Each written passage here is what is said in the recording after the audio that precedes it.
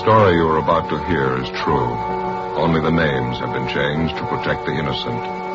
Fatima Cigarettes, best of all long cigarettes, brings you Dragnet.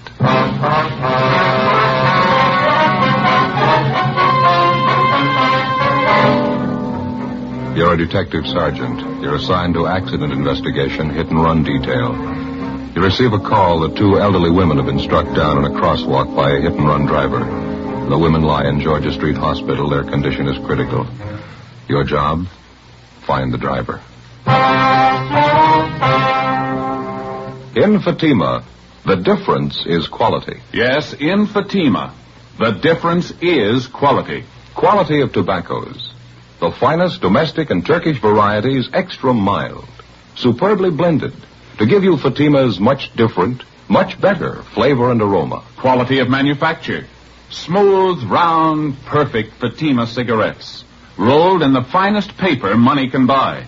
Manufactured in the newest and most modern of all cigarette factories. Quality.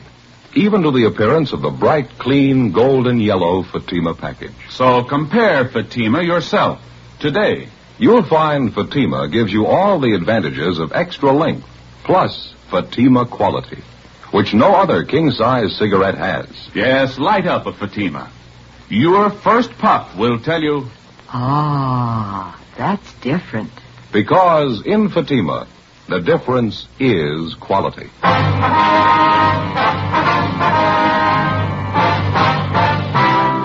Dragnet, the documented drama of an actual crime. For the next 30 minutes, in cooperation with the Los Angeles Police Department, you will travel step by step on the side of the law through an actual case transcribed from official police files. From beginning to end, from crime to punishment, Dragnet is the story of your police force in action. It was Saturday, September 5th. It was mild in Los Angeles. We were working the day watch out of accident investigation, hit-and-run detail. My partner's Ben Romero. The boss is Benny Caldwell, chief of traffic. My name's Friday. It was 7:35 p.m. when I got to 4656 Collis Avenue. My front door. Is that you, Joseph? Yeah, Ma.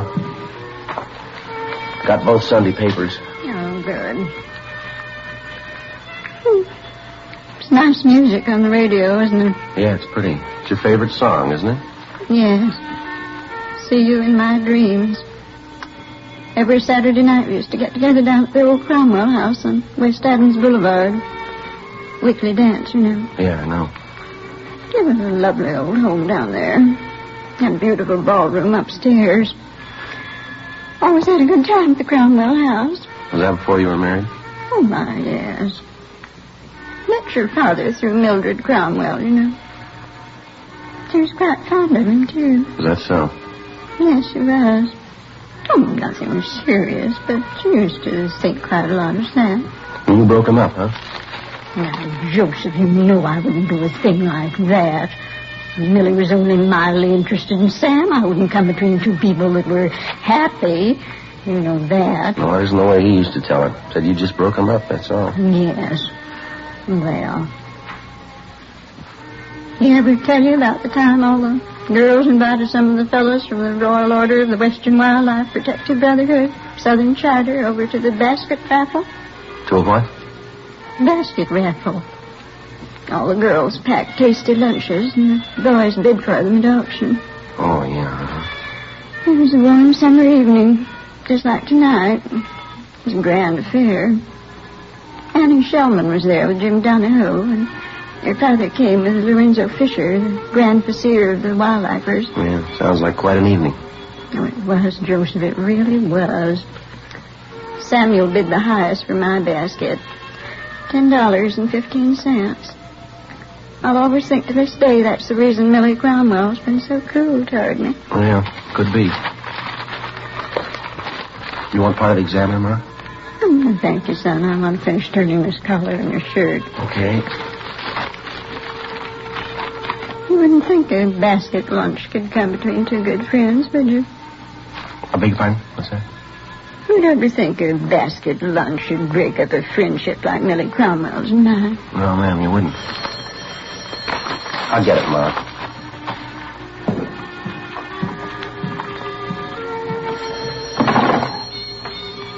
Friday talking. This McDermott, Joe. Oh, yeah, Mac. Got a bad one. 2 elderly women were struck by hit and run. Well, just a minute, Mac. I can't hear. Hey, Ma, would you turn down the radio, please? You're all right. Thank you. Yeah, Mac, go ahead. 3 blocks west of Riverside on Los Feliz. We have 2 traffic cars out there now for the preliminary investigation. You and Romero better roll on it. Right, Mac, right away. I've already notified Romero. He's on his way over to pick you up now. Okay, I'll be ready. Keep me informed, huh? Right, Mac, bye. Did you have to go back to work, Joseph? Yeah, where'd you put my flashlight, do you remember? It's right here in the desk. Okay, thank you. What is it, son? An accident? Yeah, bad one, it sounds like. Hit and run. Who was it? Did they say? A couple of elderly women struck down up on Los Feliz. Isn't that terrible? Yeah, Ma, they're all terrible. 10 minutes after I hung up the phone, Ben arrived, and at 8:10 p.m. we got to the intersection of Los Feliz Boulevard and Commonwealth Avenue. The bodies of the 2 victims had been removed and taken to the Georgia Street Receiving Hospital. One of the uniformed officers was taking photographs of the scene. His partner was picking up particles of glass and all physical evidence left by the hit-and-run driver. He identified himself as Officer E.W. Hyde, Unit 61T. Few pieces of the headlight lens and the chrome ring, about all. And this is the point of impact, huh? Yeah, that's right. It's 24 feet south of the northerly pavement and about 12 feet east of the westerly curb line. Right in the crosswalk up there, huh? Yeah. And freshly painted, the driver couldn't miss seeing it, could he? Yeah, it's well illuminated. Good street lighting up here. Hyde, were the signals in operation? No, they weren't. Boulevard stopped here, though. Blinkers are all in operation. How far were the bodies of the victims thrown? Body number 1 was thrown 70 feet. Body number 2 was knocked 38 feet in the southwest direction. Both came to rest approximately at the center line of the street. Whoever did it was going at a high rate of speed. That's what we figured. I told you there were no skid marks, didn't I? Yeah, you did. Any witnesses? Yeah, there's 3, but only one I think will be helpful. What's the name and address? He's right over there on the curb now. Name's Richard Morgan. Runs the nursery there. Well, thanks, Hyde. You're going to make the reports and book the evidence, are you? Yeah, I'll take care of it. That's Morgan over there in the tan overalls. All right. Thanks a lot, Hyde. Okay.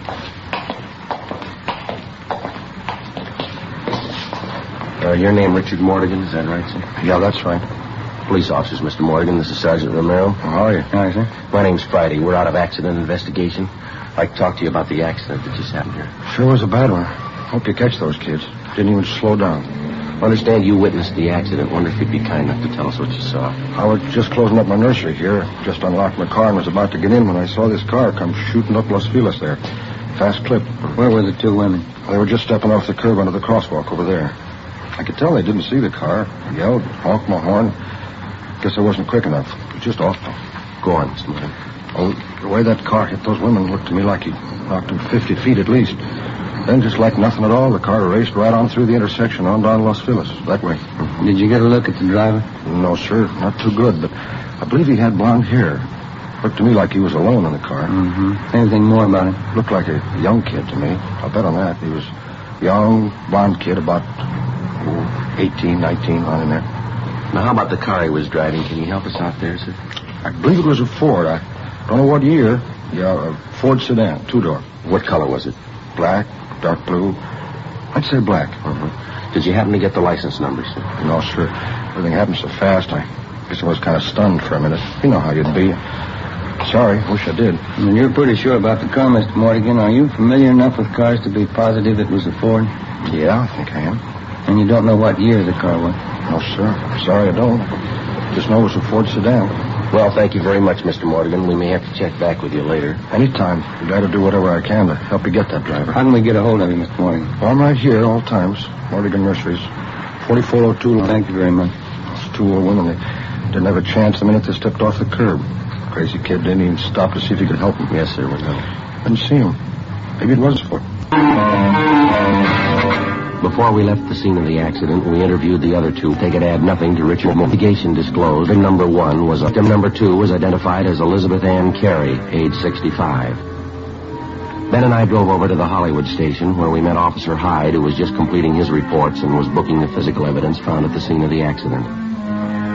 Included in the evidence were the top coats worn by the victims at the time they were struck down.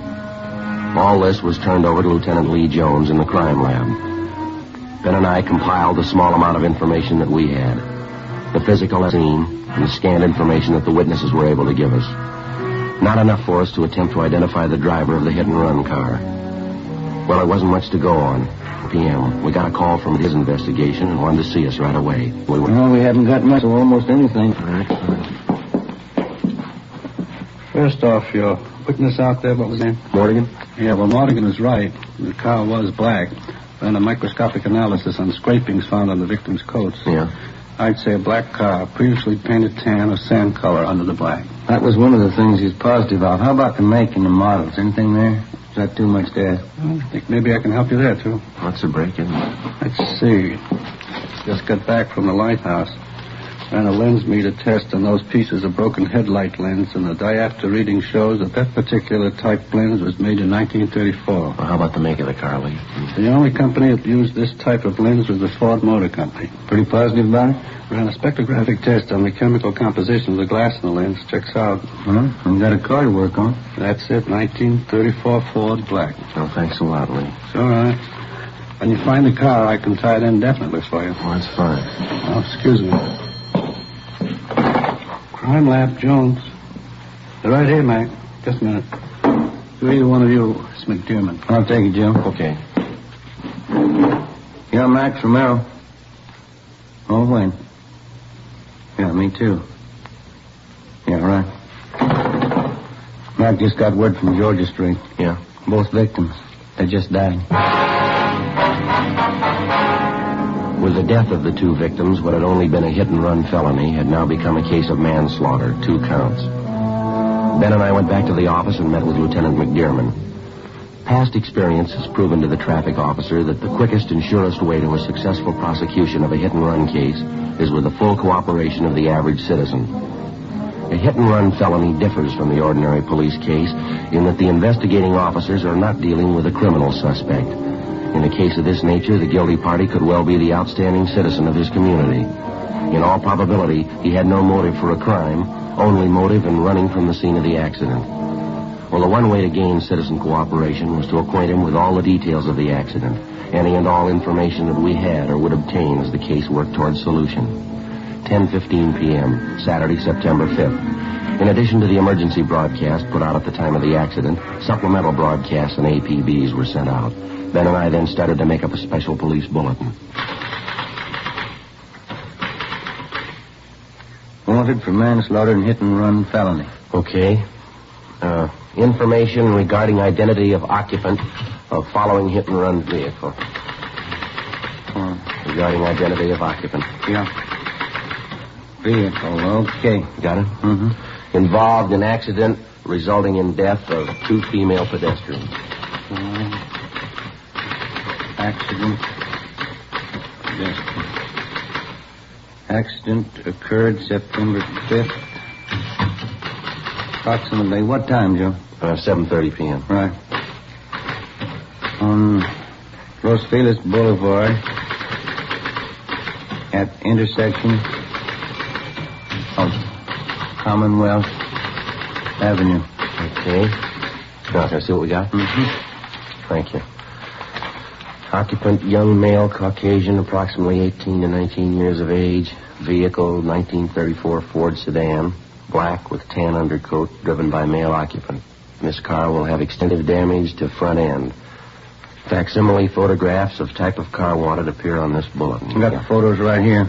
Side, front, and back view. Okay, this ought to do it. Let's get it down to the printing bureau right away, huh? Yeah, auto paint shops, wrecking yards, garages, repair stations, used car lots, insurance company. The daily papers are running a spread on it in the next edition. That ought to cover it. Yeah, it's all there if it gets to the right person. Wednesday, September 9th, 10:45 a.m. The inquest of the 2 hit-and-run victims was held, and the jury returned a quick verdict of manslaughter, 2 counts, naming a John Doe as guilty. For the next 3 weeks, we received numerous phone calls concerning the black Ford sedan. All leads were checked out and failed to materialize. Cars fitting the description of the wanted vehicle were constantly being stopped and the occupants questioned. We got nowhere. Ben and I followed up on our bulletins. We checked various garages and paint shops. Used car lots were checked and rechecked. No luck. Monday, October 3rd, 2:30 p.m. We were on our way back to the office after having canvassed several wrecking yards and repair stations. I never knew they made so many black 34 Fords here. I don't see how we could have overlooked anything, you? No, I don't. Something ought to break on this thing soon. We just had a little more to go on. That license number, if somebody could have seen it. Yeah, that'd help, wouldn't it? I'll get it. Traffic, Friday. Hello, my name is Dan Provost. I run a used car lot in Dan's Corner at 5473 6th Avenue. Yes, sir? I'd like to talk to somebody regarding that last bulletin you sent out September 7th this year. Well, I think maybe I can help you, sir. That 34 Ford you're looking for on that hit-and-run thing? Yeah, that's right. Young kid, blonde, says he's got some repair work for us. Yeah? I got one of my mechanics stalling him now. What's the car look like, Mr. Provost? Like the one you're looking for. The reason I called is because he says he banged up the front end. Right away, I remember the bulletin. All right, sir. See if you can hold him there, will you? We'll be right over. I'll do my best. We'll be right there, sir. I think I've got your man for you. It took us to get to 50 Dan's Corner. We crossed over the gravel-covered lot to the rear where we found it. Yes, sir, that's right. I'm sorry I did my best, but I couldn't hold him here without making him suspicious, but I'm sure he'll be back. How do you know? You see, he bought this car from us, says he had a little accident and wanted us to fix it up for him. I told him we would if he'd bring it in. Why do you think he left? It's only been about 15 minutes since you called us downtown. Well, he might have heard me talking to you. Well, if he did and he's our man, I doubt very much if he'll be back. Oh, I bet he will. Blonde kid, about 19 years old, driving a black 34 Ford, just like the one you're after. Well, can you give us his name and the license number of the car? Sure, it's Curly Watson. License number, I got it right here. 9R9707. I looked it up on his contract. And this name, Curly, you have his full name? Sorry, I guess I'm a little excited. It's Wilfred E. Watson. Everybody around here calls him Curly. I'm pretty sure he's the one you want. I know that car. I bought it from us about 5 months ago. Well, it's just too bad you couldn't have detained him just a little longer, Mr. Provost. Well, like I say, you don't have to worry. He'll be back. What makes you so sure? From the way he described the damage to us, I'd say he's got about $75 to $100 worth of work on that front end. Yeah? I know he's the man you want. I'm going to be in trouble if he's not. What do you mean? Well, it was the only thing I could do on the spur of the moment like that. Yeah? That's how I know for sure he'll be back here. Well, how's that? I told him I'd fix his car free.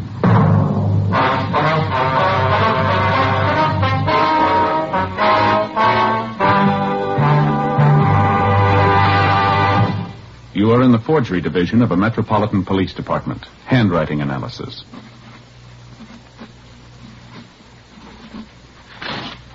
All right, now write the alphabet in lowercase, please. You are listening to a handwriting expert taking an exemplar of a suspect's handwriting. Now write the numerals from 1 to 10, please. This handwriting sample will be compared with a forged signature. Side by side, two signatures may often look alike, but closer examination will prove a world of difference. You'll find the same is true when you compare king-size cigarettes. Fatimas are the same length as any other king-size cigarette, 85 millimeters. Fatima has the same circumference, 1 1/64 inches around. And Fatima filters the smoke exactly the same long distance as other king-size cigarettes. But in Fatima, the difference is quality. Fatima gives you extra mildness, a much different, much better flavor and aroma. You get all the advantages of extra length, plus Fatima quality, which no other king-size cigarette has. So compare Fatima yourself. Your first puff will tell you... Ah, that's different. Yes, in Fatima, the difference is quality. Best of all, long cigarettes.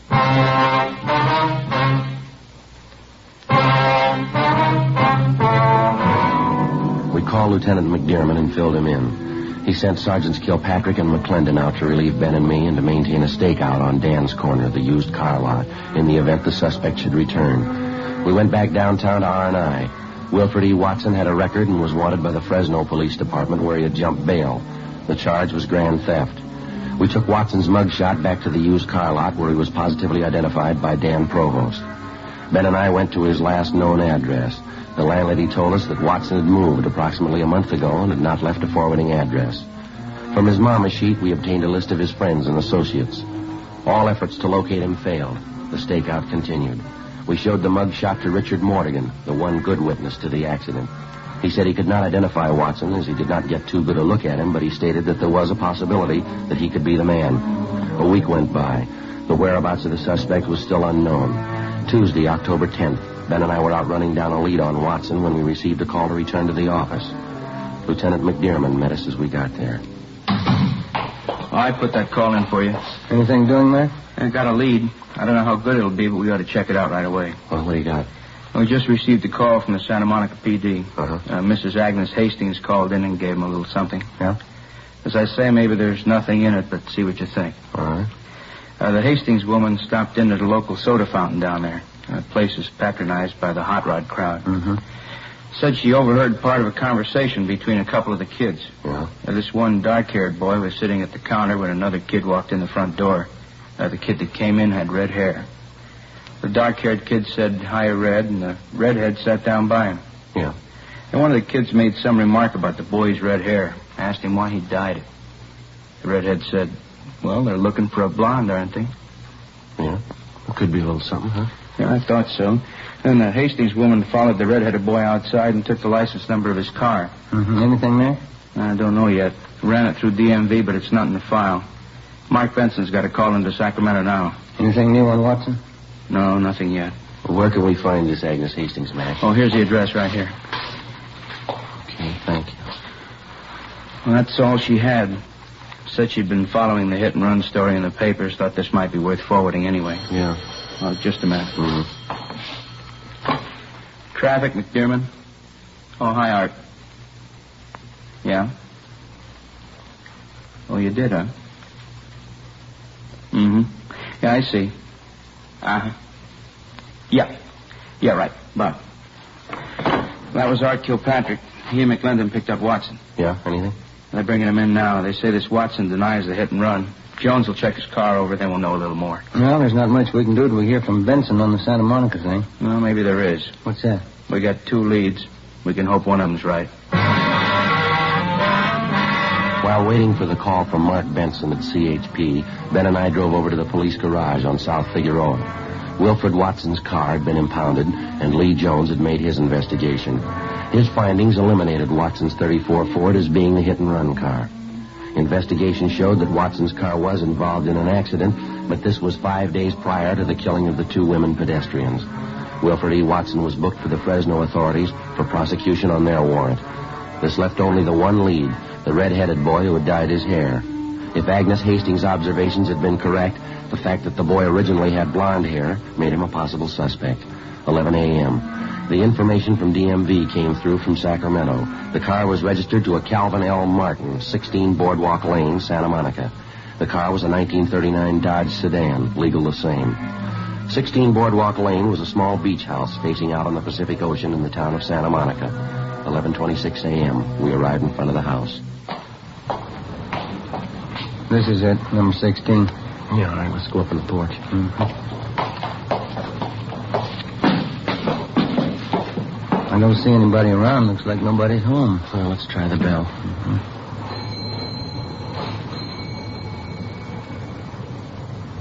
Well, I guess you're right. Nobody home. Yeah. Let's check the garage, huh? All right. It's around the side, isn't it? Yeah, it's right there. Oh, yeah. Padlock. Maybe there's a window on the side. Mm-hmm. Yeah. Come here, Joe. All right. Window's kind of dirty. I'll wipe it off a little. Yeah, that's better, huh? Can you see anything? Take a look, Joe. Let me see. Yeah. Looks like a 34 Ford to me. Notice the left front fender? Yeah. Pretty badly dented, isn't it? Looks like we're home, maybe, huh? Well, I'd like to get a closer look. Thanks much, Sid. See you back to work, huh? Sure. Okay. Young kid got out of a car out front. Looks like a redhead from here. Come on.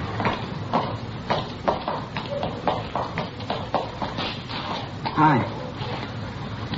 You men want something? Police officers. Yeah. Do you live here? Yes, I do. What's wrong? What's your name? Louis Martin. Who is Calvin L. Martin? My father. Why?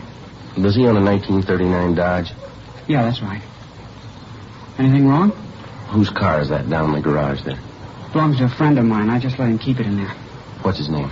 Jesse. Yeah, well, Jesse what? Jesse Armstrong. Where does he live? Over on Dennis Boulevard. What's the number? I don't know offhand. And you let him park his car here in your garage? You don't know where he lives? Well, I know, but I just can't think of it. I don't understand. What's wrong? You got a key to the garage? No, Jesse's got it. You don't keep a key to your own garage? No, I let Jesse keep it. You always had red hair? Sure. Why? Red on top and blonde at the roots. Is that it? I wish you'd tell me what's going on. No, Armstrong, you tell us. Well, Watch it, Joe. All right. Let's hold it right here. I didn't do anything. Let me go. Well, how about it, son? That's the second time you tried to run now, isn't it? how'd you find me? Who told you? You want to tell us about it?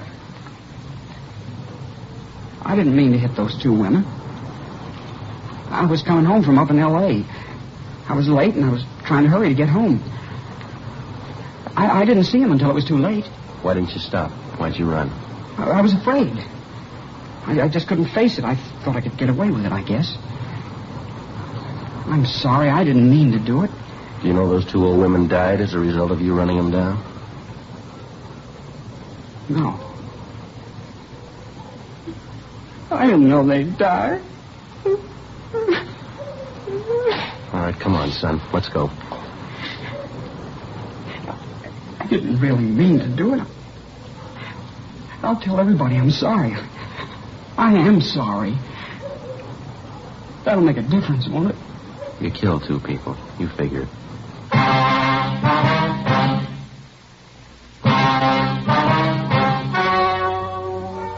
The story you have just heard was true. Only the names were changed to protect the innocent. On December 17th, trial was held in Superior Court, Department 81, City and County of Los Angeles, State of California. In a moment, the results of that trial. And now here is our star, Jack Webb. Thank you. Friends, I can give you over a dozen good reasons why Fatima is the best of all long cigarettes, but I'd rather let Fatima speak for itself. That's why I suggest that you buy a pack tomorrow, and then compare Fatima with any other long cigarette. You'll find, just as I have, Fatima's extra mildness gives you a much better flavor and aroma. You get all the advantages of extra length plus Fatima quality, which no other king-size cigarette has. Ask your dealer for Fatima. Best of all long cigarettes.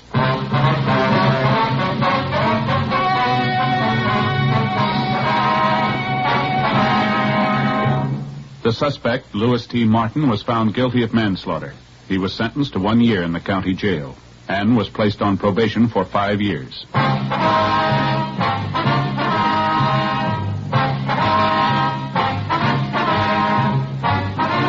You have just heard Dragnet, a series of authentic cases from official files. Technical advice comes from the Office of Chief of Police W.H. Parker, Los Angeles Police Department. Fatima Cigarettes, best of all long cigarettes, has brought you Dragnet, transcribed from Los Angeles. Stay tuned for Counter Spy, next over most NBC stations.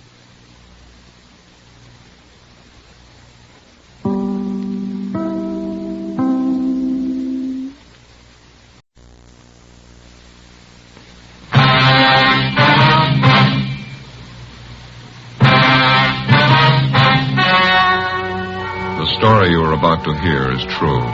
Only the names have been changed to protect the innocent. Fatima Cigarettes, best of all long cigarettes, brings you Dragnet.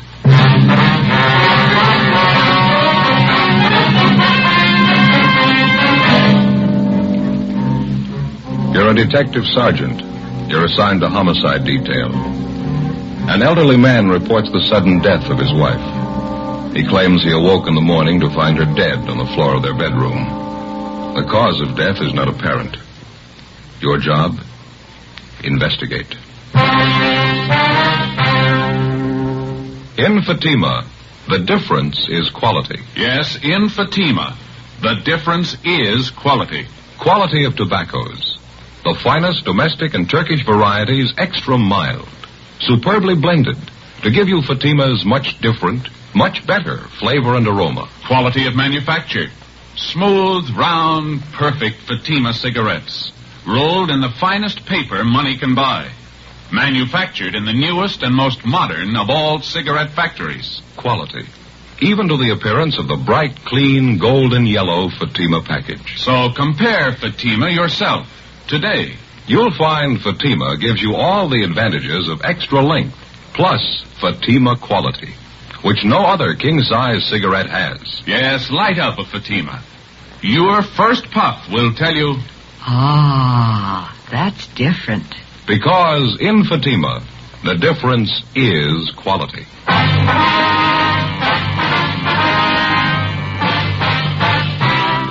Dragnet, the documented drama of an actual crime. For the next 30 minutes, in cooperation with the Los Angeles Police Department, you will travel step by step on the side of the law through an actual case transcribed from official police files.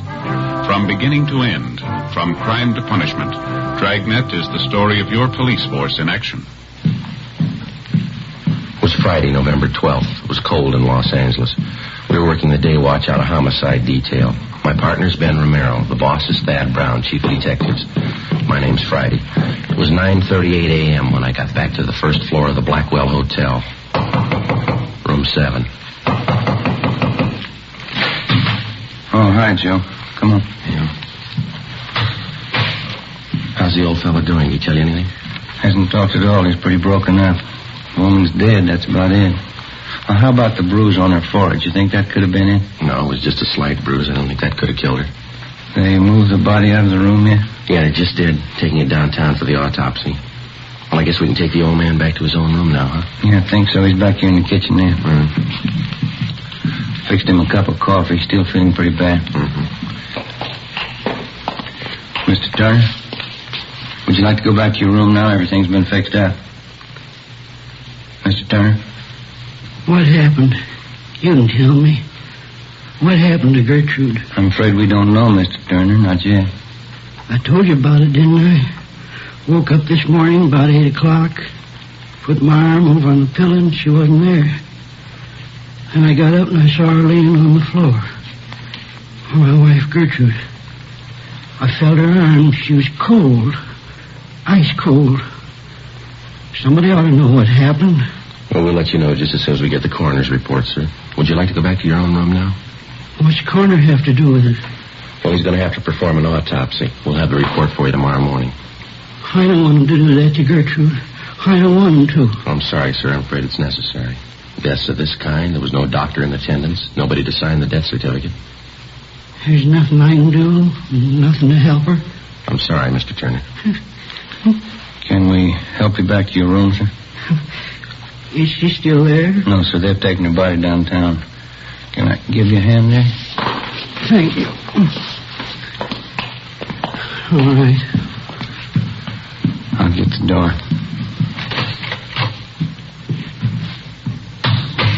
Where'd Mr. Parkson go? Who's that, sir? The hotel manager, Mr. Parkson. Oh, yeah. These are his rooms here. I wanted to tell him thank you for letting me stay down here a while. Well, I think he'll be back in a few minutes. He was busy outside. Nice of him. Let me use his place. I couldn't stay in our room. Not the way it was. Gertrude lying there. It's all right now, Mr. Turner. Can you make the stairs all right? Yes, sir, thank you. I'm just a little tired, that's all. Guess the whole thing's been too much for me. Maybe you'd like to have us call your family doctor. No, we don't have a family doctor. I'll be all right after a spell.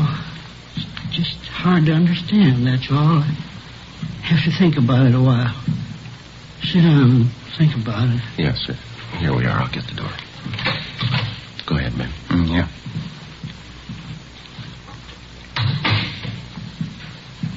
It's right there on the floor, officer. It's where I found her when I woke up. Right there by the bed. Where have they taken her? Downtown, Mr. Turner, to the county morgue. Oh. They'll let me see her, won't they? Yes, sir, they will. Do you feel up to answering a few questions for us now? All right. I'll tell you everything I know about it. I don't see how it's going to help anything. We'll try to make it as brief as possible, sir. Now, your wife's full name is Gertrude Agnes Turner, is that right? Yes, that's right. Her age? Let's see, Gertrude 63. Yeah, that's it. I'm 4 years older than her. That's how I always tell. Was your wife in good health, Mr. Turner? Under a doctor's care, anything like that? No. Nothing wrong with her I knew of. Heart trouble? Anything like that? No, sir. She used to have headaches every now and then. A doctor friend of ours back home used to send pills for her to take. That's about all. How was your wife feeling last night? Was she all right then? Just fine. When I woke up, I put my arm over on her pillow. She wasn't there. Then I got up and saw her laying on the floor, right by the bed. Gertrude. She was ice cold. There was a little bruise up here on her forehead. I thought I was dreaming. She was dead. We weren't even married a year. You want to go on, sir? You think you feel all right? Yeah, it's all right, officer. I got a little bit of brandy in that cupboard over there. Think I could use some if you two officers don't mind? That's perfectly all right, sir. Yeah, I'll get it, Mr. Turner. We had it all figured out. Tuesday, November 16th. That's her name's day. How's that, sir? November 16th. It's my wife's name's day. You see, Gertrude's a German girl. A lot of German people don't celebrate their birthday. They celebrate their name's day instead. Next Tuesday's St. Gertrude's Day. Oh, I see. There you are, Mr. Turner. Thank you. Either one of you officers care for some brandy? You're certainly welcome to it. No, thank you very much.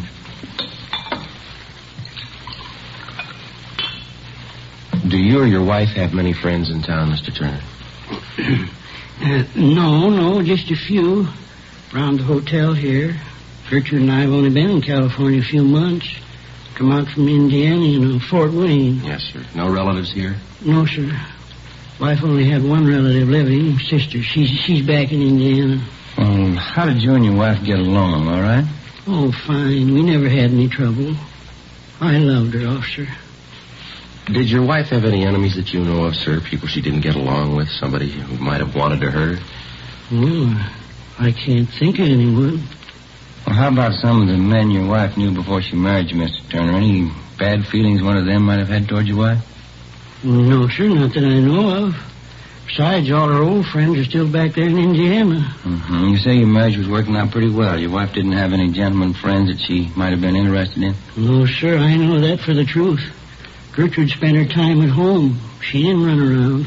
She was a good wife. Mm-hmm. Would you know if your wife had any reason at all to take her own life, maybe? Well, that's the last thing in the world Gertrude to do. No reason for it. We had too many things to look forward to. Oh, lots of things.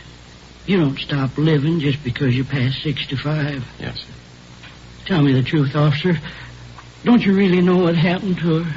No, sir, no more than you do. Afraid we'll have to wait for that coroner's report. I don't understand it, officer. How am I supposed to understand it? Sir? I went to bed last night and I had a wife. Yes, sir. Today's my day off. We're going to take a car ride down the beach. That's the dress she was going to wear hanging up there. Gertrude made it herself. She was going to wear it today. I'll try to take it easy, Mr. Turner. I beg your pardon. She's all I had. Why should she have to die? She didn't have to die, did she? I don't know, sir. Maybe she didn't have a choice.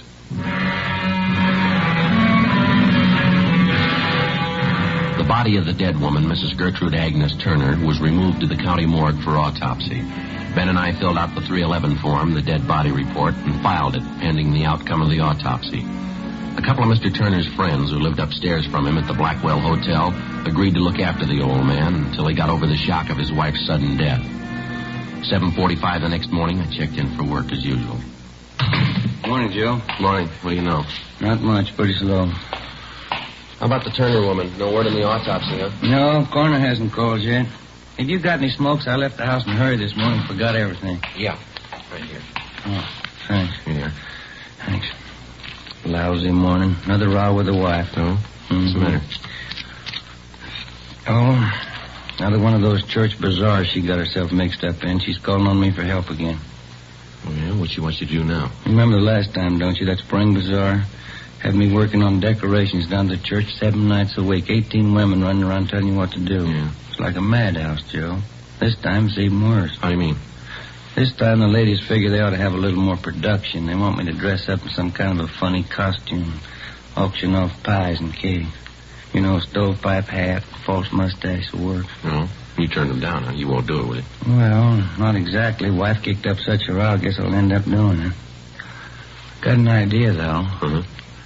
Wouldn't be so bad if I had somebody to work with me. You wouldn't like to help me out, would you, Joe? Well, I'll tell you, I'm going to be a little busy, Ben, but if I get a chance, I'll drop out to see you, though. I get it. Yeah. Homicide Friday. Oh, yeah. How's that? All right. Yeah. Okay, we'll be right over. Was Doc Cephalou over at the morgue about Miss Turner? Got the autopsy report for us? Yeah, they won't sign the death certificate. What's the trouble? A couple of things. Looks too suspicious for him, they said. How'd they list the cause of death? She suffocated. 8:15 a.m. We went across the street and talked with Dr. Cephalou. All he could tell us was that Gertrude Turner had suffered severe convulsions and that she had died of suffocation. There was a small bruise in her forehead and numerous other small bruises around the base of the throat. Not enough to say that the woman had been murdered, and yet too much to dismiss the case as an accidental death. Together with Lorman and Barrett from Homicide, Ben and I looked up some of the friends of Mr. and Mrs. Turner. We found 2 points which didn't check out with the story that Mr. Turner had told us. According to the friends, Turner had had some violent arguments with his wife. On at least one occasion, he'd struck her. And secondly, the dead woman did have a gentleman friend in the neighborhood, but his conduct with her had been above question. It was strictly friendship. We decided to take it from there. We went back to the Blackwell Hotel and found Mr. Turner in his room. He was wrapping up some of his wife's personal effects and packing them in corrugated boxes. We told him about the coroner's report.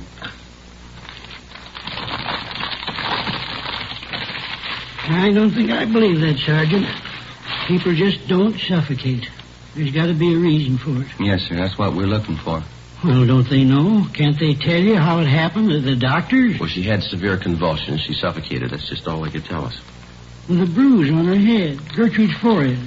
What'd they say about that? Well, that wasn't the cause of death, Mr. Turner. She could have gotten a bump when she fell out of bed. It might have been that. It might not. I just don't understand. You'd think there'd be some way of telling. Well, we were around talking to some of your friends in the neighborhood this morning, friends of you and your wife. Yeah. Oh, they've been real friends, officers. Every one of them. Been up to see me, brought me meals and things. Say, isn't that a pretty thing? Just look at that. Yes, sir. Real bone china. A cup and a saucer. Gertrude used to collect them. Had all kinds. Pretty. Yes, sir. When we were talking to you yesterday, sir, you told us that you and your wife got along pretty well. No arguments? Yes, sir, that's right. Well, now, some of your friends tell us that you used to argue with your wife quite a bit. Who told you that? Some of your friends here in the neighborhood. Is that true? Well, when we first got married, Gertrude and I guess we had a few spats. No different than other people.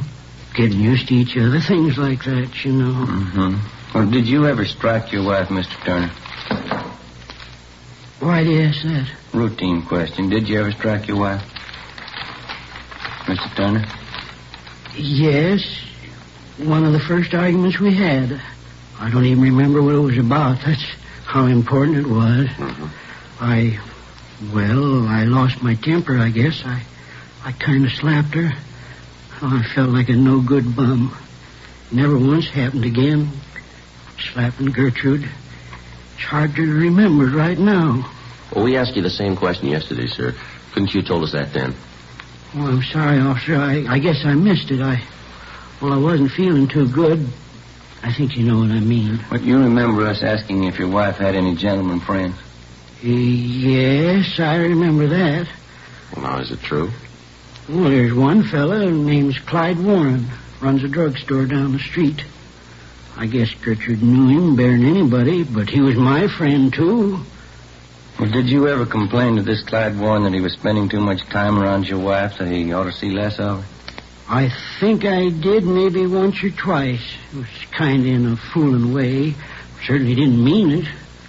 Clyde Warren's one of my best friends. Well, did you ever complain to your wife that she was seeing too much Warren? No, sir, never even mentioned it. Why ask me all these things? Well, your wife's dead, Mr. Turner, and we still haven't found out why. But you ask me questions like I had something to do with it. You were the last one to see her alive, sir. You were alone with her in this room the night she died. You think I killed Gertrude? Is that it? You think I killed my own wife? No, sir, we didn't say anyone killed her. You think I killed my own wife? You think I killed her? Well, did you kill her, Mr. Turner? You know I didn't kill Gertrude. You know I didn't do that. I'm sorry, sir. There's not much else we can do now. What do you mean? The coroner found a series of bruises on the body, right around here, at the base of the neck. We know she died of suffocation. The two things seem to fit pretty well. I don't know what you mean. I didn't see any bruises, not on her neck. I don't know what you mean. We'll have to take you downtown, sir. You call your lawyer now, if you like. I don't have a lawyer. Why are you taking me downtown? No alternative. We're going to have to book you. How's that? Suspicion of murder. 10:25 a.m. Before we booked him at the main jail, Mr. Turner asked us if we'd get off a telegram to his sister-in-law, Mrs. Helen Raymond, in Fort Wayne, Indiana, informing her of what had happened. We told him we would, and we did. We booked him in on suspicion of 187 PC, and then we checked back in at the office. We put in a call to the insurance company that held a policy on Mrs. Turner. Yes, sir. Gertrude Agnes Turner. Mm-hmm. What was that? All right. Right. Thank you, sir. Goodbye. What'd they have to say? Mrs. Turner had 3 different policies on her life, total of $5,000. Mr. Turner's a beneficiary on all 3. Well, that'll do for a motive. There's something else here. Yeah. Newest policy is for $1,000, industrial policy. When was it taken out? 3 weeks ago.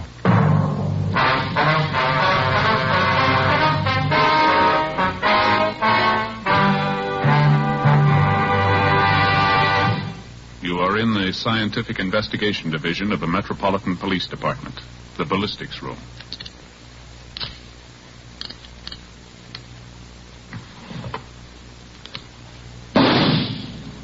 You have just heard a test bullet fired from a .38 caliber revolver found in the possession of a suspect. The test slug is removed from the ballistics box and compared with the slug found at the scene of the crime. There they are. Side by side, they look alike. But examination will prove a world of difference. You'll find the same is true when you compare king-size cigarettes. Fatimas are the same length as any other king-size cigarette, 85 millimeters. Fatima has the same circumference, 1 1/64 inches around. And Fatima filters the smoke exactly the same long distance as other king-size cigarettes. But in Fatima, the difference is quality. Fatima gives you extra mildness, a much different, much better flavor and aroma. You get all the advantages of extra length, plus Fatima quality, which no other king-size cigarette has. So compare Fatima yourself. Your first puff will tell you... Ah, that's different. Yes, in Fatima, the difference is quality. Buy Fatima. Best of all long cigarettes.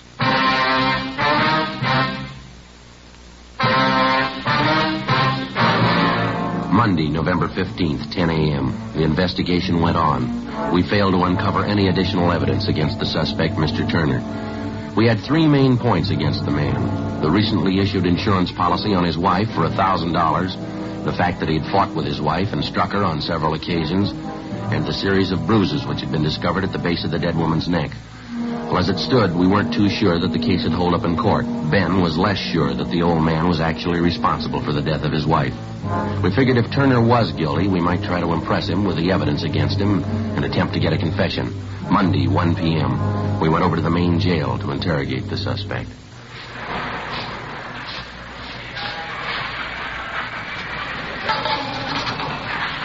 You want to step aside there? They want to lock that door. Oh, yes, sir. This way, Mr. Turner. I'll get the light switch. Right in here, Mr. Turner. Mr. Turner, you'd like to sit down? All right. Thank you. Why'd you come to see me? Have you found out something? We've been checking a little bit further into the case, Mr. Turner. We got a few more questions for you, if you don't mind. Did you send the message to my sister-in-law, Mrs. Raymond, the one I asked you to send? Yes, sir. We took care of it. You got the address right, didn't you? Fort Wayne, Indiana? That's right, sir. Sent a telegram, told her all about it. That was 2 days ago. She should have gotten it by now. I haven't heard a word from her. Are you sure she got the telegram all right? Pretty sure. We'll check on it when we get back to the office. A few things we got here that you might like to know about, sir. Maybe you can help clear them up for us. What's that, officer? We understand that your wife, Gertrude, had some insurance on herself. $5,000 worth? Yes, that's right. Something you want to know about it? Well, she named you as the beneficiary in each of her policies. Is that correct? Yes, sir. Gertrude was a great believer in insurance. Don't hold with her too much myself. She used to tell me all the time. Yes, sir? In case she died first, she wanted me to have a little something for old age. Something to retire on. And get a little ranch out in the valley. I understand she took out a policy just lately, $1,000 about 3 weeks ago. I know about it. I didn't want her to do it. Clean waste of money, I told her. Payments are pretty steep. Well, sir, is there anybody who can back that up? That you told your wife you didn't want her to take out that policy? No, I don't think so. We didn't talk about our business with other people. Mm-hmm. Yeah. Friday, Romero. Yeah? What is it? Phone call says it's important. Either one of you. Do you want to get it, Ben? You okay? You can take it out the desk here. All right, thanks. I think I know what you mean. The insurance. You think that's why I killed Gertrude. Isn't that right? Well, sir, put yourself in our place, Mr. Turner. What would you think? You know in your heart I didn't kill my wife. You know that in your heart. Well, they don't pay us for what we believe, Turner. They pay us to get the facts, to run down evidence. Doesn't make any difference what I believe. But you know I didn't kill her. You know that, don't you? Well, sir, I know we asked you if you ever argued with your wife, and you told us no. We found out you beat her up a couple of times. We asked you if she was friendly with any of the men in the neighborhood. You told us no. We found one. We asked you about the bruises the coroner found on her neck. You don't know. You can't explain them. We asked you if your wife had been ill, if she had any sickness to explain her dying the way she did, and you said no. We asked you about the insurance. You can't explain that either. 3 weeks before she dies, she takes out $1,000 on her life. She dies in the same room with you, and you don't know how or why. Now, you tell me, mister, what are we supposed to believe? I didn't kill her. Somebody has to believe it. Somebody. I didn't kill her. Joe, see you a minute? Yeah. Yeah. That phone call, it was long distance. Turner's sister-in-law, Mrs. Raymond. What'd she want? Calling from Fort Wayne. She's flying out here tonight. Seemed pretty wrought up. About her sister, huh? Mostly about Mr. Turner. She claims he's innocent. Seems pretty sure of it. She can prove that Turner didn't kill his wife? That's what she said. She's bringing the proof with her. Tuesday, November 16th. Turner's sister-in-law, Mrs. Raymond, was scheduled to arrive at 6 p.m. by plane from Indiana. At 2 p.m., one of the main points in the case against the suspect was proven false.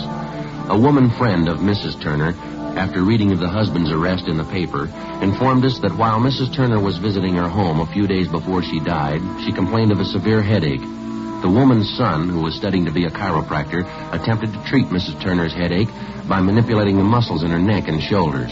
The woman said that Mrs. Turner called the next day and complained about receiving bruises on her neck as a result of her son's experimental treatment. The son came down to the office and signed a full statement to this effect. At 7 p.m., Mr. Turner's sister-in-law arrived. With her was a Dr. John Grant, a Fort Wayne physician. The two of them told us their story and gave us all the information they had concerning the case. Ben and I went immediately to the main jail, picked up Mr. Turner, and brought him back to the office. His sister-in-law and Dr. Grant waited in the adjoining room. Why'd you bring me here? You gonna ask me more questions? I told you everything. No, sir. No more questions. You can't take me off to prison. I haven't had a trial yet. No, sir, you're not going to have a trial, Mr. Turner. We're releasing you. How's that? Your sister-in-law, Ms. Raymond, she's in the next room with her doctor. They're going to take you home, sir. I don't think I understand, officer. How do you mean? Your sister-in-law just got in from Fort Wayne tonight, and she has her family doctor with her. They told us about your wife, Gertrude. Everything we had to know. About Gertrude? My wife? Well, what do you mean, officer? Well, maybe you can understand, sir. Your wife was afraid to let you know. She told her sister she was afraid it might break up her marriage. Afraid to tell me what? Well, your wife suffered from epilepsy. She had it most of her life. She had epilepsy? Yes, sir, she did. And this Dr. Grant showed us that he's been sending your wife medicine ever since you moved out here to California. He treated her many times for the same thing before you met her. She figured it might ruin her chances of marrying you, so she kept it a secret. The medicine. I remember that. Used to come through the mail. And that's it, sir. Counts for the headache she had the night before she died. She probably had an attack during the night, suffocated. That's how you found her in the morning. Well, why didn't they know? The coroner, they examined her. Well, sir, that's just the point. If you die of epilepsy, there's just no way of telling, not even by autopsy. Convulsions and suffocation. That's the only way they can list it. And she was ashamed. Gertrude. She was afraid to tell me. Yes, sir, that's what she wrote to your sister-in-law. We saw the letters. And I can leave now if I want to? Is it all right? We'll get you things from the property clerk first, and then you can go. Can I see Helen now, my sister-in-law? I'd like to say hello. Yes, sir, you can. It's right through that door there. Well, thank you kindly. It's all right. Officer. Yes? Just one thing I'd like to ask. Yes. You knew all the time, didn't you? I mean in your own heart. How's that? I couldn't have killed Gertrude. In your own heart, you knew that, didn't you? Officer? Yes, sir, I know it. Oh, I thought you did. I'll be right back.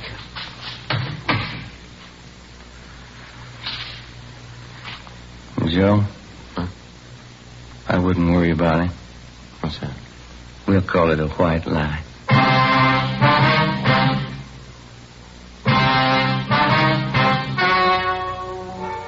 The story you have just heard was true. Only the names were changed to protect the innocent. On November 16th, a meeting was held in the office of Blaine Steed, captain of homicide. In a moment, the results of that meeting. And now here is our star, Jack Webb. Thank you. Friends, the makers of Fatima do everything possible to produce the king-size cigarette that you want, just as we on Dragnet try to bring you the kind of entertainment that you want. Well, in our honest opinion, Fatima is the best of all long cigarettes. And I know from reading our Dragnet mail that more and more of you back me up on that. If you haven't tried Fatimas yet, may I suggest you buy a pack? You'll find Fatima gives you all the advantages of extra length, plus Fatima quality, which no other king-size cigarette has. Remember, tomorrow, first chance you get, buy Fatima.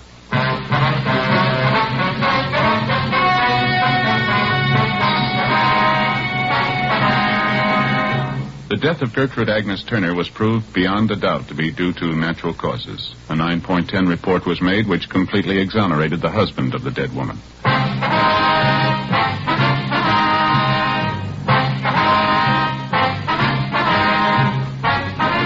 You have just heard Dragnet, a series of authentic cases from official files. Technical advice comes from the Office of Chief of Police W.H. Parker, Los Angeles Police Department.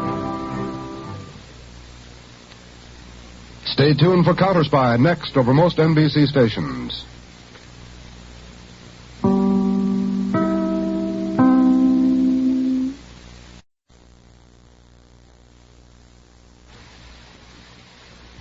Ladies and gentlemen, this program is for you, not your children.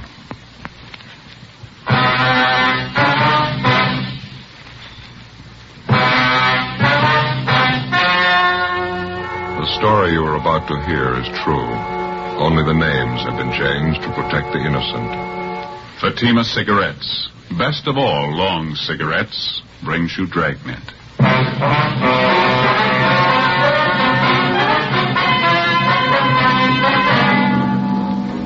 You're a detective sergeant. You're assigned to homicide detail.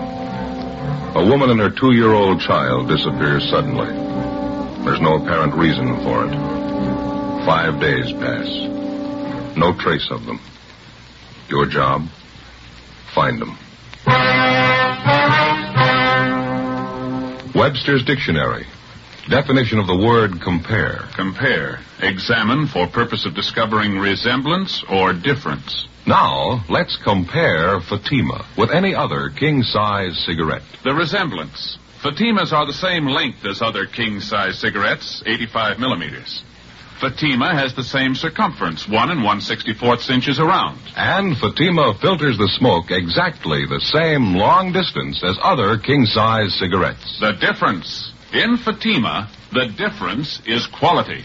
You see, Fatima contains the finest domestic and Turkish tobaccos superbly blended to make Fatima extra mild. You get all the advantages of extra length plus Fatima quality, which no other king-size cigarette has. So compare Fatima yourself. Your first puff will tell you... Ah, that's different. Yes, in Fatima, the difference is quality. Buy Fatima. Best of all long cigarettes.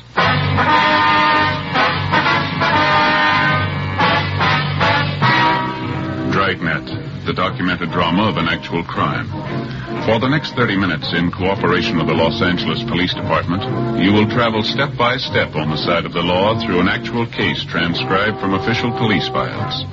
From beginning to end, from crime to punishment, Dragnet is the story of your police force in action.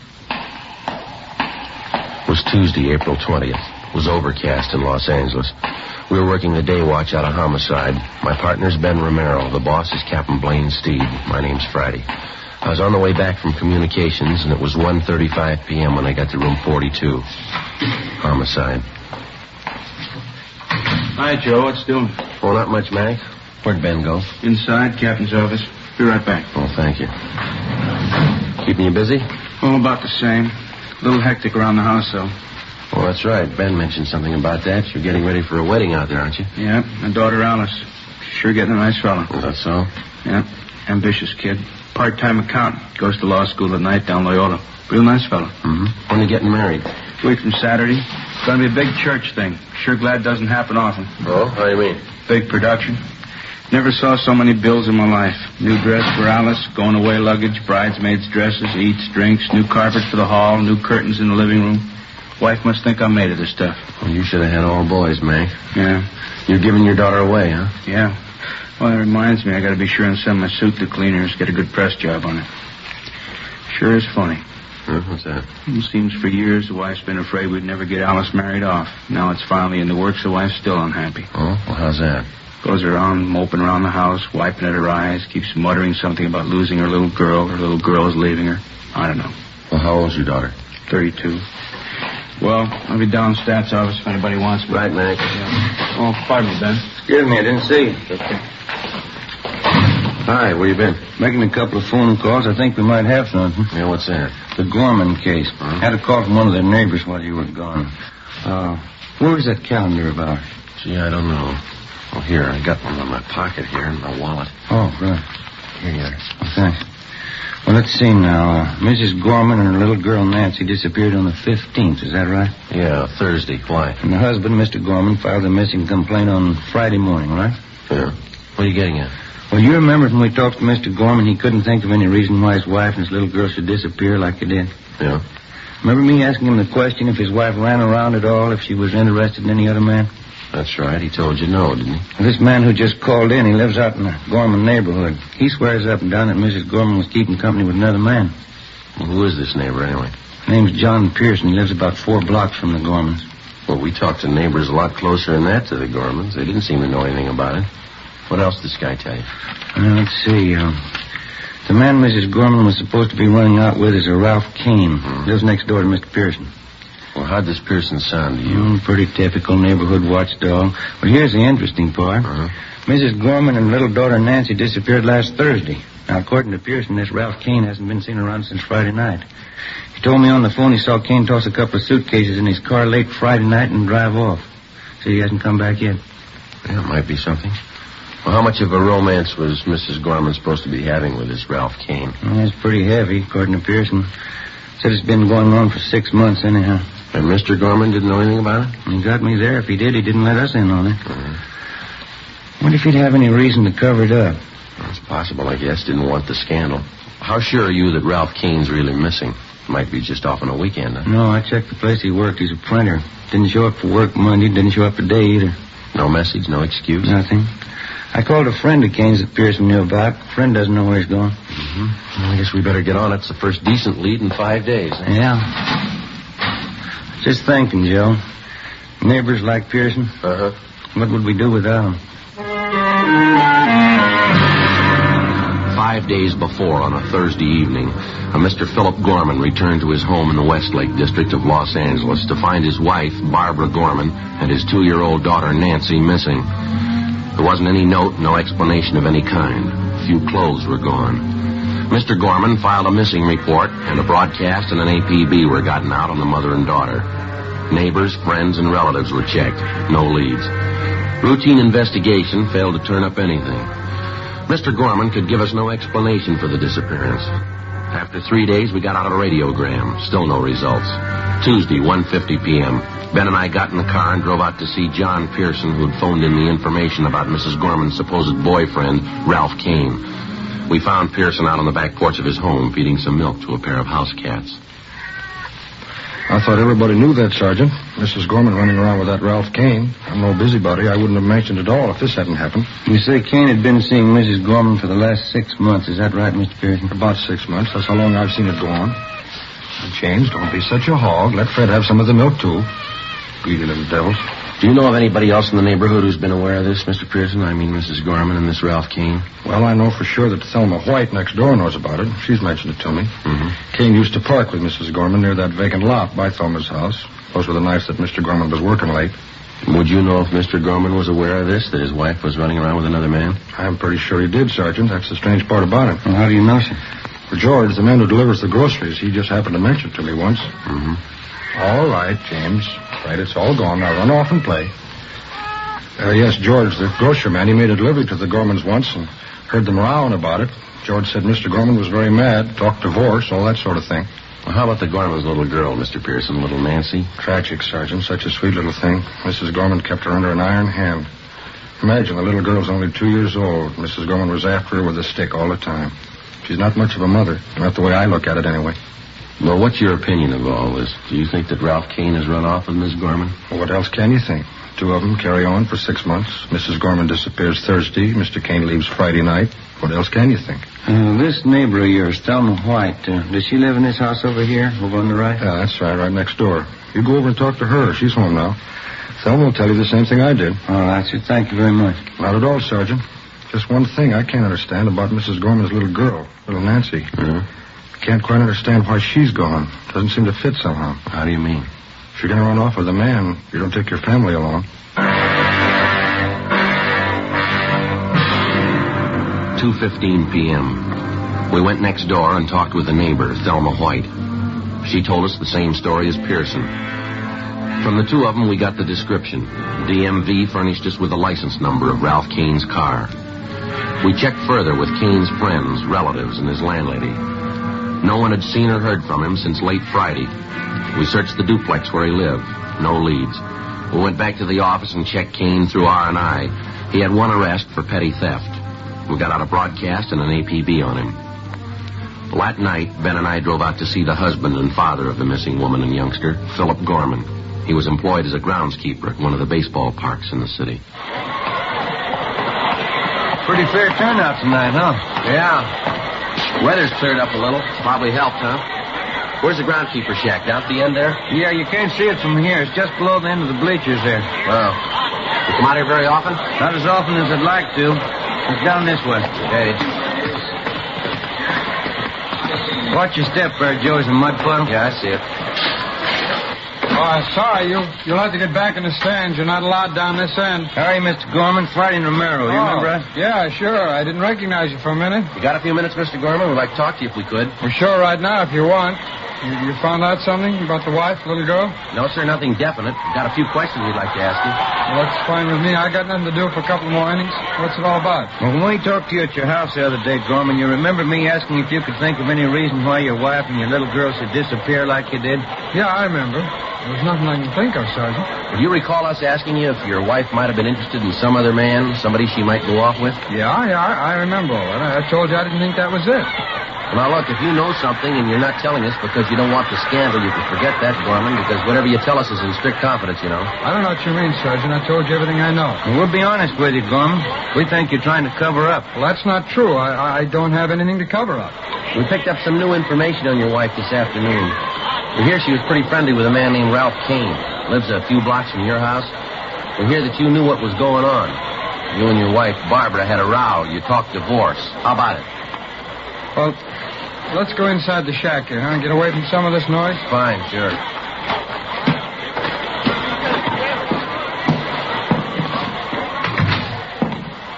I hope you don't mind it in here. It's a little dirty. I keep all the maintenance stuff in here. That's all right, Gorman. Now, how about Ralph Kane? Yeah. I knew about it. It's like you said, all the scandal. I just didn't want it to get out. Well, look, if you're going to hold out on us, it's not going to help much to find your wife and little girl. Yeah, I know, Sergeant. I just didn't want people to find out what a bum I married him. You know what some neighbors are like. Mm-hmm. I can't understand how it happened. I met the wife when I was in the Army. I see. I brought her back out here. Everything was fine. After the baby was born, she started to change. Nothing satisfied her. She began to run around. Nothing but a bum, but I guess I found out too late. Well, now, this Ralph Kane, what do you know about him? Well, he's a single guy. Works at a print shop downtown. He's a pretty good-looking guy. He's got money to spend. That's all Barbara cares about. Well, what's your idea about it? Huh? You think Kane and your wife have gone off together? Well, to tell you the truth, I'm not sure. Maybe they did. I've been trying to check around them all, and we're not getting very far. There's only one thing I'm really worried about. That's my little girl, Nancy. I don't care what my wife does or how far she goes. I just want my little girl back, that's all. Have you any idea at all where your wife might have gone? No, none at all. She didn't know California too well. She's only been out here a year. Mm-hmm. You don't know any of Kane's friends, his hangouts, or places you think he might go? No. Well, I never even met the guy, Sergeant. I'm going to, though. I know what he looks like. I'll meet him. Well, there's just one more thing, Gorman. If your wife was set on running off with another man, why did she take your little girl with her? She wasn't too devoted to the baby, I understand. Yeah, that's right. That's what's got me worried. The only thing I can figure out is the wife hated me more than I thought. She knew that I thought Nancy's about the greatest thing alive. I guess rather than let me have her, she took Nancy along with her. Well, is it possible she might drop the baby off with some friend or relative and tell them to keep it? Well, I've checked on that already, Sergeant. You got the names of all the people we know. I'm sure they'd get in touch with me if they had Nancy. Well, we'll double-check them anyhow. All right. Now, if there's anything else comes up, you let us know right away, huh? All right, Sergeant. It's just the baby, that's all, Nancy. As far as I'm concerned, my wife never lived. It's kind of hard to take anyway. Yes, it is. I think you got the finest setup in the world. Nice home, job, baby, good furniture, everything you need. Yeah. Everything but a wife. The search for the missing wife and the 2-year-old daughter went on. The broadcasts and teletypes on Mrs. Gorman and Ralph Kane failed to net us a thing. A week passed. There were no leads. Another week went by. Nothing. The half-dozen replies we'd gotten on our teletype went nowhere. They were blind leads. Wednesday, May 5th. We got a call from the manager of an auto court in the south end of the city. He told us that a man, a woman, and a little girl, answering the description of the missing trio, had stopped at his place the night before. Along with Jack McCready from Homicide, Ben and I drove out and interviewed the man. We showed him pictures of Kane, Mrs. Gorman, and 2-year-old Nancy. He identified all three. He could give us no idea where they'd gone. We checked through the cottage where they stayed. No, nothing. Just about as clean as you can get. A little something here. What's that? Look here. Kid's picture book. Let's see. Yeah, take a look right here. This book belongs to Nancy Gorman. Well, we know they were here. That's about it. Hey, Ben? Joe? Yeah, Mac. Where are you? Out in the back. Come here. All right.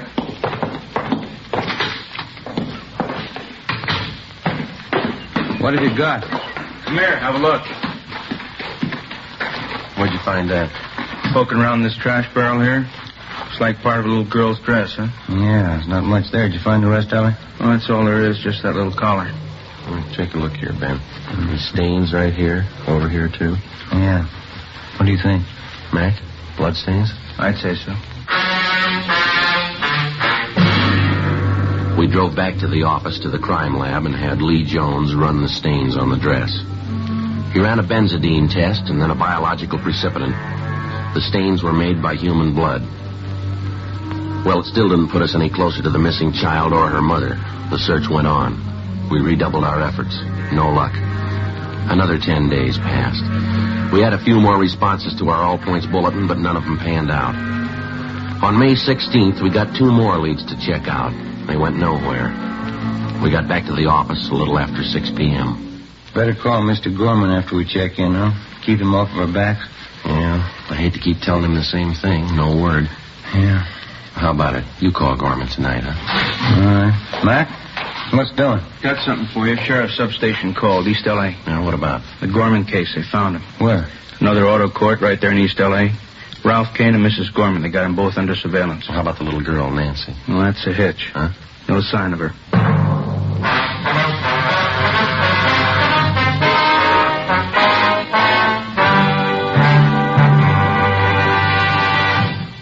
You are listening to Dragnet, authentic cases from official files. Now, let's look at our Fatima files. Listed under H. Hardwick. Cedric Hardwick, distinguished actor. He says, I find Fatima a very pleasing cigarette. It has a distinctly better flavor. K. Kelly. Nancy Kelly, star of the Broadway hit Season in the Sun.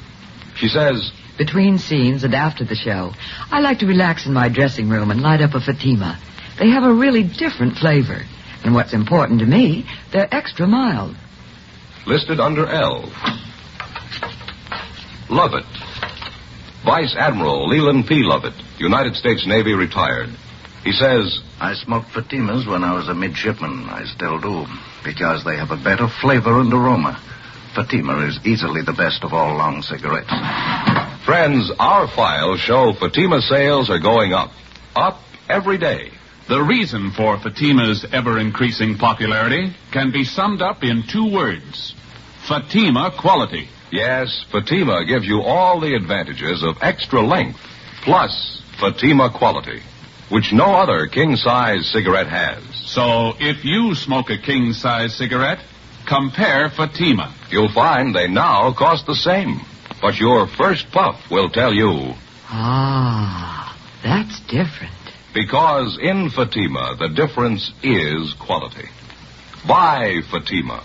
Best of all long cigarettes.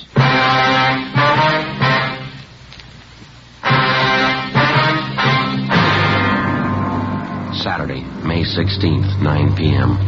Along with Levinson and McCready from Homicide, Ben and I drove out to the sheriff's substation in the east end of the city. One of the deputy sheriffs directed us to the motor court where Mrs. Barbara Gorman and Ralph Kane were under surveillance. We found the 2 of them in one of the rear cottages. There was no trace of 2-year-old Nancy Gorman. Levinson and McCready took Ralph Kane out to the car to interrogate him. Ben and I remained in the cottage with Mrs. Gorman. She was a tall blonde, thin-faced and nervous. She spoke with a decided accent. We questioned her for more than 2 hours. We got nowhere. Why don't you sit down, Mrs. Gorman? Relax. How can anyone relax? These questions. You have no right to do this. Well, maybe you haven't got it straight, Miss Gorman. This is a pretty important matter. We'd like to find out about your little girl. I told you I don't know. She ran away. Yes, ma'am. Now, we've had 10 different versions. You stopped at a hotel in Nevada and she disappeared. You were at an auto court in Bakersfield. She ran away during the night. We've heard just about all of them. Now, how about the truth? I've told you everything I'm going to tell you. I don't know what's happened to the kid. She's gone, that's all. She's gone. There's got to be an explanation for it. Where is she gone? She ran away. How many times do I have to tell you? I left with Ralph. We went out of the city. After a few days, Nancy got lonesome. She wanted to see her father. We were asleep one night, and she ran away. That's all there is to it. It's simple. Why can't you understand? Now, you're going to have to do better than that, Miss Gorman. Now, how about the truth? What happened? You can't keep me here all night. Where's Ralph? I want Ralph. Why'd you take the child with you in the first place, Miss Gorman? It's pretty obvious that you didn't want her. Did Kane want you to take her along? Oh, no. He wanted me to leave her. Just he and I. That's all he wanted. Should have left her there, all this trouble, questions. There's an easy remedy, ma'am. What'd you really do with the little girl? She wanted off. It's the truth. We didn't know it. She wanted off. We couldn't help it. How about the little dress we found in that auto court with stains on it? The same questions. You always ask the same questions. What about the dress, ma'am? Do I always have to repeat? I told you. Ralph got his hand. He was shaving. It was just an old dress, a rag. Ralph bandaged his hand with it. Well, you usually wear bandages a while, don't you? You don't just throw them away. It was only a scratch. You didn't need the rag very long. Quite a few stains on the dress, ma'am. Must have been more than just a scratch. No, it was just a scratch. Can't you believe anything I say? No, not so far. Please. Can't I go outside for a few minutes? I have a headache. It's so hot in here. All right, Miss Gorman. Go ahead, ma'am. Yeah, thanks.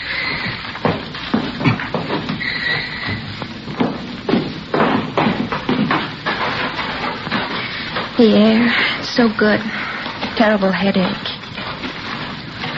You mind telling us something, Miss Gorman? please. Can't you let me alone for a minute? Why did you leave your husband? Him? Any woman would leave him. It's Raph. I love Raph. And your little girl, what about her? My husband wanted her, not me. I'm just not like that. I didn't want her in the first place. It was a mistake. A terrible mistake. Is that why you got rid of her? What?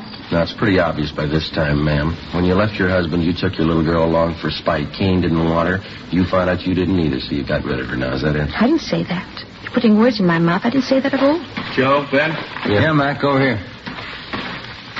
Cain's given us half the story. Shouldn't be too hard to get the rest. It's a lie. There's no story to tell. Nancy ran away. That's all we know. Mac? Cain says they tried some kind of a death pact. He and Mrs. Gorman here got in a room and turned on the gas. He didn't tell you. He didn't tell you. I'm afraid so, ma'am. That's your boyfriend's story. What else, Mac?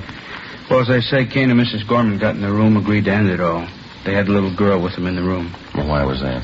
Cain says he doesn't know. Seemed to simplify things, having the kid with him. He tell you what happened? Yeah, they turned on the gas No. jets. Don't. Never mind. Miss Gorman? Never mind. You don't have to say it. You want to tell us about it? Miss Gorman? Yes. I'll tell you. 3 a.m. We went back inside the cottage at the auto court. We gave her a cigarette, and Barbara Gorman sat down and told us the story. 4 days after she'd left with her 2-year-old daughter and Ralph Cain, she knew she'd made a mistake.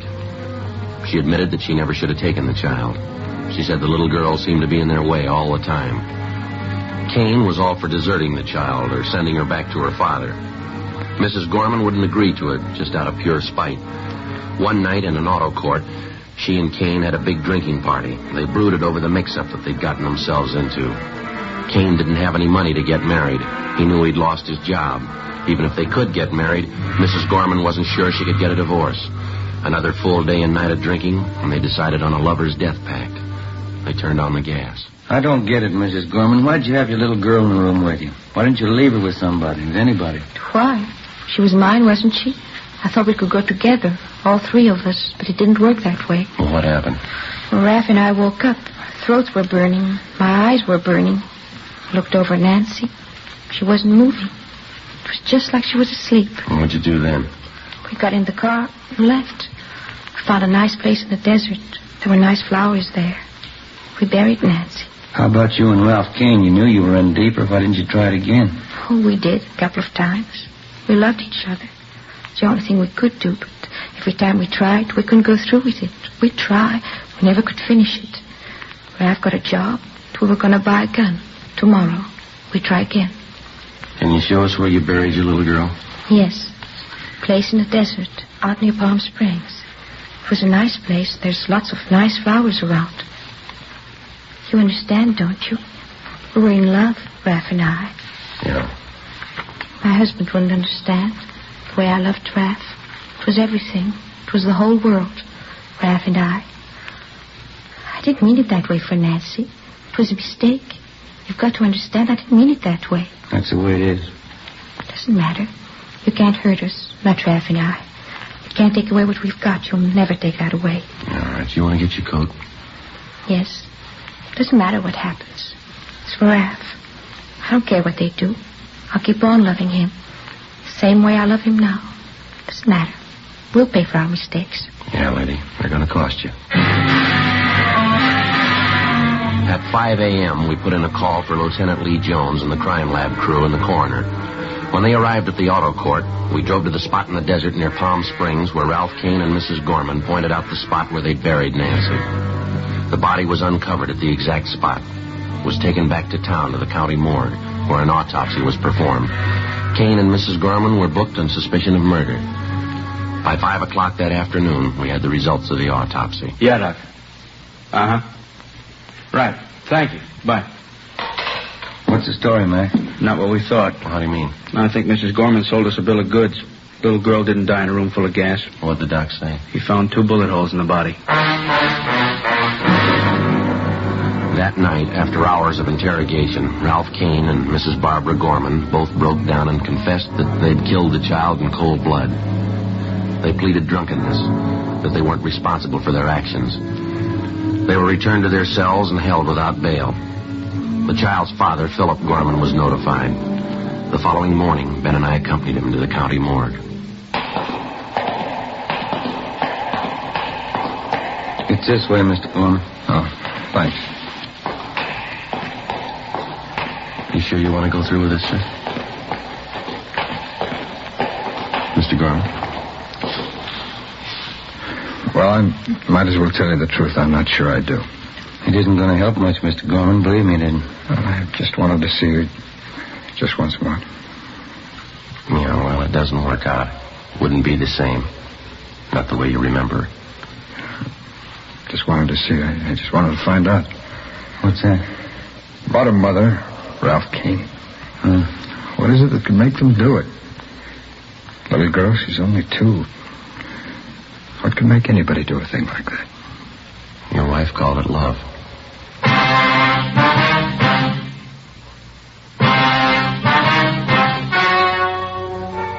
The story you have just heard was true. Only the names were changed to protect the innocent. On September 10th, trial was held in Superior Court, Department 89, City and County of Los Angeles, State of California. In a moment, the results of that trial. And now, here is our star, Jack Webb. Thank you. Friends, tonight you've heard just a few of the reasons why you should smoke Fatima. It sums up this way. Fatima gives you all the advantages of extra length, plus Fatima quality, which no other king-size cigarette has. Tomorrow, buy Fatima in the golden yellow package. Remember, they're extra mild with a different, better flavor and aroma.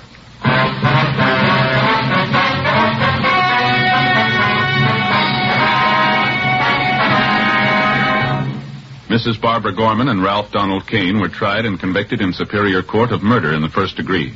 Mrs. Gorman was sentenced to life imprisonment. Kane received the death penalty.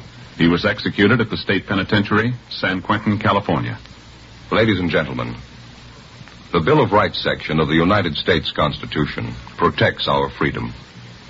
Today, that freedom is endangered by tyranny and aggression. Every American must help make our free government an example to all peoples by dedicating himself to a constant, active citizenship. Freedom needs you.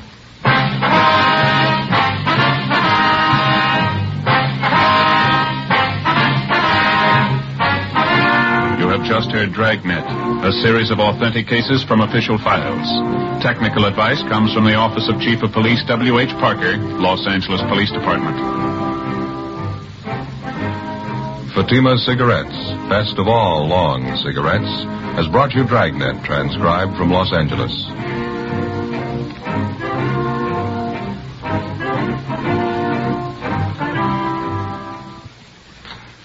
Stay tuned for Counter Spy, next over most NBC stations.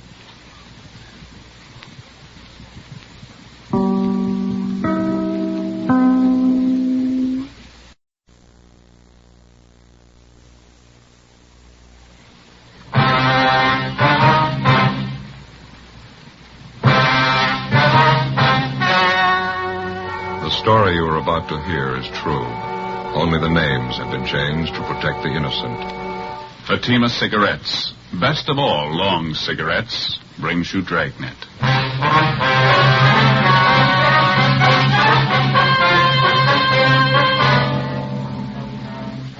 You're a detective sergeant. You're assigned to burglary detail. A gang of clever thieves are at work in your city. In 3 months, they've looted fashionable homes of $100,000 in furs and jewels. There's no clue to their identity. Your job, get them.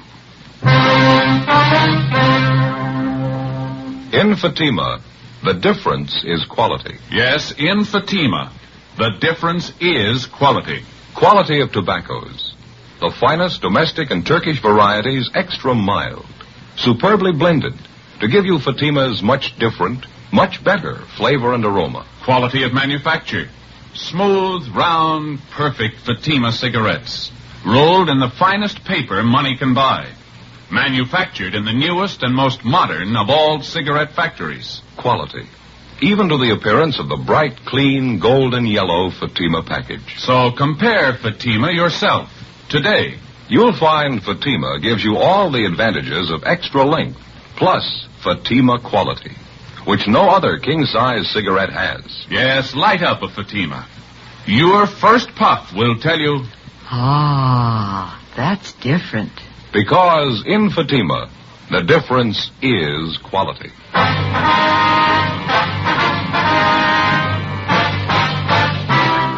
Dragnet, the documented drama of an actual crime.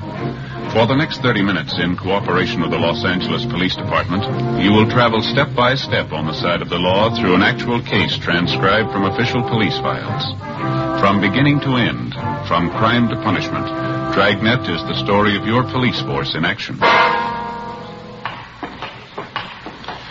It was Wednesday, January 10th. It was cold in Los Angeles. We were working the day watch out of burglary detail. My partner's Ben Romero. The boss is Captain Wisdom. My name's Friday. It was 11:15 a.m. when we got back to the city hall. Captain Wisdom's office. Hi, Skipper. Hi. How'd you make out? Not too good. Same old story. Anybody in the house when the thieves broke in? Yeah, the children's nurse was there. She said the burglary took place about midnight. She was asleep in bed at the time. Uh-huh. The nurse said she woke up when she heard the thieves forcing their way in through a side door. She jumped out of bed, ran for the telephone in the hallway, and they grabbed her before she could reach it. Do her any harm? Well, a little, yeah. They tied her up, locked her in a closet. Same MO as the other job, Skipper. 3 men, each of them wore gloves and a mask. They took all the furs and jewelry they could find, nothing else. Nurse give you the same general description on the 3 of them? Yeah, it's not going to help much. Said 2 of the men were tall, medium build, and 1 was short, heavy build. She was so rattled she couldn't even remember the clothes they had on. 12 jobs with the same gang in 3 months. We don't even have a good description of them. How slow can we move? Doing everything we can, Skipper. Excuse me. Burglary, Wisdom? Uh-huh. Not until 2 o'clock? No, that's all right. 2 o'clock sharp. Right. Bye. Just had an appointment canceled out. How about a cup of coffee downstairs? Yeah. I didn't even have a chance for breakfast this morning. Fine with me. You grab my hat, will you? Yeah, I'll get it. Here you go. Thanks. Guess you talked to the owners of the house, huh? The place was broken into last night? Yeah, we did. Mr. and Ms. Peterson. They got home a couple hours after the burglary, took a quick inventory. What'd they find missing? Furs and jewels, same as the other jobs, almost $12,000 worth. It's the biggest haul yet. I don't have to spell it out for you. We need a break on this thing. We need it bad. More pressure from the front office, huh? It's coming from all sides. The victims, their insurance companies, newspapers. They got a right to cry. Those thieves have been grabbing furs and jewels for 3 months. We're doing everything about it we can do, Skipper. Planning stakeouts, working on informants, running down every lead we can get our hands on. Covered every angle I can think of. They don't worry about the angles we cover. They want results. They want their property back. Yeah, go ahead, Skipper. Go ahead. Yeah. Now, how about the stuff they took on the job last night? You get it on the stolen property list? Yeah, it's all listed. That's one thing that really gets me. What are the thieves doing with all that stuff, the furs and the jewelry? We've had every pawn shop in the city on the alert since they started working. Checked on every possible outlet we know of, any place they could use to dump the stuff. They haven't turned up a trace of it. No results from those APBs you got out? Well, yeah, a few, but none of them have panned out. How about trying the cafeteria here? They got pretty good coffee. Okay. Good idea. Why don't you 2 grab a table? I'll get the coffee. Right then. Oh, hold the cream on mine, will you? Right, Skipper. How's this? Is this all right? Yeah, it's fine. 3 chairs? Yeah. Okay. How about it Friday? You or Ben got any ideas at all? Well, there's one thing we wanted to talk over with you. We were kicking the idea around on the way back into the office. Mm-hmm. Would you like a smoke? Oh, thanks. There you go. Last night we were comparing the different stories we got from the burglary victims. Yeah, Mike. Thank you. You get a light, all right? Yeah, it's all right, thanks. Go ahead. Well, that's one thing that all their stories seem to have in common. Now, that's counting all 12 victims. Yeah, what's that? Well, let's see. I got a piece of paper here. I got it all figured out. Yeah. We know all the victims are fairly wealthy people. They go out quite a bit, parties, nightclubs, things like that. Yeah. None of them were at home at the time the burglaries were pulled. That's right, yeah. Here you go. There's your Skipper. No cream, thanks. Joe. Thank you very much. I was just telling you, Captain, about that idea we were talking about on the way back in. Yeah, oh, yeah. All right, so none of the victims were home at the time of the burglary. Where does it go from there? Well, for one thing, we all pretty much agree that there must be a finger man working with the gang, don't we? Somebody who knows the victims aren't home. Somebody who also knows the victims aren't wearing the furs or jewels on that particular night, is that right? That's right. We've been going on that assumption. Now, the question is, who's the finger man? Well, that's what I'm trying to get at here. Ben and I compared the victims' stories. We found out that in every case, each of the victims had been out in some public place from 3 to 5 days before the night of the burglary. Now, at that time, every one of them wore furs and expensive jewelry. Yeah. Why don't you read off some of those examples we got there, Joe? Okay. Well, here's the first one. Mr. and Mrs. Charles King. Now, on December 10th, they went to a nightclub out in Hollywood. Mrs. King wore a fur coat and quite a bit of jewelry. On December 14th, they went out to a theater. They didn't dress up at all. They left the furs and jewels at home. That's the night that their house was burglarized. And this same pattern shows up in every one of the victims' stories? No, it's not quite that close, but the same elements seem to be there. Here's another one, Skipper. Let's see. Mr. and Mrs. Lyons. November 20th, they went to a big party at a restaurant out on Sunset. Woman wore jewelry, expensive fur wrap. A week later, they went to a party at a friend's house. Mrs. Lyons left her furs and jewelry at home, and the same night, the thieves broke in. Yeah, that's a pretty good angle. How do you tie up all the loose ends? Well, let's see a paper again, Ben. We got it halfway figured right here. Just before each of the victims was taken, they appeared in a public place, wearing the furs and jewelry. We've got a list of all the places, nightclubs, restaurants. There's about 6 of them here. So the finger man for the gang must be watching these 6 places. He spots the people with the expensive furs and jewelry and tips off the gang. They watch the house. Next time the people go out and the thieves see the woman isn't wearing her furs and things, and they move in. It's not a sure thing. We're just guessing, you understand? What do you think? Well, that sounds like a fair guess. Let's move on it. We'll have to cover each of those nightclubs and the restaurants. It's going to take more men, more time. Could be nothing but a blind alley. We got the men, we got the time. Let's try it. 10 p.m., Wednesday, January 10th. Our idea for stopping the burglary gang by reaching their spotter or finger man was put into operation. The half-dozen nightclubs and restaurants where we thought the spotter might be checking off richly dressed couples as future burglary victims were placed under strict surveillance. Managers and employees of each of the places were questioned. It went slow. The first week got us 4 leads to check out. They led nowhere. Any and all suspicious-looking persons loitering in or near the clubs and restaurants that we had staked out were questioned and checked out thoroughly. Another week passed, no results. In the meantime, on January 23rd, the burglary gang hit again, this time at a dentist's home in the Hollywood Hills. The maid, a Miss Ilsa Bergstrom, was the only one present at the time of the burglary. Ben and I drove out to interview her. It was soon before midnight. The Mr. and Mrs. was gone out. They were sitting with the television. The 3 men broke in the side door. Is that right, Miss Bergstrom? Yeah, the side door, I think so. They were sitting with the television watching. I hear this sound. I turn around, and the 3 men, they're right there in the room with me. I thought I could scream, but I couldn't. Well, do you remember what the men looked like, Miss Bergstrom? How they were dressed? I don't know. I was so much being frightened. One of them had a jacket on, I think.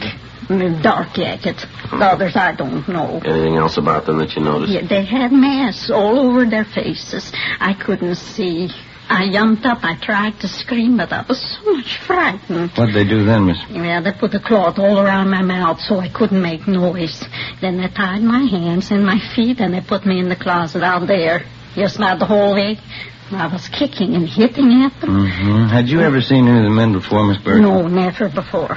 Do you think you'd know any of the men if you saw them again? I shouldn't be sure. One of them, maybe I might know him. Well, how do you mean? Did you get a look at his face? Yeah, only it was very quick. Then they was putting me in the closet. I was hitting and kicking at them. Mm-hmm. One of the men, I knocked his hat off. It fell on the floor. I pulled at the thing on his face, the mask. Almost it came off. Well, from what you could see, what did the man look like? Blonde hair, I can remember. It's not so much on top here. It's only on the side here. Mm-hmm. And there was right there by the forehead, hair, a scar going over that way. Yeah. Was he a big man, do you know? As big as the other two? No, he was a smaller man. He was bigger this way, fatter, yeah. He was so mad when I knocked his hat off, I thought maybe he'd kill me. They only put me in the closet, and then they closed the door. I could hear them upstairs going through the Mr. and Mrs. room. And you're pretty sure of the description you've given us, Miss Bergstrom? Oh, yeah, the scar, the blonde hair. Not so much on top. I remember that. It was... Well, I was so much frightened, I thought he'd kill me. Mm-hmm. Now, after they locked you in the closet, they didn't come back? That's the last you saw of them? Yeah, they didn't come back to me. I could hear them moving around upstairs, and then I could hear them leave after a while. It was like all night before the Mr. and Mrs. came home and found me. I was so much frightened. This thing wouldn't happen in Sweden. That's where I come from, Sweden. Yes, ma'am. You sure there's nothing else about these men that you've noticed, or something we ought to know about? No, everything I saw, just what happened, I told you the way it was. This never would have happened in Sweden, not like this, these robbers like this. Burglars, man. Yeah, these burglars. I thought I'd be dead. Never would happen in Sweden like this. You mean you don't have burglars in Sweden? Oh, yeah, we have burglars. Well, then just how do you mean We have burglars, but they don't break in the house when somebody's there. They're a little bit gentlemen. Is that so? Yeah, they wait till everybody's gone from the house, then they break it. Even burglars should be gentlemen a little bit. Before we left the house, we checked with the owners, took their crime report and a list of their stolen property, some $6,000 in jewelry and fur coats. The maid's description of one of the three men in the gang wasn't complete, but it was the best that we'd had on him in 3 months. Frank Cunningham in the Eye Bureau had the description of the scar on the suspect's forehead checked through the oddity file.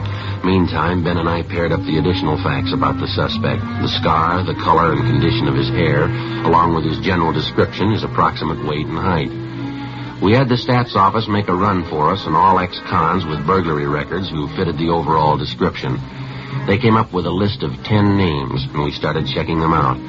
One of the first listed was a Russell Snow. We checked his last known address, but he'd moved. His mail was being forwarded in care of his brother, George Snow, who managed the Neptune Plunge, a public indoor swimming pool in the East Hollywood neighborhood. We drove out to interview the brother. Pretty good size for an indoor pool, huh? Yeah, it is. It's a nice layout they got. Must be the office straight ahead there. Hey, Joe. Joe, look. What's that? That girl over there. Look at that bathing suit she's got on. Yeah, they keep getting smaller, don't they? Makes you embarrassed just to look at them. Yeah, maybe I'm just getting old.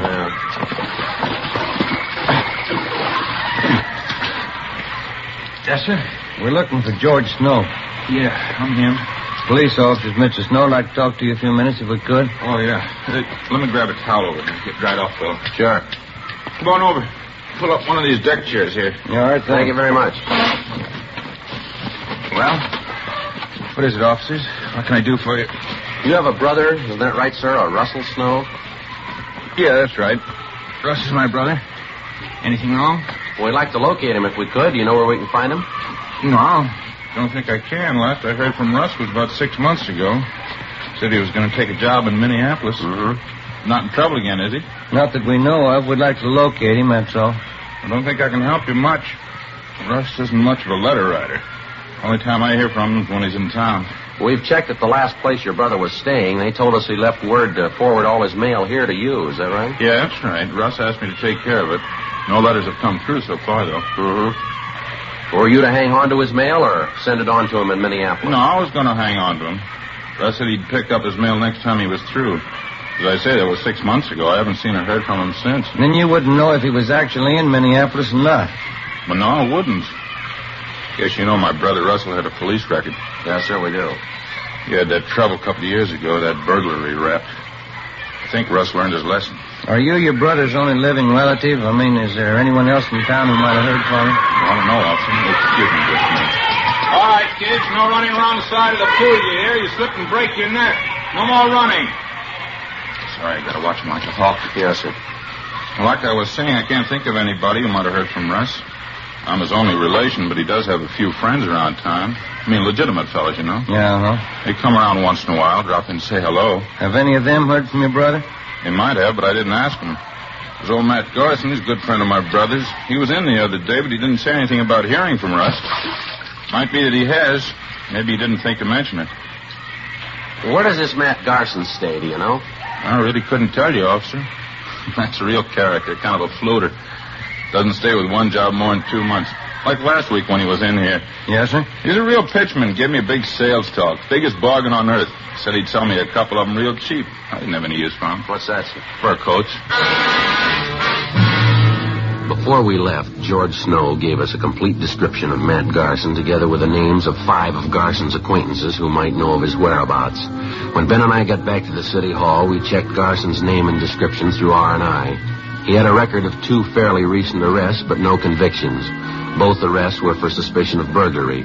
We checked on Garson's last known residence. He'd moved, no forwarding address. His last place of employment was listed as the Park Tivoli nightclub out on Wilshire Boulevard. The Park Tivoli was one of the 6 places that we'd staked out as a possible working ground for the burglary gang's fingerman, a place where he could spot expensively dressed persons, check on their home addresses, and line them up as future burglary victims. Ben put in a call to the manager of the Park Tivoli to check on Garson's employment. What was that, sir? Last July. I see. Well, yes, sir, we'll probably be out tonight. Right, thank you. Bye. What'd you get? Garson worked out there, all right. Parking lot attendant. He quit last July. If he's the guy checking off the customers' furs and jewels, he's in a perfect spot. Yeah. Manager told me that Garson has a girlfriend. She still works at the club. Might be the answer, Joe. Well, how do you figure? She runs a hat check stand.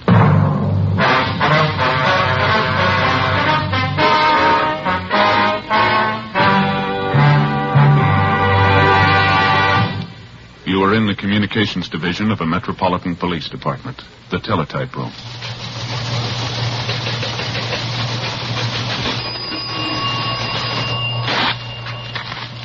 .43 LOS 52951, 12:03 p.m. APB, WMA 150, 5'6", dark hair, dark eyes, wearing gray suit, no hat. Suspect is wearing glasses. Heavy build, 22 years.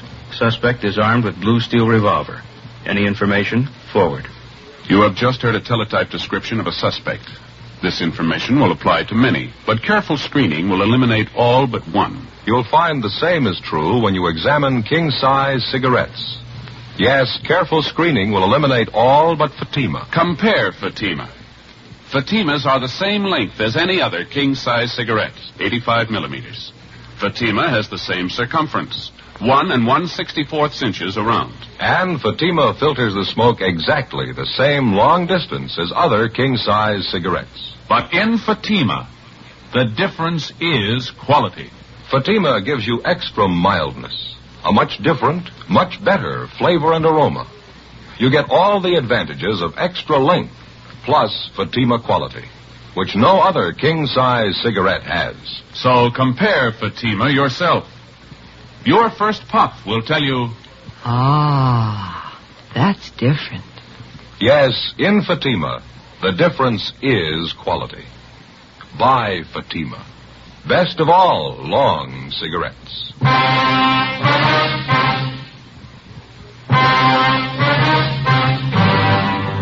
One of the biggest problems that faces a police officer working the burglary detail is not only apprehending the thief, but also recovering the stolen property. Dozens of criminals of this type will spend 5, 10, or even 15 years in prison if they know that on their release they will have a stake of thousands of dollars in stolen property which they've hidden somewhere to start over again with. Thursday, January 26th, 5 p.m. We got out a broadcast and an APB on the burglary suspect, Matt Garson. Then we began checking back on his girlfriend, Virginia Ramsey, who worked as a hat check girl at the Park Tivoli nightclub on Wilshire Boulevard. It was one of the 6 probable places where we thought that the finger man for the burglary gang was lining up potential victims. Despite the fact that she often associated with known criminal suspects, the Ramsey girl had no previous criminal record herself. That night, after she reported in for work at the club, Ben and I checked her apartment. In one of the closets, we found 3 expensive fur coats. They were all identified as property taken in previous burglaries by the gang. In a strong box in the desk, we found a half a dozen pieces of expensive jewelry, also identified on the stolen property list. Ben and I got in the car and drove to the Park Tivoli nightclub. Your hat, sir? Check your hat? Your name Virginia Ramsey? Yes, that's right. Police officers, Miss Ramsey. Like to talk to you downtown. Beg your pardon? They say we're police officers. Here's our identification. Like to talk to you downtown. What's it all about? I haven't done anything. Then there's no reason to worry. We'd just like to ask you a few questions, that's all. What about? A man by the name of Matt Garson. I understand you know him quite well. No, I don't know him. I don't even know what you're talking about. Want to get your coat, Miss Ramsey? We'll talk it over downtown, huh? I'm working now. Listen, I won't be off till 2 o'clock. I can't just walk off the job. We'll just talk to the manager. He's going to have one of the other girls take your place. Do you want to get your coat, please? All right.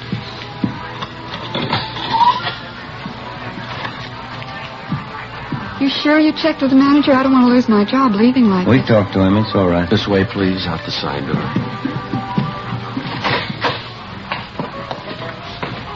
I'd like to know what this whole thing's all about. I think I have a right to know, pulling me off a job like this. We told you, Miss Ramsey, it's about a friend of yours, Matt Garson. He used to work here at the club, didn't he?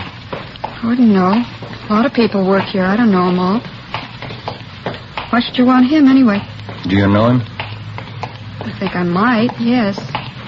Not sure. Why do you want him? For interrogation, just like to ask him a few questions. Why? You ready to admit that you know Garson? I think I might. Yeah, I know him. Want to get in, Miss Ramsey?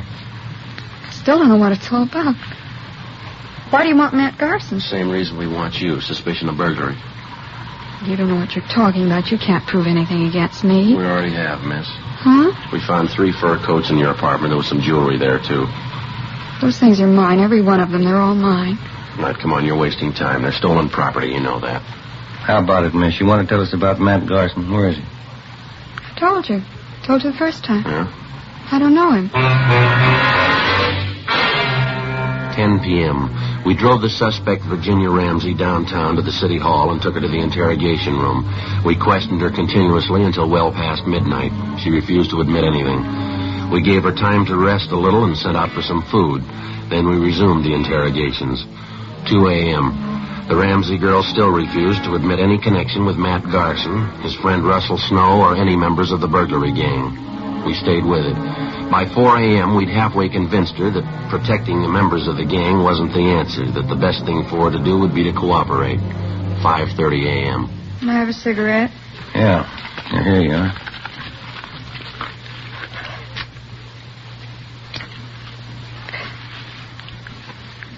I'll tell you about it. I know Matt Garson.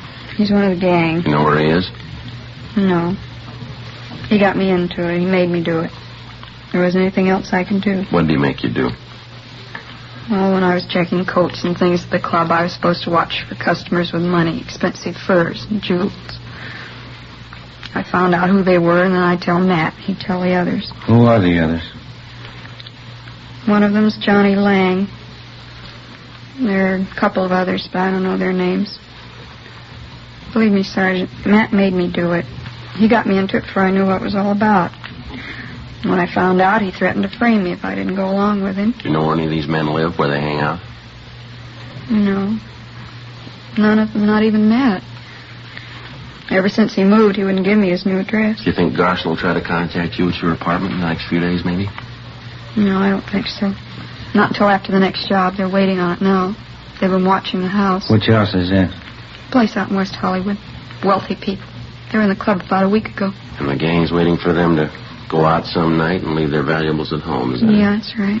Matt says it's an easy house to break into. He thinks it ought to be a cinch. Matt ought to know better. Huh? It's the easy ones you trip over.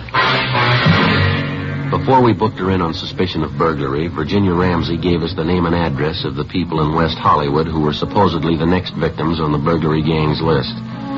Later in the morning, we drove out to see the people. A Mr. and Mrs. Thomas Thornton told them the story and laid out our plans, which they agreed to.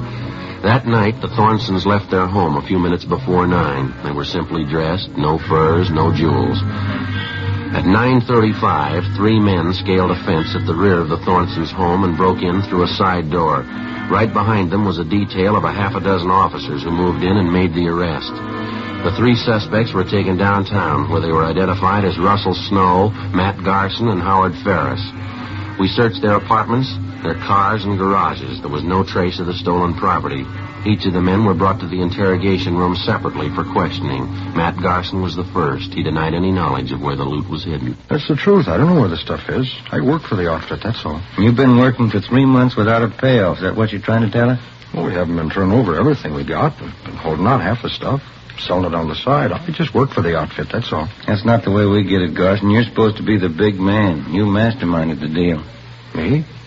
Who told you that? Your girlfriend, Virginia Ramsey. We picked her up yesterday. She told us everything. What'd she tell you? You're the big man. It was your idea. You ran the works.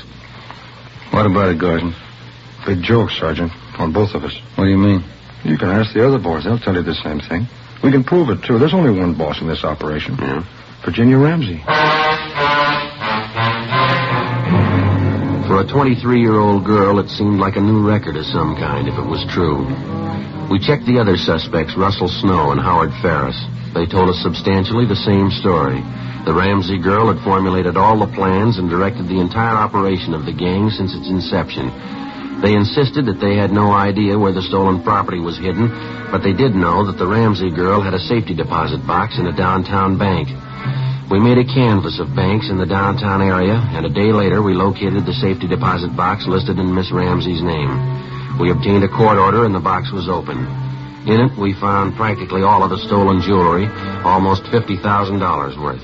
Ben and I went back to the main jail where we had Virginia Ramsey signed out for investigation. We brought her to the interrogation room where we confronted her with the evidence. I didn't think you'd find out. I didn't think you'd ever find out. How about the furs, Miss Ramsey? I got the key. You can have it. I rented a private garage. I got them stored in there. All of them? Just about, yeah.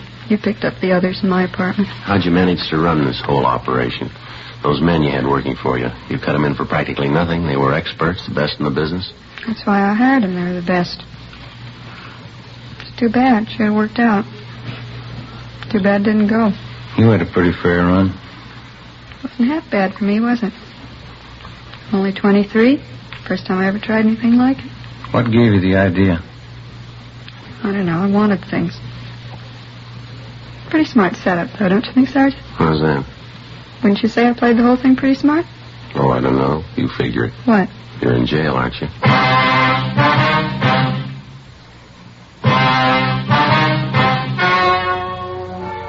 The story you have just heard was true. Only the names were changed to protect the innocent. On March 28th, trial was held in Superior Court, Department 89, City and County of Los Angeles, State of California. In a moment, the results of that trial. Now, here is our star, Jack Webb. Thank you. Friends, if you smoke a long cigarette, I want you to get acquainted with Fatima's. This weekend, for instance, when you're relaxing and taking it easy, you'll really appreciate Fatima's better flavor and aroma. And I know you'll like Fatima's extra mildness. Make a note tomorrow. Buy Fatima's in the familiar yellow carton.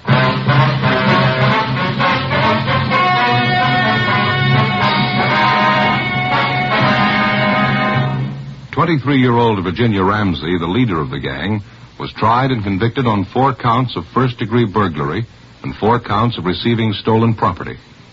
The 3 male members of the gang were convicted of first-degree burglary, also 4 counts. They are now serving their terms in the state penitentiary. First-degree burglary is punishable by imprisonment for not less than 5 years. Receiving stolen property is punishable by imprisonment for not less than 6 months, nor more than 5 years. Ladies and gentlemen, vacation time is here again, and a great many of you will be taking trips in your automobile. Danger is never absent from the highways of America. Be careful. The care you take may save a life, and that life may be your own.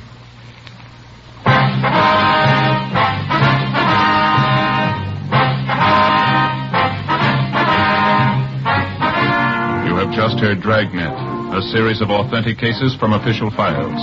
Technical advice comes from the Office of Chief of Police W.H. Parker, Los Angeles Police Department. Fatima Cigarettes, best of all long cigarettes, has brought you Dragnet, transcribed from Los Angeles. Stay tuned for Counter Spy, next over most NBC stations.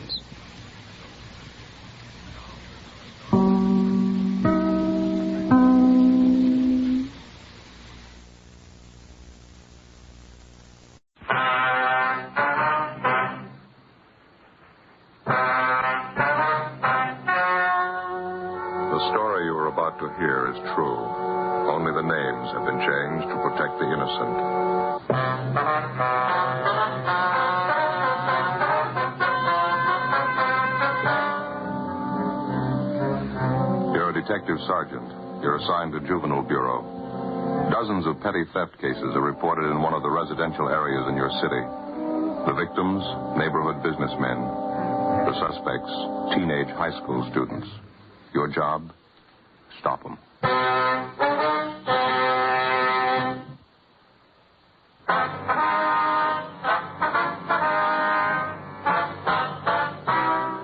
Dragnet, the documented drama of an actual crime. For the next 30 minutes, in cooperation with the Los Angeles Police Department, you will travel step by step on the side of the law through an actual case transcribed from official police files. From beginning to end, from crime to punishment, Dragnet is the story of your police force in action. was Tuesday, February 4th. It was cloudy in Los Angeles. We were working the night watch out of Juvenile Bureau, assigned to University Division. My partner's Ben Romero. The boss is Inspector Bowling. My name's Friday. We were on the way out from the office, and it was 7:13 p.m. when we got to the corner of South Waverly and Chester Avenue. The grocery store. Guess that's him back there at the meat counter. Yeah. Come on. Looks like he's getting ready to close up. Yeah, I guess we just about made it in time, huh? Excuse me, sir?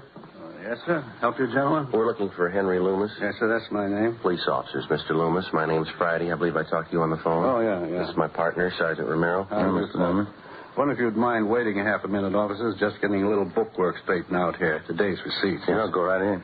Won't take but a minute. Let's see here. 37, 45, 37. There we go. Ain't that lousy bookwork going to get a girl to come in and do it one of these days? Let's go up front here and talk. All right, sir, fine. Pull up a couple of stools there. Might as well be comfortable. Yes, thank you. You talked to any of the other merchants in the neighborhood yet? No, sir, not yet. We'd like to find out what you have to tell us first. Well, it's one of those high school kids, I can tell you that. I'm sure of it. I don't want to sound like an old grouch, but this stealing's got to stop. You get quite a bit of business from the high school trade, do you? At the noon hour, and then just after school lets out. Usually have quite a bunch of them in here around those times. Mm-hmm. Do you especially cater to the high school crowd? I mean, do you serve lunch here or anything like that? No, I don't. I usually get the kids to take their lunch. They come in and buy soda water or milk to drink with their sandwiches. They seem like such a nice class of kids. I didn't think they were thieves. Well, how long has this stealing been going on, Mr. Loomis? I'd say about 10 days, 2 weeks. It's not very hard for them to get away with it. 15 or 20 kids crowd in here during noon hour. I'm usually busy up at the counter. It's no great trick for any one of them to make off with a couple of dollars worth of merchandise.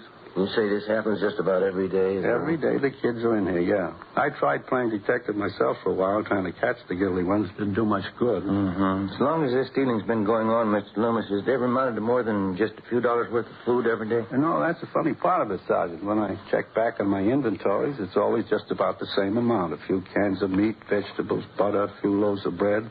It's not so much the value of the stuff. I just don't like the idea of some kid making a fool out of me day after day. Has your cash register ever been tampered with, you know? I mean, any money stolen? No, sir, that's another thing I can't understand. If a kid's going to turn thief, you'd think he'd go after the cash. Whoever's doing it, they've never tried anything like that here. Well, how about some of the other merchants in the neighborhood, sir? You mentioned on the phone there were a couple of others having the same trouble that you are. Yes, sir, there's George Brophy. He's the newspaper distributor, and there's Collins. He's got the grocery place up the street. You can talk to them. I gave you their addresses on the phone, didn't I? Yes, you did. Just one more thing, Mr. Loomis, about this crowd of high school boys that hang around here. Any of them in particular you might suspect? As a matter of fact, there is. I certainly can't prove anything, but I just have a feeling about it. I don't like the boy. Just one boy, sir? Yes, sir. There may be more than one that's guilty, but this young fellow I'm pretty sure of. What's his name? I hear the kids call him Harry, red-haired boy, curly red hair, tall, a few freckles. Won't be hard to get his last name if we need it. Mm-hmm. Is there anything else you can think of that we ought to know? You go up the street and talk to the other two men, Sergeant, George Brophy and Collins. They might have something more for you. I think I've told you about everything. All right, Mr. Loomis. I've got your home phone here. If we want to contact you later tonight, I'll call you there. Is that all right? Perfectly all right. Here's our card, sir. You can call us at that number there anytime. All right, thank you. What do you think's behind the whole thing, Sergeant, this cheap stealing, nickel and dime stuff? I don't know, sir. We'll try and find out for you. Just doesn't make sense stealing like that day after day. You'd think even the kids would know that you can't go on stealing forever. Yes, sir. A lot of them give it a try. From the very start, the whole pattern of the case and the thief's method of operation made little or no sense at all. The thefts had been going on for more than 2 weeks, and they'd all taken place in a 12-square block area. In each of the 24 cases reported to us, not one of the thefts had been for more than $5, either in cash or merchandise. The thief's scene of operation included 2 grocery stores, a drugstore, coin boxes attached to the newsstands in the neighborhood, and a 5 and 10 cent variety store. With one exception, all of the cases involved theft of merchandise only. The breaking open of coin boxes attached to newsstands was the single instance in which money was taken. The total sum was less than $3.50. 7:40 p.m. Ben and I left the grocery store and went up the street to the home of George Brophy. He was the neighborhood newspaper distributor who operated the coin box newsstands which had been broken into. Well, I think you can just about count on it, Sergeant. It's one of the kids in the neighborhood doing all this. Either that or a couple of them are working together. What makes you so sure about it, Mr. Brophy? Well, for one thing, we got more than our share of kids out this way. A lot of them are from poor families, underprivileged, you might say. Mm-hmm. I guess they figure it's one way of picking up extra spending money. I got nothing against kids myself. A few nickels they get out of those boxes, I wouldn't prosecute them for that. Well, sir, that's not exactly it. The point is they're stealing. If they get away with this small-time stuff, they might figure they're ripe for something bigger. Probably be the best thing in the world for them if we can stop them now and set them on the right track, don't you think? Yeah, put in with you there, Sergeant. I don't know how much I can help you, though. Did you have any idea at all who it might be that's breaking into the coin boxes? Well, like I say, I have nothing against any kid myself, but there is one of them around the neighborhood I've been a little suspicious about, a red-headed kid. What's he look like, you know? Red hair, freckle face, kind of tall and gangly. Typical high school kid. Old Loomis down at the grocery store, he's been a little leery about the same kid, too. Well, why do you single out this red-haired boy, Mr. Brophy? Well, he's... Oh, excuse me, I better grab it. Right ahead. Yes. Hello. Oh, yeah, Maggie, hi. Four of them. When were they born? Is that right? All right. Born this morning. Four of them, huh? Yeah, just a minute, I'll call. Grace. Yeah, honey. It's for you, Maggie Harris. Oh, okay. Thanks. Excuse me, officer. A friend of my wife's, her cat just had 4 kittens. Oh, I see. Oh, where were we? Oh, yeah, about the kid. Yes, sir. Why do you suspect Well, there's a couple reasons, Sergeant. Late one night when I was making my collections, I spotted the boy hanging around one of the newsstands. Didn't look like he had any business there that time of night. He looked up and saw me coming. He turned and ducked down a side street. Well, do you have any idea where this boy lives, Mr. Brophy? No, can't say I do. He goes to that high school a few blocks up on South Waverly. I know that. It's the same boy that the grocerman had his eye on. You said there were a couple of reasons why you were suspicious of this boy, Mr. Brophy. Yeah. Well, this other thing doesn't mean too much. There wasn't anything really wrong with it. It just seemed a little queer, that's all. What was that? Well, I dropped in at the safety liquor store down the street last week. I wanted to pick up a little something. I saw the same kid in there. He was asking Benny, the guy who runs the place, if he'd sell him a fifth of bourbon. I heard the kid saying it was supposed to be for his father. His father was sick and couldn't come in. Of course, Benny turned him down. He wouldn't sell it to the kid. And that was the extent of it, huh? Yeah, that's all. Wasn't anything wrong with it. Kid didn't insist. But I thought it was just a little out of line sending a kid after liquor. Well, it's about the size of it. How about some of the other merchants in the neighborhood who have been bothered with these petty thefts? Do you know if any of them are suspicious of this boy? No, I wouldn't know that. Henry Loomis down at the store is about the only one I know of. Well, thanks very much, Mr. Brophy. If anything else comes up, you can get us at the number on this card here. Oh, okay, Sam. Fine. If I can help at all to clear this thing up, I'd be glad to do it. Well, we'll probably be checking back with you, and thanks again, sir. Sure is funny, the whole thing. I get a big laugh out of it. Sir? Oh, I mean the friend of my wife's called Maggie Harris. Cat had 4 kittens, like I told you. Sure get a big laugh out of that. I kept telling her. She wouldn't believe me. What's that, sir? Well, she thought the cat was a male.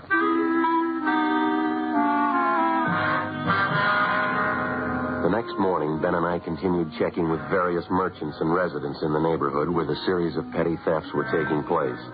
We located and questioned one more shopkeeper who was suspicious of the tall, red-haired boy known as Harry. That afternoon, we went to the high school on South Waverly Avenue to check on him. From his first name and his description, he was identified by the boy's vice principal as Harry Thomas Dunbar. He was 18 years old and a sophomore with an average scholastic record. We were told that Dunbar had left the grounds about half an hour before with the high school's basketball team. The group was headed for one of the local sports pavilions where the team had one of its more important games scheduled for that afternoon. Harry Dunbar was in charge of selling the printed programs for the game. Ben and I drove out to the sports pavilion and checked with one of the boys collecting tickets at the door. He told us we'd find Harry Dunbar inside at the program stand. These high school kids sure take their basketball seriously, don't they? Yeah, big turnout, sounds like. We're going to be lucky if we can find that boy in this crowd. Yeah. You see him anywhere? No. Which side is the program stand supposed to be on? Well, there's a lot of them along and through here on both sides. Guess we better start checking them out. Yeah.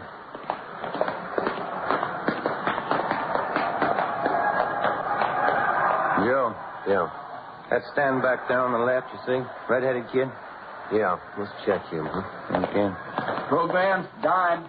complete programs for the game, 10 cents. Excuse me, son. Program, mister? Your name, Harry Dunbar?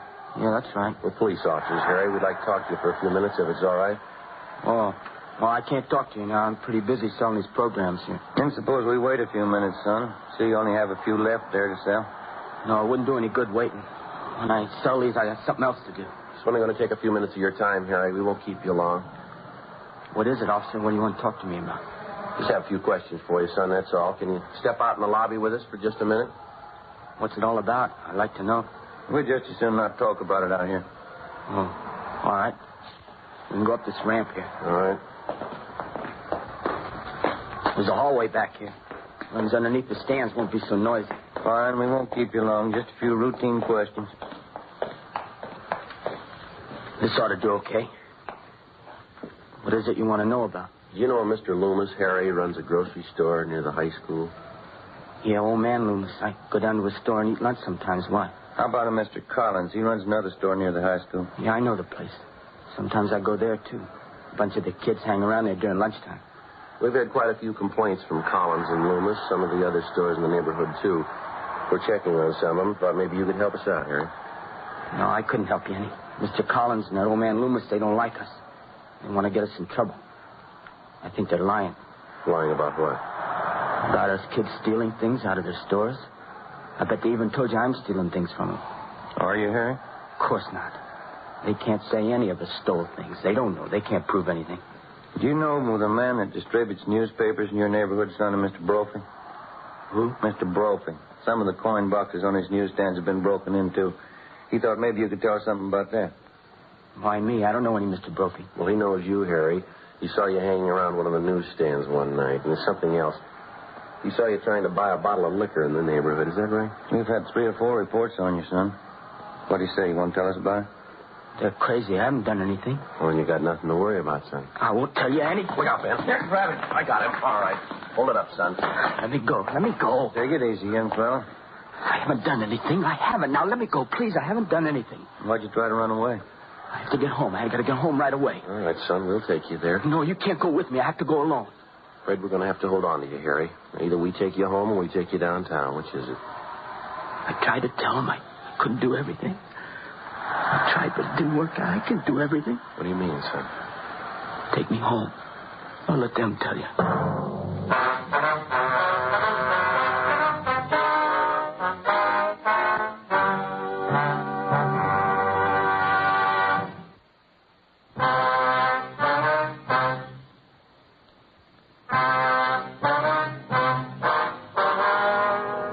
Wednesday, February 5th, 4:15 p.m. We left the sports pavilion, got in the car, and started to drive our teenage suspect, Harry Dunbar, to his home. On the way, we questioned him about the series of petty thefts which had been going on in his neighborhood. We asked him about stealing merchandise from the grocery store run by Mr. Loomis.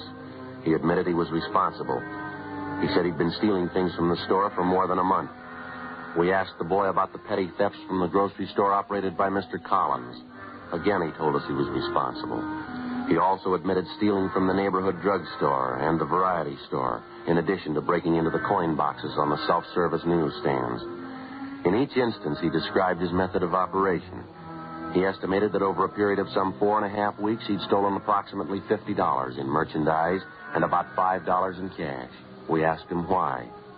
He refused to answer. You must have had a reason for doing all this, Harry. Why don't you tell us? We're going to find out sooner or later. Sorry, officer. It's next turn to your left. Okay. What's the matter, son? You afraid of what your folks are going to say? No, that's not it. I've never stolen anything in my life till this time. When I started in, I didn't think of it as stealing. Something I had to do, that's all. I couldn't help it. That doesn't make much sense, Harry. What do you mean you couldn't help it? It's the truth. You gotta believe me. There wasn't anything else I could do. Well, what was it then? Was somebody forcing you to steal? No. Can't you just believe me? It's something I had to do. Sergeant, can't you let me off here? I'll walk home the rest of the way. I promise you I'll come in and see you tomorrow. Well, you know we couldn't do that, son. You've already admitted stealing from 6 stores in the neighborhood, breaking into those coin boxes. It's going to have to be straightened out one way or the other. But I can pay him back for what I took. I got a job. I'll pay back every one of them. I believe you, son, but there's still a lot of explaining that's going to have to be done. This is the 1500 block, Harry. Want to point out your house for us? Son? Can't we fix it up some other way? We don't have to go to my house, do we? The sooner you face it, the better. Now, how about it? Keep on going. It's way down the end of the block there. Well, now, which is it, son? There's no houses beyond this. It's just that shack down there. That's my house. Okay, Harry.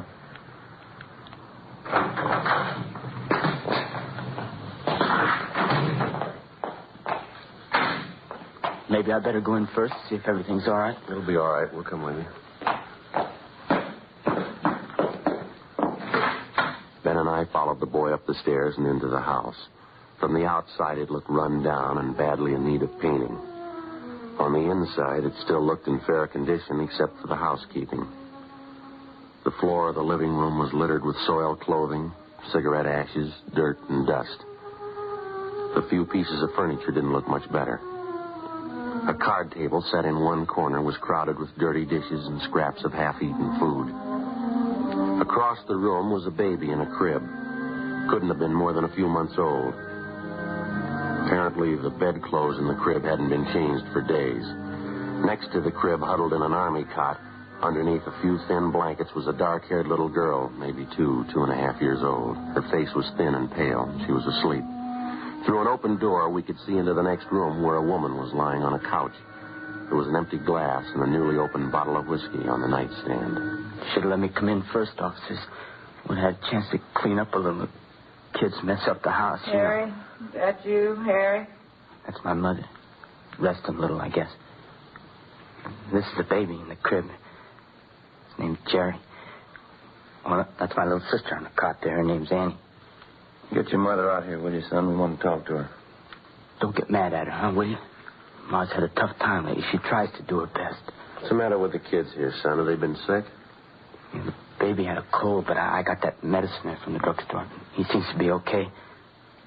I'm not so sure about Annie, though. She had a bad cold. Doesn't seem to be getting over it. You want to take a look, man? Yeah.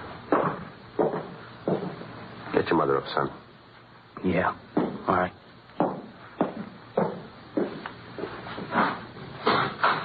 Hey, Ma, get up, will you? What is it? Who'd you bring home with you? A couple of policemen. They want to talk to me. What'd you bring them in for? Close the door there. I have to fix up a little. My mother will be right out, officer. All right, son. Joe? Yeah.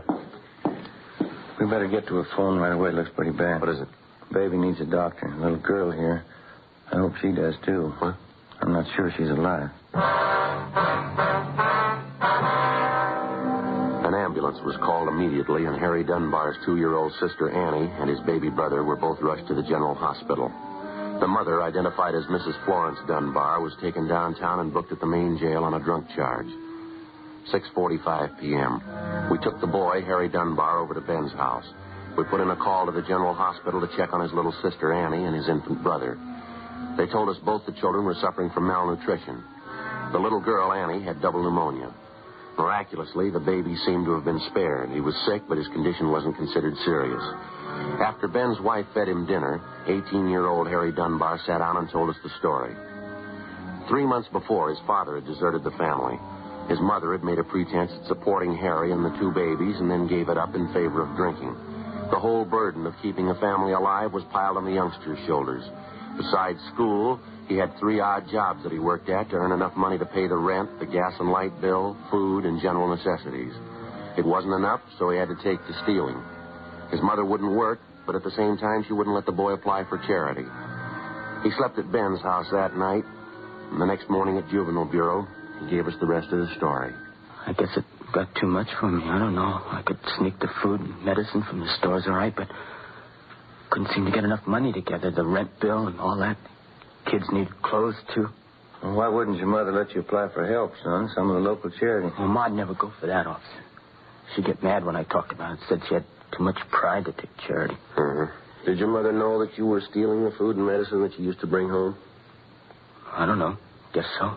Wouldn't be so mad at her, but every time I got some money together to pay bills, she wanted me to buy whiskey for her. She begged so much I couldn't say no. We're having your mother brought over from the main jail, Harry. We'd like to find out if we can't locate your father. You want to check outside, Ben, see if they brought Miss Dunbar over yet? Yeah, okay. Thank you. How about the kids, Officer Annie and the baby? How they doing? Oh, I checked the hospital, Harry. The doctor's going to call as soon as he can. Ma, I should have known better. Poor little kids. I could take care of myself, but they had to depend on her. She only stopped drinking. Go right in, Mrs. Dunbar. Harry, you all right, son? What have they been doing to you? I'm all right, Ma. Don't hang on me like that. I was worried about you, Harry, you and the kids. I'm sorry they got sick. I didn't know. It's just bad luck, Harry. We got to stick together, you and me. There's a chair here, Ma. Sit down, huh? Hey, Joe. Yeah. Hospital call. They took the message outside. Yeah. Well, thank you. The hospital officer? About Annie, the baby? Yeah, I tried, son. About your little sister, Annie. What about her? What'd the doctor say? Well, it's not good, Harry. The doctor called and said Annie had pneumonia. Pneumonia. She'll be all right, though, huh? To take care of her? Well, it's not that way, son. I mean, the doctor said... look, you tell him what you do. What is it? What about Annie? We got a right to know. She's my little girl. Sergeant, you can tell me. You want to sit down, Harry? Yes, sir? Annie died 10 minutes ago. The doctors tried. They couldn't help. Annie dead? That's right, son. She's only a little kid. She's only 2 years old. Harry. Harry, son. Poor little Annie. Why did it have to be her, my own little girl? My own little Annie. Be good to me, son. I don't know how I can stand it. My own little girl, Annie. Go outside, Ma. Go outside. No, Harry. I need you. I need you more than ever, son.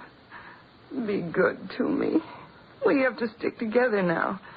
We gotta love one another. All right, Miss Dunbar. No. I need Harry. He's all I got. Aren't you, son? It's so hard sometimes. Everything's against us. Lord only knows I've tried. We've got to try to be happy, to stay together, love one another. Lord only knows. Will you shut up, Ma? Harry, don't blame me, son. We've got to try to be happy. I blame you. Anybody blame you. You killed her. Poor little kid. You killed Annie. Harry, don't say it. Don't say it. I will say it, Ma. You did it. The whole terrible thing. Annie's dead. You did it. Don't you know what it means? No, son. Don't hurt me. All right, Harry. Now, take it easy. You know it, too, don't you? She did it. Her and her whiskey and her drinking and laying around, not even caring about the kids. I tried to tell you, Ma. It's the least you could have done. Take care of the kids. See they're all right. You had to drink. You wouldn't work. You had to lay around. Don't you understand? I couldn't do it all. I tried. I couldn't do it all. You had to go on drinking and lay there and let watch Annie die. Please, son, don't say that. We gotta love each other. I wouldn't hurt Annie. You know your mother never do that. You're not my mother. You're not anybody's mother. You don't know what you're saying. Harry, I'm your mother. Lord knows I've tried to be a good mother. You don't mean what you're saying. Goodbye, Ma. I hope I never have to see you again. Harry, please, don't go. Ben, you better go get her. Oh. He wouldn't believe me, Sergeant. Lord knows I've tried. It's not easy, a husband deserting you the way Charlie did. 3 kids on your hands. What can I do? Yes, ma'am. Harry ought to understand. I tried. Lord knows it's the best anybody can do. Just try and hope for the best. Yes, ma'am. I've only got one question. Yes? How hard did you try?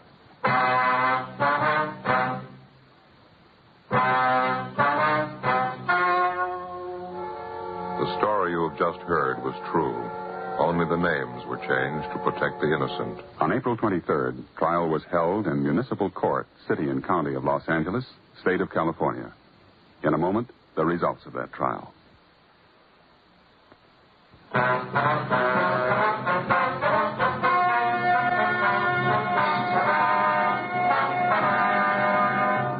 "18-year-old Harold Dunbar was filed on in juvenile court. After the hearing, the court directed that the 2 Dunbar children be placed in a foster home. Mrs. Dunbar was permanently deprived of the custody of her children.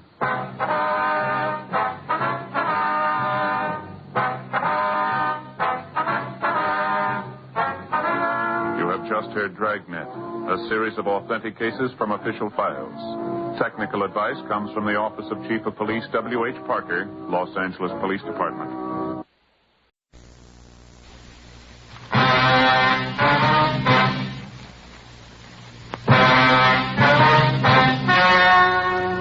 The story you are about to hear is true.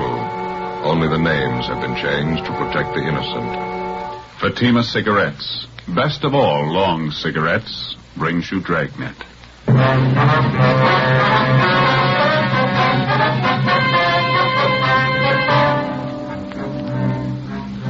You're a detective sergeant.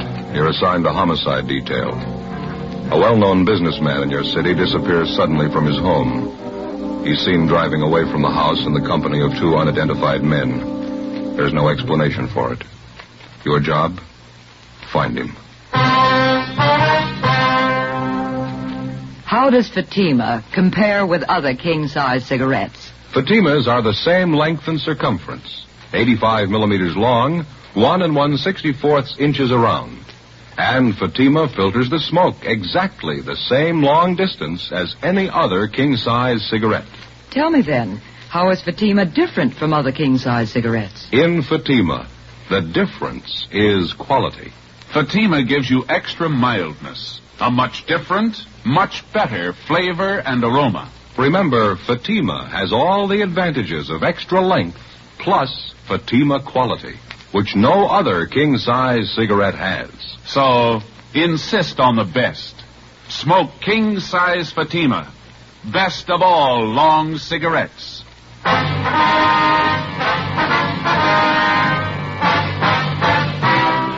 Dragnet, the documented drama of an actual crime.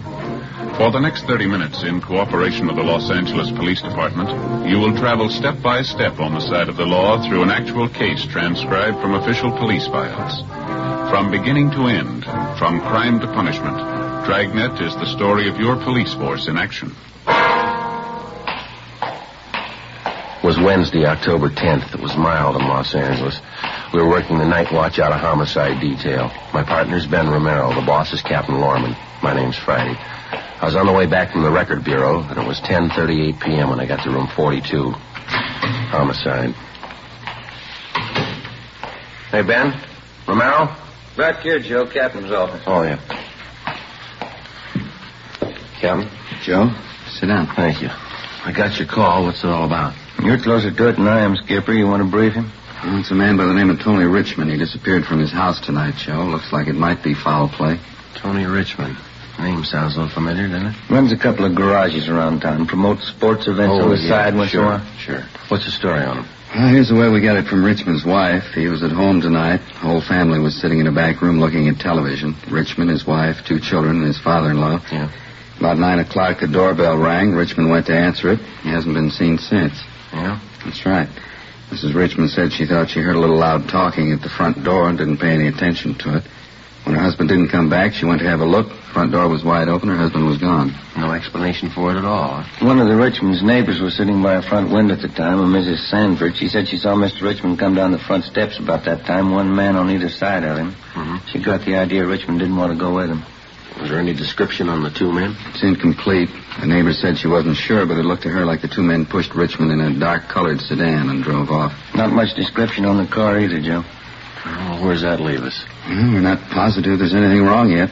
There's a possibility it's nothing more than a misunderstanding. How do you figure? We got a couple of men out at the Richmond's house now. The wife told them that Mr. Richmond had a business appointment at 10 o'clock tonight. She didn't know where or with whom. Could have been with those 2 men. Mm-hmm. It doesn't sound quite right, though, does it? I mean, walking out without even telling his wife. No, something else to consider. The wife said that when Richmond went to answer the front door, he was in his shirt sleeves. Mm-hmm. When the neighbor saw him come down the stairs with the 2 men, she said he had his coat on. If those 2 guys were going to grab him off, they wouldn't wait for him to get his coat. Yeah. How's it stand now? He got out a broadcast on a description of the 2 men in the car. Not an awful lot to go on, no license number. Anybody in particular who might have had it in for Richmond? Is there anything like that? No, not that we know of so far. He dressed pretty well, obviously had money, wore quite a bit of jewelry. Well, what have you got lined up for us, Skipper? Well, I got Barrett and Tommy Bryan standing by at the Richmond's house now, still checking around with Richmond's friends, some of his business associates. Nothing so far. Excuse me. Sure. Homicide, Lorman. Yeah, Tom. How's that? When? Yeah, right away. You know what to do. Keep in touch. Right. Well, that takes it out of the guessing stage. That was Brian out at the Richmond house. Mrs. Richmond just got a phone call a few minutes ago. Yeah? Man's voice. He told her they were holding her husband. Well, what's your pitch? If she wants him back alive, it'll cost $20,000. As in all cases involving abduction to extort ransom, the investigating police officer is faced immediately with a dozen problems. But first and foremost is the safe return of the victim. When that's accomplished and the danger of death or bodily harm to the victim is removed, the officers then have the freedom to openly hunt down the abductors. But until the time the victim is safely returned, apprehending the criminal suspects remains a secondary consideration. 10:45 p.m. Together with Captain Lorman, Ben and I left the office and drove out to the Richmonds' home out in North Hollywood, the scene of the abduction. We parked our car several blocks away and entered the house from a back street. It was a large, sprawling ranch-style home, richly landscaped. We went inside and checked with the two men from homicide on duty, Barrett and Bryan. They told us that there'd been no more phone calls, anonymous or otherwise.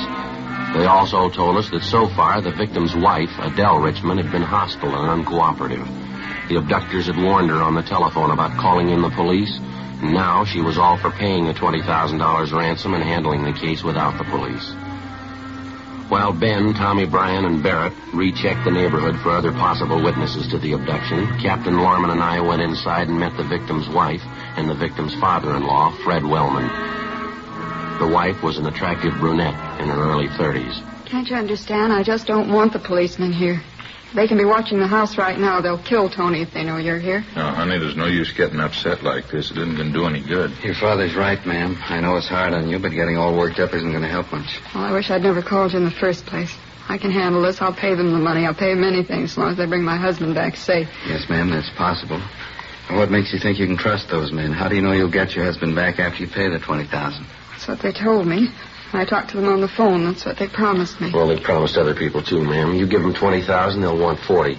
Give them just one opening, they're going to run it into the ground. They'll take everything they can get, and you still won't have your husband back. Well, there's no other way. I have to take the chance. I have to. There is another way, Miss Richmond. That's why we're here. What if it gets in the papers, publicity? Those men are bound to hear about it. There won't be a line in the newspapers, I promise you that. As far as we're concerned, the only men who'll know about it will be the officers working the case. We'll do everything we can, ma'am, but we're going to have your cooperation. I don't know. If anything happens to Tony, I've got to sit down. I can't even think. I'm so worried. That's it, honey. Here, you sit here. I'll get you some coffee. Good hot cup of coffee. Would you see how the children are, Dad? See if they're covered. Yeah, sure, honey. You just rest. You care for some coffee, officers? No, sir. No, thank you. All right. Now, about that phone call that you got, Miss Richmond. They told me $20,000. If they get it, they'll let Tony go. What else did they tell you? That's all. They had Tony, and that if I wanted to see him again alive, we'd have to pay $20,000. Well, what about the arrangements for delivering the money? Did you discuss that at all? No, all he said was get $20,000 in small bills. He said that, too. He said he'd contact me later about delivering the money. Officer, I can't get that much money together tonight. I don't think you'll have to, ma'am. I'm pretty sure the abductors know that, too. Now, how about the voice on the phone, Miss Richmond? Is there any chance that you might have recognized it? No, I haven't any idea who it was. Well, did he give you any hint at all as to about how much time that you'd be allowed to get the money together? Well, he said he'd call later on. I got the idea he meant later on tonight. He told me he'd have more instructions for me then. I'd like to ask you once more, Mrs. Richmond, can you think of anyone who might try something like this on your husband? Maybe somebody who needed money, who carried a grudge against Mr. Richmond? No one at all. Tony always got along very well in business. He works hard. He works awfully hard. I'm sorry, officer. I can't help thinking the whole thing would be better all around if I just pay the money and make them let my husband go. No, that's just the point, ma'am, like we said. How do you know they're going to let him go? If they can make $20,000 overnight, it's a good bet they're not going to let him go that easy. You can't make those kind of deals with them. They'll believe us. What can I do, if anything? What's your coffee, Del? Good hot coffee. I looked in on the children. They were covered. Now you try some of this coffee now. Thank you, Dad. Well, what are we going to do, officers? We can't just sit here and wait. There's a few things I'd like to brief you on to start with. Yes? There'll be a couple of our men stationed here at all times. Another thing, do you have more than one telephone in the house? Yes, sir, we do. There's one here in the den, one in the kitchen. Then we have a plug-in extension for the living room. Fine. The next time the phone rings, you answer it, Mrs. Richmond. One of us will be listening in on the extension. The one in the kitchen, that'd be closest. All right. Now, if it's one of your husband's abductors calling, you tell them it's going to take you time to raise the money. Tell them at least 2 days. Well, suppose they insist. But they say they want it sooner. They could kill my husband tonight. Well, they could, ma'am, but I don't think they will. It's a pretty good bet that they planned on some waiting. Most people don't keep $20,000 around the house, and they know as well as you do that the banks don't open until 10 o'clock tomorrow morning. Something else, Mrs. Richmond. Make it clear to them that you won't have any direct hand in the transaction, paying the ransom. Tell them you're too sick, you're too upset, and that your brother will take care of everything. Well, you mean one of your officers? Yes, ma'am. Sergeant Friday here can take care of that, Will they believe me? Don't you think they'll get suspicious? Well, maybe, but you have to remember, ma'am, suspicious or not, their only interest is in getting the money and then getting away. Our first problem is to get your husband home safe. When we've got that done, we can worry about the abductors. I see. All right, officer, I'll do all I can to help. Fine, Mrs. Richmond. I think you'll find it's the best way. Joe, you and Romero will be on duty here for the night. Right. You'll monitor all the incoming calls. We'll try and get a tracer on him if you can keep the guy talking on the line long enough. Uh-huh. I'll make arrangements for another phone line in here and the use of the neighbor's phone next door. Okay, fine. Do you know if the people next door are home now, sir? Yes, sir, I think they are. Their name's Thompson. Almost positive they're home. Okay. All right, Mrs. Richmond, you want to take that? Don't pick it up Yes, till I tell you. Joe, over here at this extension. Right. Both of you pick up your receivers at the same time. You ready, Joe? Right. Mrs. Richmond? Now. Hello? Is this Mrs. Richmond? Yes, this is she. This call's about your husband, Mrs. Richmond. Here's your instructions about the money. If you want your husband back alive, follow him. I want to tell you something. I can't handle this alone. Don't I get let my stalling, brother... lady. Just listen. Here are the instructions. I'm only going to say them once. Get 20,000 in small bills by tomorrow. 5s, 10s, and 20s. Bring the cops in on this or we'll kill your husband tonight. Now remember it. We'll get the rest of the instructions tomorrow. Please listen. Can't my brother help? Hello? Fast one. Wouldn't even give her a chance to talk. What'd you say, Sergeant? What was it? Well, let's go back in there. Yeah. Did you hear him, officer? He wouldn't let me talk. It's just like the last time. I couldn't even tell him. Yes, ma'am, we heard. Now, why don't you sit down right here? Said not to call the police. Said they'd kill him tonight. They'd kill Tony. Grab her, Jack. I got her. Poor Dell. All right, you want to clear the sofa off? Yes, sir. Poor Dell's too much for her. All right. There we go. Yeah. I think you ought to call your family doctor, sir. Sedative might help her quite a bit. Get her a little rest anyway. I already did, Sergeant. I could see this coming. I'll get a blanket. Well, what do you think? I only want 20,000 by tomorrow. 5s, 10s, 20s. Said more instructions coming. Threatened to kill Richmond if we moved in. How'd he sound? Like he meant it.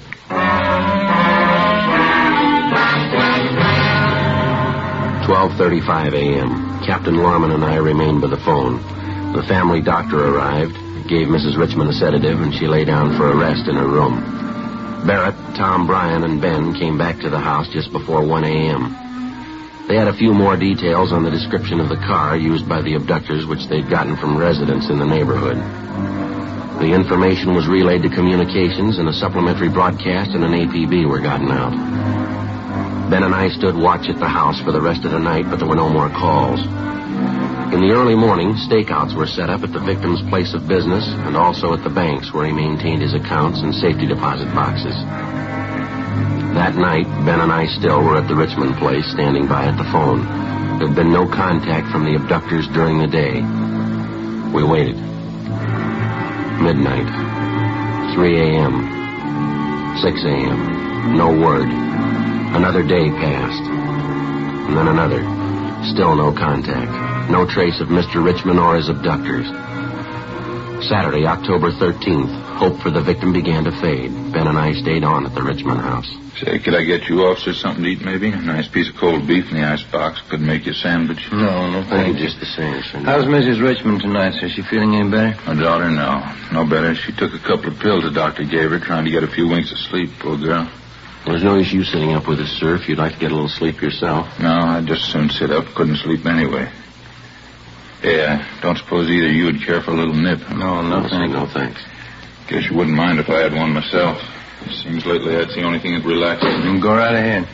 When you get to be my age, a little bit helps now and then. Oh, there's some new magazines on the table there. Might help to pass the time for you. Thank you, sir. 3 days now. Not even a word about Tony. What do you really think, officers? Well, it's pretty hard to tell, Mr. Wellman. We're doing everything possible to find your son-in-law. There's not much to go on so far. Funny thing about Tony. Young fella, ambitious. Look what happens. Yes. Wouldn't mind if I turn on the radio here, would you? I'll keep it low. No, sir. Go right ahead. Yeah, it's a funny thing about Tony. The day he married my daughter, I knew he was going to make it. Bright fella, Tony. Sure been good to me. That's so? Sure thing. Took me in right after the wife died. I was out of work at the time. Been with him ever since. Attend the garden, kind of clean up things. Tony's always been real good to me. No in-law trouble, nothing like that. Mm-hmm. And look what happens. Young fella starts with almost nothing. Builds a good business, family, nice home. Just look what happens. Well, there's no need to give up yet, sir. There's a good chance he's still all right. I don't know. I guess I just got a feeling about it. How do you mean? About Tony. He's a fine young man. Things like this, they always happen to the fine young man. You take me, for instance. I wouldn't make money the way Tony does. Build a big business the way he has. Guess that's why I'd never be in the trouble he's in. I don't think I follow you. Guess I never wanted it, Sergeant. Didn't get interested in making money. You break your back like Tony does. You work and you work. You get a big bank account. Yeah. Get the home, the big car, and the swimming pool. You work for it like Tony did. You work hard. You get your big checkbook and everything you want. Just look what happens. Poor Tony works night and day for the money. Right now, he's no better off than the guy who's only worth a dime. They don't hold beggars for ransom, do they?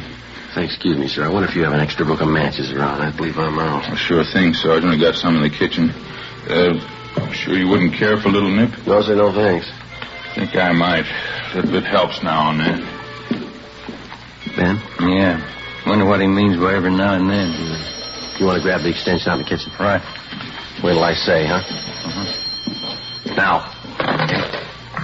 Hello? Is this Sunset 18046? Yeah, that's right. Was Mrs. Richmond there? No, not right now. This is her brother talking. Is there any message? I want to talk to Mrs. Richmond. Well, she's not here. Have you got a message for her? Who do you say this is? Well, this is her brother talking. If you'd like to leave a message for Mrs. Richmond, I'll see. This isn't her brother talking. I know his voice. Who is this?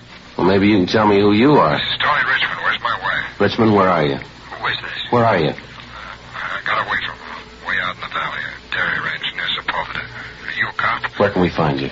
About a mile from Telegraph Avenue in Sepulveda. A road in the middle of a dairy farm. If you're cops, you drive out with the red light on and honk the horn. How soon can we meet you? A half hour. You get out of your car and stand right in front of the headlights. I'll be watching you. I want to get a good look at you. All right, half an hour. Something else. I got hold of a gun. Yeah? And if you're not cops, I'll know what to do.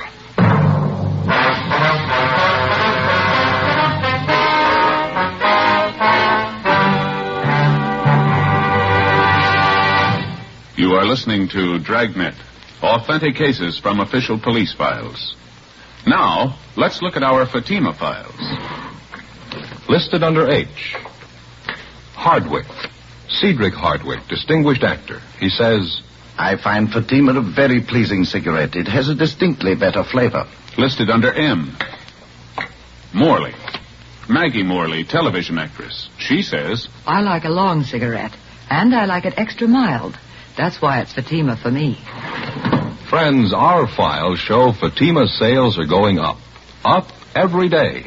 The reason for Fatima's ever-increasing popularity can be summed up in 2 words. Fatima quality.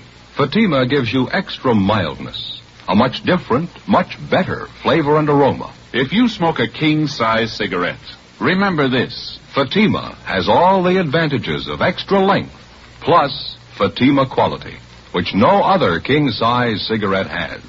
In Fatima, the difference is quality. So insist on the best. Insist on king-size Fatima. Next time, buy Fatima in the distinctive golden yellow package.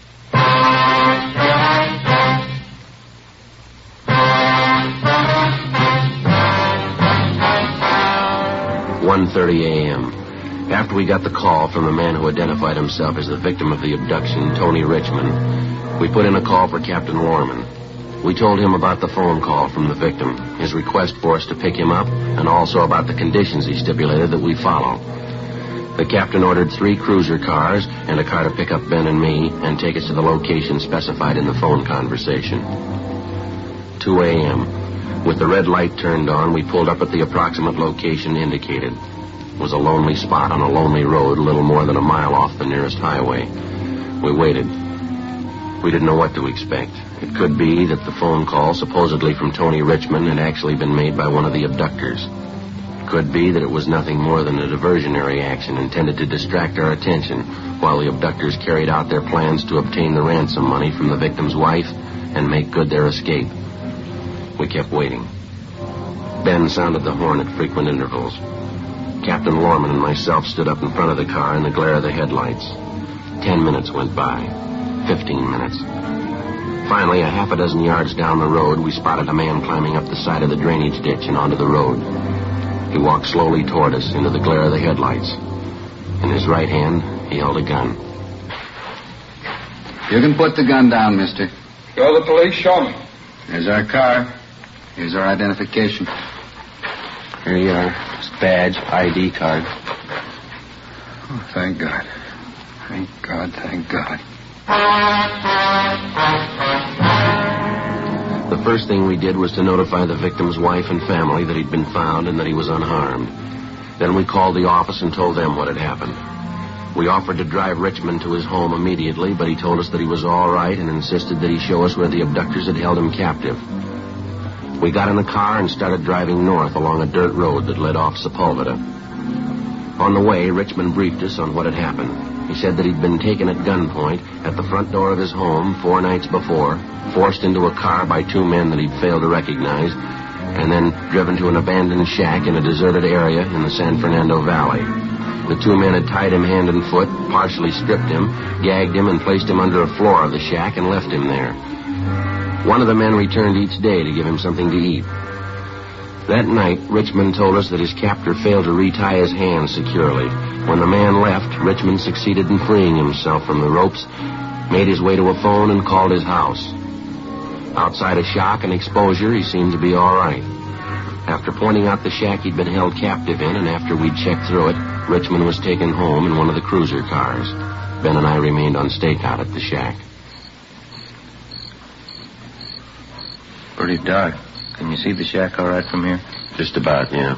Keep an eye peeled on the road, huh? Yeah. No smoke? Oh, thanks.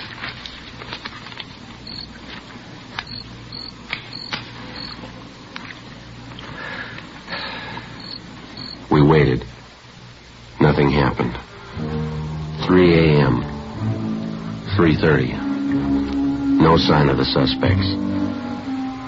4:30. 5 a.m. 5:12 a.m. Ben spotted the headlights of a car at least a mile down the road. We watched them come toward us. When it got close enough, we saw it was a dark-colored late-model sedan. It fitted the description of the abductor's car perfectly. It swung off the dirt road and pulled to a stop near the shack. 1 man got out.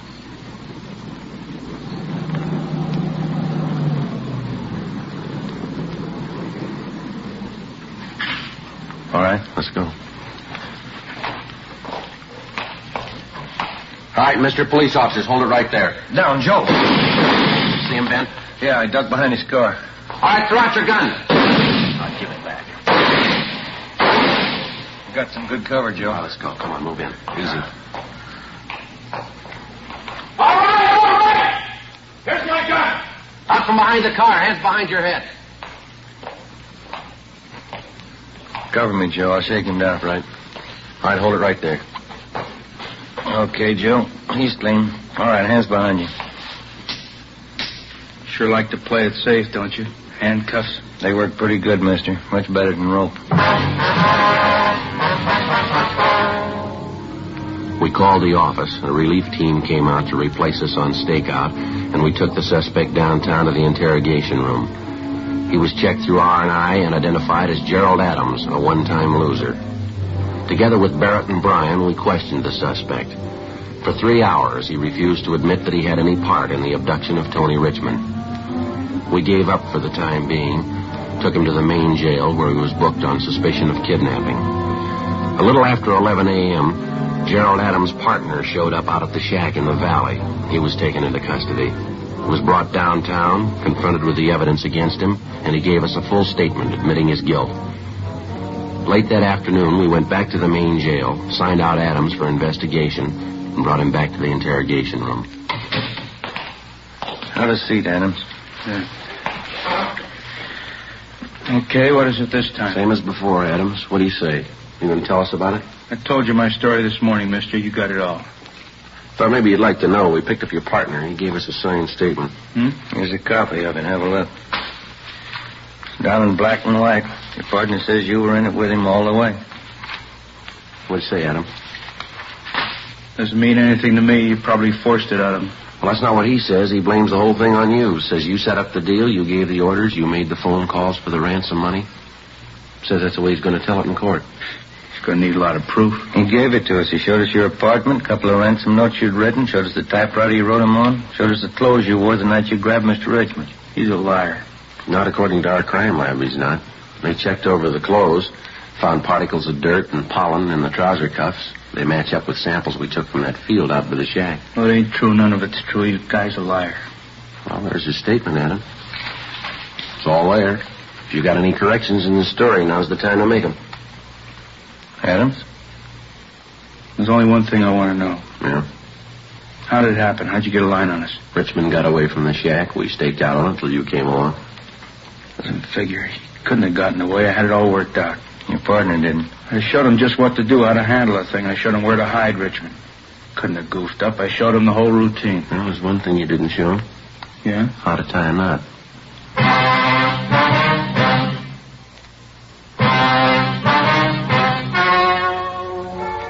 The story you have just heard was true.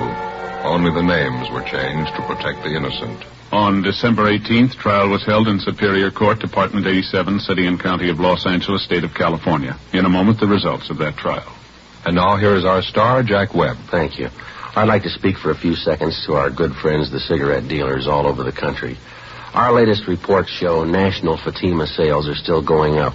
Every day of the week, more and more smokers are enjoying king-size Fatima.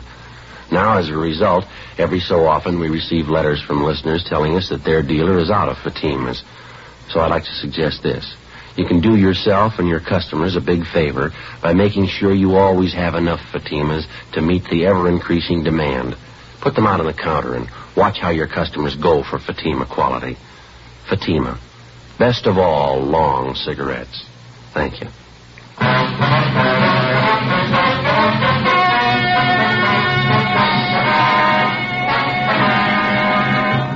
Gerald Adams and his accomplice in the abduction of Tony Richmond were tried and convicted in Superior Court of kidnapping. The state penal code stipulates that kidnapping for the purpose of extorting money is punishable either by death or by imprisonment in the state penitentiary from 25 years to life. Both Adams and his partner are now serving life terms in the state penitentiary, Folsom, California. Ladies and gentlemen, one of the first contributions to the special $5 million Red Cross flood relief appeal was $2.07 in pennies and nickels from two 9-year-old playmates in Kansas City, Missouri. Stepping up to the reception desk in the Kansas City Red Cross chapter, the pair proudly offered their earnings gained from touring neighborhood streets, reciting, and singing nursery rhymes.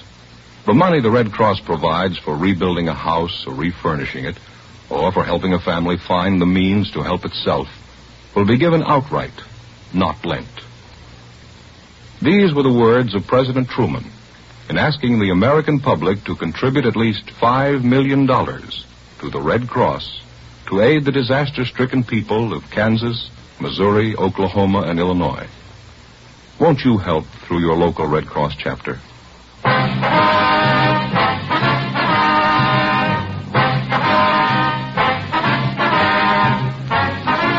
You have just heard Dragnet, a series of authentic cases from official files. Technical advice comes from the Office of Chief of Police W.H. Parker, Los Angeles Police Department.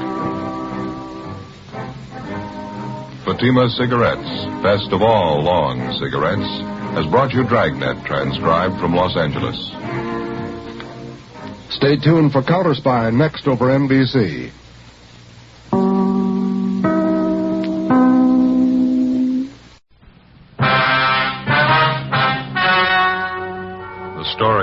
about to hear is true. Only the names have been changed to protect the innocent.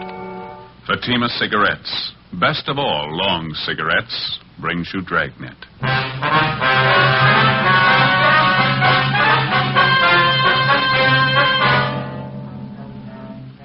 You're a detective sergeant. You're assigned to burglary detail. A gang of clever thieves are at work in your city. In 3 months, they've looted fashionable homes of $100,000 in furs and jewels. There's no clue to their identity. Your job? Get them. In Fatima, the difference is quality. Yes, in Fatima, the difference is quality. Quality of tobaccos.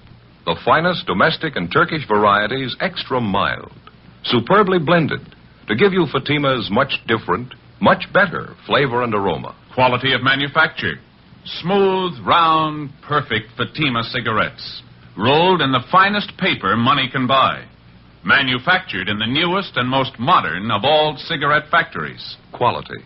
Even to the appearance of the bright, clean, golden yellow Fatima package. So compare Fatima yourself today. You'll find Fatima gives you all the advantages of extra length, plus Fatima quality, which no other king-size cigarette has. Yes, light up a Fatima.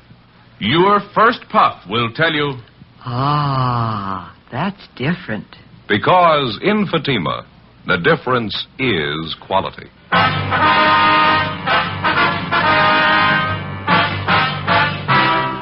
Dragnet, the documented drama of an actual crime. For the next 30 minutes, in cooperation with the Los Angeles Police Department, you will travel step by step on the side of the law through an actual case transcribed from official police files. From beginning to end, from crime to punishment, Dragnet is the story of your police force in action. It was Wednesday, January 10th. It was cold in Los Angeles. We were working the day watch out of burglary detail. My partner's Ben Romero. The boss is Captain Wisdom. My name's Friday. It was 11:15 a.m. when we got back to the city hall. Captain Wisdom's office. Hi, Skipper. Hi. How'd you make out? Not too good. Same old story. Anybody in the house when the thieves broke in? Yeah, the children's nurse was there. She said the burglary took place about midnight. She was asleep in bed at the time. Uh-huh. The nurse said she woke up when she heard the thieves forcing their way in through a side door. She jumped out of bed, ran for the telephone in the hallway, and they grabbed her before she could reach it. Do her any harm? Well, a little, yeah. They tied her up, locked her in a closet. Same MO as the other job, Skipper. 3 men. Each of them wore gloves and a mask. They took all the furs and jewelry they could find, nothing else. Nurse give you the same general description on the 3 of them? Yeah, it's not going to help much. Said 2 of the men were tall, medium build, and one was short, heavy build. She was so rattled she couldn't even remember the clothes they had on. 12 jobs for the same gang in 3 months. We don't even have a good description of them. How slow can we move? Doing everything we can, Skipper. Excuse me. Burglary, Wisdom. Uh-huh. Not until 2 o'clock? No, that's all right. 2 o'clock sharp. Right. Bye. Just had an appointment canceled out. How about a cup of coffee downstairs? Yeah. I didn't even have a chance for breakfast this morning. Fine with me. You grab my hat, will you? Yeah, I'll get it. Here you go. Thanks. Guess you talked to the owners of the house, huh? The place was broken into last night? Yeah, we did. Mr. and Ms. Peterson. They got home a couple hours after the burglary, took a quick inventory. What did they find missing? Furs and jewels, same as the other jobs, almost $12,000 worth. It's the biggest haul yet. I don't have to spell it out for you. We need a break on this thing. We need it bad. More pressure from the front office, huh? Coming from all sides. The victims, their insurance companies, newspapers. They got a right to cry. Those thieves have been grabbing furs and jewels for 3 months. We're doing everything about it we can do, Skipper. Planning stakeouts, working our informants, running down every lead we can get our hands on. Covered every angle I can think of. They don't worry about the angles we cover. They want results. They want their property back. Yeah, go ahead, Skipper. Go ahead. Yeah. Now, how about the stuff they took on the job last night? You get it on the stolen property list? Yeah, it's all listed. That's one thing that really gets me. What are the thieves doing with all that stuff, the furs and the jewelry? We've had every pawn shop in the city on the alert since they started working. Checked on every possible outlet we know of, any place they could use to dump the stuff. They haven't turned up a trace of it. No results from those APBs you got out? Well, yeah, a few, but none of them have panned out. How about trying the cafeteria here? They got pretty good coffee. Well, yeah, that's a good idea. Why don't you 2 grab a table? I'll get the coffee. Right, Ben. Oh, hold the cream on mine, will you? Right, Skipper. How's this? Is this all right, Skipper? Yeah, it's fine. 3 chairs? Yeah. Okay. How about it Friday? You or Ben got any ideas at all? Well, there's one thing we wanted to talk over with you. We were kicking the idea around on the way back into the office. Uh-huh. Would you like a smoke? Oh, thanks. There you go. Last night we were comparing the different stories we got from the burglary victims. Yeah, light. Thank you. You get a light all right? Yeah, it's all right, thanks. Go ahead. Well, that's one thing that all their stories seem to have in common. Now, that's counting all 12 victims. Yeah, what's that? Well, let's see. I got a piece of paper here. I got it all figured out. Yeah. We know all the victims are fairly wealthy people. They go out quite a bit, parties, nightclubs, things like that. Yeah. None of them were at home at the time the burglaries were pulled. That's right, yeah. Here you go. There's your skipper. No cream, thanks. Joe. Thank you very much. I was just telling you, Captain, about that idea we were talking about on the way back in. Yeah, well. All right, so none of the victims were home at the time of the burglary. Where does it go from there? Well, for one thing, we all pretty much agree that there must be a finger man working with the gang, don't we? Somebody who knows the victims aren't home. Somebody who also knows the victims aren't wearing the furs or jewels on that particular night, is that right? That's right. We've been going on that assumption. Now, the question is, who's the finger man? Well, that's what I'm trying to get at here. Ben and I compared the victims' stories. We found out that in every case, each of the victims had been out in some public place from 3 to 5 days before the night of the burglary. Now, at that time, every one of them wore furs and expensive jewelry. Yeah. Why don't you read off some of those examples we got there, Joe? Okay. Well, here's the first one. Mr. and Mrs. Charles King. Now, on December 10th, they went to a nightclub out in Hollywood. Mrs. King wore a fur coat and quite a bit of jewelry. On December 14th, they went out to a theater. They didn't dress up at all. They left the furs and jewels at home. That's the night that their house was burglarized. And this same pattern shows up in every one of the victim stories? No, it's not quite that close, but the same elements seem to be there. Here's another one, Skipper. Let's see. Mr. and Mrs. Lyons. November 20th, they went to a big party at a restaurant out on Sunset. Woman wore jewelry, expensive fur wrap. A week later, they went to a party at a friend's house. Mrs. Lyons left her furs and jewelry at home, and the same night, the thieves broke in. Yeah, that's a pretty good angle. Now, how do you tie up all the loose ends? Well, I see that paper again, Ben. We got it halfway figured right here. Just before each of the victims was taken, they appeared in a public place, wearing the furs and jewelry. We've got a list of all the places, nightclubs, restaurants. There's about 6 of them here. So the finger man for the gang must be watching these 6 places. He spots the people with the expensive furs and jewelry and tips off the gang. They watch the house. Next time the people go out and the thieves see the woman isn't wearing her furs and things, and they move in. It's not a sure thing. We're just guessing, you understand? What do you think? Well, it sounds like a fair guess. Let's move on it. We'll have to cover each of those nightclubs and the restaurants. It's going to take more men, more time. Could be nothing but a blind alley. We got the men, we got the time. Let's try it. 10 p.m., Wednesday, January 10th. Our idea for stopping the burglary gang by reaching their spotter or finger man was put into operation. The half-dozen nightclubs and restaurants where we thought the spotter might be checking off richly dressed couples as future burglary victims were placed under strict surveillance. Managers and employees of each of the places were questioned. It went slow. The first week got us 4 leads to check out. They led nowhere. Any and all suspicious-looking persons loitering in or near the clubs and restaurants that we had staked out were questioned and checked out thoroughly. Another week passed, no results. In the meantime, on January 23rd, the burglary gang hit again, this time at a dentist's home in the Hollywood Hills. The maid, a Miss Ilsa Bergstrom, was the only one present at the time of the burglary. Ben and I drove out to interview her. It was soon before midnight. The Mr. and Mrs. was gone out. They were sitting with the television. The 3 men broke in the side door. Is that right, Miss Bergstrom? Yeah, the side door, I think so. They were sitting with the television watching. I hear this sound. I turn around, and the 3 men, they're right there in the room with me. I thought I could scream, but I couldn't. Well, do you remember what the men looked like, Miss Bergstrom? How they were dressed? I don't know. I was so much being frightened. One of them had a jacket on, I think. A dark jacket. The others, I don't know. Anything else about them that you noticed? Yeah, they had masks all over their faces. I couldn't see. I jumped up. I tried to scream, but I was so much frightened. What'd they do then, Miss? Yeah, they put a cloth all around my mouth so I couldn't make noise. Then they tied my hands and my feet, and they put me in the closet out there. Just about the whole way. I was kicking and hitting at them. Mm-hmm. Had you ever seen any of the men before, Miss Bergstrom? No, never before. Do you think you'd know any of the men if you saw them again? I shouldn't be sure. One of them, maybe I might know him. Well, how do you mean? Did you get a look at his face? Yeah, only it was very quick. When they was putting me in the closet, I was hitting and kicking at them. One of the men, I knocked his hat off. It fell on the floor. I pulled at the thing on his face, the mask. Almost it came off. Well, from what you could see, what did the man look like? Blonde hair, I can remember. It's not so much on top here. It's only on the side here. And there was right there by the forehead here, a scar going over that way. Yeah. Was he a big man, do you know, as big as the other two? No, he was a smaller man. He was bigger this way, fatter, yeah. He was so mad when I knocked his hat off, I thought maybe he'd kill me. They only put me in the closet, and then they closed the door. I could hear them upstairs going through the Mr. and Mrs. room. And you're pretty sure of the description you've given us, Miss Oh, Burson? yeah, the scar, the blonde hair. Not so much on top. I remember that. It was... Well, I was so much frightened, I thought he'd kill me. Now, after they locked you in the closet, they didn't come back? That's the last you saw of them? Yeah, they didn't come back to me. I could hear them moving around upstairs, and then I could hear them leave after a while. Like all night before the Mr. and Mrs. came home and found me. I was so much frightened. This thing wouldn't happen in Sweden. That's where I come from, Sweden. Yes, ma'am.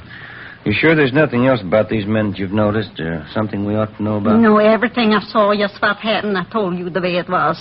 This never would have happened in Sweden, not like this, these robbers like this. Burglars, ma'am. Yeah, these burglars. I thought I'd be dead. Never would happen in Sweden like this. You mean you don't have burglars in Sweden? Oh, yeah, we have burglars. Well, then just how do you mean We have burglars, but they don't break in the house when somebody's there. They're a little bit gentlemen. That's so? Yeah, they wait till everybody's gone from the house, then they break it. Even burglars should be gentlemen a little bit.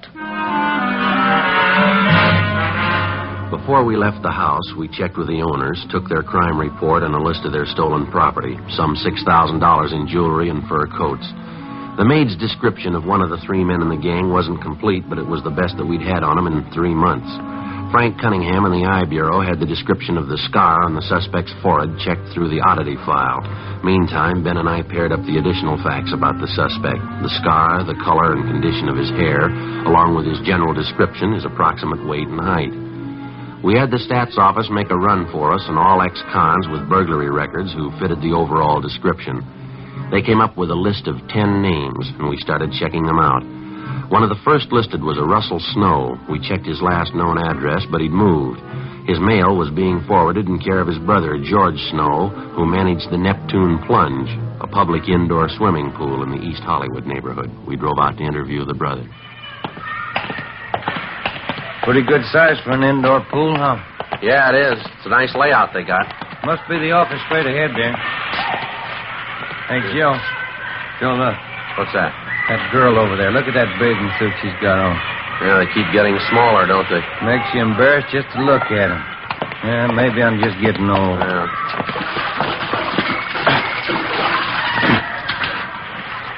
Yes, sir? We're looking for George Snow. Yeah, I'm him. Police officers, Mr. Snow, like to talk to you a few minutes if we could. Oh, yeah. Hey, let me grab a towel over there and get right off, though. Sure. Come on over. Pull up one of these deck chairs here. All right, Thank you very much. Well, what is it, officers? What can I do for you? You have a brother, isn't that right, sir? A Russell Snow? Yeah, that's right. Russ is my brother. Anything wrong? Well, we'd like to locate him if we could. Do you know where we can find him? No, don't think I can. Last I heard from Russ was about 6 months ago. Said he was going to take a job in Minneapolis. Not in trouble again, is he? Not that we know of. We'd like to locate him, that's all. I don't think I can help you much. Russ isn't much of a letter writer. Only time I hear from him is when he's in town. We've checked at the last place your brother was staying. They told us he left word to forward all his mail here to you. Is that right? Yeah, that's right. Russ asked me to take care of it. No letters have come through so far, though. Were you to hang on to his mail or send it on to him in Minneapolis? No, I was going to hang on to him. Russ said he'd picked up his mail next time he was through. As I say, that was 6 months ago. I haven't seen or heard from him since. Then you wouldn't know if he was actually in Minneapolis or not. But no, I wouldn't. Guess you know my brother Russell had a police record. Yes, sir, we do. He had that trouble a couple of years ago, that burglary rap. I think Russ learned his lesson. Are you your brother's only living relative? I mean, is there anyone else in town who might have heard from him? I don't know, officer. Excuse me just a minute. All right, kids, no running around the side of the pool, you hear? You slip and break your neck.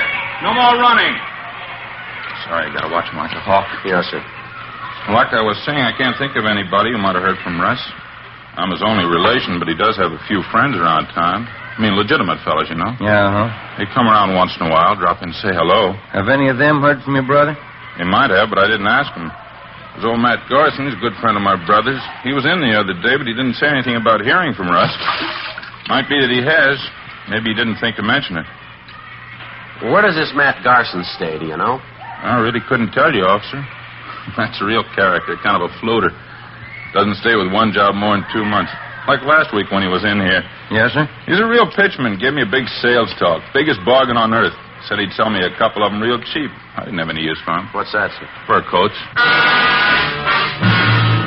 Before we left, George Snow gave us a complete description of Matt Garson, together with the names of 5 of Garson's acquaintances who might know of his whereabouts. When Ben and I got back to the city hall, we checked Garson's name and description through R&I. He had a record of 2 fairly recent arrests, but no convictions. Both arrests were for suspicion of burglary. We checked on Garson's last known residence. He'd moved, no forwarding address. His last place of employment was listed as the Park Tivoli nightclub out on Wilshire Boulevard. The Park Tivoli was one of the 6 places that we'd staked out as a possible working ground for the burglary gang's fingerman, a place where he could spot expensively dressed persons, check on their home addresses, and line them up as future burglary victims. Ben put in a call to the manager of the Park Tivoli to check on Garson's employment. What was that, sir? Last July. I see. Well, yes, sir, we'll probably be out tonight. Right, thank you. Bye. What'd you get? Garson worked out there all right, parking lot attendant. He quit last July. If he's the guy checking off the customers' furs and jewels, he's in a perfect spot. Yeah. Manager told me that Garson has a girlfriend. She still works at the club. Might be the answer, Joe. Well, how do you figure? She runs a hat check stand.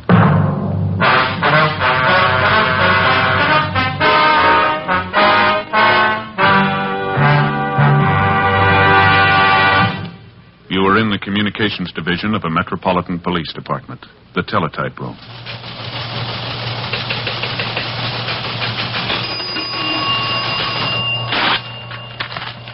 .43, LOS 52951, 12:03 p.m. APB, WMA 150, 5'6", dark hair, dark eyes, wearing gray suit, no hat. Suspect is wearing glasses. Heavy build, 22 years. Suspect is armed with blue steel revolver. Any information? Forward. You have just heard a teletype description of a suspect. This information will apply to many, but careful screening will eliminate all but one. You'll find the same is true when you examine king-size cigarettes. Yes, careful screening will eliminate all but Fatima. Compare Fatima. Fatimas are the same length as any other king-size cigarette, 85 millimeters. Fatima has the same circumference, 1 1/64 inches around. And Fatima filters the smoke exactly the same long distance as other king-size cigarettes. But in Fatima, the difference is quality. Fatima gives you extra mildness, a much different, much better flavor and aroma. You get all the advantages of extra length, plus Fatima quality, which no other king-size cigarette has. So compare Fatima yourself. Your first puff will tell you... Ah, that's different. Yes, in Fatima, the difference is quality. Buy Fatima. Best of all long cigarettes.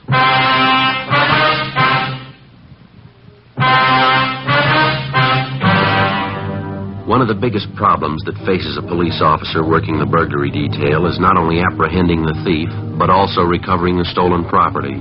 Dozens of criminals of this type will spend 5, 10, or even 15 years in prison if they know that on their release they will have a stake of thousands of dollars in stolen property which they've hidden somewhere to start over again with.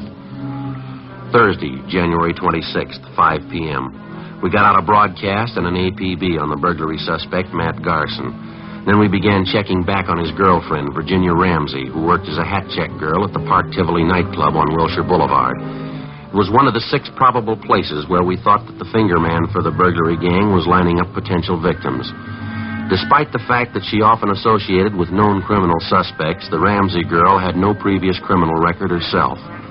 That night, after she reported in for work at the club, Ben and I checked her apartment. In one of the closets, we found 3 expensive fur coats. They were all identified as property taken in previous burglaries by the gang. In a strong box in the desk, we found a half a dozen pieces of expensive jewelry also identified on the stolen property list. Ben and I got in the car and drove to the Park Tivoli nightclub. Your hat, sir? Check your hat? Your name Virginia Ramsey? Yes, that's right. Police officers, Miss Ramsey. Like to talk to you downtown. Beg your pardon? I say we're police officers. Here's our identification. Like to talk to you downtown. What's it all about? I haven't done anything. Then there's no reason to worry. We'd just like to ask you a few questions, that's all. What about? A man by the name of Matt Garson. I understand you know him quite well. No, I don't know him. I don't even know what you're talking about. Want to get your coat, Miss Ramsey? We'll talk it over downtown, huh? I'm working now. Listen, I won't be off till 2 o'clock. I can't just walk off the job. We just talked to the manager. He's going to have one of the other girls take your place. Do you want to get your coat, please? All right.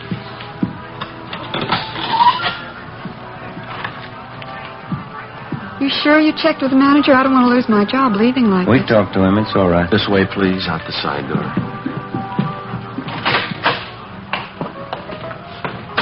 I'd like to know what this whole thing's all about. I think I have a right to know, pulling me off a job like this. We told you, Miss Ramsey. It's about a friend of yours, Matt Garson. He used to work here at the club, didn't he? I wouldn't know. A lot of people work here. I don't know them all. Why should you want him anyway? Do you know him? I think I might, yes. Not sure. Why do you want him? For interrogation. Just like to ask him a few questions. Why? You ready to admit that you know Garson? I think I might. Yeah, I know him.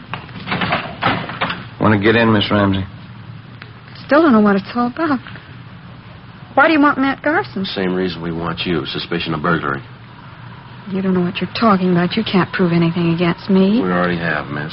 Huh? We found 3 fur coats in your apartment. There was some jewelry there, too. Those things are mine. Every one of them. They're all mine. All right, come on. You're wasting time. They're stolen property. You know that.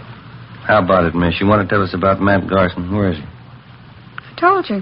Told you the first time. Yeah? I don't know him. 10 p.m. We drove the suspect, Virginia Ramsey, downtown to the city hall and took her to the interrogation room. We questioned her continuously until well past midnight. She refused to admit anything. We gave her time to rest a little and sent out for some food. Then we resumed the interrogations. 2 a.m. The Ramsey girl still refused to admit any connection with Matt Garson, his friend Russell Snow, or any members of the burglary gang. We stayed with it. By 4 a.m., we'd halfway convinced her that protecting the members of the gang wasn't the answer, that the best thing for her to do would be to cooperate. 5:30 a.m. Can I have a cigarette? Yeah. Here you are.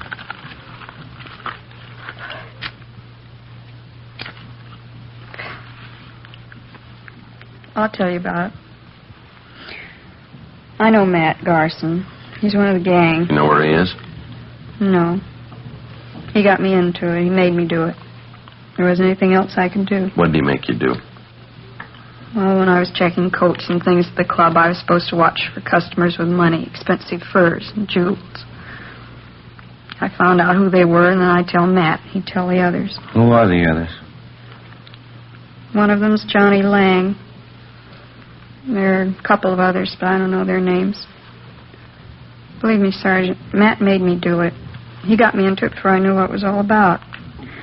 When I found out, he threatened to frame me if I didn't go along with him. Do you know where any of these men live, where they hang out? No.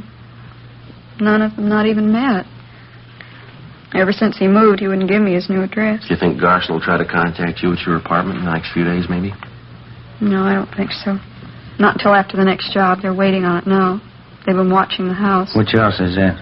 Place out in West Hollywood. Wealthy people. They were in the club about a week ago. And the gang's waiting for them to go out some night and leave their valuables at home, is that Yeah, that's right. Matt says it's an easy house to break into. He thinks it ought to be a cinch. Matt ought to know better. Huh? It's the easy ones you trip over. Before we booked her in on suspicion of burglary, Virginia Ramsey gave us the name and address of the people in West Hollywood who were supposedly the next victims on the burglary gang's list. Later in the morning, we drove out to see the people. A Mr. and Mrs. Thomas Thornton, told them the story and laid out our plans, which they agreed to. That night, the Thornsons left their home a few minutes before 9. They were simply dressed, no furs, no jewels. At 9:35, 3 men scaled a fence at the rear of the Thornsons' home and broke in through a side door. Right behind them was a detail of a half a dozen officers who moved in and made the arrest. The 3 suspects were taken downtown, where they were identified as Russell Snow, Matt Garson, and Howard Ferris. We searched their apartments their cars and garages. There was no trace of the stolen property. Each of the men were brought to the interrogation room separately for questioning. Matt Garson was the first. He denied any knowledge of where the loot was hidden. That's the truth. I don't know where the stuff is. I work for the outfit, that's all. You've been working for 3 months without a payoff. Is that what you're trying to tell us? Well, we haven't been turning over everything we got. We've been holding out half the stuff, selling it on the side. I just work for the outfit, that's all. That's not the way we get it, Garson. You're supposed to be the big man. You masterminded the deal. Me? Who told you that? Your girlfriend, Virginia Ramsey. We picked her up yesterday. She told us everything. What'd she tell you? You're the big man. It was your idea. You ran the works. What about it, Garson? Big joke, Sergeant, on both of us. What do you mean? You can ask the other boys. They'll tell you the same thing. We can prove it, too. There's only one boss in this operation. Yeah? Virginia Ramsey. For a 23-year-old girl, it seemed like a new record of some kind, if it was true. We checked the other suspects, Russell Snow and Howard Ferris. They told us substantially the same story. The Ramsey girl had formulated all the plans and directed the entire operation of the gang since its inception. They insisted that they had no idea where the stolen property was hidden, but they did know that the Ramsey girl had a safety deposit box in a downtown bank. We made a canvass of banks in the downtown area, and a day later we located the safety deposit box listed in Miss Ramsey's name. We obtained a court order, and the box was open. In it, we found practically all of the stolen jewelry, almost $50,000 worth. Ben and I went back to the main jail, where we had Virginia Ramsey signed out for interrogation. We brought her to the interrogation room, where we confronted her with the evidence. I didn't think you'd find out. I didn't think you'd ever find out. How about the furs, Miss Ramsey? I got the key. You can have it. I rented a private garage. I got them stored in there. All of them? Just about, yeah. You picked up the others in my apartment. How'd you manage to run this whole operation? Those men you had working for you, you cut them in for practically nothing. They were experts, the best in the business. That's why I hired them. They were the best. It's too bad. Should have worked out. Too bad it didn't go. You had a pretty fair run. Wasn't half bad for me, was it? I'm only 23. First time I ever tried anything like it. What gave you the idea? I don't know. I wanted things. Pretty smart setup, though, don't you think, Sergeant? How's that? Wouldn't you say I played the whole thing pretty smart? Oh, I don't know. You figure it. What? You're in jail, aren't you?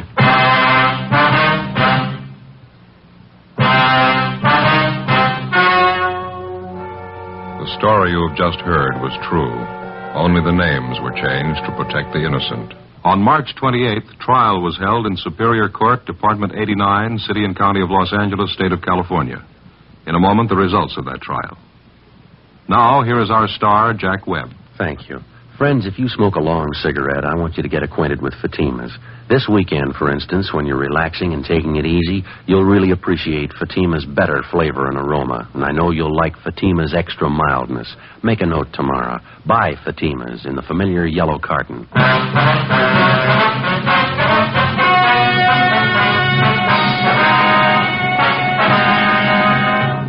23-year-old Virginia Ramsey, the leader of the gang, was tried and convicted on 4 counts of first-degree burglary and 4 counts of receiving stolen property. The 3 male members of the gang were convicted of first-degree burglary, also 4 counts. They are now serving their terms in the state penitentiary. First-degree burglary is punishable by imprisonment for not less than 5 years. Receiving stolen property is punishable by imprisonment for not less than 6 months, nor more than 5 years. Ladies and gentlemen, vacation time is here again, and a great many of you will be taking trips in your automobile. Danger is never absent from the highways of America. Be careful. The care you take may save a life, and that life may be your own.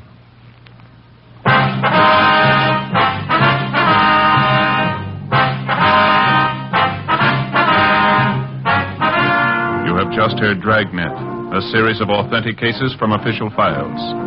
Technical advice comes from the Office of Chief of Police W.H. Parker, Los Angeles Police Department. Fatima Cigarettes, best of all long cigarettes, has brought you Dragnet, transcribed from Los Angeles. Stay tuned for Counter Spy, next over most NBC stations.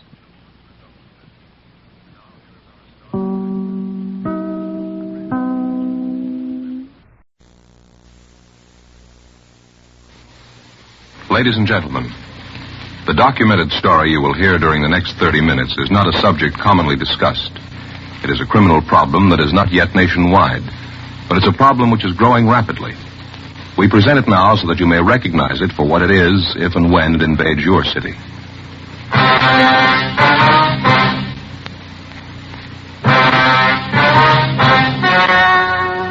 The story you are about to hear is true.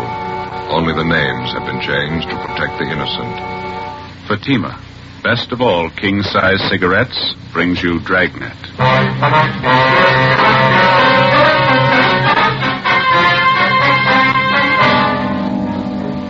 You're a detective sergeant. You're assigned to bunco detail. You begin to receive reports of a vicious new racket growing in your city, a television repair racket. The repairmen lie, overcharge, bill you for work not done, for parts not needed, for parts they don't install. Your job? Stop them. How does Fatima compare with other king-size cigarettes? Fatimas are the same length and circumference. 85 millimeters long, 1 1/64 inches around. And Fatima filters the smoke exactly the same long distance as any other king-size cigarette. Tell me then, how is Fatima different from other king-size cigarettes? In Fatima, the difference is quality. Fatima gives you extra mildness, a much different, much better flavor and aroma. Remember, Fatima has all the advantages of extra length, plus Fatima quality, which no other king-size cigarette has. So insist on the best. Smoke king-size Fatima. Best of all king-size cigarettes.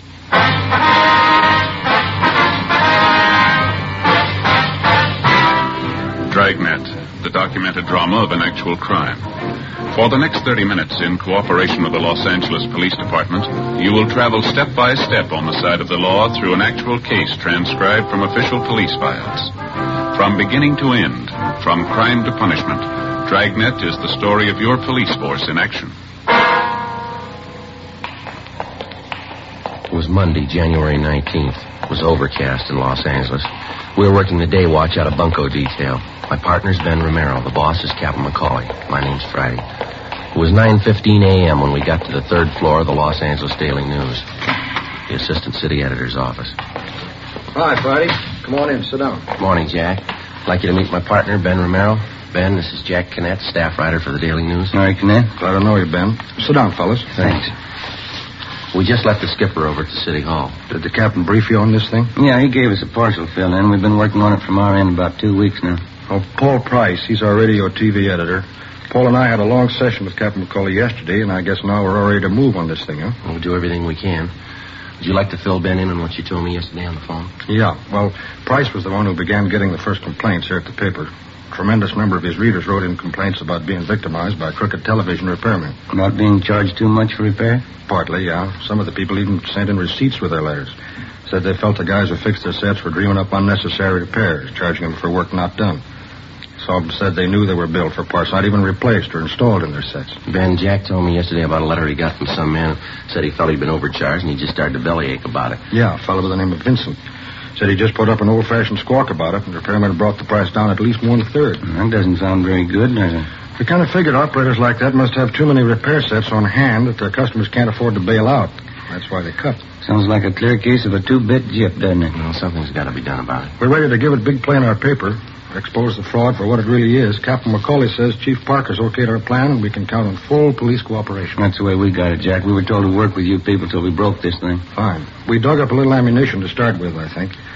Went around and interviewed about 15 different television repairmen in various neighborhoods, and about 3 out of 5 gave me the same pitch. Well, did they know you were with the newspaper? No, I told them I was a factory representative for a new kind of rosin core solder company. And I was taking orders. Yeah. Naturally, I dropped into different stores, shot the breeze with them, and they didn't seem to get wise. A couple of them even placed orders for the SAR. Well, what'd you find out? Well, I just wanted to try and get the general attitude of some of these gyp artists, and I really got an earful. One of the last places I hit was a tiny little hole in the wall out near Canoga Park. Uh-huh. As I say, about 2 out of 5 are honest, hard-working repairmen, and this fellow was one of them. Well, what are you getting at, Jack? For a while, this fellow worked for a guy that employed about 5 men in his shop. Yeah. Finally quit him because he didn't like the way this big operator did business. Fellow's in the next office. I want you to hear it from him just as I got it. Excuse me. Yeah, okay. Hank, will you come in, please? Sure, Mr. Knapp. This is Hank Coulter, Sergeant Friday, Sergeant Ben Romero, Police Department. Hi. Hank, I wonder if you'd tell these officers a little of what you told me about Kilgore TV specialist. All right. Now, suppose I'm a customer and I come into Kilgore's. I don't like the size of my repair bill. What were you instructed to say? Well, we generally tried to talk him out of any complaint. Suppose I complained about all the multiple charges. I wanted an explanation of the work you did. What then? We just tell you that it wouldn't do any good to explain. You wouldn't understand all the technical stuff anyway. Mm-hmm. Tell us Kilgore's attitude with the customer. You mean about the loose wire stuff? Yeah, please. Well, Kilgore used to tell us that if we only charged 50 cents for fixing the loose wire, the customer wouldn't believe we really fixed his set, so we used to charge quite a lot more. Well, how much more, for example? For a nickel's worth of wire, we'd usually charge $4.75. Pretty fair profit. Yeah, it's a real rob. What else can you tell us, eh? Well, we'd never let a customer watch any of the TV repair job. Mm-hmm. For example, if a customer calls and says he thinks the tube's blown out and it'll only be a simple replacement job in his home, and we'd tell him the parts are getting hard to get, and we'd have to take his set into the shop and charge him a higher rate because we had to pay black market prices for the tube. Was there any truth in that? I mean, about the tubes being hard to get? Not much. Some of them are getting a little hard to get, but we never paid any black market prices at Kilgore's. We just slugged the customer, that's all. Tell them about how you used to swap parts on a new set, Hank. Well, we'd lots of times pirate a new tube for one not so good. One not so good we put in a set with a bad tube. Yeah. Then the bad tube we'd exchange at the factory under a 1-year guarantee.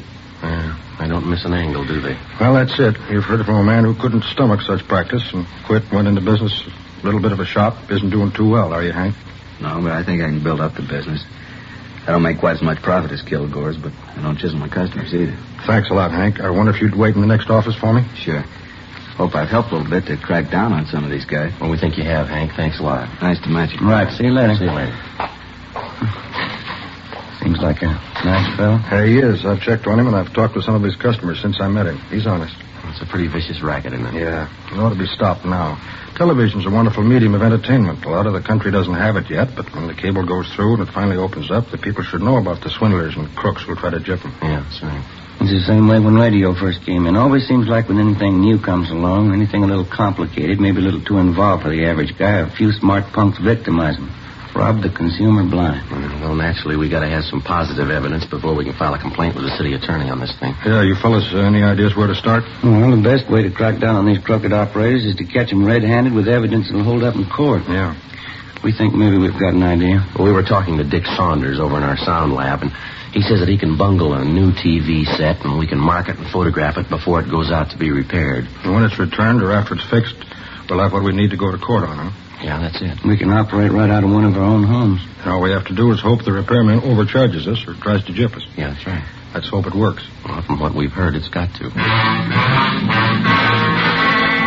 a.m. The staff writer, Jack Canet, Ben and I drove back downtown. On the way, it was decided that we'd use Canet's home as the place from which to operate. It was centrally located and in an average neighborhood. When we got back to our office, we contacted one of the local television dealers and asked for the loan of one of their sets.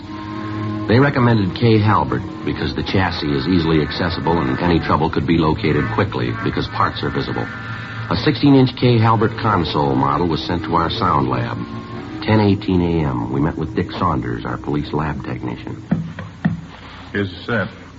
16-inch console model, serial number C2817901. What have you done to it, Dick? Well, first off, I tested the set and it performed perfectly. It's a good set. Brings in a fine picture, see? 20. Test pattern's fine, huh? Yeah, it's good. Tested all the tubes, all okay. How are you marking the set? Yeah, I'll show you. Get a tube out of here. Now, if you look closely here at the base of the socket, see it? What's that? This is it, isn't it, Dick? A little tiny dot of green paint? Yeah, that's right, Ben. Mm-hmm. I'm marking every part of the set with this tiny green dot. Looks good.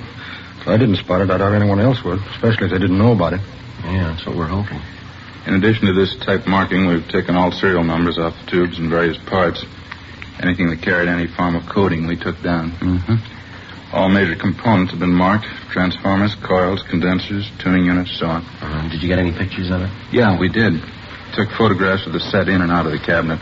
Took them from 4 different angles just to be sure we were well covered. Well, how did you bungle it? Well, here's what I did. To put the set out of commission, I burned out the filament of the 5U4G low-voltage rectifier tube. What's the cost of that particular tube, Saunders? Well, this tube ordinarily retails for $1.65. Mm-hmm. Well, what does that do to the set? I mean, burning out the tube. By burning out that filament, we cause the sound and picture circuits to be completely inoperative. Well, it won't work at all until that particular tube is replaced by a good one, isn't it? That's right, Joe. Well, how big a job would it be to trace the trouble? Well, it could easily be detected by casual observation or by noting that the tube normally very hot is cold. How much time would you say it'd require to make a repair like this? Oh, I'd estimate not over a half hour would be required to place this set in operating order. Half hour, huh? Okay, thanks a lot, Dick. You going to take care of getting the set out to Canette's home right away? Yeah, we have his address right here. We'll get it right out. All right, fine. If you can, try to get whoever repairs this set to give you an itemized bill of all work done and parts installed. Right. In case you call more than one outfit today, here's an extra bad 5U4G tube. Thank you, Dick. Anything you'd like to know? No, I think that about covers it for me. Jack? One more thing. I was just wondering, if somebody spots the trouble right away and replaces the tube, what do you think they ought to charge, Dick? Labor and all.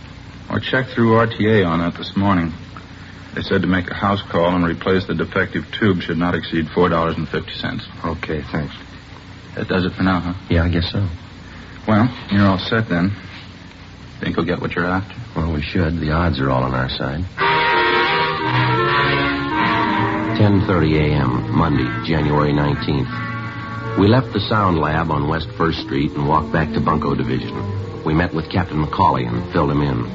We gave him the newspaper man Jack Canette's address and told him he could reach us there. The console model television set was delivered to Canette's home and properly installed. When we arrived at his home, we started going through the yellow classified section of the phone directory.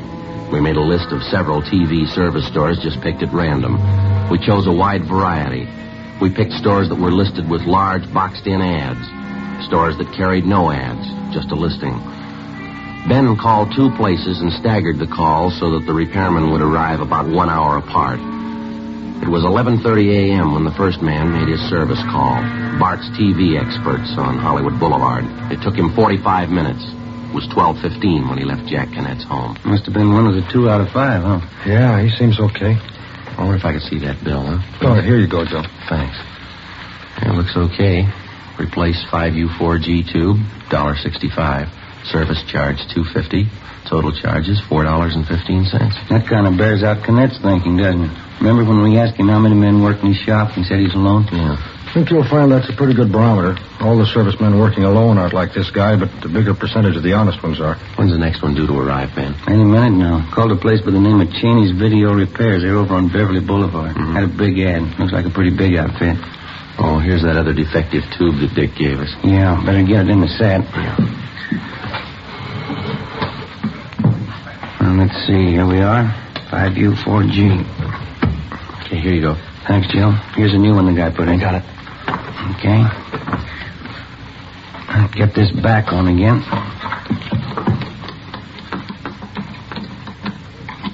Okay? Yeah, fine. Better turn it on to make sure it's not working. I got it. How about the tube, Ben? Can you see? Is it lighting up? No, not yet. I'll push the set back against the wall. We better leave it on for a while, Jack, just to make sure, huh? Yeah. There we are. I gave you the other tube? Yeah, I got it right here in my pocket. Right. I'd like to try something if you fellas think it'll be okay. What's that, Jack? I got a good little camera, like a 3F, candid. Mm-hmm. I think maybe if I turn all the 3-way lamps up to full, use a AAA fast film that's in the camera now, maybe we can grab some shots of the guy while he works. What do you think? Well, if you're careful, don't let him get wise. Maybe you ought to shoot some of all of us just so he doesn't think anything about it. Huh? Yeah, that's what I figured. I'll just sit down on that chair over there by the set, make him think I'm just testing or something. Mm-hmm. I think I can bring it off without arousing any suspicion. Okay. If I get anything, the guy's out of line, we'll run the shots in the Daily News. What do you figure on doing, Jack? You going to run a series on the TV repair racket? Yeah, that's the plan. Lee Payne, he's our executive editor. He thinks it's high time somebody exposed the swindle in the paper. Mm-hmm. That'll be the next service, man. I'll let him in. Right. Better turn off the set, huh? Yeah. Television repair? That's right. I'm from Cheney's on Beverly Boulevard. Oh, yeah. Now, come on in. Thanks. Oh, what seems to be the trouble? We don't know. Set's right over here. Oh, thanks.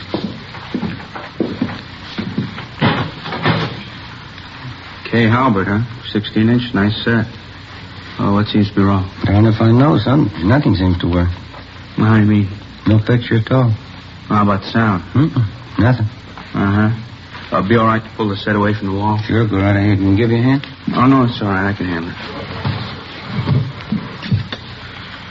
Well, I got some tools out.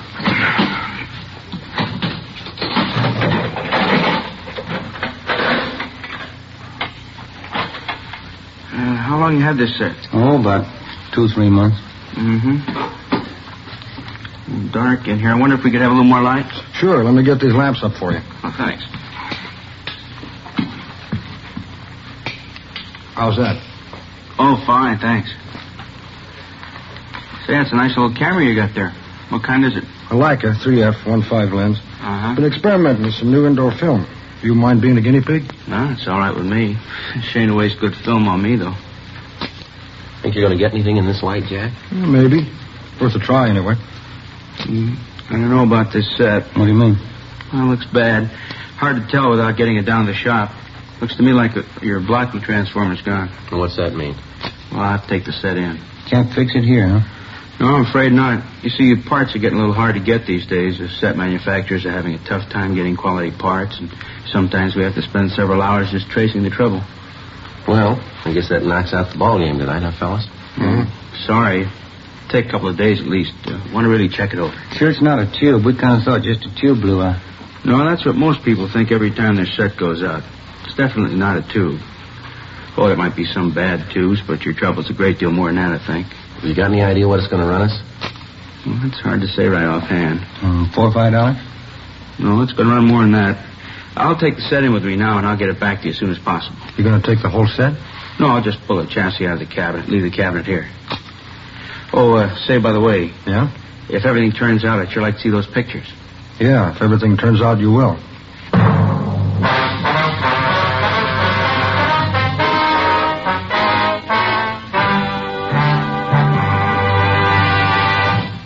You are listening to Dragnet, authentic cases from official police files. Now, let's look at our Fatima files. Listed under B, Bella.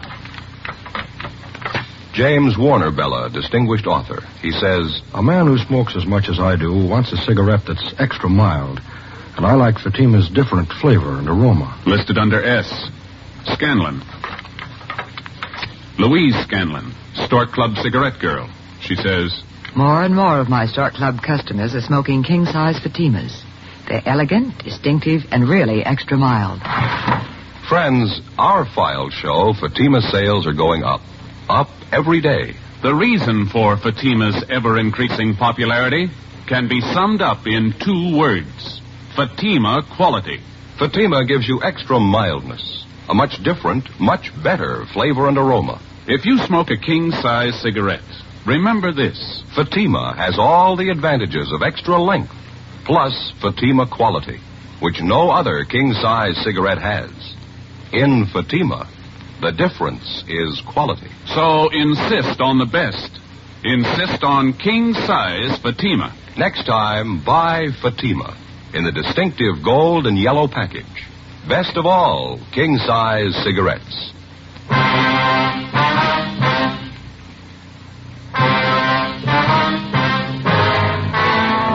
Thursday, January 22nd, 9:30 a.m. The TV set was returned to reporter Jack Cannett's home after having been repaired by a servicing company called Cheney's Video Repairs. We found that the man who had come to Cannett's home to make the service call was Robert V. Cheney, the owner of the service outfit. Well, as soon as the set was returned, we called the sound lab and had it picked up and taken downtown. Sergeant Marshall Zeno, who was working with us out of Bunco detail, called and said that Dick Saunders had finished his investigation and wanted to see us right away. 10:30 a.m. We went down to West 1st Street, the police sound lab. Saunders went over his findings with us. Here are the photographs before and after. Mm-hmm. Before we go over these, let me show you what we found out about your repair job. Okay. Over here. Mm-hmm. Here's that receipt Cheney gave you when he returned the set. Yeah. Here's what the repair bill states. Replaced vertical blocking transformer, replaced 5U4G tube, 6AU6 tube, and 12AU7 tube. And the charge was $32.50. Plus 98 cents tax, or a total of $33.48. Well, how does that break down, Dick? Well, it appears that the 98 cents tax was for $28 worth of material used in the repair. Mm-hmm. Did they really put in all that stuff? You got yourself a prize package in that outfit. All they did was to replace the 5U4G tube. That's all they did, huh? Yeah. Here's the capper. The 5U4G is a war surplus tube, but it works okay. What else did you find? According to the photographs and coding system, no vertical blocking transformer, 6AU6 tube or 12AU7 tube were replaced. Let's get back to the photos here. Here, you can take these along for your package. Thanks, Dick. You can see in the set here. Yeah? Let me show you. See, this tube is the only part mentioned in the receipt or otherwise that doesn't carry our green paint coding system. Yeah. Let me turn the set around here. All right. Joe, try the channel selector here. Oh, this? Yeah, that's the tuning knob to bring in the stations. Channel selector, they call it. Turn it. Okay. Falls off pretty easy, doesn't it? It sure does. Here, Dick. Thanks. They left out the spring clip in here. It should have been put back in because that's what holds the knob secure to the shaft. I've had that happen on radio sets. Yeah, sometimes they're a little stubborn to put back in, but a good repairman would never leave it out. Yeah. Something else here. Trying to set around the back again. No, I'll get it, Dick. Oh, thanks, Ben. See here? See how loose the chassis is in the cabinet now?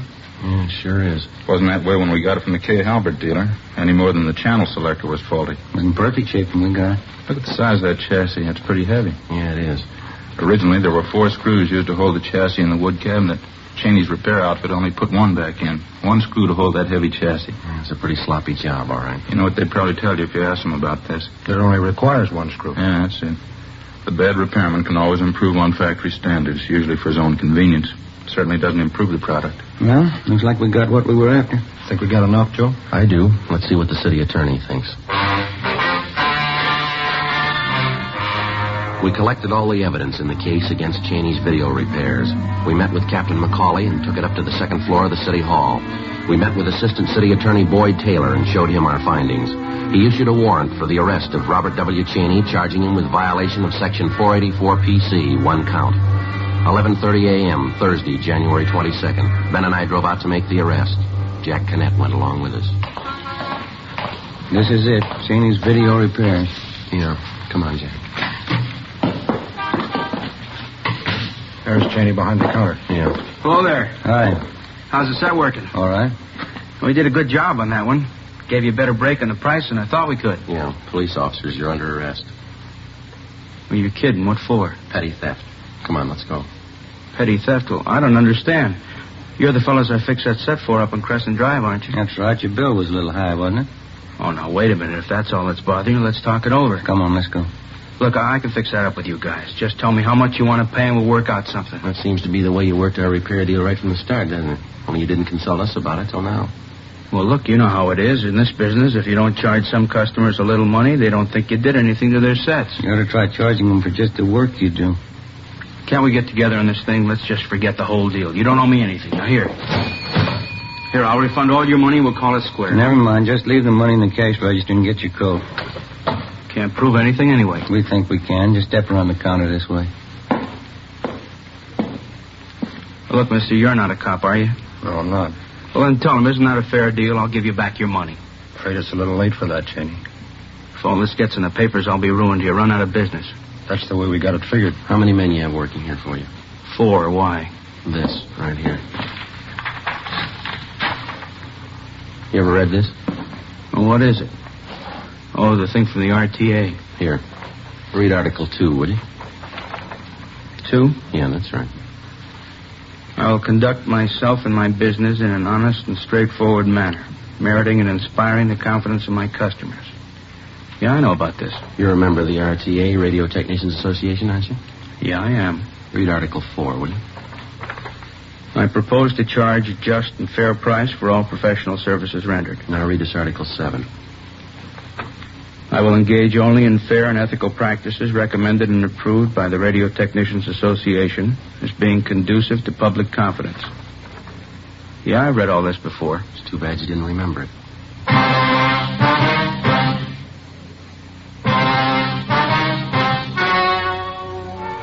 The story you have just heard was true.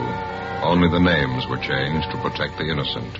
On April 15th, trial was held in Superior Court, Department 82, City and County of Los Angeles, State of California. In a moment, the results of that trial.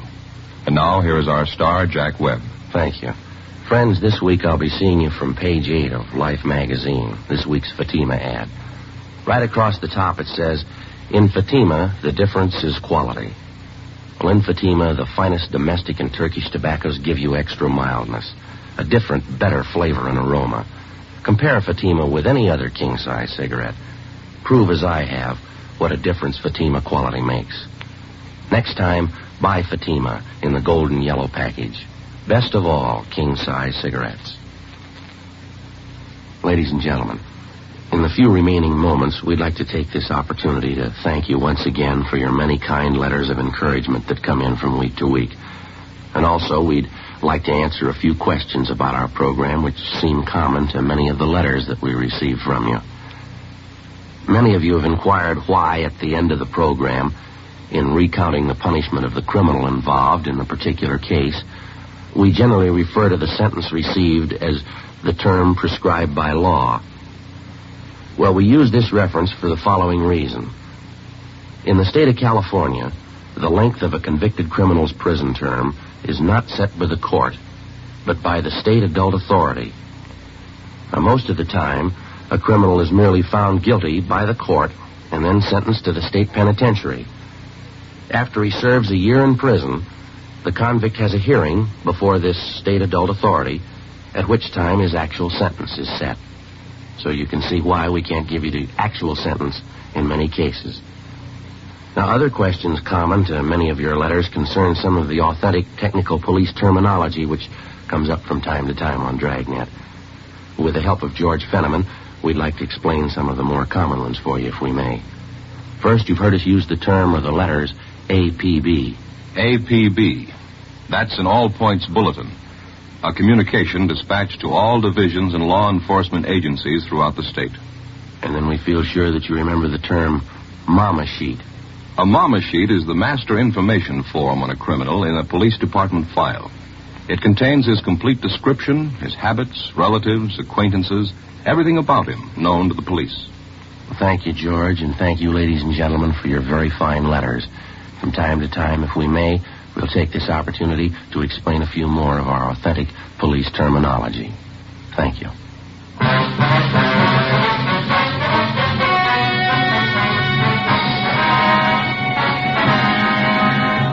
Robert W. Cheney, owner and operator of Cheney's Video Repairs, was tried and convicted on several counts of violating Section 484 PC, petty theft. He was fined $200 and received a sentence as prescribed by law. Petty theft is punishable by imprisonment in the county jail for not more than 6 months. Ladies and gentlemen, Dragnet wishes to thank the Los Angeles Daily News and its feature writer, Jack Webb, for their valuable assistance in preparing this case for presentation. It is our combined belief and knowledge that not all television repair servicemen are dishonest and unscrupulous in their practices. A great percentage of these technicians are forthright and conduct their business in strict compliance with the code of ethics. It is these men who, when informed of the unfair conditions that exist in their trade, will drive the dishonest and crooked from their profession.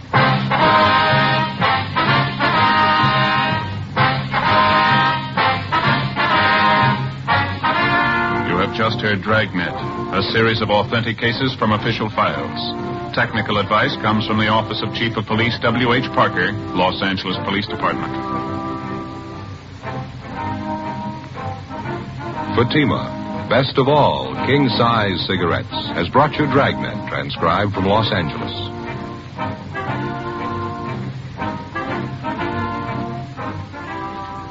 It's the Silver Jubilee on NBC. For 25 years, NBC has been bringing you the very best in radio entertainment. Listen now to another exciting story on Counter Spy coming up on NBC.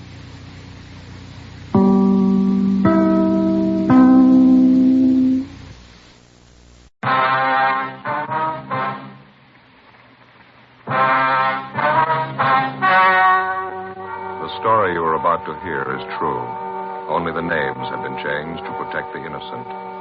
Fatima, best of all king-size cigarettes, brings you Dragnet.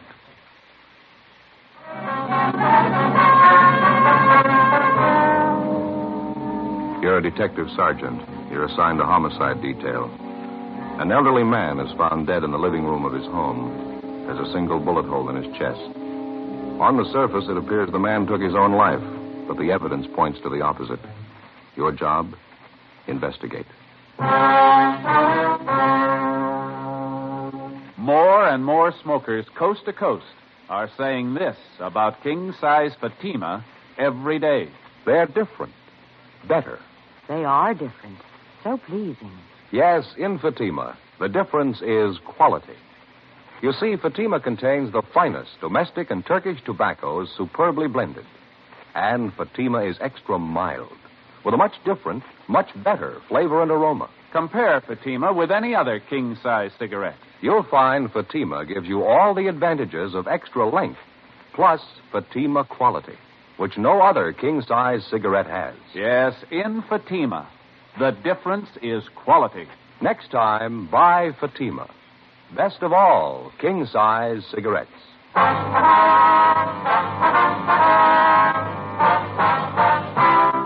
Dragnet, the documented drama of an actual crime. For the next 30 minutes, in cooperation with the Los Angeles Police Department, you will travel step by step on the side of the law through an actual case transcribed from official police files. From beginning to end, from crime to punishment, Dragnet is the story of your police force in action. It was Wednesday, January 10th. It was cold in Los Angeles. We were working a day watch out of homicide detail. My partner's Ben Romero. The boss is Thad Brown, chief of detectives. My name's Friday. It was 8:25 a.m. when I got to the police academy, the doctor's office. Morning. Morning. Can I help you? I'm checking in for my annual physical. Oh, okay. All right. Let's see here. Name? Joe Friday. Let's see. Friday, just like the day of the week? Yeah, that's right. Friday. Can't seem to find it. You sure you were notified? Yeah, the teletype was posted in the office a couple of days ago. Annual physical exams. My name was right near the top of the list. Friday. Huh. Oh, yeah. Yeah, here you are. Joseph Friday. That's it, yeah. Well, all right, Friday. Let's get your name down here. Okay. Your age? 34. Where do you work? Central Homicide. Serial number? 2288. 2288. Okay, Friday, you want to step this way? All right. Slip off your shoes, your coat, and shirt. Okay. Well, they keeping you busy? Oh, pretty busy, yeah. 4,500 men in the department. Everyone has to have an annual physical. Mm-hmm. Better get you weighed and send you along inside. Doc's probably ready for you by now. Okay. Over here. Oh, never fails. Dr. Vance's office. Who's that? Oh, yeah, just a minute. It's for you, Friday, your office. Oh, thank you. Friday talking. This is Ben, Joe. You about through over there? No, not quite. I haven't seen Doc Vance yet. What's the matter? Dead body call out by Westlake Park. Radio car's out there now. No one else in homicide to handle it? Not right now. They're pretty busy. No use you coming back to the office. Why don't you meet me out there? It's 9320 Laurel Lane. All right, just a minute. Have that pad, Doc. Thank you. 9320 Laurel. I got it. What's the story? Old man was found dead in his living room, bullet hole in his chest. Hmm? Men in the radio car said at first it looked like the old man had killed himself. They're not so sure now. How do you mean? They think he had some help. 8:45 a.m. I left the doctor's office at the police academy and drove to the Westlake area where I met Ben in front of the cottage where the dead body had been found. We went inside and checked with one of the men from the radio car who was standing by. The dead man was identified as Martin Latimer, age 68, a retired owner of a couple of neighborhood grocery stores in the city. He was lying sprawled on his side on the floor.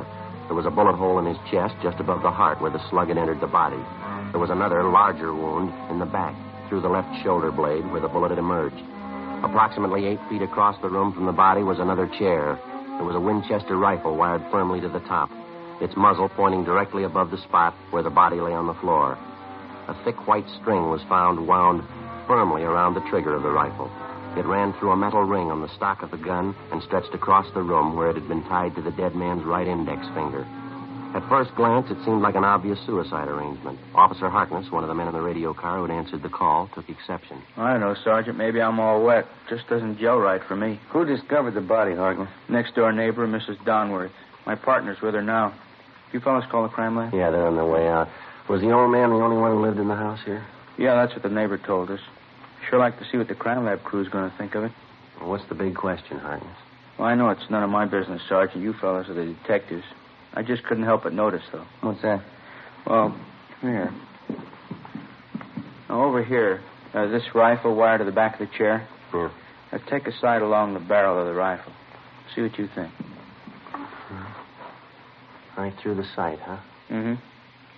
Pointed right above the armchair over there, isn't it? It's in a straight line with the body. Well, that much fits. The old man pulled the string tied to his index finger, and it set off the trigger. Took the slug through the chest, right? Yeah, that's what I figured. Now, here, take a look at the wall directly behind the old man. Yeah? The slug went clean through the body, we know that. Through the chest above the heart, then out through the shoulder blade. I see what you mean. Now, here, now, take a look at this wall here. Got a mark on it. Yeah. One thing, sure, if the old man was shot in that position, the slug had to come this way. Well? Pass through his body right about this height here. Uh-huh. We ought to find a bullet hole in this wall. Right around here. Yeah, it ought to be. Not a trace of a slug here. Not much chance it could have been deflected, do you think? Well, that's what I thought. It's a 30-30 Winchester, enough power to go through a couple of plaster walls. Well, we know the slug went through the body. It's got to be somewhere in one of these 4 walls. Take a look over here and see what you think. All right. Down here near the corner of the wall. Where? Well, right here. Yeah, it looks like it. Ben? Something's out of kilter. The rifle never could have thrown the slug this far down on the wall. Not the way it's wired to the chair there. And besides that, it's way out of line. At least 4 feet, the way I figured here. Well, I know it's none of my business, Sergeant. I couldn't help but notice it, though. You want me to stand by outside? Yeah, okay, if you will. Would you mind checking with your partner? See if we can have that neighbor lady brought over for questioning, will you? Right, I'll check with him now. Oh, thank you. Sure. I'm going to take another look at that rifle. Well, it sure doesn't add up too well, does it? Even if the old man jerked the gun when he pulled the trigger with that string arrangement, the slug couldn't have passed through his chest, out his back, and then hit the wall where it did. Well, stand just behind the body, will you, Joe? See if it's possible to line it up. All right, what about here? That look about it to you? Yeah, that's good. Let me see here. No, not a chance, Joe. It's way out of line. That's the gun that killed him. The old man didn't pull the trigger. Not from there, anyway. Well, there's one other chance. Yeah? Somebody pulled it for him. Lieutenant Lee Jones arrived with his crime lab crew and went to work. We put in a call to the coroner's office, and then the dead man's neighbor, Mrs. Elsie Donworth, was brought over for questioning. She was a chubby, matronly lady, about 45. She told us she'd been a neighbor to the aging Martin Latimer for more than 10 years. I take it you knew Mr. Latimer pretty well, ma'am. Yeah, I suppose. Didn't have any relatives, poor man. All alone. He was in the grocery business for years. He made some nice money, I guess. Retired about 8 years ago, sold both his stores. Had an income from a mortgage on one of them. $150 a month. Yeah, he was very comfortable. Wasn't a penny pincher at all, but he was thrifty. It was the same way with my husband, Claude. He used to say, take care of the dimes and the dollars will take care of themselves. Well, Mrs. Donworth, can you think of any reason why Latimer would want to take his own life? Oh, I suppose. And poor old man is getting along in years. For a long time there, he was afraid he was going to die with cancer. Is that so? Did Mr. Latimer have cancer, do you know? Oh, no. He kept thinking he was going to die with it. Could you come next door to my place while I get some of my laundry out? We could talk there. It's just across the yard. All right, ma'am. That'll be fine. Hey, do you want to tell Lee Jones will be next door, Ben? Guess you better let Harkness know, too. Yeah, right. I'll tell him. Thank you. About that cancer business, officer, Mr. Latimer was always talking about it. Yes, ma'am. He finally went to a doctor about it. That was last week only. He came back and he told me the doctor said for him not to be so silly about it. He was a well man in good health. When was the last time that you saw Latimer, ma'am? Day before yesterday. Oh, we laughed and joked over the bad things. Poor old man. He had such a nice smile. Reminded me a good deal of Claude. That was my husband. Well, I'd like to have your honest opinion, Miss Donworth. Do you think Mr. Latimer killed himself? Well, I suppose that rifle in there, that terrible contraption. Joe, I wonder if I could talk to you a minute. Yeah, okay. Would you like to go on ahead over next door, ma'am? We'll be right with you. All right, officer. Thank you very much. We'll be right there, ma'am.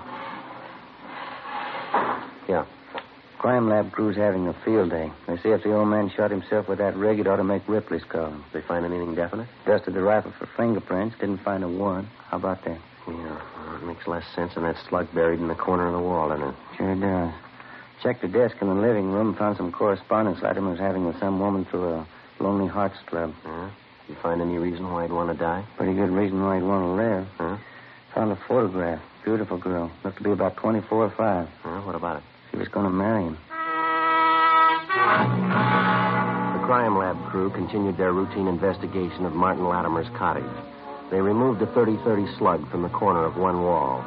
Ben and I went next door to question the neighbor, Mrs. Donworth.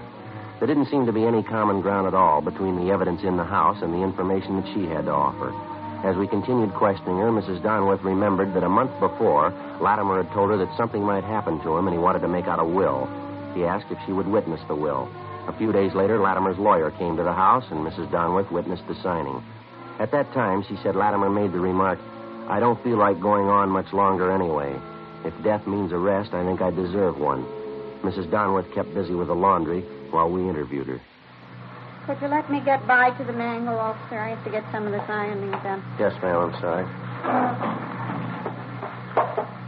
I'm afraid there's one thing I don't remember you telling us, ma'am. Did you hear anything out of the ordinary going on next door or this morning or last night? No, nothing I noticed anyway. Officer, did you see that knob on the washer, the one on the left? Oh, you mean this over here? Yeah, just lift it up and turn it around to off, please. It says off right there in the dial. Yes, ma'am, I see. There you are. Yeah, thanks. No, there was nothing I heard from next door to remark about. Of course, it's so noisy around here that time of morning you can't even hear yourself think anyway. How's that, ma'am? Trucks passing by up and down every morning. They're not small trucks either. They start in at 6 a.m. and they rattle past for 2-3 hours, please. The first good explanation we've had on this thing. Could you give us the names of some of the other people on the street who knew Mr. Latimer pretty well, Mrs. Donworth? Yeah, I suppose. I don't think any of them knew the poor old man as well as I did. Most of them are younger folks, parties and things. When you get up around 65 or past it, like Mr. Latimer, parties don't mean so much anymore. Yes, ma'am, I understand. Yeah. Just a nice, quiet home with a good heating system. Good books on the shelf. Good man around the house. Is that all you can ask for? Yes, ma'am. Well, thank you very much. We'll leave our card here in case you want to contact us for any reason. All right, officer. There's one more thing, Mrs. Donworth. We understand Latimer was corresponding with several women through a Lonely Hearts Club. Did he ever mention that to you? No, he never did. I found out from the mailman. He's a regular gossip. Uh-huh. And Latimer never mentioned any of the women that he corresponded with, is that right? Well, I pretended I didn't even know about it. He never brought it up. Don't understand why he'd want to meet a lady that way. All most of them are looking for is a man with money so they can quit work and lay around the house. Well, thanks again, Mrs. Donworth. It's been very helpful. Yeah. Poor old man. I wonder what made him write letters after silly women. Little good they'd have done him. He wrote letters all over the country. Mm-hmm. Getting tired of working myself. Could have saved the postage, too. Beg your pardon? I was right next door. Would have married him in a minute. We left Mrs. Donworth's house a few minutes past noon, and we went back next door to Latimer's cottage. The crime lab crew had finished their investigation, and the deputy coroner arrived. He took the body downtown for autopsy. We talked over the crime lab findings with Lieutenant Lee Jones, and he felt the same way that Ben and I did. The theory that Latimer had shot himself to death was possible in many respects, but it was far from plausible. We checked through Latimer's correspondence with the women that he'd contacted by mail through the Lonely Hearts Club. Especially the young girl he obviously intended to marry, judging from his letters to her. Her picture showed her to be a brunette, dark eyes, young, and very attractive. The inscription at the bottom read, "With love, Catherine."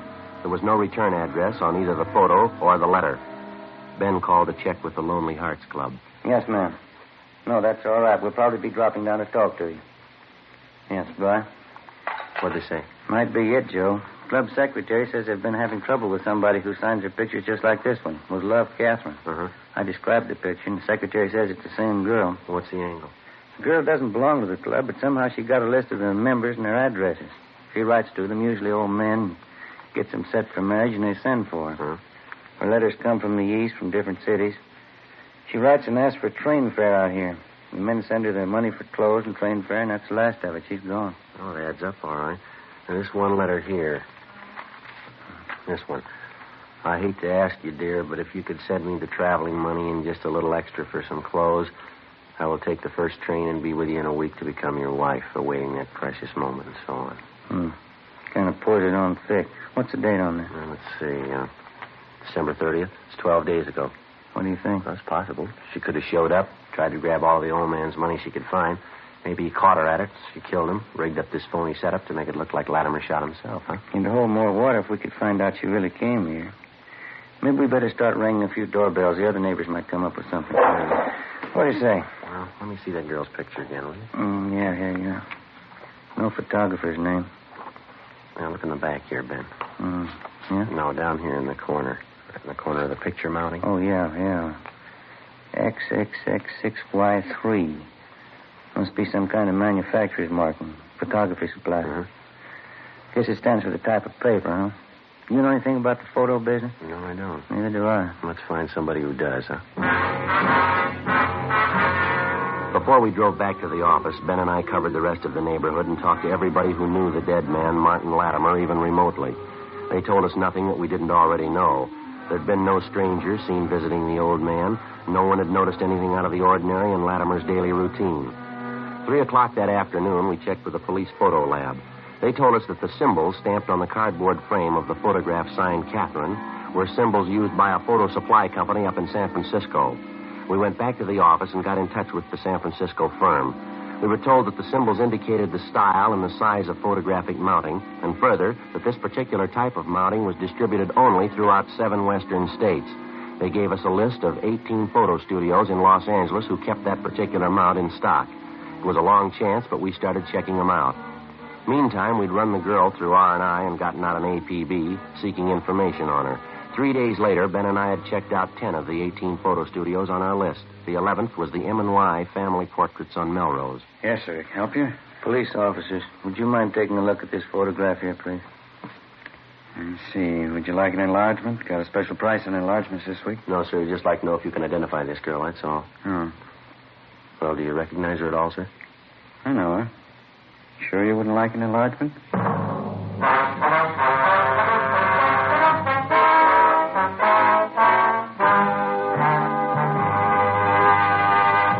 You're in a cruiser car of a Metropolitan Police Department.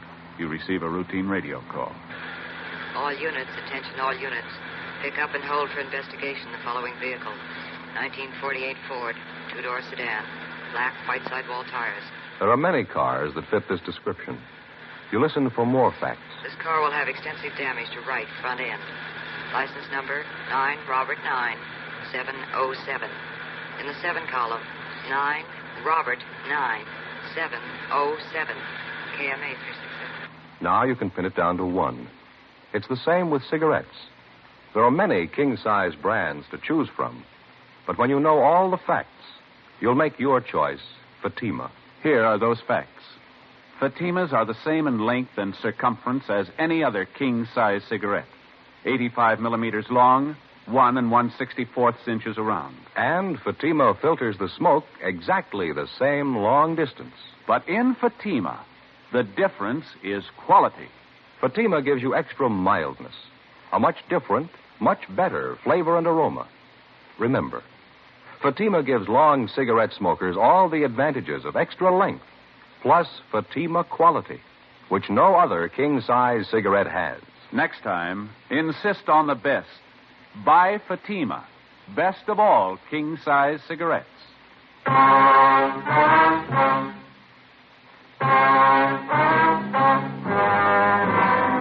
Saturday, January 13th, 1:35 p.m. We showed the photograph of the girl to the proprietor of the photo studio on Melrose Avenue, and he identified her as one of his customers. He told us her name was Doris Chambers. She was 22 years old and a postgraduate student in chemistry at the university.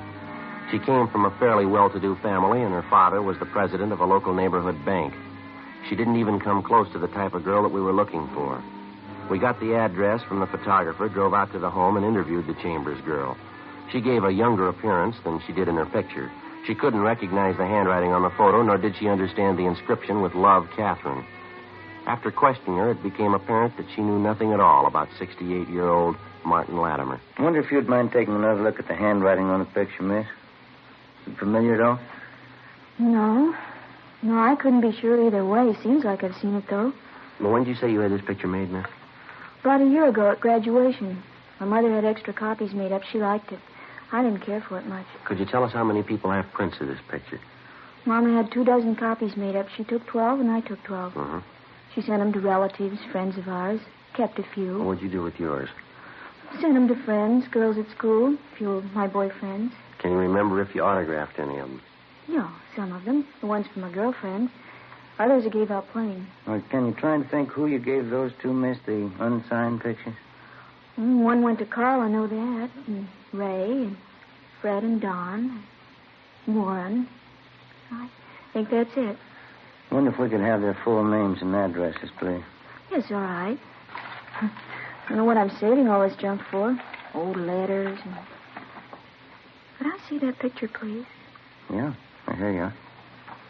Look, it's the same writing. I thought I'd seen it before. Ma'am? This old letter from Warren. See the writing? Doesn't it look the same to you? Looks close, Joe. Yeah, we'll have Don Meyer in handwriting check it over. Who is this Warren, Miss Chambers? Warren White. Here's his address right here. Yeah, I'll copy it, Joe. Fine. Warren and I went to college together. We were engaged to be married for a while, and then I broke it off. I see. Warren's a serious boy. He was very thorough. A perfectionist. You know, Sergeant? Never does things halfway. That's so? Never known Warren to do anything in his life halfway, not once. Well, he's going to have a perfect record if that handwriting matches. What can they do to him? I don't know, but they won't do it halfway. 2:55 p.m. We left the home of Doris Chambers and drove down Beverly Boulevard to 743 North Clarewood Avenue, an apartment house where the suspect was supposed to be living. We talked to the manager, and he told us that Warren White had moved without giving notice 3 days before, on January 10th, the same day 68-year-old Martin Latimer was found dead in his home. We got on the phone, talked to Doris Chambers again, and she gave us a lead on Warren White's married sister. 7:30 p.m. We met with the sister of the murder suspect, and she told us that her brother Warren had phoned that morning and asked for an emergency loan of $200, which she didn't have to give him. The sister gave us White's new address, and we checked it out. It was one of those run-down, futuristic-style apartment houses built in the mid-'30s. It was on a narrow road high above Sunset Boulevard, overlooking most of Hollywood. White wasn't in, and the manager said he wasn't expected back till early the next morning. We had the manager let us in White's apartment. We waited. Midnight. 1 a.m. No sign of the suspect. No denying it is sure a beautiful view from here. It's the best in town. Be nice for single fellows up here, wouldn't it? Wouldn't work with the family, though. Well, how about you, Joe? Why don't you get your mother looking around up here? It'd be a beautiful place for the two of you. No, I don't think Ma'd ever leave the house. She's been there for 40 years. I guess she'll stay there till she dies. Would be nice up here, though, wouldn't it? What a view, huh? Mm-hmm. Well, why don't you try talking her into it? You got nothing to lose. Yeah, I might do that. Why don't you slide up one of the windows? It's getting a little stuffy in here. Yeah.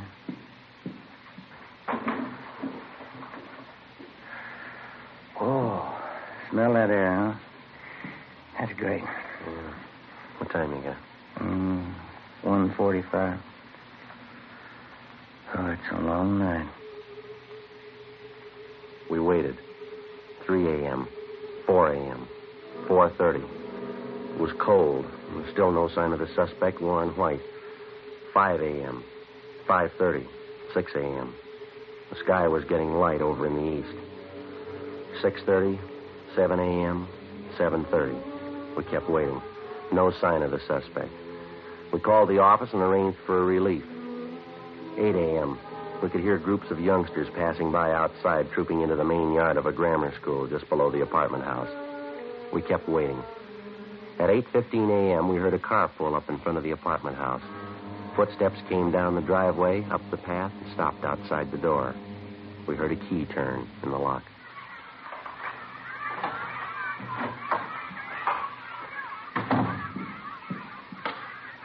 What is it? What do you want? You Warren White? Yes. Police officers got some questions we'd like to ask you. It's all right, officers. Why don't you sit down? I'm not going to give you any trouble. Huh? I killed him. Maybe I'll never know why, but I killed him. You want to tell us about it? You must have had a reason for it, rigging it for a suicide. Do you have anything against him? I hardly even knew him. He used that picture of Doris to fool. Made some good money doing it. I needed it. You willing to give us a statement about the whole thing? I haven't anything to hide, officer. The minute I killed him, I knew it was all over. Right there in that 1 minute.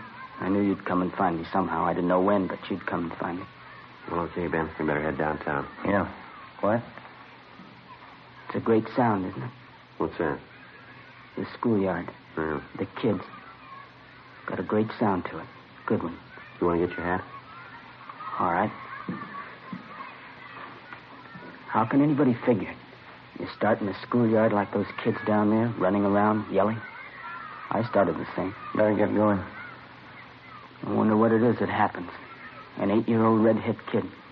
There must be one down there now. The other kids will grow up, get jobs, work, and die. It'll be all right. Yeah. The one kid will end up in an alley with a gun in his hand. How can anybody figure it? I don't know.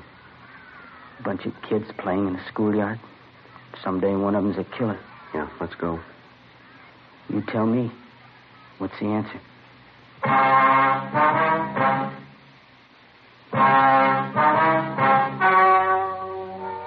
The story you have just heard was true. Only the names were changed to protect the innocent. On April 2nd, trial was held in Superior Court, Department 88, City and County of Los Angeles, State of California. In a moment, the results of that trial. And now, here is our star, Jack Webb. Thank you. Friends, it's come to my attention that some people have a misunderstanding about the cost of Fatimas. Well, I'd sure like to straighten that out for you right now. The cost of Fatima is the same as the cigarettes you're now smoking. Yes, that's right. Fatimas cost no more. But in Fatima, the difference is quality. Buy Fatima in the golden yellow package.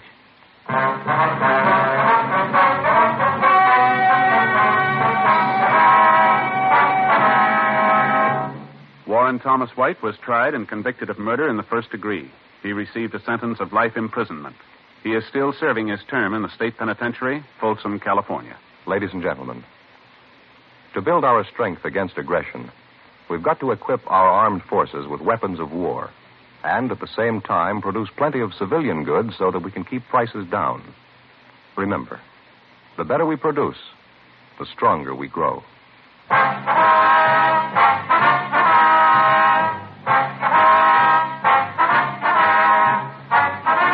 You have just heard Dragnet, a series of authentic cases from official files. Technical advice comes from the Office of Chief of Police W.H. Parker, Los Angeles Police Department. Fatima, best of all king-size cigarettes, has brought you Dragnet, transcribed from Los Angeles. Stay tuned for Counter Spy, next over NBC.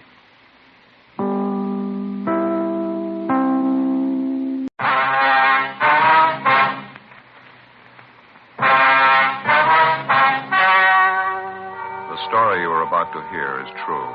Only the names have been changed to protect the innocent. Fatima, best of all king-size cigarettes, brings you Dragnet.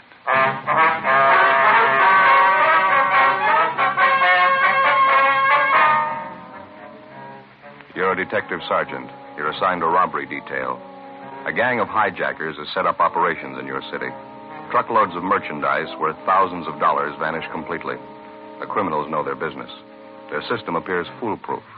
Your job, stop them. Fatima, best of all king-size cigarettes. Definitely the best quality in its class, but the same price as the cigarette you're now smoking. Now, because of its quality, more smokers coast to coast insist. Contains the finest domestic and Turkish tobaccos superbly blended. And Fatima is extra mild, with a much different, much better flavor and aroma. So compare Fatima yourself today.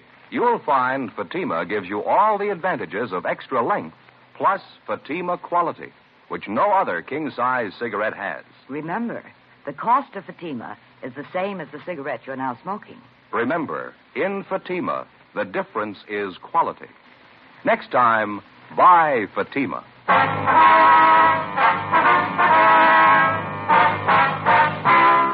Dragnet, the documented drama of an actual crime. For the next 30 minutes, in cooperation with the Los Angeles Police Department, you will travel step by step on the side of the law through an actual case transcribed from official police files. From beginning to end, from crime to punishment, Dragnet is the story of your police force in action. was Saturday, November 8th. It was foggy in Los Angeles. We were working the day watch out of robbery detail. My partner's Ben Romero. The boss is Captain Didion. My name's Friday. I was on the way back from R&I, and it was 11:23 a.m. when I got to room 27A. Robbery detail. Joe? Hi. Where you been, anyhow? I've been sitting here 20 minutes waiting for you. Oh, I'm sorry. I've been checking a couple of names through R&I. It took a little longer than I figured. The least you could do is leave a note in the book. I do the same for you. I've been sitting here 20 minutes. Oh, I told you I'm sorry. What's the matter? You feeling well? No, I'm all right. It's just like a little cooperation, Joe, that's all. Well, what's the matter with you? Oh, I don't know. I guess I was mad when I woke up. Got a crazy house. Well, what's the trouble? Did you have an argument with your wife? In-laws are visiting again. 6 of them. Oh, where are they sleeping? All over the place. 4 adults, 2 kids, and a gray fox terrier. He's not even housebroken. Yeah. How long are you going to stay? A couple of days? 2 weeks.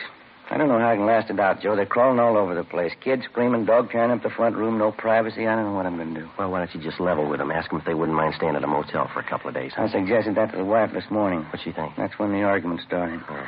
Hey, I almost forgot to tell you that truck driver finally showed up at Frank Burris. Oh, yeah, it's about time. Where is he? Took him across the hall to the mug room. Got him checking out some coming-out mug books. Guess we better see how he's doing. All right.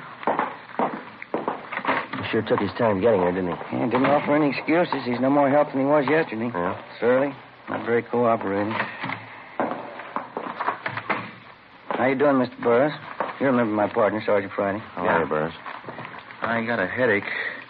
This is just a waste of time wading through all these pictures.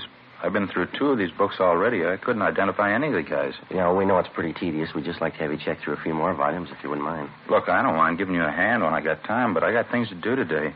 I got something on for tonight. Have to get a haircut, my suit pressed. Well, this thing's pretty important to us, Burroughs. I know we're putting you out, but we need every lead we can get. We'd certainly appreciate it if you could just give us a little more cooperation. I don't know what else I can do. I told you everything I know, just the way it happened. A few more things we'd like to ask you about, sir. Some of the details you didn't make quite clear. Oh, what details? How do you mean? Details about the hijacking. Mind going over it again for us? I laid it out for you the last time you talked to me, just the way it went. It's the same as the rest. Well, how do you mean the same as the rest? Well, the other hijackings are the same as those, no different. You pretty familiar with the other jobs, are you? Oh, followed them in the paper. Read the bulletin the cops got out on them. It's up on the dispatch board in the garage. Hey, is that fresh water in that cooler over there? Yeah, I think so. Help yourself. Thanks. Gotta have a couple of aspirin for this headache. Can't take aspirin without water. Yeah.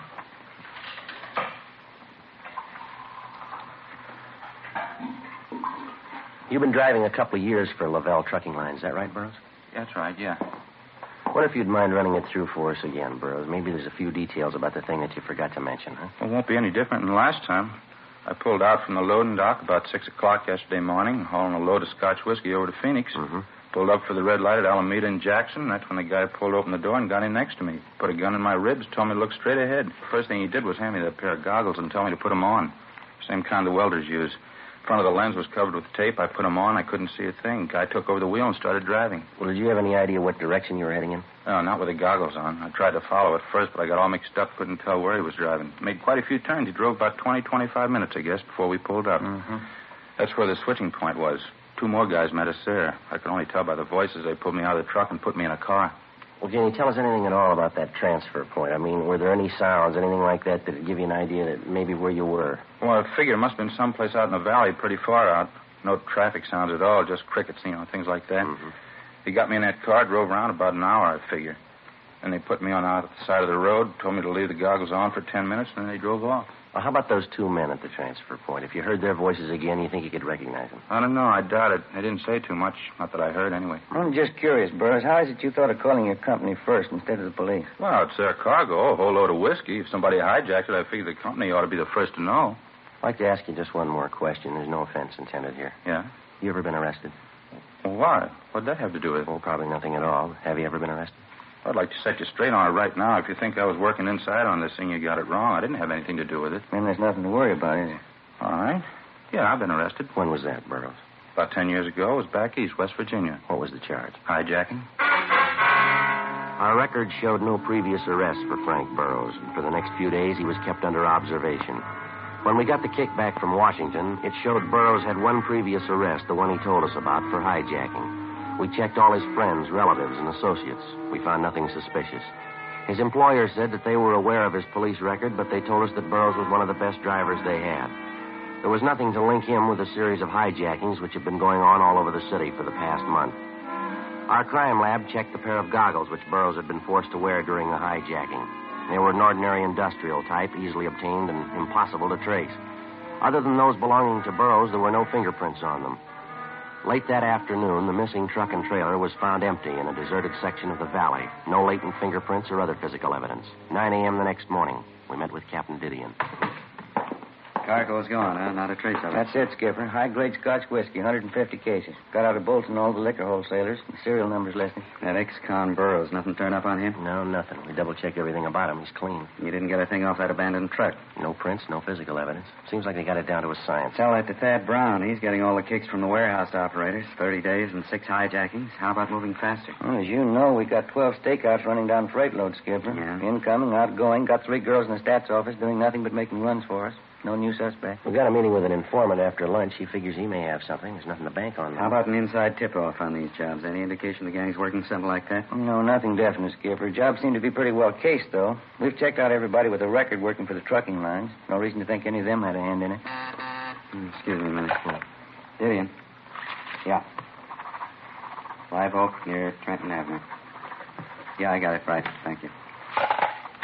We got another truck early this morning. Where? There's the location. Better move on it. Looks like they got their signals crossed. How do you mean? Doesn't make sense. The cargo they hijacked. What was it? A load of toothbrushes. 9:23 a.m. Ben and I drove to the intersection of Live Oak Drive and Trenton Avenue in the Hollywood Hills, where we located the latest driver to fall victim to the gang of hijackers. His story was the same as the others. He'd stopped his truck for a red light at a deserted intersection when a man jumped on the running board and pointed a gun at his head. The man with the gun took over the wheel and forced the driver to put on a pair of blacked-out welder's goggles. Then the truck was moved to a remote spot where the driver was transferred to a car and later released in a remote section of the Hollywood Hills. The hijacked truck was found empty a day later. And again, there was no physical evidence, no fingerprints. The driver could add little to what we already knew. The only point that made the case any different from those that had gone before was the cargo that had been stolen, a load of toothbrushes. We began an immediate check of the neighborhood where, according to the driver, he was first held up. It was a fairly remote intersection in the San Fernando Valley. After 4 hours of interviewing ranchers and gas station attendants, we talked to the operator of a practice driving range for golfers located just off the highway. His name was Fred Garrison. Matter of fact, I did notice something out of the ordinary this morning. A little before 6 a.m., I think. Spotted this big semi turning off on that dirt road down the highway there. Which dirt road is that, Mr. Garrison? Oh, right up the highway there. See it? Oh, yeah. It turns off by that clump of trees. Mm-hmm. Couldn't figure out why a big truck and trailer be taking that road. Doesn't make sense. How do you mean, sir? Well, it's a dead end. No reason why a driver would turn off there by mistake. There's a big sign right there at the intersection. Says not a through street. Right there. See it? Plain as day. I wonder if you could describe the truck for us, Mr. Garrison. Well, it's pretty good size. One of those big aluminum jobs. Black lettering on the side, I think. Yeah, it turned off the highway, went down the dirt road a little ways, and then it turned off into that grove of trees, and the driver cut the lights. Mm-hmm. Did you notice any activity going on at all? No, I didn't. Oh, maybe I should have walked over and checked it. I figured it was just some truck driver pulling up to catch a few winks of sleep. I see. My boy Dave was with me at the time. Wanted to check it, but I told him to mind his own business. He says a couple of minutes after the truck pulled in, he saw a gray sedan come down the road and park next to the truck right in that same clump of trees. Well, now, didn't all this look a little suspicious to you, sir? Oh, I suppose so, in a way. I just don't like to meddle where it's not my business, that's all. Well, did your boy Dave get a good look at this gray sedan? Do you know that?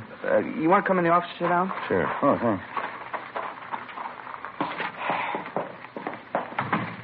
Hey, sit right there if you like. Fine, thank you. Let's see. Now, where were we? About your boy Dave? Oh, yeah. You said that he saw a gray sedan pull in next to the truck over in that clump of trees. Did he mention anything else that he noticed about the car? I mean, other than the fact that it was a gray sedan. Well, yeah, I think he did say something else about it. Now, let's see. Wasn't listening too close at the time. Dave's doing some errands downtown for me right now. He'll be phoning in pretty soon, though. I can ask him about it then. He paid a lot more attention to the thing than I did. Well, how long were the truck and trailer and that sedan parked in the grove of trees? Do you remember that? Yeah, well, not too long. Maybe 15, 20 minutes. Mm-hmm. The car pulled out first and took off down the highway away from town. That way, see? Mm-hmm. And the truck and trailer left a few minutes after. What do you figure they were up to? We've got an idea. What time was that again, sir, when you saw the truck turn off the highway onto the dirt road? About 6 a.m. Maybe a few minutes one way or the other. I wonder if you'd show us the exact spot where you saw that truck park, would you? Oh, sure. Here. You want to come over here with me to the window? All right. Now, you see the clump of trees there? Yeah. Eucalyptus. Mm-hmm. They border right on the road? Yeah. Maybe that's him now. All right. Garrison Fairways. Oh, yeah, Dave. How'd you make out? Mm-hmm. Oh, fine. No. Listen, a couple policemen here now. They're asking about that truck and that gray sedan you saw up on the road this morning. Want to know what you noticed about the sedan besides the color? How's that? Oh, you did, uh-huh. Yeah? Well, you better head back here. They probably want to talk to you about it. All right, Davy. Bye. What do you have to say? Oh, he'll be back in about 20 minutes. I figured you want to talk to him. Well, how about the sedan, sir? Did you get a pretty good look at it, did he say? Yeah, I guess so. He got part of the license number. Fred Garrison's son, Dave, returned and gave us all the pertinent facts about the truck and the gray sedan, which he'd noticed in the neighborhood early that morning. His description of the truck and trailer, what he saw of it anyway, matched closely with that of the latest vehicle to be hijacked. He described the car as a gray sedan, and he said it looked to him like it was a late model Nash, but he couldn't be sure. He said the first 3 units on the license plate were 7T7. The location in the grove of trees where the truck had been spotted was checked thoroughly. Outside of some indefinite tire tracks, there was no physical evidence. 4:10 p.m., we put in a call to DMV and asked for a rundown on the 3 license plate numbers. The next morning, DMV returned to us a list of more than 1,000 auto registrations, which began with the figure 7T7. We went down the list and gradually eliminated 600 of these as not being physically close in description to the car seen by Garrison's boy, Dave. We kept checking. Almost 300 more on the list were registered in distant parts of the state. That left us with over 100 vehicles registered in or around Los Angeles to check out. It went slow. 3 weeks passed. We narrowed the list down to 23 possibles. Tuesday, December 10th. We were checking registrations with addresses in the east end of the city. What's the name on this one again? Perry. Walter R. Perry.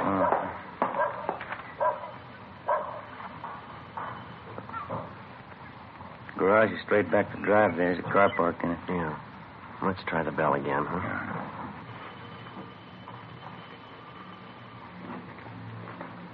What do you say? All right, let's give the car a look. People sure do get careless. Nobody home, garage wide open, car sitting there. Qualifies so far. You want to check the steering post there, registration slip? I get it, yeah. Check out all right? Just a minute. What do you got there? Here. Found these under the seat. Oh, maybe we're home. Yeah, it's a pair of goggles. Take a look. Yeah. Both lenses covered with tape.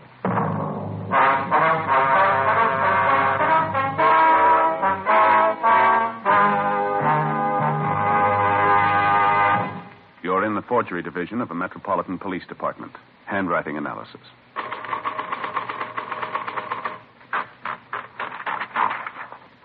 Now, let's check it against the forged letter. The capitals print evenly. The O's and the A's are clean. No, this isn't the typewriter we're looking for.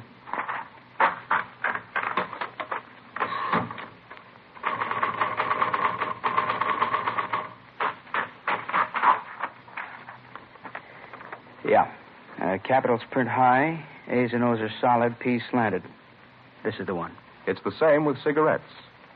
There are many king-size brands to choose from, but when you know all the facts, you'll make your choice Fatima. Here are those facts. Fatimas are the same in length and circumference. 85 millimeters long, 1 1/64 inches around. And Fatima filters the smoke exactly the same long distance as any other king-size cigarette. But in Fatima, the difference is quality. Remember, Fatima gives you extra mildness, a much different, much better flavor and aroma. You get all the advantages of extra length, plus Fatima quality, which no other king-size cigarette has. Fatima, best of all king-size cigarettes. Definitely the best quality in its class, but the same price as the cigarette you are now smoking. Next time, buy Fatima.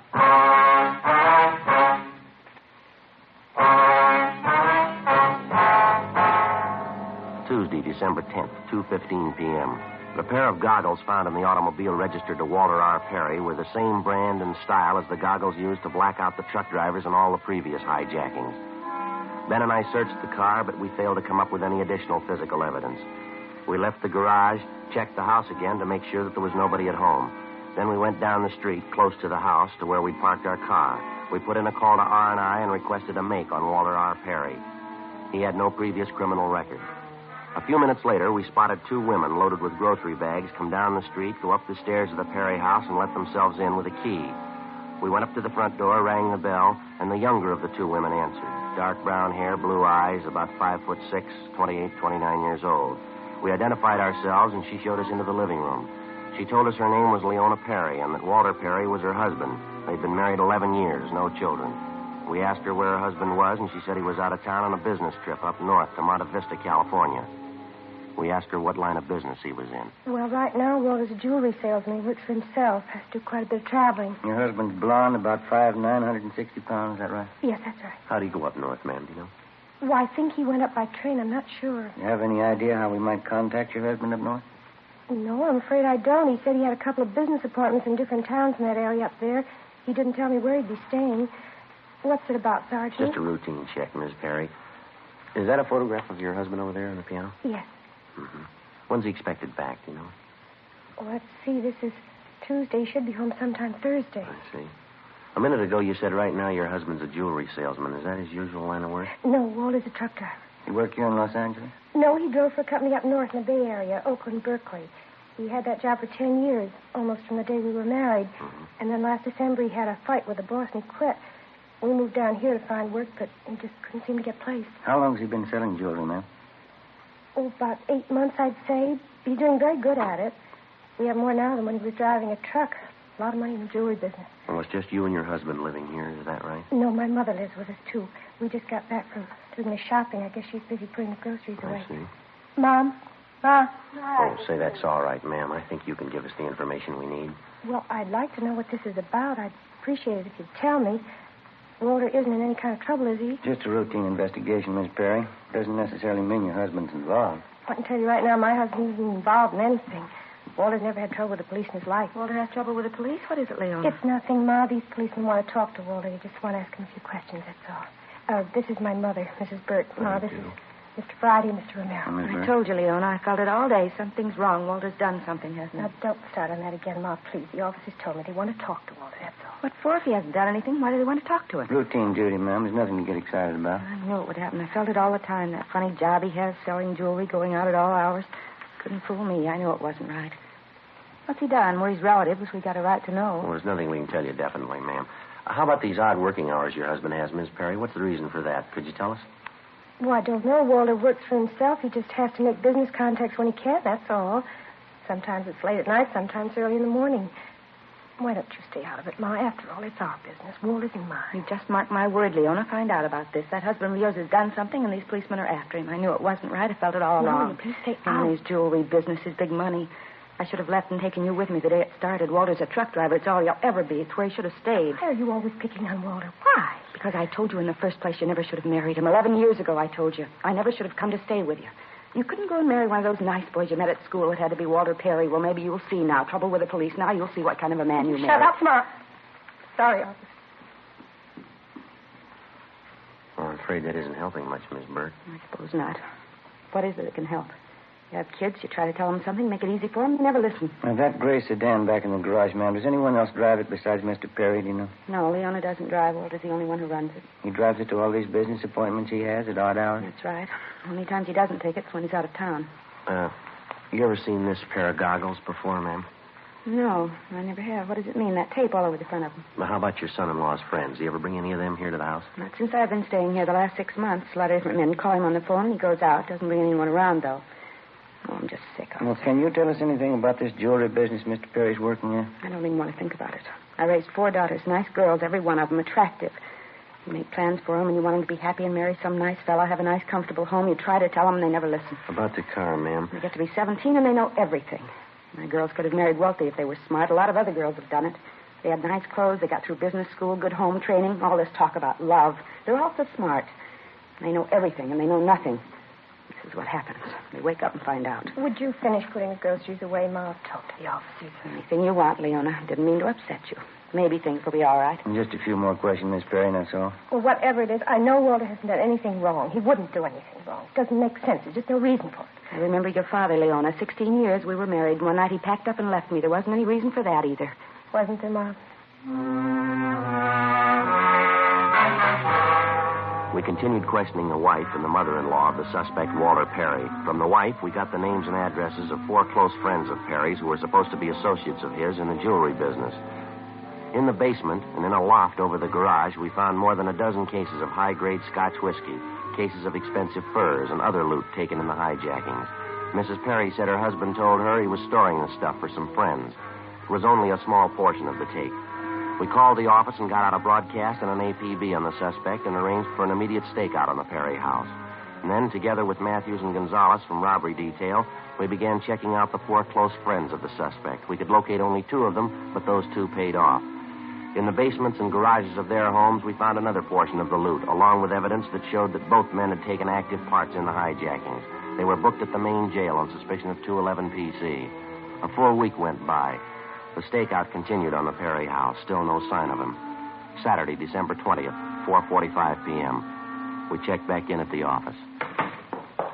This thing's sure dragging out, huh? Yeah, it'd be nice to wrap it up before Christmas, wouldn't it? Get it out of the way. Might work into a couple of days off. I don't know if I'm too interested, Joe. What? The days off, I mean. We got visitors on the way again. What do you mean, for the holidays? Who's coming? Same old bunch. My brother-in-law and his wife and his kids and that little dog of theirs. Well, they were just with you for 3 weeks, weren't they? What's the deal? Oh, brother-in-law got home, found a notice from his company. He's been transferred out here. Oh. They're going to stay with us all through the holidays, and then they'll start house hunting. How about that? We've got a problem.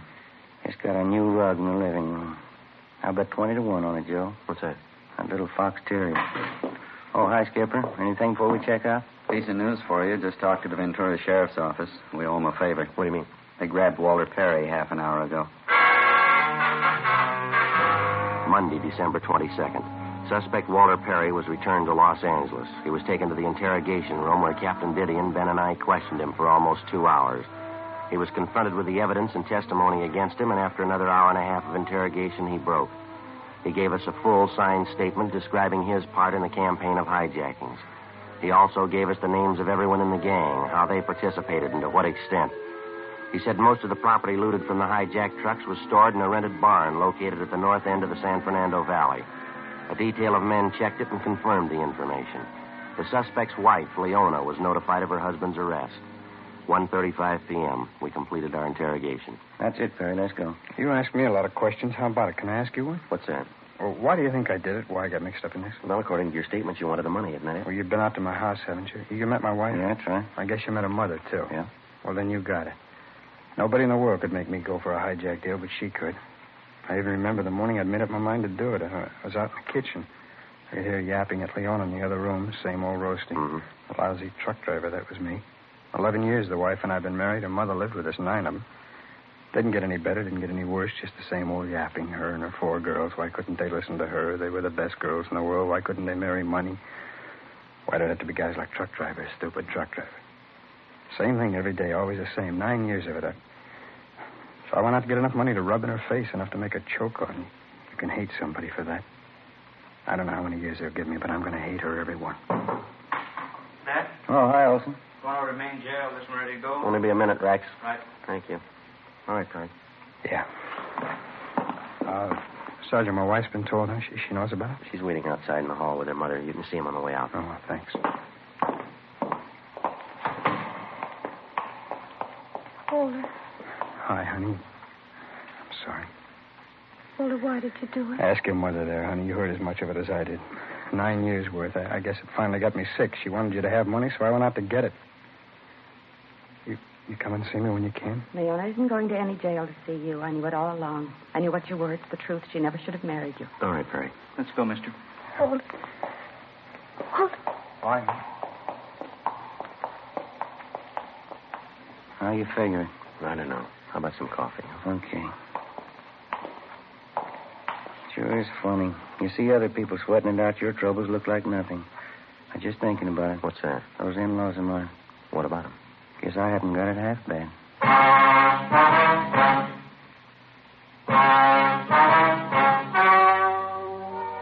The story you have just heard was true. Only the names were changed to protect the innocent. On March 5th, trial was held in Superior Court, Department 87, City and County of Los Angeles, State of California. In a moment, the results of that trial. And now, here is our star, Jack Webb. Thank you.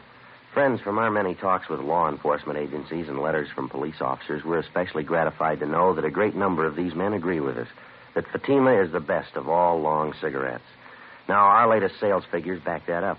Every week, more and more smokers are enjoying king-size Fatimas, people from every state, from all walks of life. If you haven't tried Fatimas yet, buy a pack tomorrow. In Fatima, the difference is quality. The quality is better, but the cost of Fatima is the same as the cigarettes you're now smoking. Next time, buy king-size Fatima.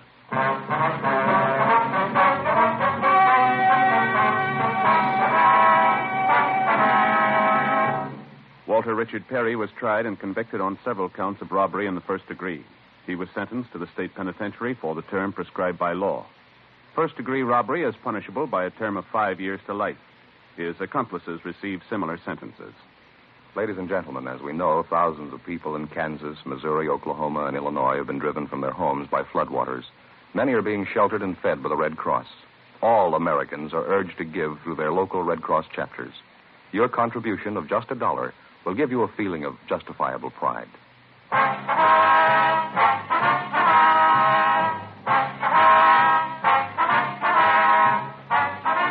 You have just heard Dragnet, a series of authentic cases from official files. Technical advice comes from the Office of Chief of Police W.H. Parker, Los Angeles Police Department. Fatima, best of all king-size cigarettes, has brought you Dragnet, transcribed from Los Angeles. Stay tuned for Counter Spy, next on NBC.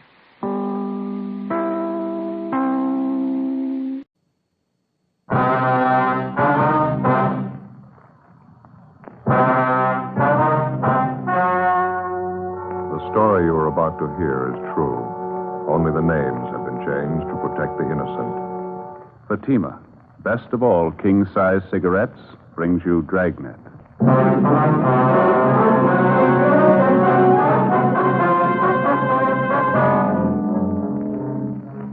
You're a detective sergeant. You're assigned to homicide detail. A 30-year-old woman is missing. 3 months pass before her disappearance is reported. There's not a trace of the woman. No lead to her whereabouts. Your job? Find her. In Fatima, the difference is quality. That's right. Fatimas are different.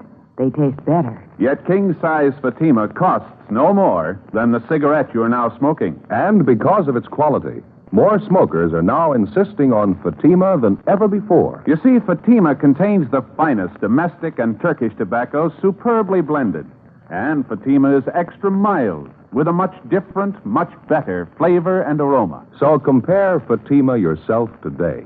You'll find Fatima gives you all the advantages of extra length, plus Fatima quality, which no other king-size cigarette has. Remember, the cost of Fatima is the same as the cigarette you're now smoking. But in Fatima, the difference is quality. Next time, buy Fatima. Best of all, king-size cigarettes.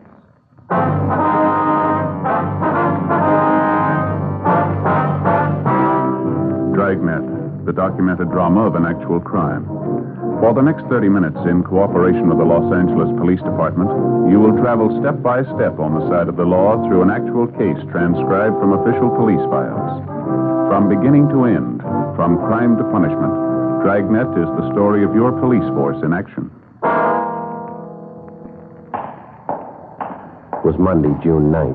It was warm in Los Angeles. We were working the day watch out of homicide detail. My partner's Ben Romero. The boss is Thad Brown, chief of detectives. My name's Friday. I was on the way back from the stats office, and it was 10:18 a.m. when I got to room 42. Homicide. How are you, Joe? Been waiting for you. Hi. Ma'am, I'd like to have you meet my partner, Sergeant Friday. Joe, this is Miss Daly, Ruth Daly. How do you do? How are you, Miss Daly came in to file a missing report on her sister, Joe. She already talked to missing persons, and they sent her in to see us. Oh, have a chair, ma'am. Thank you. Well, what's it all about, miss? I just started to tell Sergeant Ramirez That's here. Romero, ma'am. I'm sorry.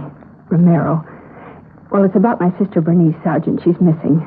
I wondered if maybe you people could help me find her. Well, what's your sister's name? Bernice. I guess you want her married name, Mrs. James Butler.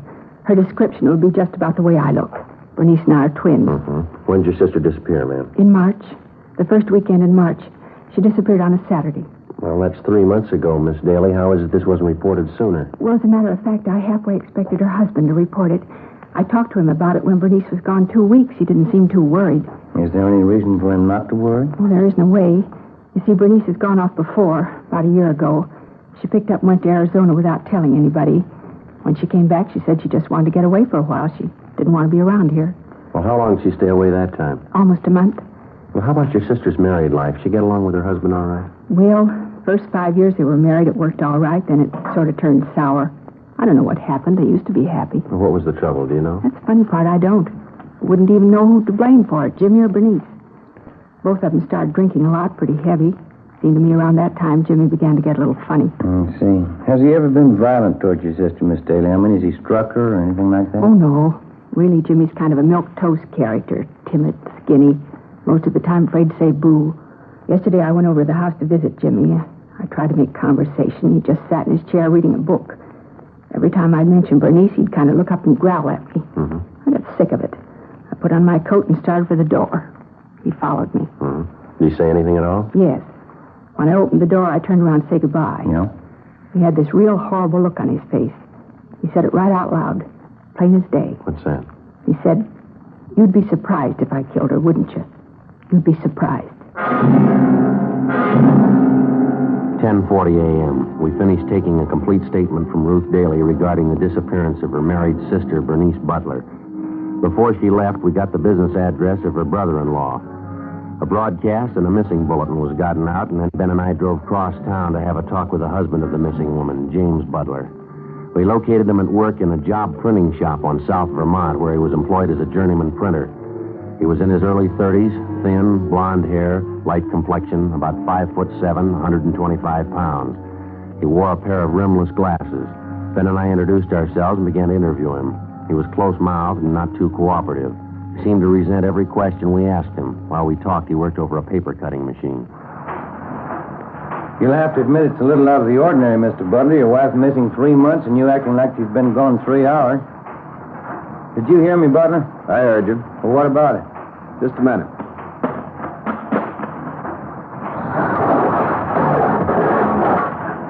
Well? How do you know it's not ordinary her going away? I'm married to her. I'd know my own wife. We talked to your wife's sister this morning, Ruth Daly. She seems to think you might know all about your wife disappearing. She does? That's right. In my way, I got to get that other set of cards. Oh, yeah. What do you think? I don't know. There's something wrong with him. Sure got a big grudge for somebody his size. I wonder what that girl meant when she called him bashful. Yeah, about as bashful as a wild boar in a plum thicket. In my way, I got to get in there. Yeah, go ahead.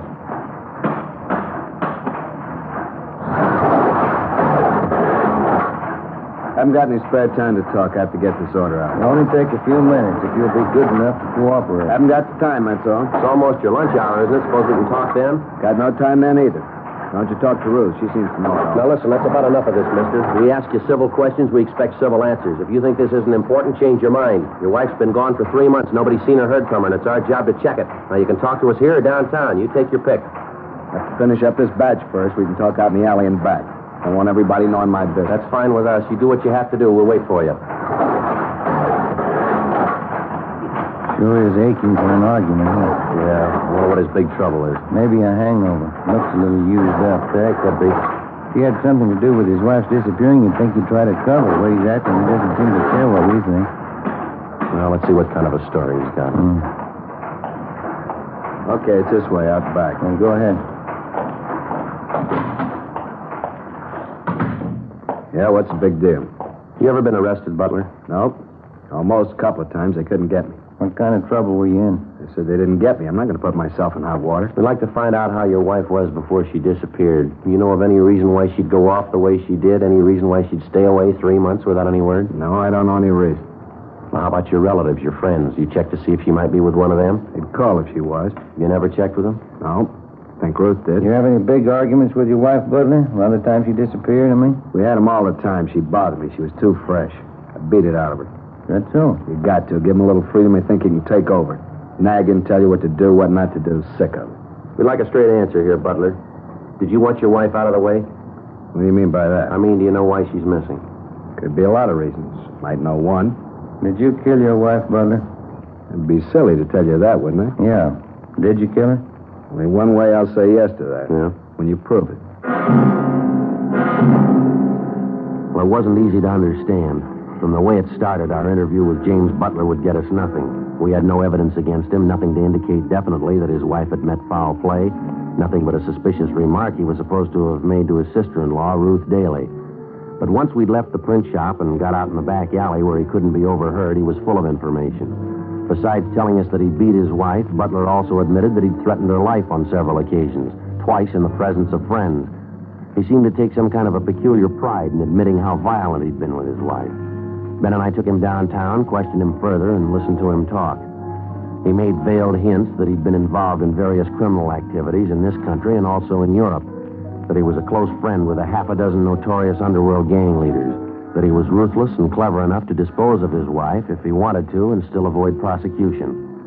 While we were talking, Ben had James Butler's name and description double-checked through the Record Bureau files. There was no previous criminal record listed for him. As far as we knew, at no time had he even been held under suspicion in a criminal investigation. The next day, together with Brian and Lopez from Homicide, Ben and I made the rounds of Mr. and Miss Butler's friends, relatives, and neighbors. 4:25 p.m. We got back to the office. Oh, hi, Lopez. Hi, Ben, Joe. What's doing? Nothing great. How'd you two make out? Yeah, it's a funny setup to me. I'd say the guy's a phony. Everybody we talk to, everybody who knows Butler, they all say the same thing. What's that? Guy's afraid of his own shadow. He's a milquetoast. Nothing to him. And what'd you get? Oh, about the same. Every housewife around the neighborhood out where they live, they all told us the same thing. The guy's a hen-pecked husband. His wife laid down the laws, and he follows them. Psycho case, huh? He must be. Don't know how else to explain it. Every time I asked one of their friends if Butler beat up his wife, they laughed in my face. Said he wouldn't even dare cash his check on payday. Had to bring it home. If anybody got beat up, it must have been him. Yeah, he sure tells a great story. He can make you believe he was a bluebeard. Did you get any different answers at all, Lopez?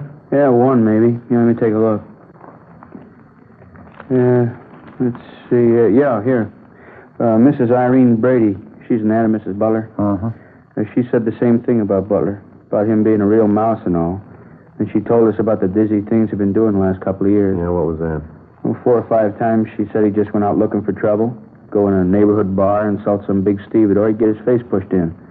He always picked big guys. Didn't seem to mind getting beat up as long as he could insult them. Not much doubt, I guess. The guy's ready for the nut for him. Well, apparently he's got a big beef with people who push him around. Maybe he figured if he could take care of just one of those people, he could even up the score. How do you mean, Joe? Well, Mrs. Butler, the wife, she's probably the one who gave him the worst time. If he's a little bit off mentally, that'd make him capable of murder, wouldn't it? Could be, yeah. Maybe the wife poured it on real strong, drove him to it. Crazy as a coot, that guy. Too many movies, mystery books. I got it. Homicide, Romero. Oh, yes, ma'am. How's that? When was that? Yes, ma'am. Yes, as soon as we can. Bye. That does it.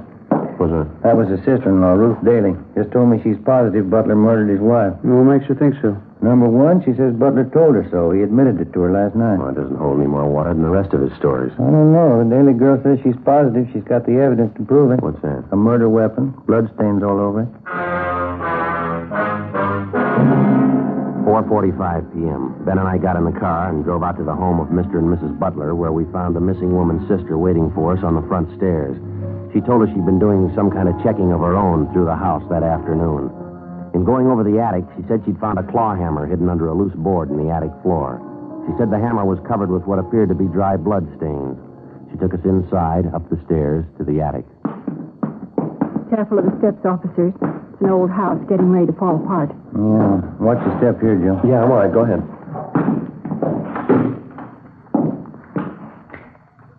Light's good and bright. That's how I happen to see the loose boards over here. Mm-hmm. Did you pick up the hammer, Miss Daly? No. I started to, but then I remembered about fingerprints and things. Just where I found it. Didn't touch it. Hey, you want a pencil, Joe? Maybe you can get it in the claw there? No, I think we can see it right where it is. Let's see. Could be, huh? Bloodstains? Well, it sure looks like it. On the handle here, all over the head of the hammer. I knew it. I knew there was something wrong the day she disappeared. Hey, look at this, Joe. I just noticed. These stains on the floor. Whole trail of them, see? Lead right for the door. Yeah, we better get the crime lab on it and have Lee Jones run the benzodine test on him. What time does he usually get home from work, Miss Daly, your brother-in-law? About 6 o'clock. Don't know about today, though. How do you mean? Does he work late on Tuesdays? No, but I wanted to make sure he wouldn't be home when I came over today. I called the print shop where he works. He's not there. Called again this afternoon. Jimmy hasn't been seen since last night. Is he in the habit of skipping work? No, he never does. I called every one of his friends I know of. Bernice's friends, too. I called them. The places he hangs around, nobody's seen him. Not since last night, since you talked to him. And you got no idea where he might be? No. Just like Bernice. He disappeared.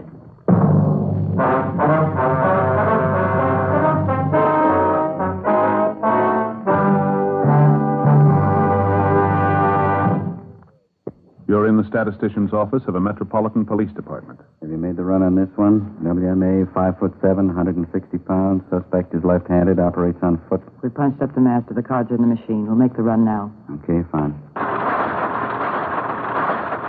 There are many suspects to choose from. You're looking for one.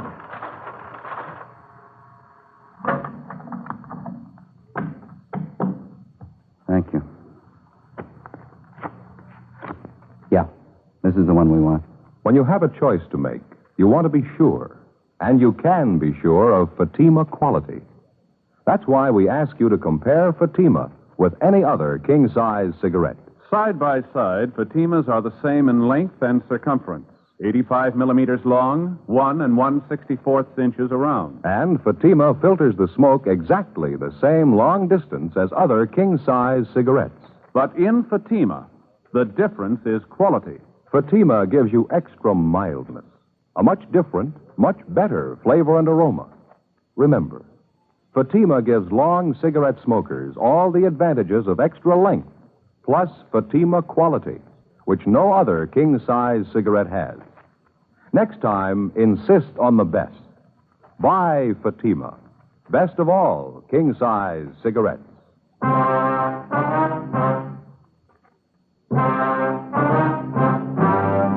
Tuesday, June 10th, 5:20 p.m. Ben got on the phone and called around town to check further on the whereabouts of James Butler, the husband of the missing woman.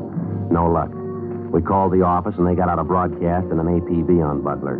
We drove downtown to the crime lab, gave him the claw hammer that we'd found in the Butler's attic, and asked him to run a benzidine test on the stains. We'd also made arrangements for Lee Jones to run similar tests on the stains we'd found on the floor of the attic. 3 days passed.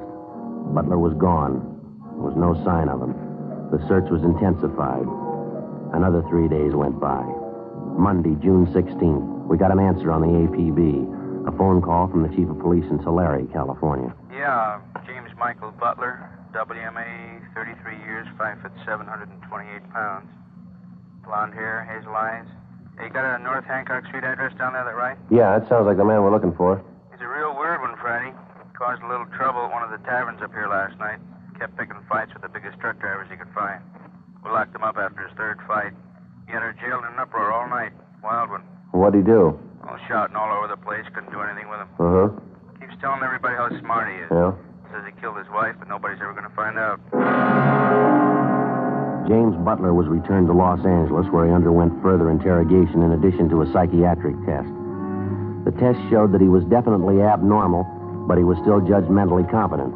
The crime lab's tests on the bloodstains found on the hammer and on the floor of the attic in the Butler's home revealed that the stains were made by animal blood, not human. We questioned Butler about it, but we failed to get him to even admit he knew anything about the stains. He was released from custody, but he was kept under surveillance. A week passed. 2 weeks. Nothing developed. Still no sign of the missing woman, Bernice Butler. Still no definite sign of foul play in connection with her disappearance. No definite sign that her husband was criminally involved in any way. Considering all the angles of the case, we were still inclined to figure that he fitted in somewhere. He had some direct hand in his wife's disappearance. We stayed on it. Nothing happened. On June 26th, the twin sister of the missing woman, Ruth Daly, met Ben and I at the office and laid out a plan she had in mind. She insisted we try it. You mean you want to work on his emotional nature and try to get some kind of an admission out of him? Is that the whole idea? That's it, Sergeant. I know what a nut he is about being dramatic. I know it'll work. Well, it's possible, yeah. How do you figure to set it up? It won't be very hard. For one thing, you know my sister Bernice and I look quite a bit alike. People always take us for one another. Yeah. You can get Jimmy out of the house at night for some reason or other. I'll slip in and go upstairs and put on one of the dresses Bernice used to wear all the time. I'll sit there in the upstairs bedroom with just the hall light on. Just enough light so he can see me when you bring him upstairs. I'll even bring over Bernice's pet cat she had, Siamese. He always hated the cat. I don't know, ma'am. I'm not quite sure about it. Well, it might be worth a chance. It's not too orthodox, but maybe it'll work. If I know Jimmy, it'll work, Sergeant. If you can just warm him up to it ahead of time before you bring him upstairs. When he sees me sitting in that room with a cat, I know he'll think it's Bernice. We're bound to get some kind of reaction. That's better than we're doing. Yeah? What do you think? It sounds like a movie script. I don't know. It's like she says, I guess. We're bound to get a reaction. I know it'll work. I'm sure of it. Joe? All right, let's give it a try. The following night, a few minutes before 8 o'clock, Ben and I got James Butler away from his house on the pretext of taking him downtown for further interrogation. We delayed long enough to make sure that Ruth Daly, the sister of the missing woman, had plenty of time to get into the house, change her clothes, and take her place in the upstairs room with her sister's pet Siamese cat. Then we started back for the house. We'd made arrangements to have Brian and Lopez from Homicide standing by, concealed in the immediate vicinity of the house in case they were needed. 11:05 p.m. While we drove him back toward his home, Butler was talkative, but not too relaxed. It was the same line we'd heard before, how tough he could be when he wanted to, the same hints that he was an undiscovered killer, one of the more talented professionals in the deadly circles of the underworld. I came from Illinois originally, Cicero. You guys know how it is back there. You have to stay right up on your toes. Yeah.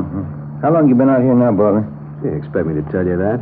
I'm wise the way you guys work. You're not going to get me on questions like that one. I understand you do quite a bit of reading, Jim. You come across anything good lately? Nah, nothing lately. All the good books, they've already been written. Edgar Allan Poe, Stevenson, de Maupassant, Gogol. They know how to tell a good murder story. These new guys are a waste of time. Reading, that's all reading. That's what I like to do. Not that modern junk, only the best. You take some of Poe and Stevenson, for instance. I know those guys. That's so. Sure, I know their stuff well enough to tell you. I got whole pages memorized. How'd you like to hear some? Stevenson, maybe. All right, go ahead. I have to belie my nature. All men do. All men are better than this disguise that grows about and stifles them. You see, each dragged away by life like one whom bravos have seized and muffled in a cloak. If they had their own control, if you could see their faces, they would be altogether different. They would shine out for heroes and for saints. I am worse than most. Myself is more overlaid. My excuse is known to me and to God. But had I the time, I could disclose myself. That's out of Stevenson, you know. Pretty smart fellow, huh? Yeah, sure is. You got a pretty good memory. I read those books all the time. Nothing better. Is the house all right? Yeah, that's right. Well, maybe I'll see you later, huh? Thanks for the ride. Well, I'll tell you, we'd like to come in the house with you if you don't mind, Butler. One or two things we'd like to check over, if that's all right with you. It's all right, sure. Guess you ought to know by this time, huh? Nothing I'd hide in that house that you'd ever want to find. Come on, let's go.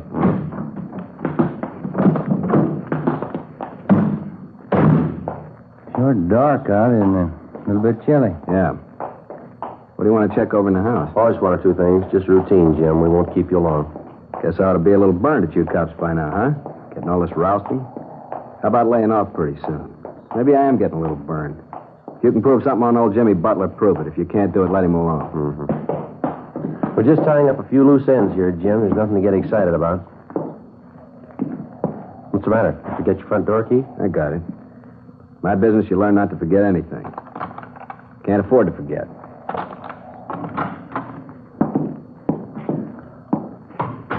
Yeah, it's quite a big place you got, Butler. You stay here all by yourself? That's the way I like it, by myself. If you want to look at anything, you can look now. When you're through, I got some bourbon in the cellar. I keep a big booze cellar, you know. All first-rate stuff. What's the matter? Oh, nothing, Jim. Thought I heard a cat someplace, did you? No cats in this house. What do you mean you heard a cat? I hate the lousy things. I wouldn't have one. Didn't you tell us once your wife had a cat? I think it was you. You didn't like it much, did you? Killed the lousy thing. Got an axe and killed it. Dumb wife of mine used to drive me crazy with it. Cat hair all over the place. You know how it is. Got an axe and killed it. Mm-hmm. Yeah. Yeah, there it is. I thought I heard it. Guess you got another one, huh, Butler? I'll get rid of that thing. I'll find him and get rid of him right now. Some stairs. I suppose the house makes you think of your wife quite a bit, doesn't it, Jim? What? Well, I mean, you spent so much time in it together, you and Bernice. It's got quite a few memories for you, I guess, huh? Find that thing if it takes all night. I'll get the axe and I'll find the thing. It's up here, all right. Maybe down the hall there. Bernice's room. She had the cat. What's it doing here? There's no reason for it. Could have wandered back in. Can't we get more light in this hallway? I can't see anything. Cat could be anywhere. What's it doing here alone? The cat was always with Bernice, never left her. Oh, sounds to me like it's just around here, maybe through that door there. You think? It's Bernice's room. I killed the lousy cat. He couldn't be in there. Oh, might be it's just a cat out in the streets now, out in the side alley, maybe, huh? Mm-hmm. Probably not even in the house. Take a look in her room here.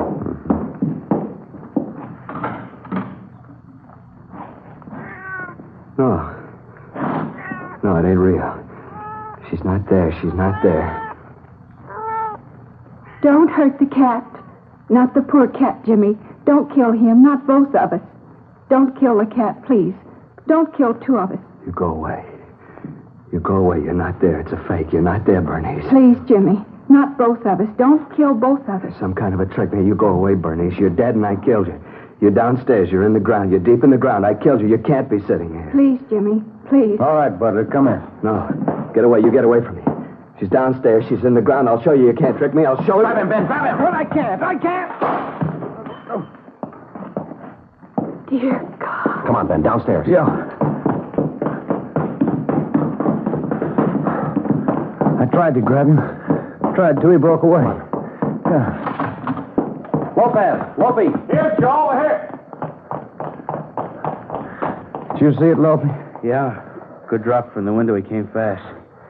Yeah. Not too pretty, huh? Must be something, huh? How about getting a doctor? Yeah, he lost the doctors when he hit that sidewalk. There's only one thing left I know. Yeah? Call a priest. In his suicide leap from the top story of his house, James Butler died instantly on the pavement below. Afterwards, when the reports were made out and the deputy coroner removed the body, a special detail of men was sent out to help probe the grounds around the Butler home and also the ground directly beneath the house. The search was thorough. The ground was dug up foot by foot. We found nothing. Butler's last admission before his death that he'd killed his wife and buried her in the grounds adjoining the house seemed to be as empty and worthless as some of the other stories that he told us. The painstaking search for the body of James Butler's wife went on. We found nothing. Alive or dead, there was still no trace of her. Butler's friends and relatives held a modest funeral for him, and he was buried in a small cemetery south of the city. In Missing Persons Bureau, there were still no leads on the case of Bernice Butler. It was still open. Summer finally got to an end. The fall season came and went, and then Christmas and the holidays, and then back into January and February. On a rainy morning early in March, almost a year to the very day when the case started, we got a communication from San Francisco. It had come to the notice of the police through the county health department. In regard to your APB of June so-and-so last year, this is to inform you that Mrs. Bernice Butler has been a patient in the tubercular ward, County Hospital, San Francisco, since June 16th of last year. Apparently, her case was considered critical from the day she was admitted to the hospital. Last Thursday, she succumbed to the illness. Identification was established, next of kin notified, but no one claimed the body. She was buried at county expense. I trust this may aid you in establishing facts pertinent to her disappearance. Well, how about that? Well, it doesn't figure, does it? Sooner or later, you get them all. How would you figure out that night we had Butler at the house? I mean, we had his sister-in-law in there, and he thought he saw his wife? Oh, who knows? Suppose he really had himself talked into it. He thought he committed 100% murder. Yes, he thought about it long enough till he convinced himself. Must have worked out something like that inside his mind. Huh? Mm-hmm. Imagine he lived right through it. Figured he really killed her. When it came for the punishment, he's ready to buy that. There wasn't any way out, so he jumped. Yeah, mixed up can it get, huh? That's too bad. All things considered, I guess he loved her quite a bit. Well, it doesn't seem to matter now what he did. Wasn't much of a chance either way. How do you mean? Well, the girl, TB on one side, maybe murder on the other. Yeah. Either way, she had to die.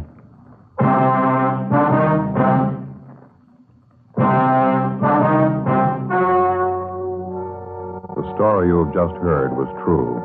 Only the names were changed to protect the innocent. On March 9th, a meeting was held in the office of Captain of Homicide, Police Department, City and County of Los Angeles, State of California. In a moment, the results of that meeting. And now here is our star, Jack Webb. Thank you. Friends, we've spent about 2 of the past 30 minutes telling you why so many smokers coast to coast have switched to king-size Fatima. And they really have. Just listen to some of these brand-new sales figures. I'll give you a few of them state by state, alphabetically, just as they're listed here.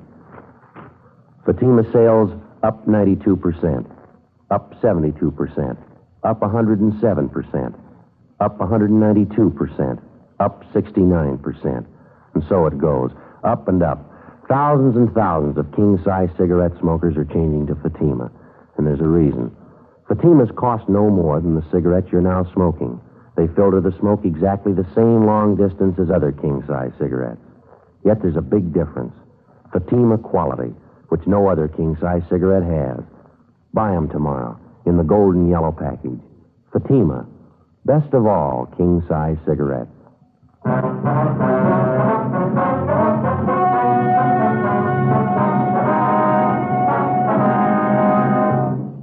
After locating Mrs. Bernice Butler in the tubercular ward in San Francisco County Hospital, final disposition was made of her case. Her late husband, James Butler, was cleared of any connection with her disappearance.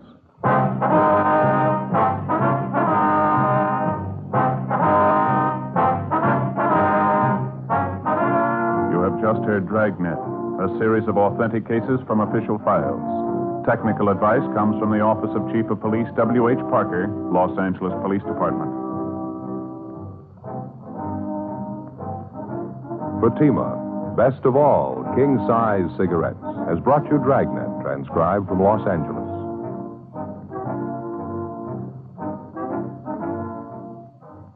Stay tuned for Counter Spy, next on NBC.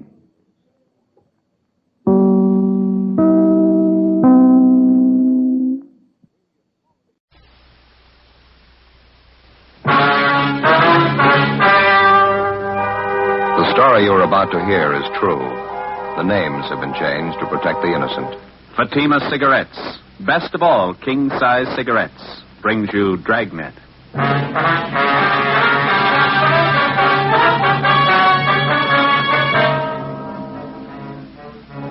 You're a detective sergeant. You're assigned to Juvenile Bureau. A series of crimes suddenly starts among teenage children in your city. Robberies, burglaries, bodily assault. There doesn't seem to be any reason for it. The crime wave grows. Your job? Stop it.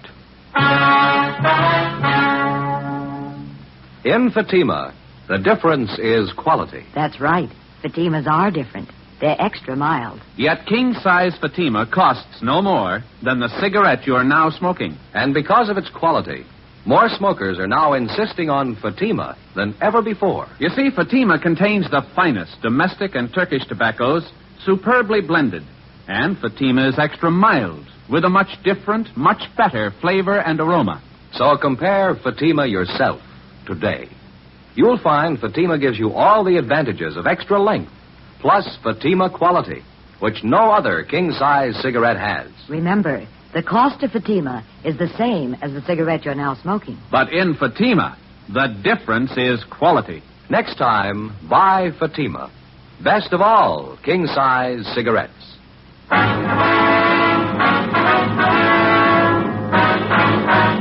Dragnet, the documented drama of an actual crime. For the next 30 minutes, in cooperation with the Los Angeles Police Department, you will travel step by step on the side of the law through an actual case transcribed from official police files.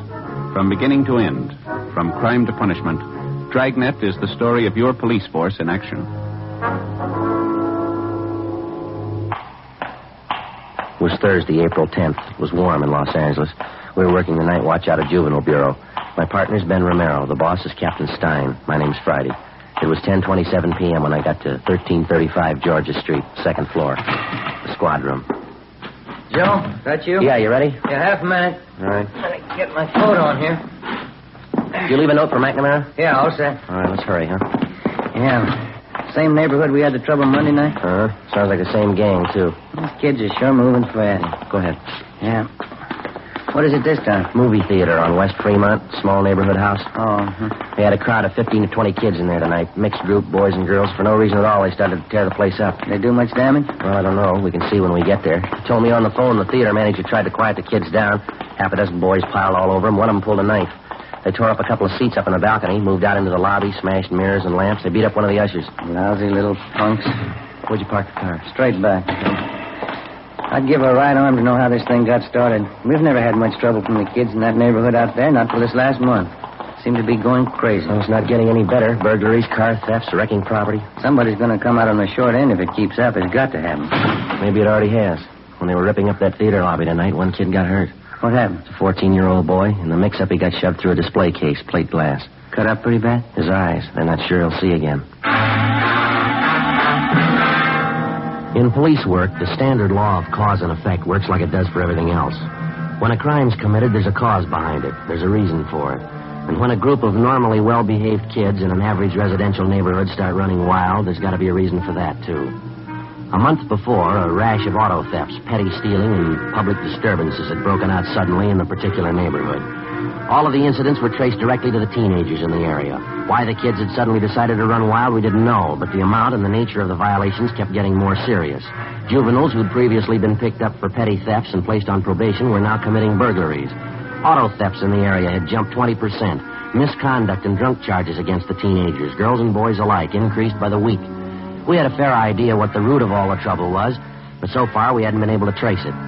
10:45 p.m. We got to the neighborhood movie theater on West Fremont and we went inside. The lobby was a shambles. 2 large mirrors had been shattered, lamps and sofas overturned and broken. The lobby candy counter had been wrecked completely. The glass showcases were caved in. The popcorn machine was smashed. The soft drink cooler turned on its side. The last showing of the feature picture was still going on. We interviewed the theater manager in the lobby, a Mr. Clyde Barton. They got real foul-mouthed. 1 or 2 of the girls, too. Some of the language I wouldn't even use at a stag party. I got so mad I grabbed 2 of the noisy ones by the neck and told them to get out. That's when it broke loose. Well, what exactly happened? The whole crowd of them jumped out of their seats and piled on me. I fell back down against the stairs and I started swinging. I'll tell you the truth, Sergeant, I was scared. I didn't know what to make of them. They seemed like a pack of animals, wild. I happened to hit this one kid and I saw him pull out a knife and come at me. Didn't take me too long to get out of there. Kids or not, when a bunch of them like that come after you, you run. Yes, sir. You called for the police as soon as all this happened? You bet I did. Just as soon as I could get out into the lobby and into my office. I locked the door. I could hear them tearing the place up outside. Just look at that. Smashed up everything in sight. I have to have something like this happen. Look at this candy stand. Well, how about some of the kids you recognized in that crowd, Mr. Barton? Oh, say, the last show's ready to break. Folks are going to be coming out. You want to step back here into my office? We can talk there. Be out of the way. That'll be fine, son.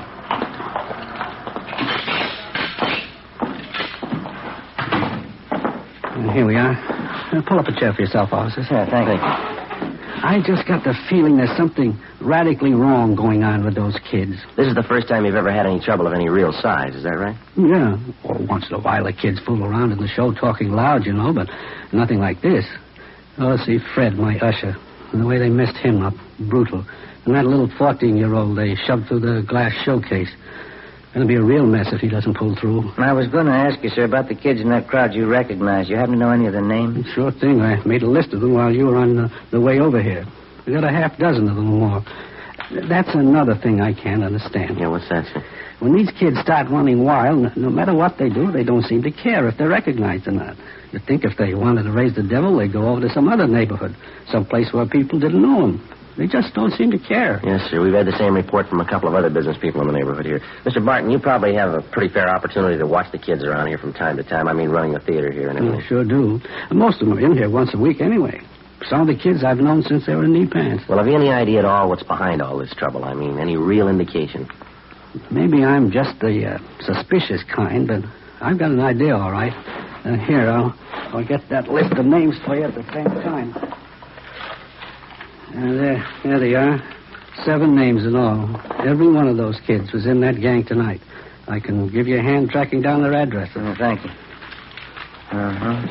There's something else. Here's what I was talking about. What's this, sir? In that scramble in the lobby tonight, this little box fell out of one of the kids' pockets. One of the ushers picked it up, brought it into me.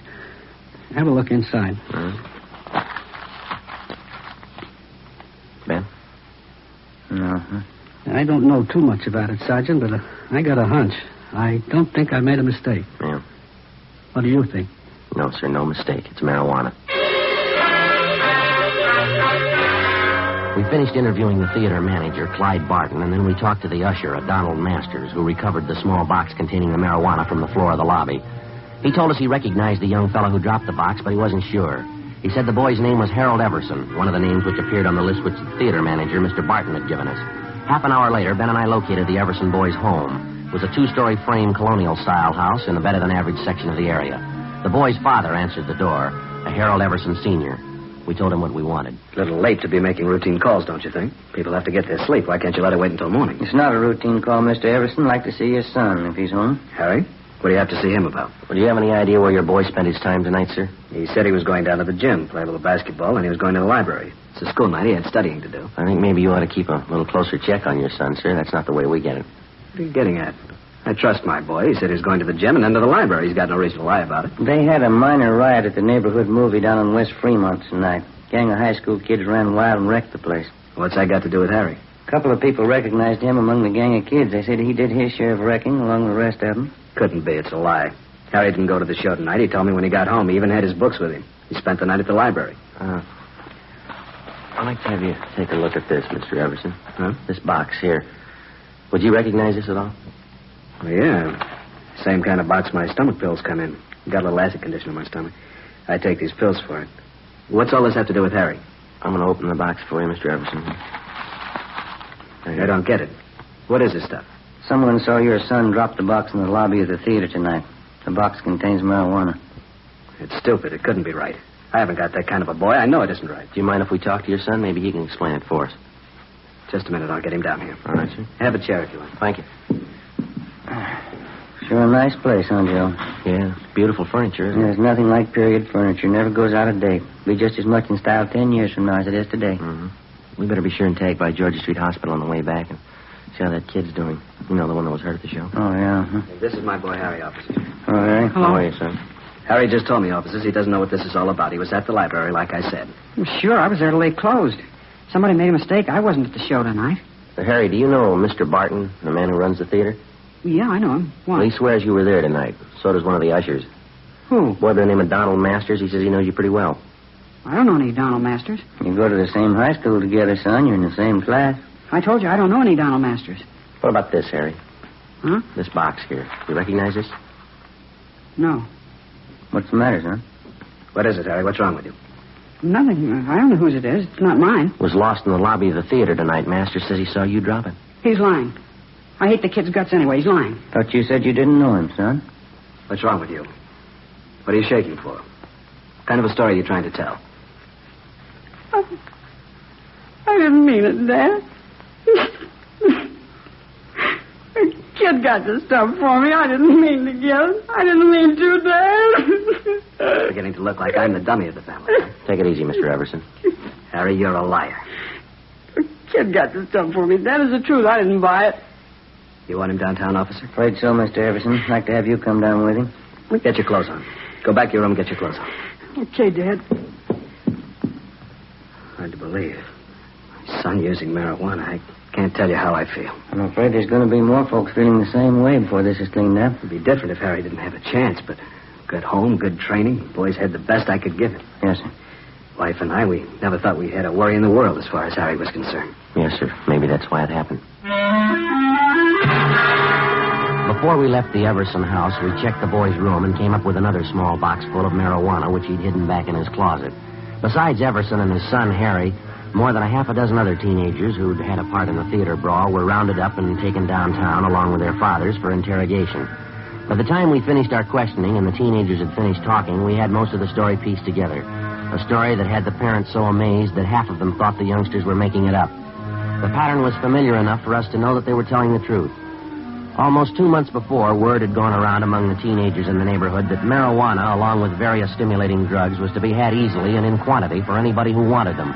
Word was passed around that it was the new thing to do, the smart thing to do if you wanted to keep up with the crowd. In questioning the Everson boy, we found that he seemed to know more about the history and operations of the narcotics campaign in the neighborhood than the other boys did. I know one of the guys who first showed up with the stuff. Name's Johnny Demring. He's about my age, 17.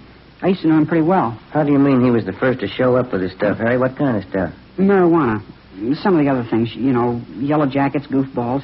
More of the kids go for them than they do for marijuana. Do the youngsters know what these goofballs are made of, son? Do they know what they are? Well, it's dope, I guess. Narcotics. The kids get a big kick out of them. I guess that's all they care. Mm-hmm. This Johnny Demring, does he sell the stuff around the neighborhood, Harry? Yeah, he was the first one. He's got a couple of other kids selling for him now. A couple of them are girls. They sell a lot for him. Johnny makes pretty good money. Yeah, I guess he does. Where does he get the stuff from, do you know? No, I wouldn't know that. Someplace downtown. Johnny knows a guy. He's never told anybody where he goes to meet the guy. Nobody ever goes with him. Was Johnny at the show with you tonight? No, he doesn't hang around with the kids much anymore. He's getting a little big time, I think. He's got his own car and good-looking girlfriend downtown. Says he's going to quit school next month. Mm-hmm. Where does Johnny live, son? Can you tell us? I don't know the address right off. I can check it in the phone book for you.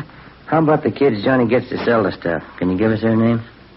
Yeah, okay. I think I can remember who they are. You gonna bring Johnny in and talk to him? That's the idea, yeah. I don't know if you're gonna find him right away.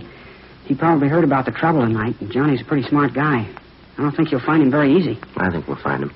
Nobody knows much about him. He never talks about what he's doing. Never tells anybody anything. Pretty smart guy. He told you. How smart was that? Complete statements were taken from each of the youngsters we brought in for questioning, and then in practically all cases they were released into the custody of their parents pending action by the juvenile court. With the information we had at hand, it took us the better part of 4 days to round up everybody involved in the narcotics distribution system which had been set up among the teenagers in the neighborhood by 17-year-old Johnny Demring. As for the Demring boy himself, he couldn't be found.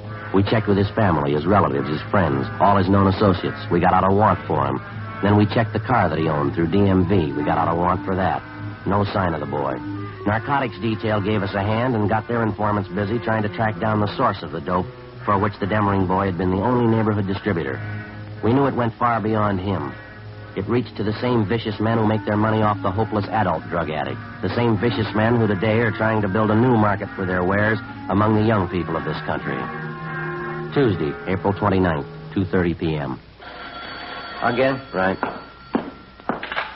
Juvenile Bureau, Romero. Oh, yeah, Brady. Yeah, huh? That's right. What's his name? Yeah, okay, right away. Right, bye. It's Brady from Narcotics. They figure they got our man. The Demring boy? No, the guy who pushed the stuff to Demring. Mm-hmm. His name is Jocko Harris. They found him in the county hospital this morning. Yeah. Somebody got a hold of him 2 nights ago and gave him a good working over. If we're lucky, we'll make it. What do you mean? He's not supposed to last out the day. 2:35 p.m. Ben and I left the office and went immediately to the county hospital where we were allowed to briefly interview the narcotics suspect, Jocko Harris. He was in a critical condition with a fracture of the skull. He gave us a statement in the form of a dying declaration. He admitted being the contact man for 17-year-old Johnny Demring, and he admitted also that he had kept the boy supplied with enough narcotics to keep the neighborhood teenage demand for the stuff fully satisfied. Seemed like a good kid. Never thought he'd turn. What do you mean, Jocko? How'd he turn? Why do you think I'm here? You mean he's the one who worked you over? Yeah. Where is he, Jocko? Do you know? No. Do you know where he's staying? Do you have any idea at all? No. Stole all my stuff. Every ounce. What was it, heroin? Yeah. Listen. Yeah? Get him. Fast. He's got enough junk to start a war.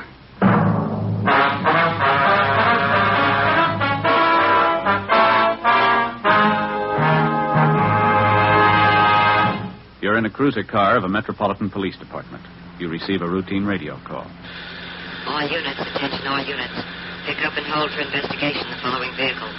1948 Ford, 2-door sedan, black white sidewall tires. There are many cars that fit this description. You listen for more facts. This car will have extensive damage to right front end. License number 9 Robert 9 707.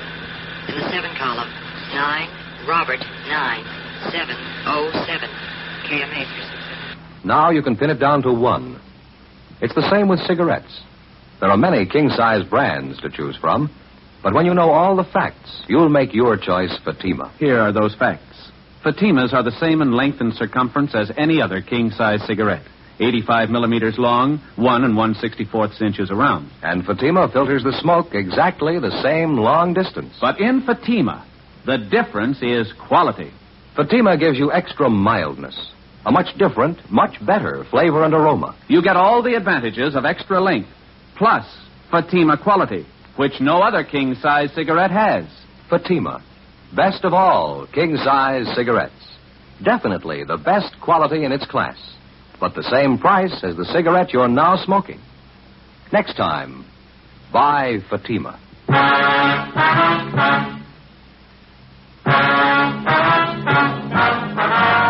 Wednesday, April 30th, 9 a.m. The hunt for 17-year-old Johnny Demring was intensified.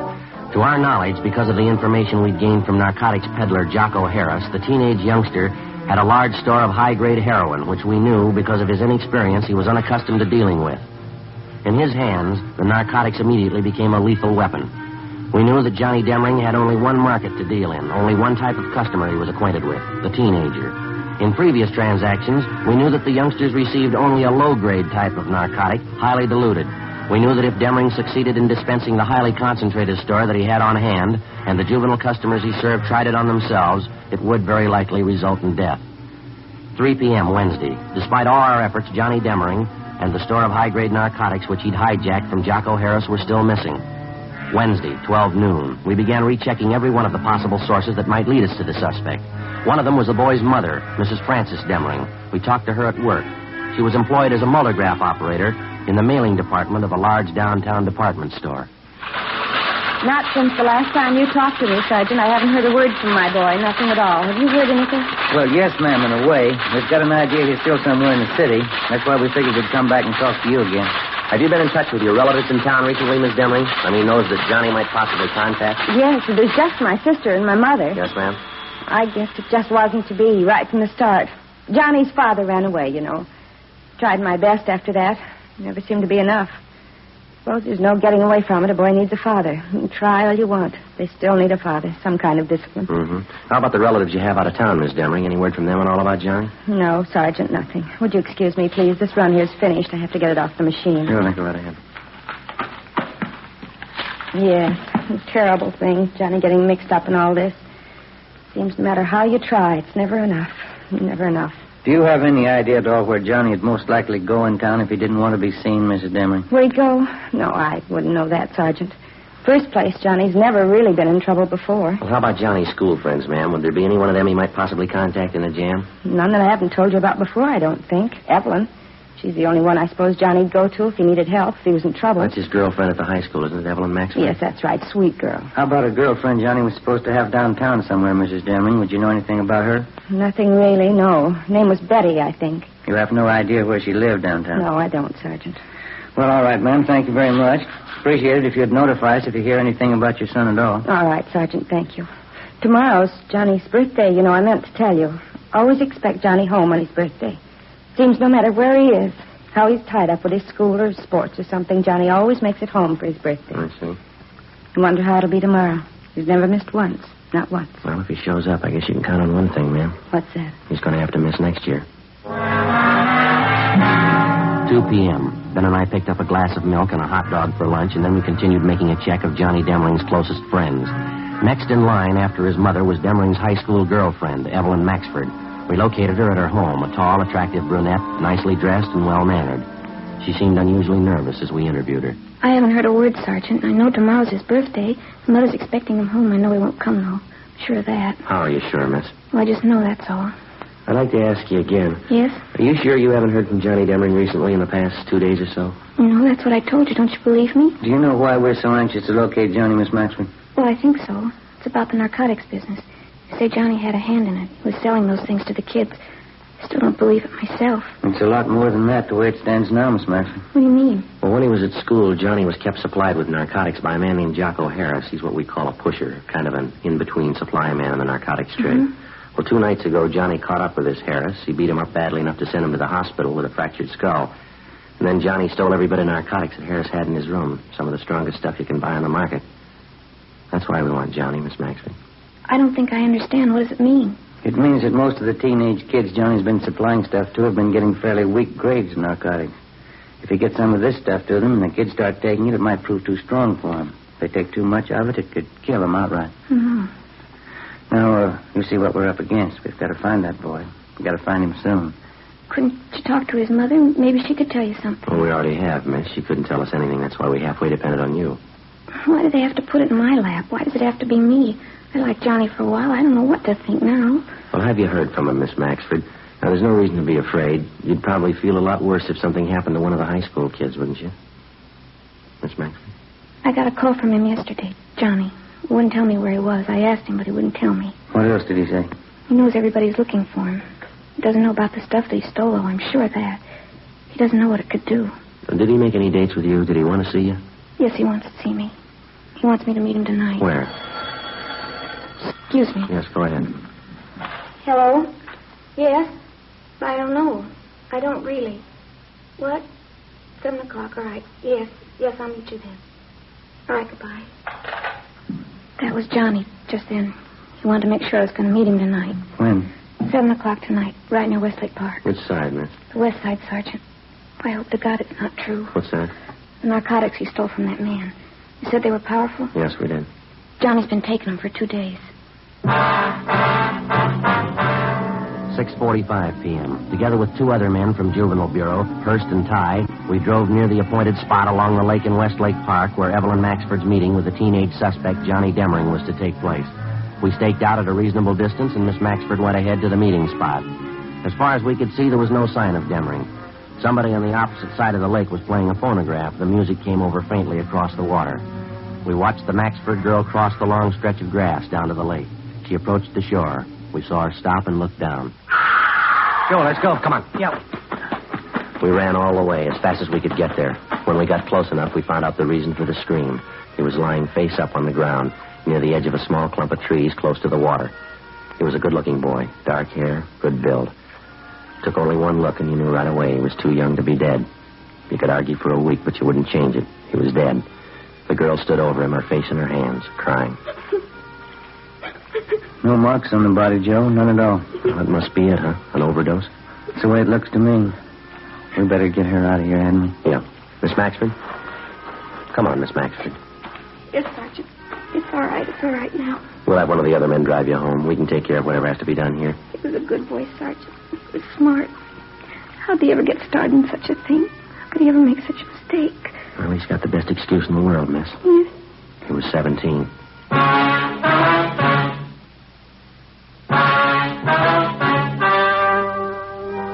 The story you have just heard was true. The names were changed to protect the innocent. On May 2nd, a coroner's inquest was held at the county morgue, Hall of Justice, City and County of Los Angeles, State of California. In a moment, the results of that inquest. And now here is our star, Jack Webb. Thank you. Friends, it makes us very happy to know that so many of you have switched to king-size Fatimas. Now, this actual sales report I have here shows that in state after state, more people are smoking Fatimas every day. In the first state, Fatima sales are up 97%. The next state sales up 114%. Still another state, 117%. And still another, 69%. Well, those are just a few. Now, in my opinion, that can mean only one thing. That thousands and thousands of smokers, coast to coast, agree with what we've been saying. Fatima is the best of all king-size cigarettes. If you haven't smoked them yet, remember this. Fatimas cost no more than the cigarette you've been smoking. Fatima gives you all the advantages of extra length, plus Fatima quality, which no other king-size cigarette has. So tomorrow, buy Fatima.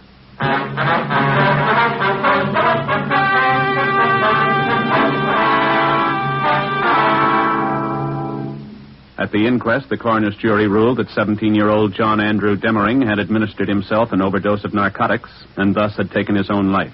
All others involved in the juvenile narcotics ring, a total of 8 persons, were tried and convicted under the State Narcotics Act. They received sentences as prescribed by law and are now serving their terms in the state penitentiary.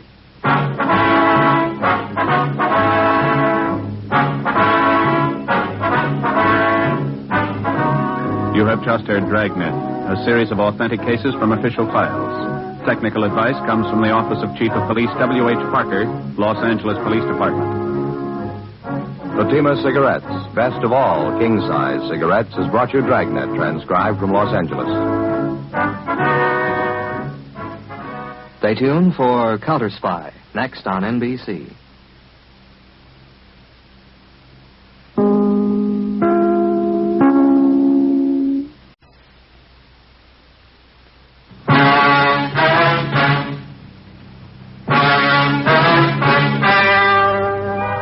The story you're about to hear is true. The names have been changed to protect the innocent. Fatima Cigarettes, best of all king-size cigarettes, brings you Dragnet.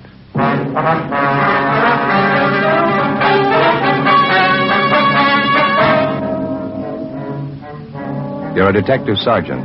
You're assigned to homicide detail. A 64-year-old shopkeeper is found murdered, beaten to death in the back room of his store. The body bears the marks of a savage attack. There's no trace of the killer. Your job? Get him. How does Fatima compare with other king-size cigarettes? Fatimas are the same length and circumference, 85 millimeters long, 1 1/64 inches around.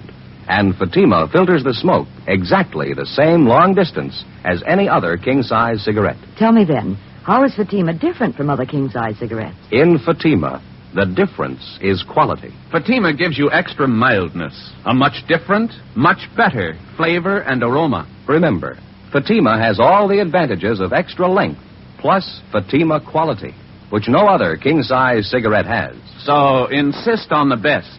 Smoke king-size Fatima. Best of all long cigarettes.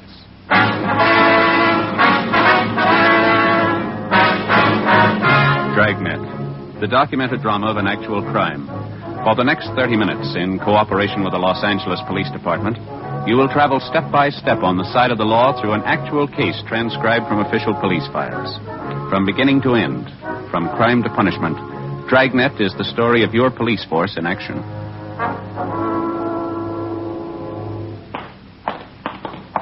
It was Wednesday, February 19th. It was cloudy in Los Angeles. We were working the night watch out of homicide detail. My partner's Ben Romero. The boss is Thad Brown, chief of detectives. My name's Friday. We were on the way out from the office, and it was 10:56 p.m. when we got to 1016 South 12th Street, the Apex Men's Shop. Yes, sir? Friday and Romero, Central Homicide. ID card. Oh, yeah, Sergeant. Been waiting for you. My partner's upstairs in the back talking to the victim's wife. You answered the call, did you? Yeah, that's right. Miles and Keever, Unit 16R. Who are you? Miles. Keever's talking to Mrs. Wilford, victim's wife. She found the body. What's that up above? How's that? Music up there somewhere. Sounds like a party. Oh, yeah. Well, that's a dance place. Takes a whole upper floor of the building. Wonderland Dance Hall, I think that's it. Mm-hmm. When was the body found, Miles? Do you know? Well, the wife wasn't very definite about it. She told us she came in the shop here about 10 o'clock tonight. The place was wide open, nobody behind the counter. Said she looked around a while, finally found her husband's body in the storeroom back there. Nothing for a weak stomach. It's pretty brutal. What else do you have to say? Well, not too much. She's pretty close-mouthed. Probably the shock of finding her husband like that. I don't know. Do you want to show us where he is, Miles? Yeah, it's straight back this way. The victim's name is Joseph Wilford. Owner of the store, ran it himself. Wife says he's had the business here for 23 years. It's a typical men's shop. You can see that. That's around the left. In here. Okay, go ahead. He used this for his storeroom, I guess. Well, that's it. As far as we know, the body hasn't been touched. Yeah, sure took a terrible beating. An elderly man, huh? My wife said he was 64 last birthday. She couldn't think of any enemies he has. Anybody want to do this? Where did he keep his cash? Did she tell you that? No, cash register, I guess. Can't be sure till Leighton Prince gets here. Yeah. Did you call the crime lab yet? I'm waiting for you fellas. You want to call him now? Would you mind? Oh, sure, sir. Say, you might as well call the coroner while you're at it. Tell him there's no big rush. Yeah, right. Take a look around here, Jill. Looks like a tornado ripped through. Yeah. Chair overturned. Clothes all over the floor. Yeah. Come here, Ben. Look at the body. Yeah? His arms tied behind his back. Ordinary clothesline robe. What's that cloth knotted around his neck? I don't know. Looks like it could be a woman's slip, doesn't it? Whoever it was, they weren't taking any chances he'd live through it. The wounds on the head here, and the neck, see? Yeah. Looks like he was stamped on by boots, something like that. Maybe a narrow heel. Sure brutal. It doesn't look too much like a robbery motive. Not from the beating he took, anyway. Huh? Looks like he might have had a taste for art. All over the wall here. Pin-up girls, fancy calendars. I got the crime lab, Sergeant. On the way out. Oh, thanks, Miles. Notified Deputy Coroner. Anything else I can do for you? Yeah, would you mind getting the wife down here, Miss Wilford? We'd like to talk to her. Sure, right away. Thank you. How's she feeling? Any hysterics? No, she's pretty quiet. She went upstairs to rest. A couple of housekeeping rooms up there. Guess that's where she and her husband live. We'll tell her she doesn't feel too well. We could come up there and talk to her. Right, Sergeant. Well, what do you think? I don't know. We'll see what the crime lab can come up with. We can start checking around the neighborhood after we talk to the wife, huh? Let me take a look here. What's that there? It's funny. Not much place in the haberdashery for things like this, huh? A woman's nightgown. Black lace, huh? Packed in a gift box. Is that a card there? Yeah. See if we can read it without touching it. Says, to a beautiful girl, you've been away too long, hoping we'll never be parted again. It's signed Joseph Wilford. Seems a little funny, huh? Yeah, it does. Maybe his wife's been on a trip. He's going to give it to her as a present. When's the last time you gave your wife a black lace nightgown? 11:05 p.m. The two officers who'd answered the call, Miles and Keever, brought the victim's wife, Mrs. Agnes Wilford, downstairs, and Ben and I questioned her. She was a small, slight woman, dark hair, dark brown eyes, a sharp nose and chin. She looked to be in her early 50s. She She said that both she and her husband had emigrated to America from northern Germany 25 years before. We asked her how her married life with Mr. Wilford had been, but she kept dodging the question. We asked her how she happened to find the body. The body's just as you found it, Mrs. Wilford. You didn't disturb anything? No, I just came back from a friend's and looked, and I saw him, and he was dead. Somebody killed Joseph. And you're pretty sure that your husband wasn't having any trouble with anybody? No enemies? No, he didn't have any enemies not to do this. Yes, ma'am. You lived upstairs in the back of the store with Mr. Wilford. Is that right, ma'am? For a long time, yes. We lived upstairs in the rooms. It was nice. Saved money for rent. Well, do you have any idea at all why your husband's dead? Why somebody'd want to kill him? There was money in the store. They'd kill for that. You're policemen. People kill for money, you know that. Well, do you know where Mr. Wilford kept his money, ma'am? There was a wooden drawer in the table in the back room. He would keep the money there. But I looked when I came in first. It was empty. Well, was there any money in that drawer tonight? Do you know that? Oh, yes, $300-400 anyway. Joseph always kept it in there.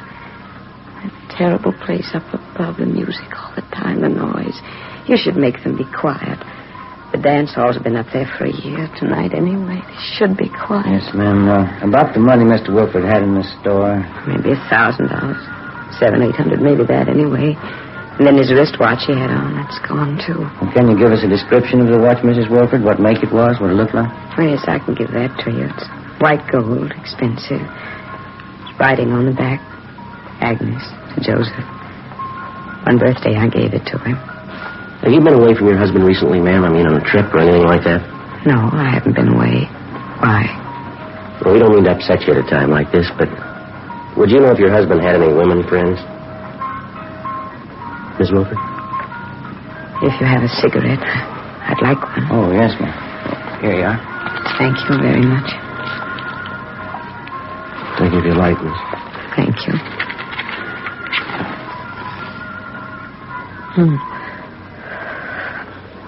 Do we have to talk about it? I'm afraid so, ma'am. Most of them I know. For 10 years it's been like this. There were many of them. Young women. Joseph didn't try to hide it from me. I knew all about it. And you continued to live with your husband all this time, ma'am? I did. He'd bring the girls to the shop here sometimes. When they'd come, I'd go away for a while. After they were gone, I'd come back. Joseph and I would never talk about it. You mean you never had any arguments with your husband about the women? No. He never lied to me about the girls. He had them, that's all. It was something he expected me to understand. Oh, I see. You say you knew several of these women your husband went out with. Could you give us their names, please? Yes, there's an address book upstairs in Joseph's desk. The names are in there. I see. Would you mind showing us that address book now, please? Yes, we can go upstairs. I'll get it for you. There's one question I'd like to ask you, Mrs. Wilford. If you don't mind. Yes? About your husband, ma'am. I don't know. Hurt very much at first. And then by and by, it didn't hurt so much. Time, I guess. Habit. Beg your pardon? A habit. If you want to, you can get used to anything. Yes, ma'am. Even a man who doesn't love you anymore.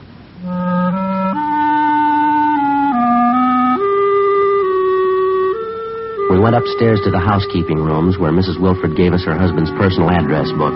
She also gave us a description of his wristwatch, which had been removed from the body, along with the name of the jeweler who'd sold her the watch. It was a Hamilton with a diamond-studded dial. The crime lab crew arrived downstairs and began their routine investigation. We finished questioning the victim's wife, and then we started checking the neighborhood. Only a few of the stores in the area were still open. We found only one possible witness, a newsboy, who told us that he'd seen an attractive dark-haired woman enter the store earlier in the night at about 8:30 p.m. His description of her was only sketchy. Another hour of checking the neighborhood, and we went back to the store. Lieutenant Lee Jones and the crime lab crew finished checking over the entire layout. They went back downtown to give a thorough examination to what physical evidence that they'd found. The deputy coroner arrived and removed the body. Together with Hubka and Forbes from homicide, Ben and I spent most of the next day checking with store owners in the immediate neighborhood of Wilford's haberdashery. They could tell us nothing we hadn't already found out. We got the description and serial numbers of the victim's missing wristwatch, notified the pawn shop detail, and got out a broadcast on it. 3:45 p.m. We checked with the office. We got a slow enough start on this thing, huh? Everybody tells us the same story. Yeah, seems to be pretty common knowledge. He had a lot of girlfriends. I guess we better start checking out the names in that address book, huh? Yeah. Sure beats all, doesn't it, Joe? What's that? Mrs. Wilford, 10 years, her husband's dating other women right in front of her. It isn't normal. Can't see why she didn't just pack up and leave. It's Kind of hard to figure at that. Maybe she was still in love with him. I wonder how Forbes and Hubka made out. I'll check the book, see if we got a call. Okay. See. No? No word from him, huh? No, Lee Jones called from the crime lab. Wants us to check with him. I'll call him. Okay, fine. 2667, please. That's right. Guess we better check with the morgue, too, huh? See if they got the body posted yet? Yeah. Hi, Lee. Romero. What was it? Did you get the name? I see. All right, well, bye. What do you have? Lee talked to the coroner already. Wilfred died about 9 o'clock. Cause of death was strangulation. Mm-hmm. How about those wounds on the head and on the neck? That didn't do it. The cloth tied around his neck. It was a woman's slip, all right. Yeah. Did you pick up anything off it? Any laundry marks? He did better than that. Yeah? He got the name of the laundry. After checking for all stains and markings on the woman's slip, which had been found knotted around the murder victim's neck, Lee Jones had examined it under a special fluorescent light. He found a type of marking used by only one large laundry service in the city. We checked with the managers of the laundry company and found that the slip had been cleaned by them for a Miss Elise Dressler. She had a North Hudson Street address. We started checking on her. The first lead came from the dead man's personal address book. We found the name of Elise Dressler listed along with her address and telephone number.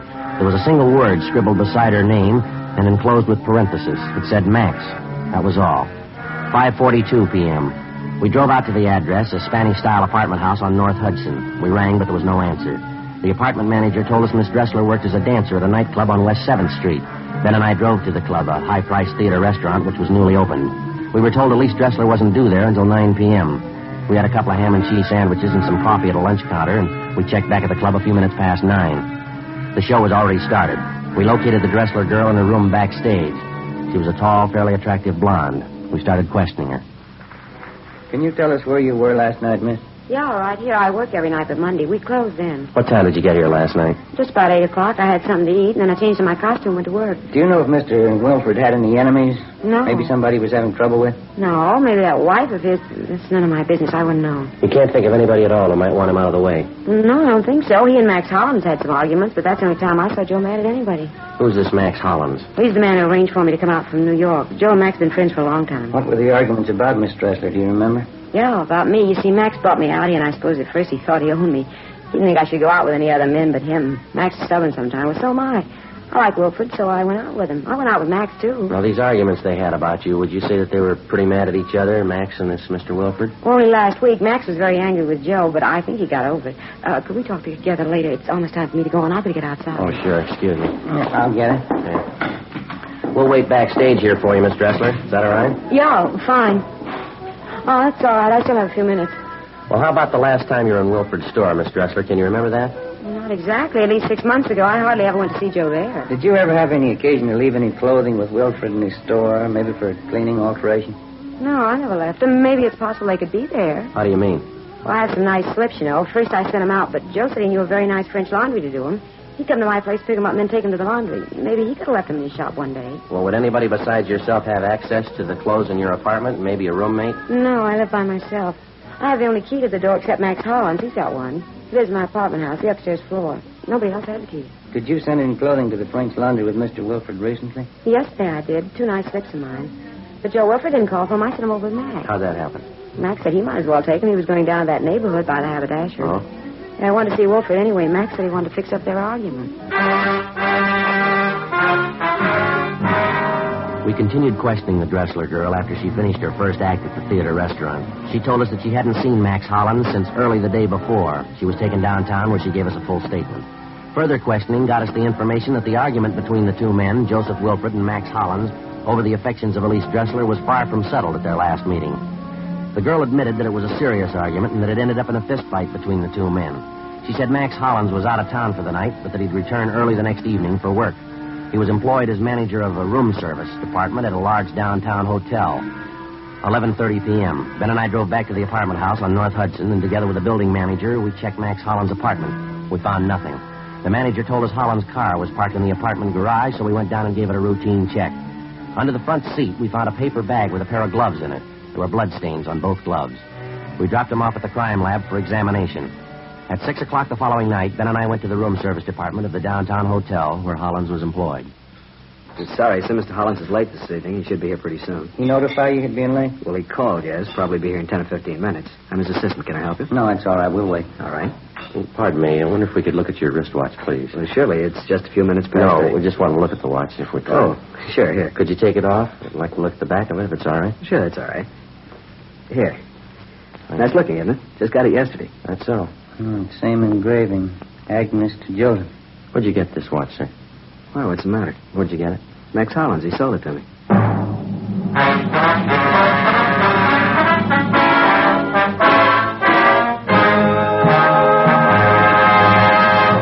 You are listening to Dragnet, actual stories from official police files. Now, listen to an actual Fatima sales report. Proof that in state after state, Fatima sales are going up. Up every day. In the first state listed, Fatima sales up 92%. In the second, Fatima sales up 72%. The next state, Fatima sales up 107%. Another state, Fatima sales up 142%. Still another state, Fatima sales up 154%. And those are just a few. Yes, all across the country, thousands and thousands of king-size cigarette smokers are switching to Fatima. You see, Fatima contains the finest domestic and Turkish tobaccos, superbly blended. Fatima gives you extra mildness, a much different, much better flavor and aroma. You get all the advantages of extra length, plus Fatima quality, which no other king-size cigarette has. Fatima, best of all king-size cigarettes. Definitely the best quality in its class, but the same price as the cigarette you're now smoking. Remember, in Fatima, the difference is quality. Next time, buy Fatima.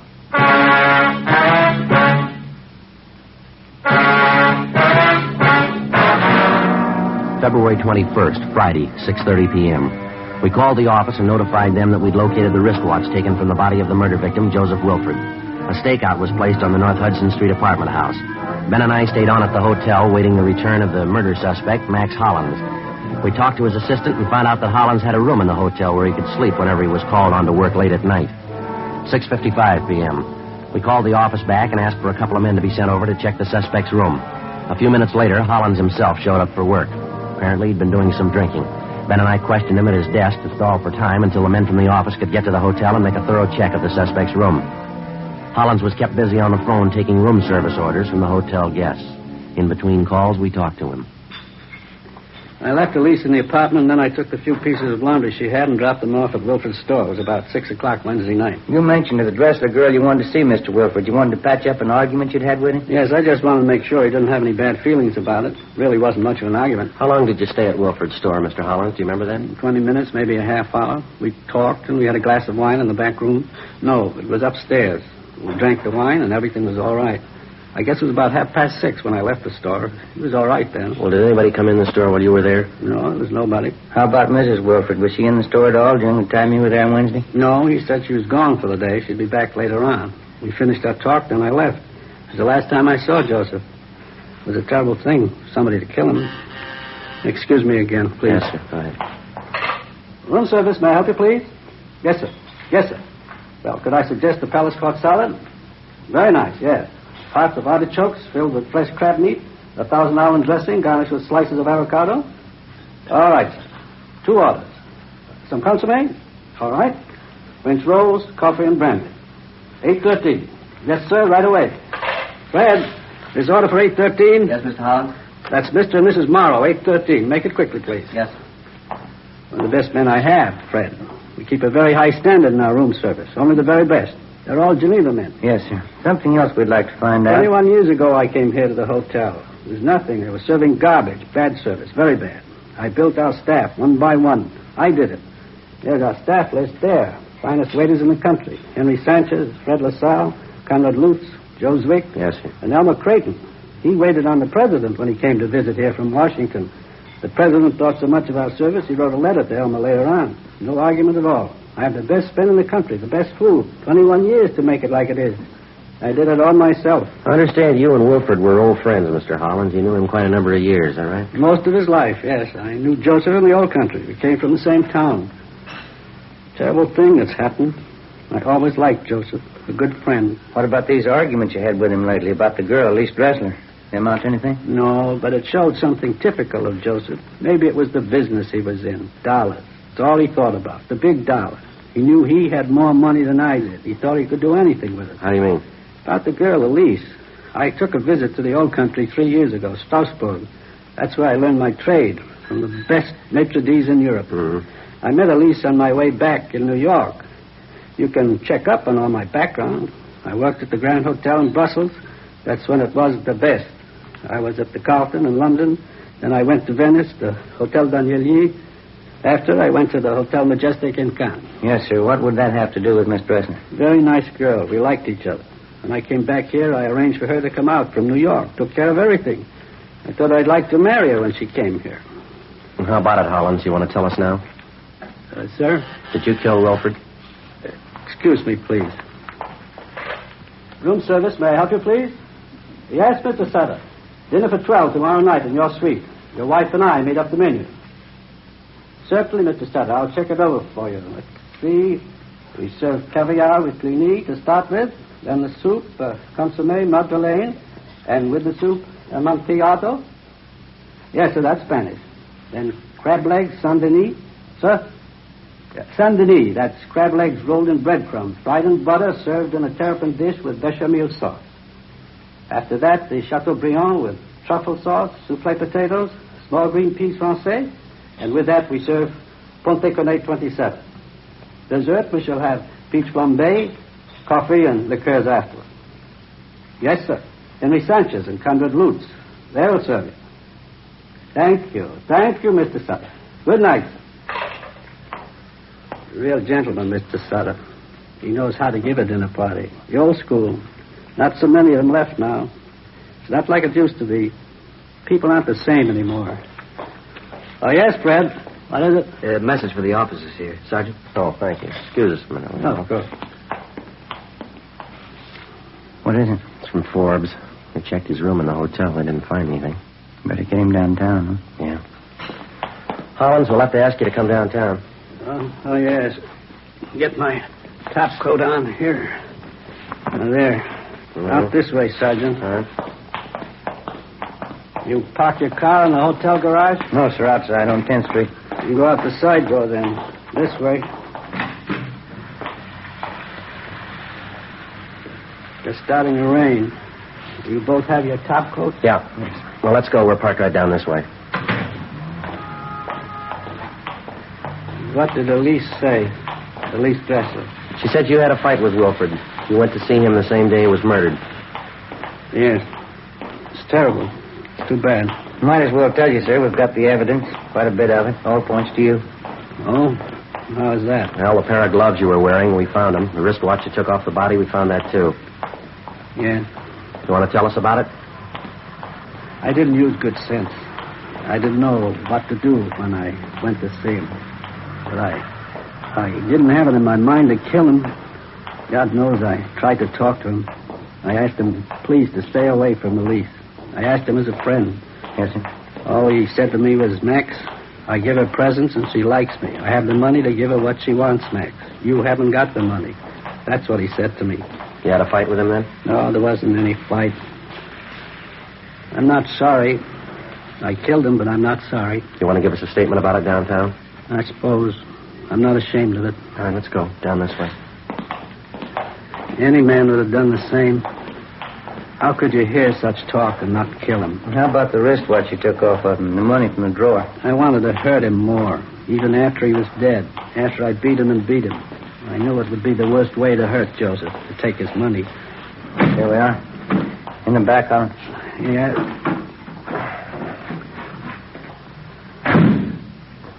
Sergeant. Yeah. I've told you now. I killed him.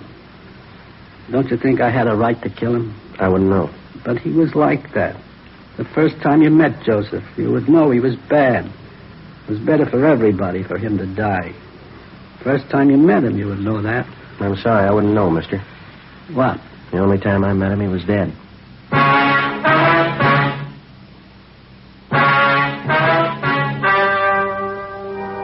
The story you have just heard was true. The names were changed to protect the innocent. On June 4th, trial was held in Superior Court, Department 89, City and County of Los Angeles, State of California. In a moment, the results of that trial. And now here is our star, Jack Webb. Thank you. Friends, with your permission, I'd like to speak to our good friends, the cigarette dealers, listening in tonight. A few minutes ago, we read you some figures from our latest Fatima sales report. The fact that coast to coast, Fatima sales have enormously increased is extremely important to you as a dealer. It means that more of your customers are now enjoying Fatima quality than ever before. You can do yourself and your customers a big favor by making sure you always have enough Fatimas to meet the ever-increasing demand. Thank you. And friends, remember that Fatima gives you all the advantages of extra length plus Fatima quality, which no other king-size cigarette has. Tomorrow, ask your dealer for Fatima. Best of all, king-size cigarettes.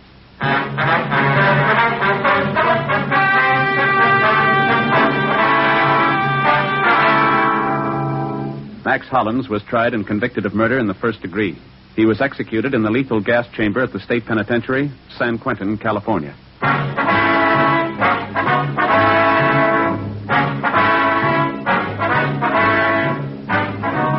You have just heard Dragnet, a series of authentic cases from official files. Technical advice comes from the Office of Chief of Police W.H. Parker, Los Angeles Police Department. Fatima Cigarettes, best of all king-size cigarettes, has brought you Dragnet, transcribed from Los Angeles.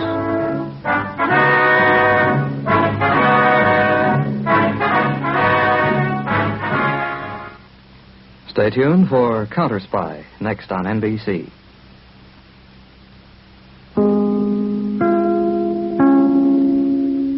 Ladies and gentlemen, Dragnet has a very important announcement for all of you at the close of tonight's program. The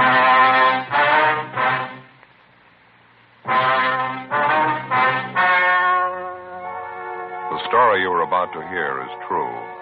The names have been changed to protect the innocent. Fatima Cigarettes, best of all king-size cigarettes, brings you Dragnet.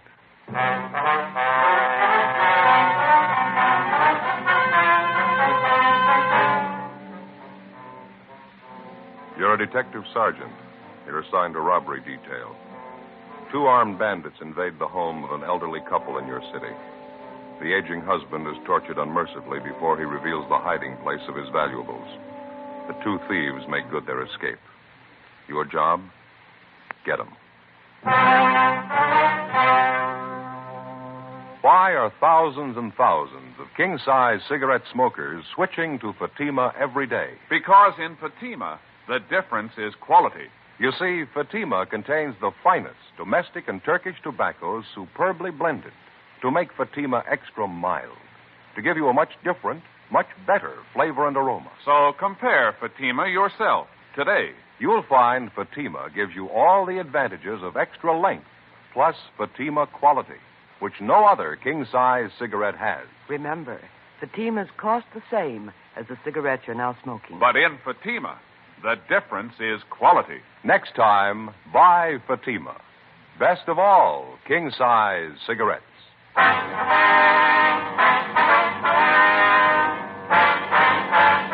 Dragnet, the documented drama of an actual crime. For the next 30 minutes, in cooperation with the Los Angeles Police Department, you will travel step by step on the side of the law through an actual case transcribed from official police files. From beginning to end, from crime to punishment, Dragnet is the story of your police force in action.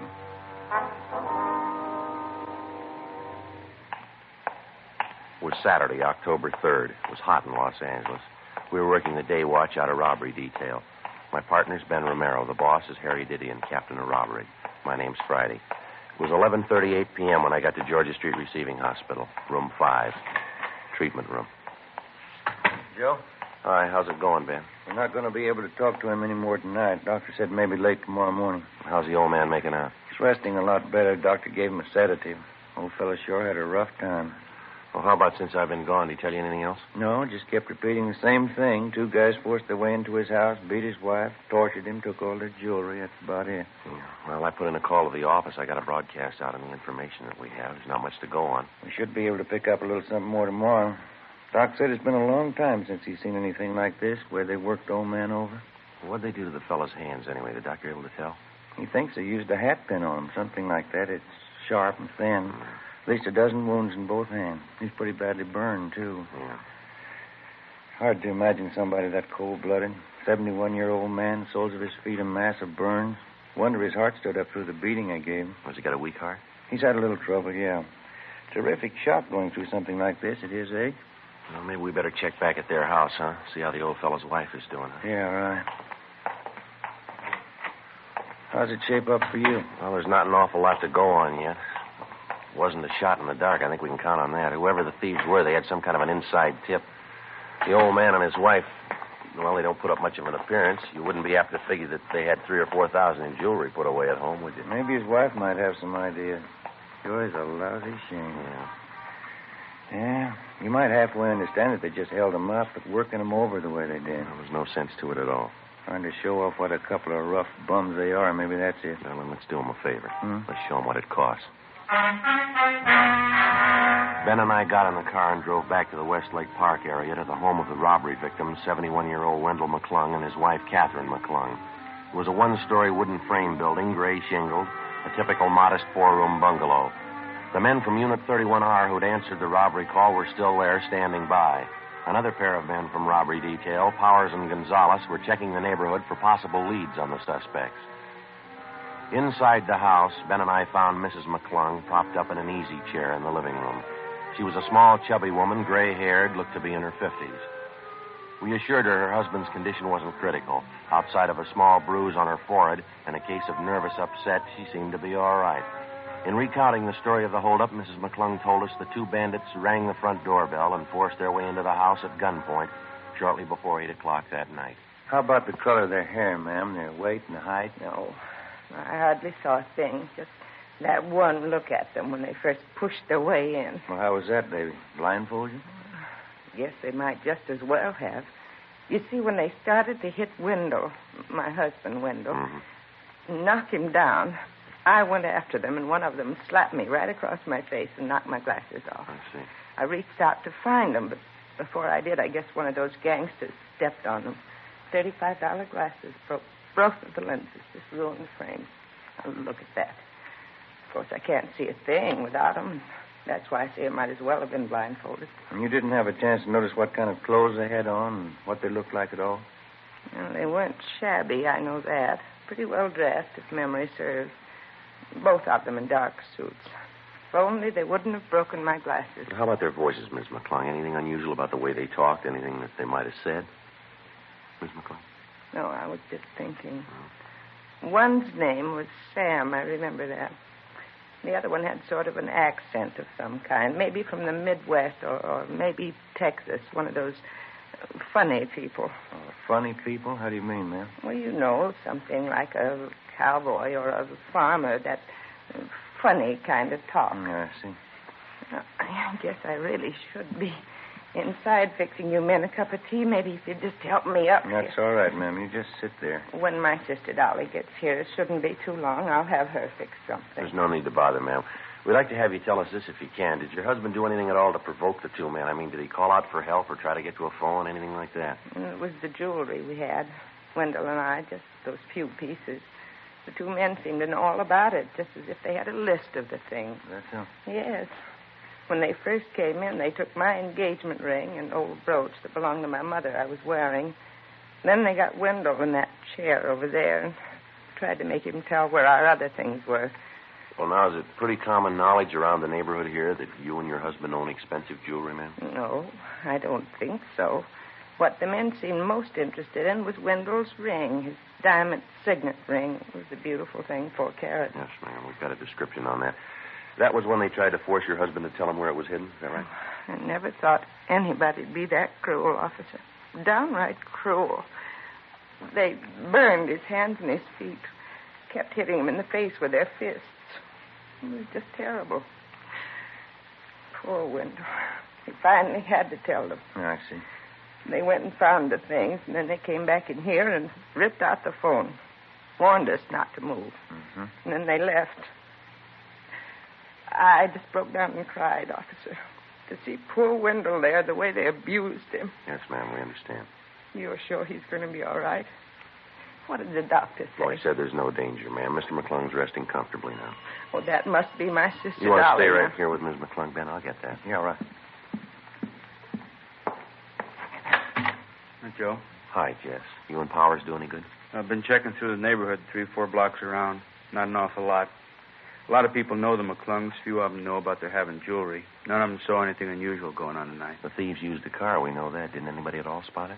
I'm not sure, but there's one possibility. Some of the neighbors said a young kid was peddling magazines down this block tonight, just about the same time as a robbery. He might have spotted something. That's fine. Where is the boy? Where does he live? Well, that's what we asked the neighbors. Yeah? Nobody knows. A supplementary broadcast in an APB was gotten out containing what description we had on the two hold-up men, plus descriptions of each article of jewelry taken from Mr. and Mrs. McClung. The following morning, along with Jess Gonzalez and Johnny Powers, we continued canvassing the immediate neighborhood of the holdup. The only thing we got was a fair description of the boy who'd been selling magazines the night before in the vicinity of the McClung house, and also the names of the magazines he was peddling. Monday morning, 9 a.m., we got in touch with the local distributor for the publications, got a list of 5 boys who sold for them in that general area, and started checking them out. Third on the list was a Bill Newsom, a sophomore student at a nearby parochial high school. He lived a half a dozen blocks from the McClungs. We checked at his house, but his mother told us he wasn't at home. I'm sure Billy won't be long. Thank you, ma'am. Right in here, officer. Let's go ahead. Thank you. Sit down, won't you? Thank you very much. It must be him now. Billy, in here. Yeah, Ma. Come in here, Bill. 2 police officers to see you. Huh? Bill, this is Sergeant Friday and Sergeant Romero, my son Bill. Would you excuse me? I'm going to have to start fixing dinner. You go right ahead and have your talk with Bill. I'll be out in the kitchen. All right, ma'am. Thank you very much. You speak right up now, Bill. Try and help the officers all you can. How can I help you? What's it all about? We understand you have a magazine route in the neighborhood, Bill. Your mother tells us you were out selling this last Saturday night. Yes, sir, that's right. Thursdays and Saturdays, they're my regular nights. Mm-hmm. I don't really sell, though. How do you mean, son? Well, you see, I line up all my customers ahead of time. I got a regular list of people who buy from me every week. I don't do any door-to-door selling. That way's not much good. I see. Do you have a regular customer on your list by the name of McClung, Bill? That's M-C-C-L-U-N-G. Yeah, Mr. McClung. Once a month, he takes a gardening magazine. Comes out the last week in every month. Were you over near the McClung's place Saturday night? You remember? Yeah, I was. I went right by it. I've got customers all along that block there. Say, this wouldn't be about that robbery. That's right, Bill. You heard about it? After church Sunday, a couple of kids who go to the same school I do, they live right around the McClungs. They heard about it. What time was it when you went by there Saturday night, you remember? Oh, about a couple of minutes after 9, I guess. Maybe a quarter after. When I heard about the robbery on Sunday, I thought maybe I ought to tell somebody about it. I wasn't sure about it, though. You know, I didn't want to be a pest. What do you mean, son? You weren't sure about what? This dark blue sedan I saw parked on the street there, just a couple of houses down from the McClung's place. The reason I even noticed it was because it was a new car, almost a brand new car, but it looked like the license plates on it were kind of old. Mm-hmm. What else? Well, I delivered some magazines to Mrs. Brubaker, and I got my money for them. And then coming down the stairs, I saw these 2 men. I'm not sure they came out of Mr. McClung's house. It's dark, you know, but I thought that's where they came from. Anyway, they went down the street, got in the car, and took off. Seemed to be in a hurry. Well, what did the 2 men look like, Bill? Do you have any idea? No, I didn't see them too well. Wasn't too close to them. I was about from, here to across the street from them. How about their clothes? You notice them at all? Yeah, they had suits on, dark suits. I know that. How would you describe their build, son? Medium, tall, fat, skinny? What would you say? Why, I think I'd say medium. Yeah, both of them medium. Now, about that car, Bill. You said it was a dark blue sedan, new model, and the license plates look kind of old. Is that right? Yeah, that's right. That's how I first noticed it parked down by the restaurant. How's that? About 7:15 when I started my route down on South Benson, I saw the same car parked outside the restaurant down there. Forget the name of the place now. It just opened about a month ago. You sure it was the same car? Oh, yeah, I'm pretty sure. That's why I noticed it again when I saw it up by McClung's place. I thought it looked kind of terrible. Brand new car like that with old license plates. By any chance, son, do you remember the license number on those plates? No, sir, I didn't notice it at all. I'll tell you what, though. Yeah? If I see that car again, I'll be sure and get the number for you.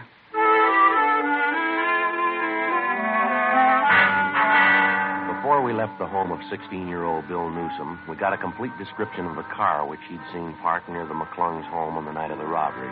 He told us it was a 1950 Hudson, 4-door sedan, dark blue, white sidewall tires. We relayed the information downtown to robbery detail. After we left the boy's house, we drove to the vicinity of the restaurant on South Benson, where the Newsom boy had first spotted the Hudson sedan. After making the rounds of several bars and coffee counters in the area, we started checking at the restaurant. It was newly opened, just as the boy had described it, full of glass, brick, and fancy modern stonework.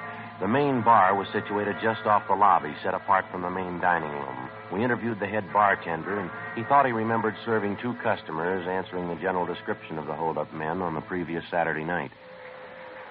Not a bad-looking pair. They're in a little early, around 7:15, 7:30. They seem to be all right. Do you remember what they looked like at all? No, I didn't notice them that much, officer. Can you give us some general idea? They're on the young side, I guess. Not more than 28, 30. One of them talked like a Midwesterner, I think. You know, maybe Arkansas, Texas, someplace like that. Well, could you give us any idea what they were wearing? Would you remember both had suits on, dark suits. One had on a gray hat, and that's about all I remember. The reason I can place them at all is because Saturday was a pretty slow night at the bar. There's a new place here, you know, and it takes a little time to cultivate a trade. Well, did these 2 men stop for dinner here? Do you remember that? No. They sat right here at the bar and had a couple of beers, and then they left. No dinner. Did you wait on them, sir? Yes, sir, I did. I served them both a bottle of beer, imported Dutch beer. Do you serve quite a bit of that imported beer, do you? No, not here, no. It's mostly cocktail trade. These 2 fellows are the only ones I remember asking for. Well, do you remember if the 2 men handled the beer bottles at all? If they handled them? Well, I mean, did you pour it? I filled up their glasses and set the bottle down. I guess they did handle them. They emptied the bottles. I see.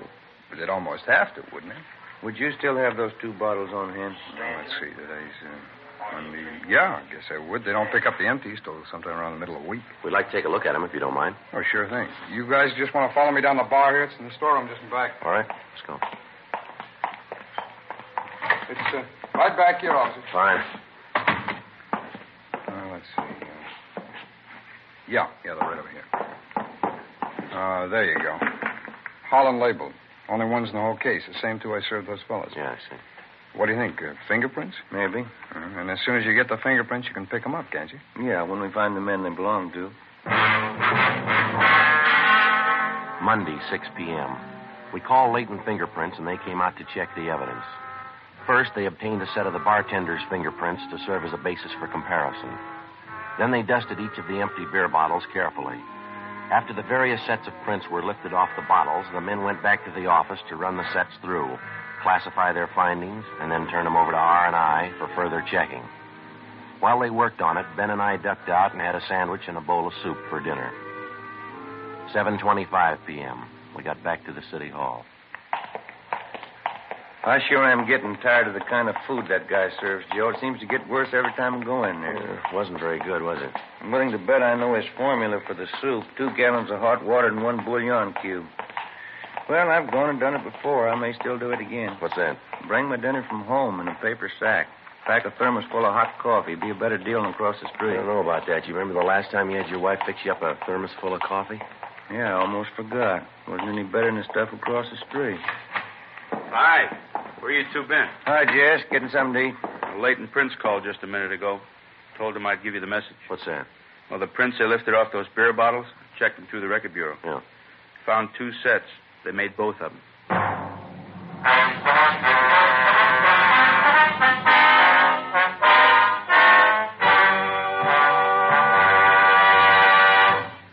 In state after state, all across the country, Fatima sales are going up and up. Listen to the actual figures in the latest Fatima sales report. In the first state listed, Fatima sales up 69%. In the second, Fatima sales up 118%. Another state, Fatima sales up 92%. Still another state, Fatima sales up 142%. And those are just a few.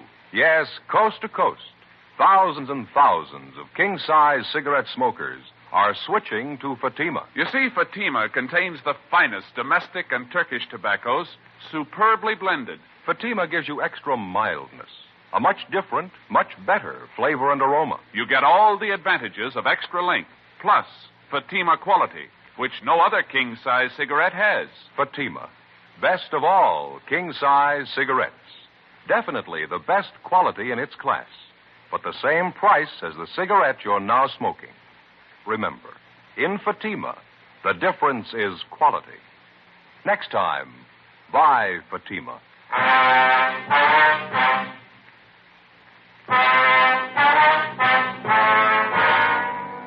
October 5th, Saturday, 7:40 p.m. The two sets of fingerprints which had been lifted from the empty beer bottles were checked through R&I and identified as those belonging to two known criminals. The first was Henry Vincent Moss, WMA, 29 years old. He'd served 2 terms in the county jail for burglary and grand theft auto, and 1 term in San Quentin for robbery. The second was Ernest Robert Windsor, WMA, 28 years old. His home was listed as Little Rock, Arkansas, where he'd twice been convicted on charges of first-degree burglary and served time at the Arkansas State Penitentiary. We pulled the packages on both of the men, checked the last known addresses, but failed to locate either of them. To double-check their identification, we showed mug shots of Windsor and Moss to the robbery and torture victims, Mr. and Mrs. McClung. They gave positive identification of both men. So did the bartender at the restaurant where they'd stopped for the beer. We got out a broadcast and an all-points bulletin on them immediately. We began the routine legwork, checking with all the friends, relatives, and associates who were listed on the mama sheet in each suspect's package. As usual, it was a long, monotonous haul. One of the persons listed as fairly close to Ernest Windsor was an aunt of his, a Mrs. Marie Rolfe, whom we located at her home in the Echo Park district. No, I haven't seen Ernest in almost a year, Sergeant. What is it you want him for? I'd like to talk to you about it a few minutes, Mrs. Rolfe, if you don't mind. I don't know how I can help you. You can come in for a minute if you want. I've got to go out and do some errands pretty soon, though. It's all right, ma'am. Thank you. Right in here. Sit down if you want. Thank you very much. Just about finished taking care of my little children here, giving them nice, clean cages. Good singers. They all Canaries, ma'am? Oh, yes. Oscar and Ethel, that's these two here. They're both genuine rollers. Their grandfolks came from Germany. Beautiful singers. Wonderful company. Yes, ma'am. My others are pretty, too. They're only choppers, though. Ma'am? Choppers. They're different than rollers. They sing much louder. Maybe not as nicely, but I don't like to play favorites. I like all of them. You have birds, Sergeant? No, ma'am. You should. I think everybody should have a canary in the house. Cheerful, you know. Wonderful company. Don't know what I'd do without mine. About your nephew, Ernest, Ms. Rolfe. Have you any idea at all how we could contact him? As I say, it's been almost a year since I last heard from him. What would this be about, Sergeant? Just a routine investigation, ma'am. We understand that you're quite close with your nephew, that he lived with you for a time. Yes, that's right, he did. When you come right down to it, Ernie's a good boy. He kept bad company, that's what I always said. Got him in trouble 2 or 3 times. I suppose you know that. You live alone here in the house, do you, Ms. Rolfe? Yes, that's right, Sergeant. See, I'm a widow. Husband's gone a good many years now. You don't take in boarders or anyone like that? Oh, no. Just me and my pets here. They're company enough. I wonder if you'd explain that laundry piled up in the bed there in the next room, ma'am. What's that? The men's shirts, stockings, the underwear. They're right there in the bed there. Well, I usually try to keep things in better order than that. It's just some laundry I do, Sergeant. Little odd jobs for some of the bachelor men in the neighborhood. I do it as a favor for them. You're sure about that, Miss Rolfe? Ma'am? What do you want Ernest for? Why do you have to chase after him all the time? Persecute him? We're not persecuting him. Ever since he's come here from Arkansas, it's been nothing but police chasing after him. Can't you give Ernie a chance? All he wants is a chance. He told me so himself. We've checked through his record, Ms. Rolfe. He's had all the chances in the world, and nobody's persecuting him. Then why are you chasing him again? Hunting him down? Why don't you leave him alone for a spell? Give him a chance to get a job, do something. Why are you chasing him? Well, this is a robbery charge, Ms. Rolfe. He's been positively identified. He and Henry Moss forced their way into an old couple's home a few weeks back. They tortured the old man, then they beat him till he was unconscious. That's what we want Ernie for. How'd you know it was Ernie? You could have made a mistake. No mistake, ma'am. The victims identified his picture. There wasn't a doubt in their mind. And where is he? You sure that's the truth? You sure it's Ernie again? Yes, ma'am. Again. You can have all the proof you need. The last time he told me he swore on the memory of his own mother. He swore he wouldn't do anything wrong again. I guess I just don't know Ernest. Where is he, ma'am? You want to tell us? It's the last time, Sergeant. I'm sorry. Ernie's had his last time. Yes, ma'am. He's sleeping. The room over the garage. You'll find him there.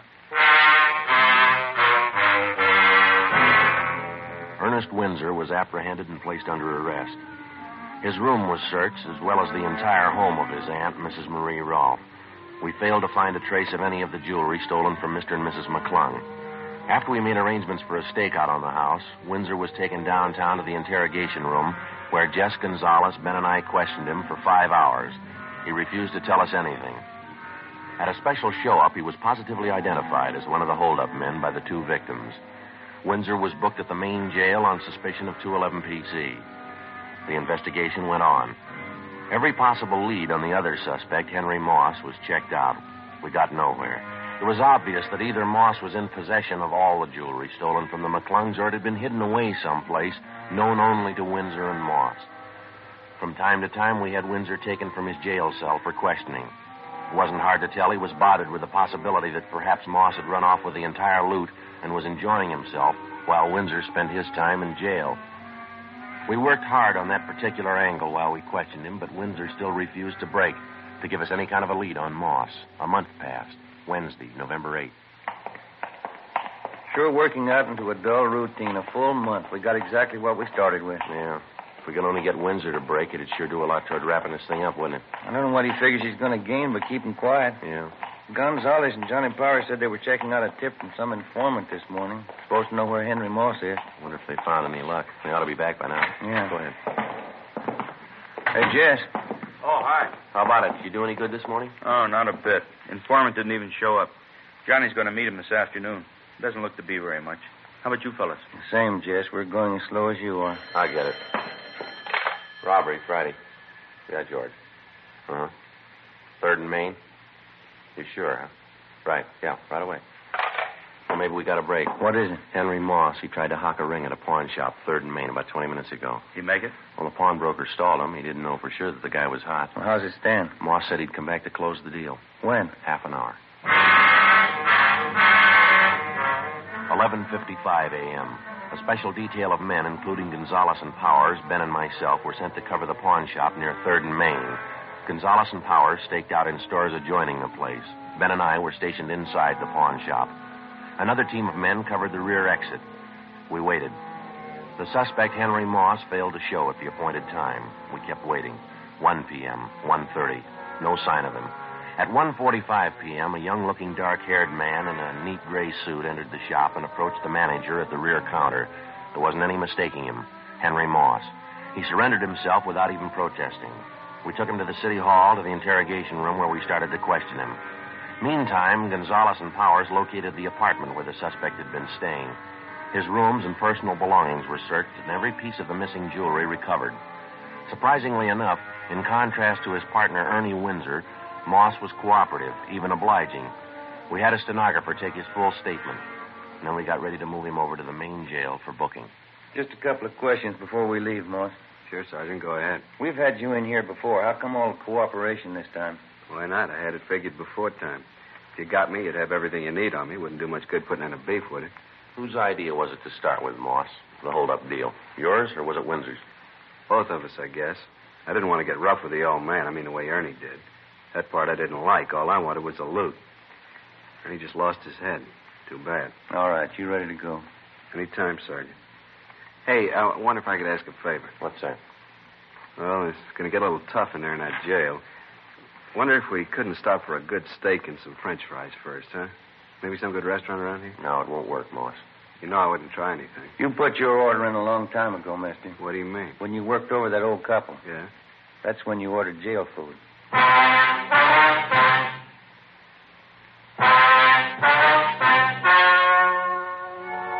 The story you have just heard was true.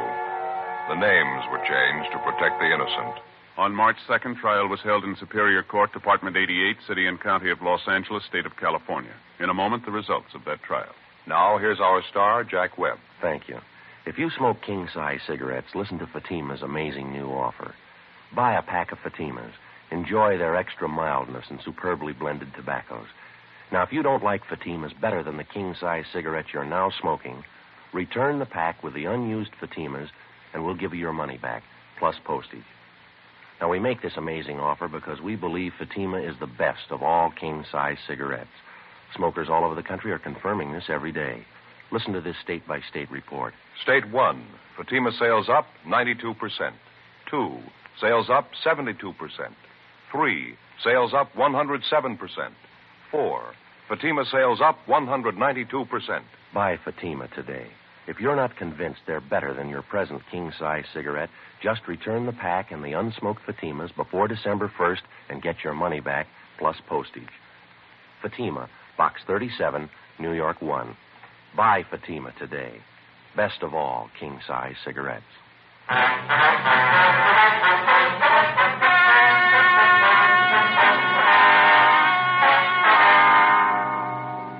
Ernest Windsor and Henry Moss were tried and convicted on one count of first-degree robbery and one count of assault with intent to do great bodily harm.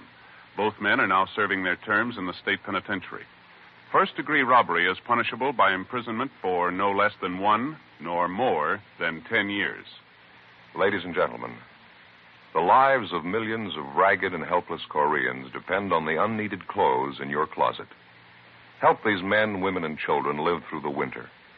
Send your clean, unneeded clothing and shoes prepaid directly to the Ark, Maspeth, New York, or the Ark, Oakland, California.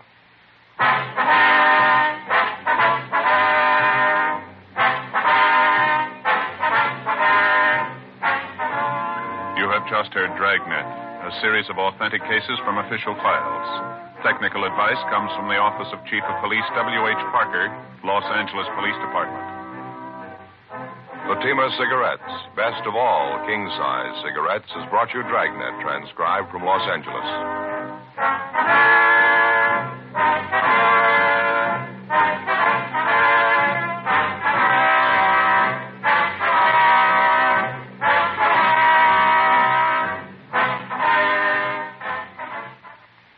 Stay tuned for Counter Spy, next over NBC.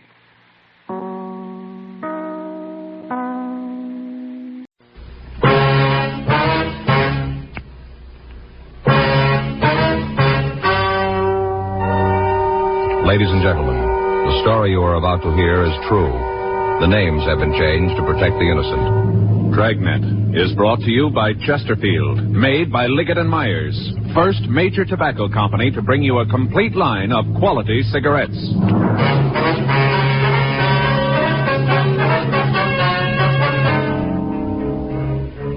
You're a detective sergeant. You're assigned to homicide detail. The body of an attractive woman has been found in a downtown office building, beaten to death with a piece of lead pipe. The killer has escaped into the city. Your job? Find him. Today, friends, you hear these 3 words everywhere. Chesterfield's for me. The Chesterfield you smoke today is the best cigarette ever made. Best for you. Because Chesterfield gives you proof of highest quality, low nicotine. The taste you want. The mildness you want. Chesterfield is best for you because it is tested and approved by 30 years of scientific tobacco research.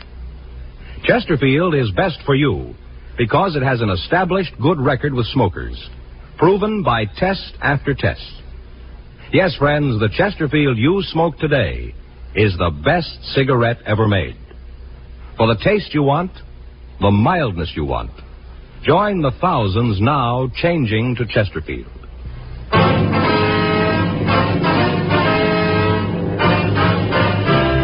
Dragnet, the documented drama of an actual crime. For the next 30 minutes, in cooperation with the Los Angeles Police Department, you will travel step by step on the side of the law through an actual case transcribed from official police files. From beginning to end, from crime to punishment, Dragnet is the story of your police force in action. It was Thursday, April 15th. It was warm in Los Angeles. We were working the day watch out of homicide detail. My partner's Frank Smith. The boss is Captain Lorman. My name's Friday. We just left the murder room, and it was 7:40 a.m. when we got to suite 718, the building manager's office. Miss Joyce? Yes. You men cops? Yes, ma'am. We understand you're the one who found the body, is that right? Oh, that's right. I found her. Oh, it was an awful thing. This is my partner, Frank Smith. My name's Friday. Wonder if you feel up to telling us exactly what happened. Oh, sure. It's just about the most terrible thing ever happened to me. There's something we can get you, ma'am. Oh, no, thanks. Janie brought me some hot coffee. Who's Janie? Janie Alquist. She works the first 3 floors. She brought me some hot coffee. I see. She was up here and they let her bring it. All right, Miss Joyce. Could you just tell us about it, please? Well, right from the beginning. You want to hear all about the whole thing? If you would, please. Well, I came on at 4, just like always. I punched in and came up to the 10th floor and started in. Got the things out of the closet on the 10th. Mm-hmm. Usually I start on the 7th. But now and then I like to do it a little different, and I start on 10 and work down. Yes, ma'am. What time was it when you found the body? Oh, just a few minutes ago. I guess about 7, right around in there.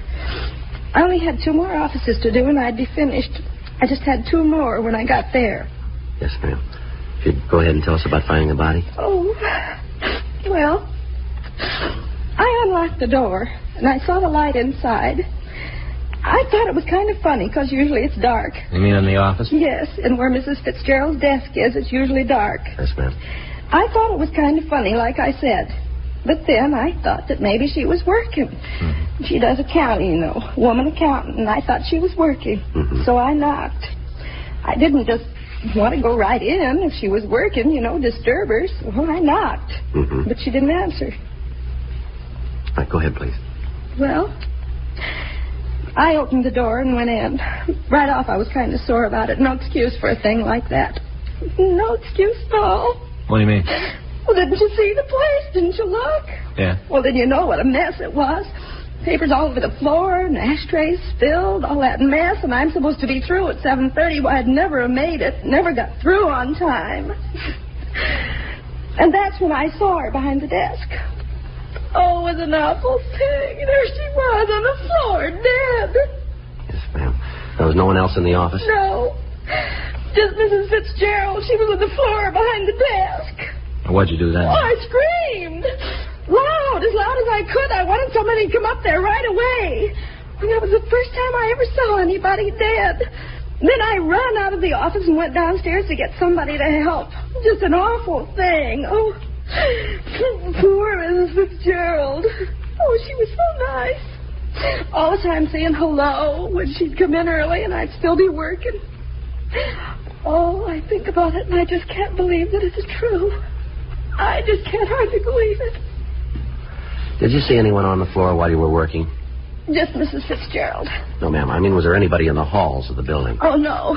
No, not that I saw. There wasn't anybody. I'd have seen them if they was there, but they weren't. All right, Miss Joyce. We'll contact you tomorrow about a statement. Meantime, we'll leave you one of our cards here. If you think of anything we should know, we'd appreciate it if you give us a call. Oh, I sure will. Anything at all I think of, I'll call you. Mm-hmm. Can I go now? Yes, ma'am. I've got to go home and take a hot bath and calm my nerves. Surely. Oh, it sure is going to be a shock to her husband. Of course, not that he'll mind too much. Beg your pardon? Her husband, you know, Mr. Fitzgerald. Yes, ma'am. What about him? Well, just that it isn't going to bother that one too much. Why do you say that? Oh, I shouldn't have said anything. Not a word. I shouldn't have told you. I'd get fired, sure. Well, if it's got anything to do with Miss Fitzgerald's death, maybe you better tell us, don't you think? Well, if you'll promise not to tell the supervisor. All right, go ahead. It gets dull just being in a big building by yourself, all alone at night when there isn't anybody around. It's pretty dull. Mm-hmm. Once in a while, not real often, but just once in a while, I kind of read some of the letters that people throw away, you know, in the wastebasket. Mm-hmm. They don't want them anymore, so when it gets real dull, I read them. And I've read some in Mrs. Fitzgerald's office from her husband, Mr. Fitzgerald. Yeah. Seems like they've been having some kind of a big fight, going to court and all. I don't know what it's all about, but they've been fighting. And in the letters, he tells how she ought to leave him alone. I guess she's asking for a lot of alimony or something. That's what it sounded like to me. Some of the letters, the way he wrote to her, mean, used to threaten her all the time. You saw these letters where he threatened her, did you? Yes. One, I guess it was about a week ago. He said in that, if she tried to railroad the thing through, now that's what he said, railroad the thing through, he'd come up here and... Yes, go ahead. Well, that's all there is. I couldn't find the other piece of the letter where he said what he was going to do. See, she tore up the letters after she read them. Mm-hmm. All right, Miss Joyce, thank you very much. No, I hope I helped. Yes, ma'am, I certainly have. I sure wish I could have found that other piece of the letter. No way of knowing what it said. Yes, ma'am. Do you suppose he really meant it? I don't know. We'll ask him.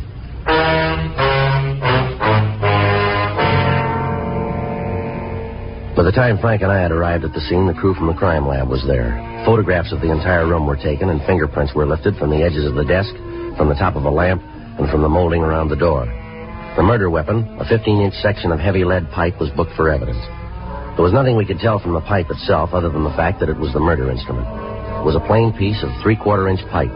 One end was wrapped in a heavy brown paper. The other was blood-stained. Because of the appearance of the office, it looked as if robbery was the motive for the crime. However, on examination of the victim's personal effects, we found that 2 large diamond rings were still in her fingers. In her purse, we found cash in the amount of $226. On the desk itself, we found a woman's wristwatch set with 12 diamonds. The fact that none of this had been removed apparently ruled out robbery as the motive.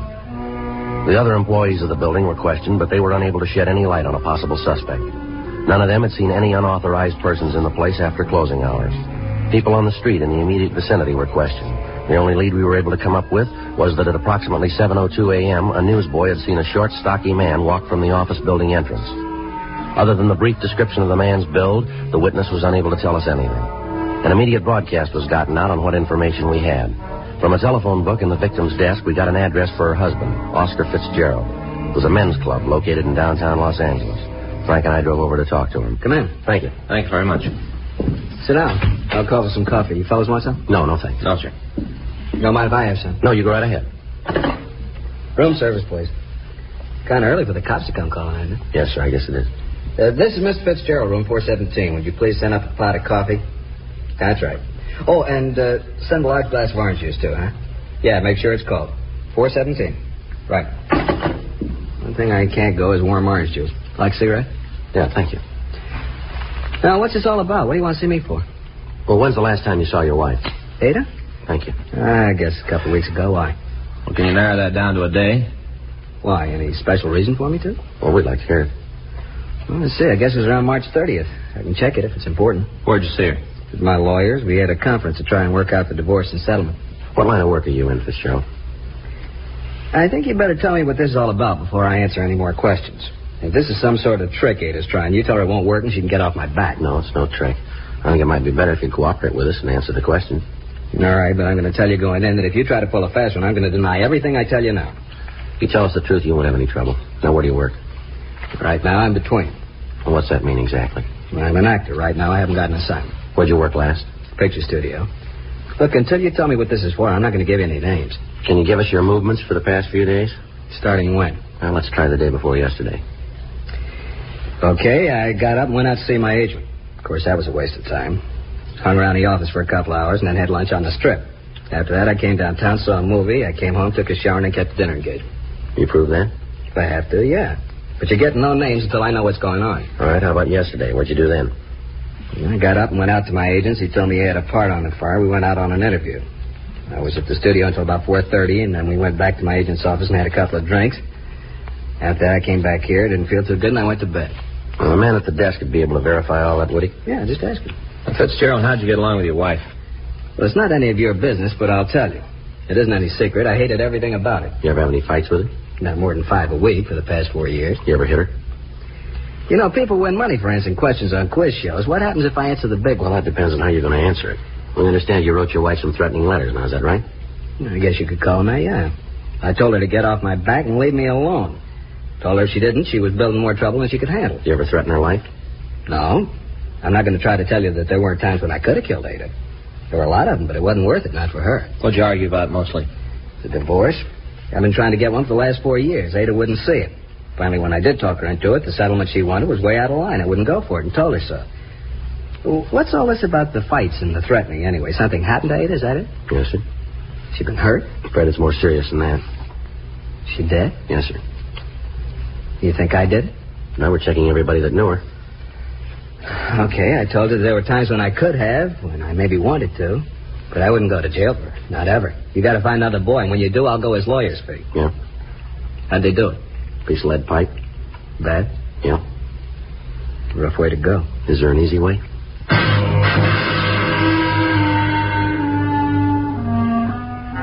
We made a preliminary search of the room, but we found nothing that would tie in the victim's husband, Oscar Fitzgerald, with the crime. We talked to the desk clerk, and he verified the man's story that he'd been in his apartment the evening of the killing. Fitzgerald made arrangements with us to attend the coroner's inquest, and Frank and I went back to the city hall. We checked with the crime lab on their investigation. Lieutenant Lee Jones told us that they'd been able to lift several partial fingerprints from the murder weapon, but that they were impossible to classify. He went on to say that the other prints that had been found at the scene were unusable as evidence, since it would be difficult to get enough points for identification. The other physical evidence taken from the office was of little use. A check had been made of a piece of pipe, but it was found to be of a common type and impossible to trace. Microphotographs had been made of the serrated edges, and these had been booked as evidence. We asked the stats office to make a run on the M.O. of the crime, and they told us that they would start through their files immediately. For the next 2 days, Frank and I talked to all of the friends and relatives of the victim, attempting to find a motive for the crime. From what we had to work on, the only plausible reason for the killing was either revenge or jealousy. None of Mrs. Fitzgerald's friends or business acquaintances were able to point out anyone with a strong enough reason to kill the woman. Monday, April 19th, Frank and I got back to the office after interviewing one of the victim's business competitors. Well, that's another one that didn't go anyplace. Yeah, seems like that's all we've been drawing on this one, doesn't it? Yeah. I'll check the book. All right. Anything come in from the stats office yet? No. Said they'd have the rest to run for us this afternoon. First punch didn't turn anything. I got it. Homicide, Friday. Yeah, Jack. Anything on him? Sure. We're no place now. Well, no, anything's got to be. You want to give me that address? All right. All right, we'll check it. Good. All right, Jack. Thanks again. Bye. Jack McCready says he talked to one of his informants this morning. Guy came up with a couple of good things, maybe. Yeah? One of them's about a guy in the Olympia bar at 4th and Kohler. Fellow's pretty drunk, been doing a lot of talking down there. Something for us? Maybe. He's bragging about beating a woman to death with a piece of pipe.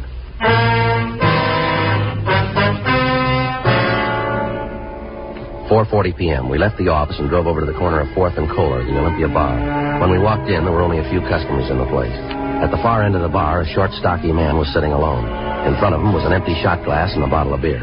He appeared to be pretty drunk, and as we entered, he was talking to the other people seated at the bar. Any of you guys that don't believe it, you just come outside with me, I'll show you. Show you all, every one of you.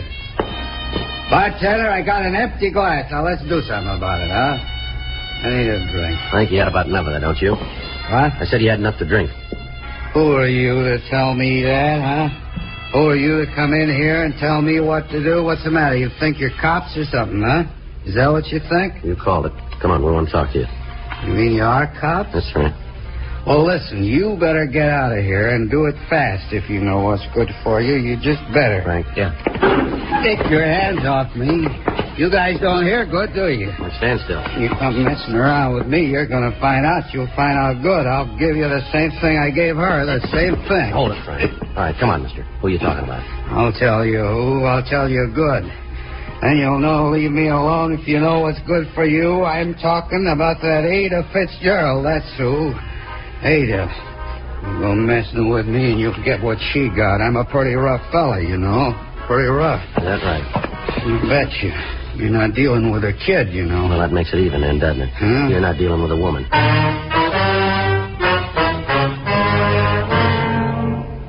We took the suspect down to the homicide squad room. He identified himself as Carl Neely. He was handcuffed to a chair, and we ran his name through the record bureau. He had a long string of arrests for various charges, including attempted robbery, assault, and assault with intent to do great bodily harm. He'd never been convicted on a felony, but his record showed that he'd served 2 terms in the county jail for drunk charges and creating a public nuisance. While we were checking his record, the suspect passed out in an alcoholic stupor in the squad room. We contacted Sergeant Jack McCready and Officer Danny Galindo and asked them to make a search of the suspect's residence. In going over the place, they found a blood-stained shirt and a coat. The garments were packed in a cardboard box that had been hidden under the kitchen sink. They were brought downtown to us along with an empty envelope found in the apartment. It had been sent to the suspect, Neely, and the return address on the back indicated that the letter had been sent by the victim's husband, Oscar Fitzgerald. We waited for the suspect to come to enough for us to question him. Frank went out and brought back some hot coffee. We tried to get Neely to drink some of it. 8:40 p.m. It's hot. All right, come on, try some more.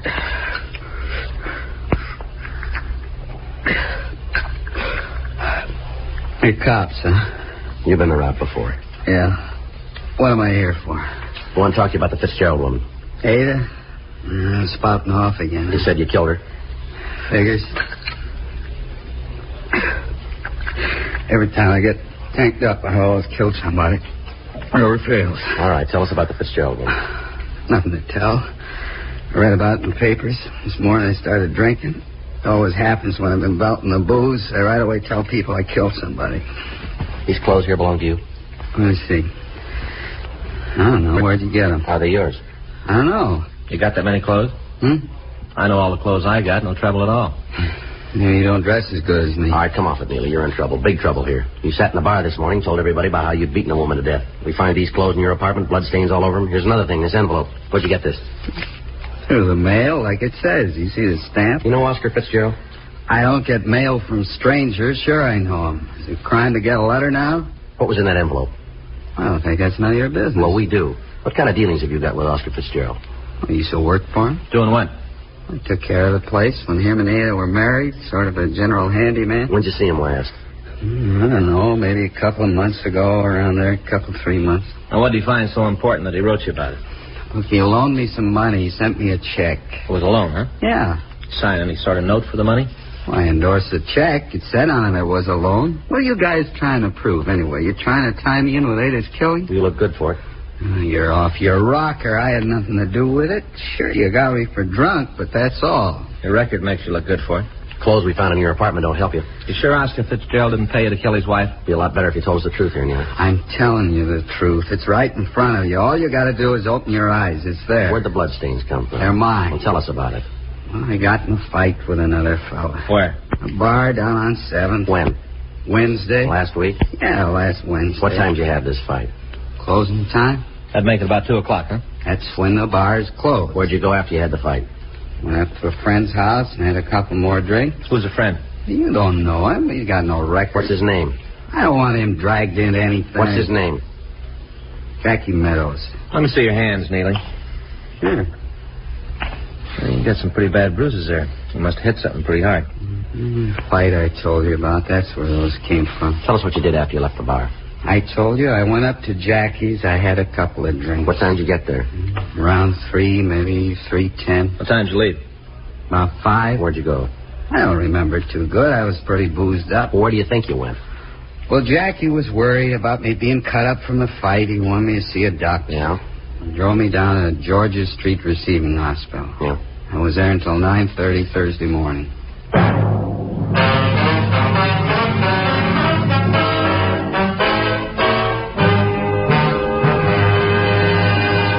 You are listening to Dragnet, the authentic story of your police force in action.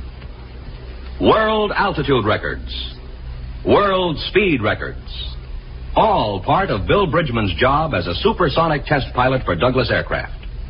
You read about Bill in Time magazine. Now let's meet one of the world's fastest humans, and Jacqueline Hazard, who's collaborating with Bill on his new book, Test Pilot. They smoke America's most popular two-way cigarette, Chesterfield. I smoke the king size. After hearing what the Chesterfield people have been saying about them, I thought I should try them. I'm convinced they're best for me. It's Chesterfields for me, too, but I like the regular size. Either way, they're everything Bill says, and they're really mild. You try Chesterfields. I think you'll find they're best for you. Yes, for the taste you want, the mildness you want. Join the thousands now changing to Chesterfield.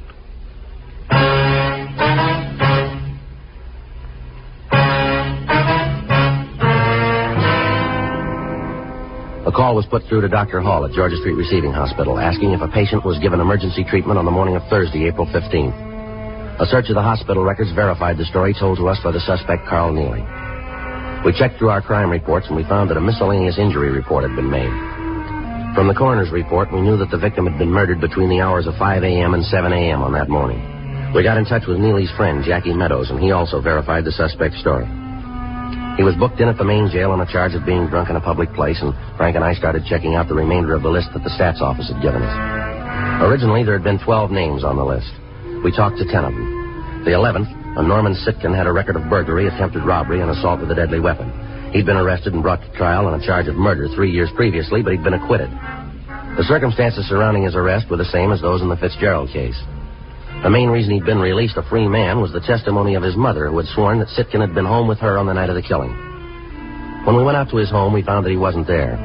We talked to his mother, and she told us that he'd been in San Diego for the past 3 days. Under interrogation, we established the fact that on the night of the Fitzgerald killing, Sitkin hadn't been at home, but that he had been in Los Angeles. We put in a call to the San Diego authorities and talked to Lieutenant Mort Gear in the homicide detail. We contacted the hotel where he was staying in Los Angeles, and a 24-hour stakeout was placed on the location. Wednesday, April 21st. Frank and I got back from lunch. Better put in a call to Mort, huh? See if they got anything on Sitkin? Yeah. You want to do it? Right. Okay.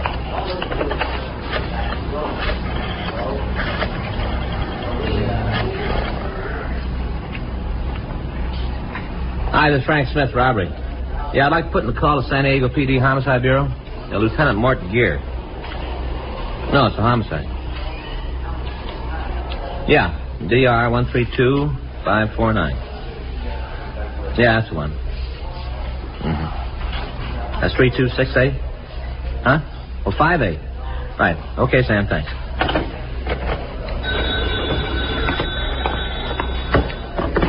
I'm on this one, Joe. Oh, sorry. Homicide, Friday. Yes, sir? No, that's right. When was that? Yes, sir. Right away. Cancel that call, Frank. What do you got? Sitkin just walked into his hotel.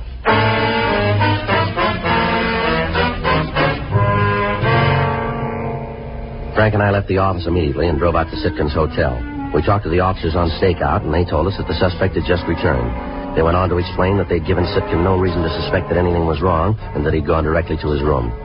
Frank and I got in the elevator, and we went up to the 4th floor. Yeah?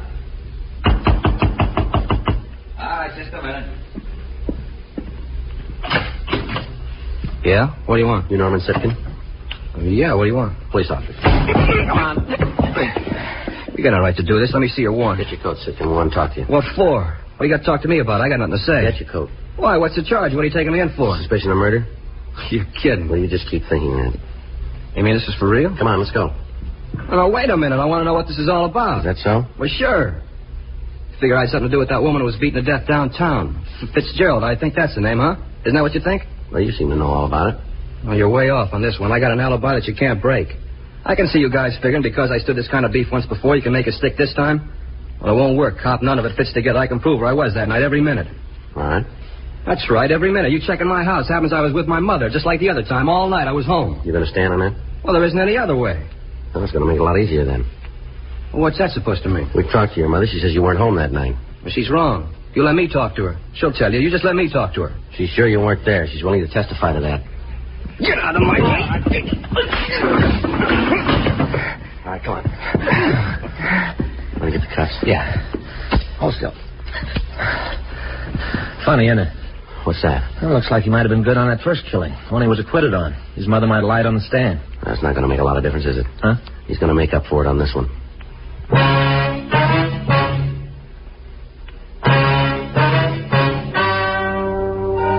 The story you have just heard is true.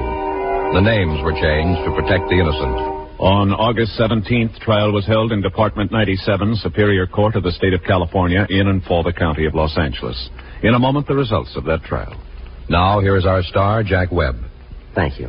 Earlier, George Fenneman told you exactly why the Chesterfield you smoke today is the best cigarette ever made. And best for you. Now, the rest is up to you. Get a carton or two for yourself. Smoke them and you'll say as we do, it's Chesterfields for me.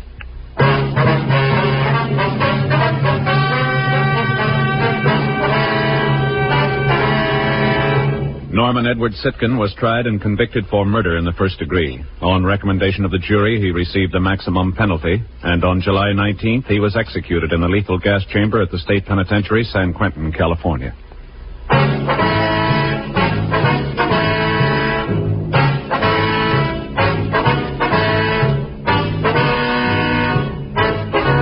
You have just heard Dragnet, a series of authentic cases from official files.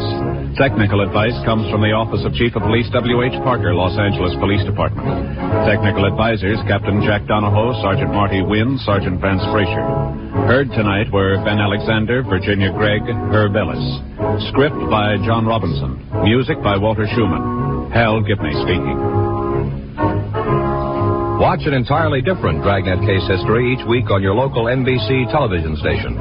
Please check your newspapers for the day and time. Chesterfield has brought you Dragnet, transcribed from Los Angeles. Filter tip smokers, this is it. L&M Filters. The one filter tip cigarette with plenty of good taste, much more flavor, much less nicotine, and effective filtration. Only the L&M filter contains the miracle product alpha cellulose, absolutely pure, non-mineral, harmless to health. Yes, this is it. As Helen Hayes puts it, L&M filters are just what the doctor ordered. Buy L&M filters, the light and mild smoke.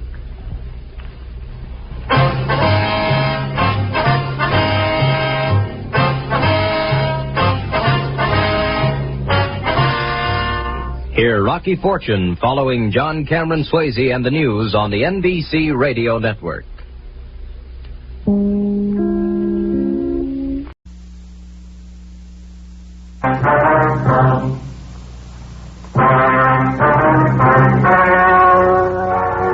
story you're about to hear is true. The names have been changed to protect the innocent.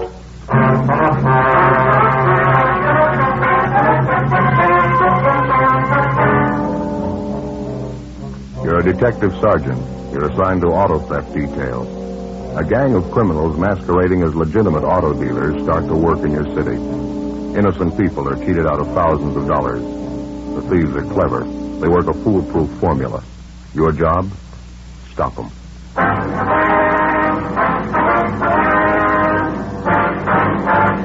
Dragnet, the documented drama of an actual crime. For the next 30 minutes, in cooperation with the Los Angeles Police Department, you will travel step by step on the side of the law through an actual case transcribed from official police files. From beginning to end, from crime to punishment, Dragnet is the story of your police force in action.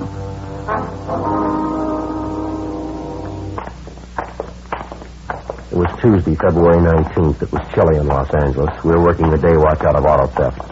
My partner's Ben Romero. The boss is Captain Nelson, and my name's Friday. We were on the way out from the office, and it was 10:25 a.m. when we got to the corner of 38th Street and Maxbury Avenue. The Greenleaf Day Nursery School. Mrs. Palmer, is that right? Yeah, I think so. Just a minute. I've got it written down. Yeah. Mm-hmm. Excuse me, ma'am. What the fellow Palmer? Policeman, Martin Romero, Friday. Oh, yes, Carl. Going to get all about it. Is that it? Yes, ma'am. We've been handling similar complaints the last month or so. We'd like to have you tell us everything that happened in your case, if you would, please. One of the most underhanded things I've ever heard of, Sergeant. It would have been the same thing if he'd held me up with a gun, just out-and-out robbery. Well, could you give us some of the details, ma'am? How you were first approached on the deal? Excuse me a minute, please. Children, time to go inside now. We're going to color pictures with the crayons this morning. Mrs. Johnson has them all ready for you inside. Bruce, Michael, Sandra, go along now. Inside, everyone. Certainly wish the warm weather to hurry up and come. Children always raise such an uproar when we have to keep them indoors. Worst part of running a day nursery, the winter months. Yes, ma'am, I suppose so. Now, about your automobile, Miss Palmer, we understand you had it up for sale. You advertised in one of the local newspapers, is that right? Yes, that's right. I ran one of those 3-day want ads over the weekend, Friday, Saturday, and Sunday. I thought I'd get more for my car if I sold it myself. I mean, instead of selling it to a used car lot. Yes, ma'am. How many answers did you get on your want ad? Well, just the one way it turned out. This man came out and looked at my car first thing in the morning. He offered to pay me exactly what I was asking for it, so I sold it to him. That's just the way it went. Who was this man, Mrs. Palmer? Was he representing some auto company? Yes, he said he was anyway. He gave his name as Joseph Newhall. I've got his card inside. He said he was a buyer for Dan Barton's used car lot on South Cat Street. Nicely dressed man. He made it all seem so honest. How was the deal arranged? Could you tell us? I mean, transfer the car, payment, and so forth? Well, he gave me a check for $50, sort of a down payment to hold the car for him. It was a certified company check. I see. He told me he'd be back that afternoon with a certified check for the full amount of the car, $800. Did he take your car with him then? No, he didn't. That's why I had no reason to be suspicious. He left me the check for $50 and said he'd be there with the money. Said in the meantime, one of the employees from the used car lot might be along to pick up the car to save me the trouble of driving it downtown myself. Mm-hmm. Same M.O., Joe, all the way. Yeah, looks like it. Well, how did it go after that, Miss Palmer? This worker from the used car lot came to the house to pick up the car about 1 o'clock that afternoon. Gave me a check for the full amount of the car, and I gave him the pink slip. Had a pair of white coveralls on, lettering on the back of them, Dan Barton's used cars. Looked like a typical mechanic or something. I wasn't the least bit suspicious. Mm-hmm. How about the buyer, this Joseph Newhall? Did he show up later in the day? No, he never came back. I've never seen him since. Haven't seen my car either. I called that Dan Barton's used car lot the next morning, and they told me they never heard of Joseph Newhall. Just made me sick, officer. I can't afford to lose the money I had in that car. Yes, ma'am, we understand. Same thing's happened to a dozen people like you around the city. Do you remember what this man Newhall looked like, Miss Palmer? His physical description, maybe the clothes he was wearing? Yes, I've got it all written down, Sergeant, in my diary. Would you like to step inside, please? I've got my little office at the back of the school here. All right, thank you very much. I always make a record of everything in my diary. I've kept one ever since I was a girl in college, every day. I suppose you've got all the information on your car, the make, license number, things like that? Oh, yes, indeed. I got everything together I thought might help you. Right up these stairs, please. Thank you. Go ahead. How about the description of the man in overalls, the one who came to pick up your car? Would you remember him, ma'am? Yes, I've got that for you, too. Everything I thought would help. Just have a seat there, officers. I've got the things in my desk here. Thank you, Right Miss ahead. Thank you.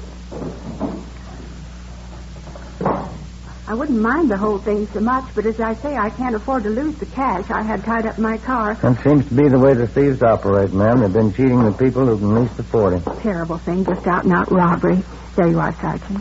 Thank you, ma'am. There's the description of my car, license number, all the rest. Yes, I see. And here's the description of the two men, Joseph All and coveralls, who picked up my car. Have you got that deposit check Newhall gave you, Miss Palmer, the check for $50? Right here, Sergeant. I saw that company about it, Dan Barton's used car lot. Forgery. Not worth the paper it's printed on. Have a look, Joe. Yes, thanks. Same as the other. One thing I don't understand, how those crooks get these checks to begin with. Did they steal them? No, ma'am. We figured they had them printed up. We're still trying to find out where. Well, you know what the men look like. You'll be able to find them now, won't you? Only wish it worked that way, ma'am. We've had good descriptions on both men for a month now. Hasn't helped too much. I don't understand it at all. As I say, they're only common crooks. They can't be that smart, can they? Well, there's only one way we can judge. We've been hunting every day for a month now. Yes? They're still... In the space of 33 days, the auto theft gang had victimized a dozen private citizens throughout the city. In each instance, the approach and the method of operation had been the same. The front man for the gang would personally answer a want ad inserted in a local newspaper by a private citizen advertising the sale of his automobile. The front man would represent himself falsely as a buyer for Dan Barton's used car lot, a well-known and legitimate used car dealer. He'd offer to pay exactly the sale price which the private party was asking. As a deposit, the so-called buyer would leave a counterfeit company check for $50 or $100 with a promise that he would return later in the day with a certified check for the full amount. After a few hours, another man, posing as an employee of Dan Barton's used, would call for the car and drive it away. Neither the car nor the so-called buyer were ever seen again. All efforts to trace them went for nothing. 11:40 a.m. Ben and I went back to the office and got out a broadcast and a supplementary APB on Mrs. Palmer's car and also on the phony car buyer who called himself Joseph Newhall. After lunch, we met with Sergeant Grimsby, one of the other four men out of auto theft detail who were working the case with us. How'd you make out this morning, Army? That did go anywhere at all? Wasn't bad as far as it went. We found the place where they had the printing done. Well, where was that? Small up in the valley. Printed up the phony checks with that heading on it. Dan Barton's used car lot. Got out some business cards for him, too. What was the name? Did you find out? Yeah, same one, Joseph Newhall. He ordered the checks and the business cards. Printer described him for us, same guy. Where's it go from there? No place. The printer told us Newhall had a car. He couldn't give us a license number. Couldn't even remember the make or the body style. Thought it was a late model car, that's about all. Well, that's not much help. No address on him either. It was a will call order paid for in cash. If Newhall comes back, is it? Yeah, it's covered. I don't figure there's much chance Newhall's going to do that. He ordered enough checks printed up the first time last of a year. Well, I guess that's one lead we can forget. How about that special run the stats office made for us yesterday? Anything come out of that? No, nothing. All the possibles on the list were checked out, all of them clear. Nothing from Barton's used car lot either. Everybody on their staff's been checked out, all their ex-employees, too. No sign any one of them might have had a hand in it. Yeah. Oh, either of you seen the captain since this morning? No, why? Well, that idea we were talking over at the last meeting, he figures we'll go ahead with it this weekend. How's he figure on working, Army? Personal contact? Yeah, that's right. Most of the private parties who want to sell their cars themselves use that want ad deal over the weekend. They get a special ready Saturday and Sunday. I know. Thursday night's the deadline for having the ads in if they're going to run the full weekend. And that's when we start working on it. We get in touch with every private party who's filed a want ad for the weekend advertising a sale of their car, huh? Yeah, we'll contact them by phone, every one of them. We advise them that if anybody representing themselves as a buyer for Dan Barton's used car lot answers their want ad, they're to get in touch with us right away. If they can't stall the man long enough, we tell them to accept the information on the man the car is driving. It ought to work out. If we can get any kind of cooperation, it's going to be a big job. We'll have to cover all the want ads and all the papers. We've got a good description of that phony buyer, Joseph Newhall. If they planted a want ad in one of the papers, maybe he's the one of the gang who brought the ad in. It's possible one of the ad takers might remember him. Might be worth checking anyway. Well, could be. They might have phoned in the ad, too. That wouldn't help much. Might as well it's not foolproof, but it's a different approach. It's a plan anyway. We've tried everything else we can think of to reach the thieves. I get it. Auto theft, Friday coming. Yes, sir. Mm-hmm. When was that? 19. Yeah. Mm-hmm. Yes, as soon as we can. Thank you, sir. Well, maybe we won't have to wait for the weekend. What do you mean? Man out in Echo Park. He runs a candy store out there. He advertised his car for sale in this morning's paper. Said the first one to answer it was a buyer from Dan Barton's used car lot. Gave his name as Joseph Newhall. Looks like the same M.O. Mm-hmm. Then make a deal? Well, the candy store owner wouldn't go for the deposit check. He wanted the full amount. Said the deal didn't sound right to him. How does it stand now? Well, Newhall said he'd come back with a check for the full sale price. When? 8 o'clock tonight. 2:20 p.m. We drove out and questioned the candy store owner further. His description of Newhall tallied with the others, but again, the potential victim had failed to get any kind of a description of the car Newhall was driving or the license number. Ben and I staked out at the house. 8 p.m. came and went. The suspect failed to show. By midnight, there was still no sign of him. Well, the way it shaped up, Newhall apparently had a policy of making a deal at first contact or forgetting about it. He probably figured that if a person was at all suspicious, the interval would give him time to check, and Newhall wasn't giving away any odds. All day Wednesday, the stakeout went on. No sign of the suspect. On Thursday night, the local newspapers gave us lists of names and phone numbers of all private parties who had ordered want ads for the coming weekend to advertise the sale of an automobile. We divided up the names, and 6 of us took turns on the phones and started calling each party. We warned them about the car theft ring and advised them of what steps to take in the event Joseph Newhall or one of the other gang members approached them with the proposition to buy their car. One of the private parties we contacted was a Mr. Roy Harmon. Ben got on one and read in the thing we'd prepared. Sergeant Ormsby used the other extension and called another party running an ad. Sergeant Ormsby, Los Angeles Police Department Auto. How's that, sir? Yes, and one of the gang usually goes under the name of Joseph Newhall. Contacted it all. Right, thank you, sir. What was that all about? A man by the name of Harmon runs a cocktail lounge out on South Cole. He took in a check over the bar last night, company check from Dan Barton's used car lot. Says it was signed Joseph Newhall. Well, he ought to remember who passed it. He does. I got it right here. A man by the name of Frank Curtis. He's a regular customer at the bar. Harmon says this Curtis came in the place last night with a man in a dark suit, and the man seemed to be a friend of Curtis's. Yeah.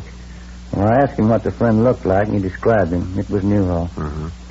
What about that check business? Harmon says he was standing bar at the time. Told me this Frank Curtis and Newhall had quite a few drinks together, and he ran out of money. Newhall wanted to cash a check, but Harmon said no, he didn't know him. Mm-hmm. Well, this Frank Curtis is a regular customer at the bar, and he offered to endorse the check for Newhall. So Harmon said okay, and he cashed it. Wow. How well does Harmon know this customer of his, this Curtis? Pretty well. Lives across the street from him. We checked Frank Curtis through R&I, but he had no previous criminal record. We left the rest of the list for the other men, and Ben and I drove out and talked to Roy Harmon, the owner of the cocktail lounge where the suspect Joseph Newhall had cashed a check with the help of his friend, Frank Curtis. Harmon told the same story he'd given Ben over the phone. Curtis was a long-time neighbor of his and a steady customer at his cocktail lounge. As for Newhall, he'd never set eyes on him until the night before. Harmon gave us the home address of Frank Curtis, and we checked it out. Mrs. Curtis answered the door and told us that her husband Frank was working the newly inaugurated night shift at an aircraft plant in the south end of the city. Ben and I drove down to the plant, and after checking with the personnel office, we finally located Curtis at his work. He was an assistant foreman in one of the aircraft assembly shops. The truth, Sergeant Romero. The last time I saw Newhall before the years ago. We used to work at a work plant together. What's the matter anyways? You done something? We understand you endorsed a check to Newhall for $50. Do you know him that well? I mean that you'd endorse checks for him? Well, maybe I shouldn't have. Wife's always telling me I ought to be more careful who I'm signing checks for. Well, what happened anyway? Wasn't the check any good? Do you have any idea where we could find this friend of yours, this Newhall? Well, I don't know.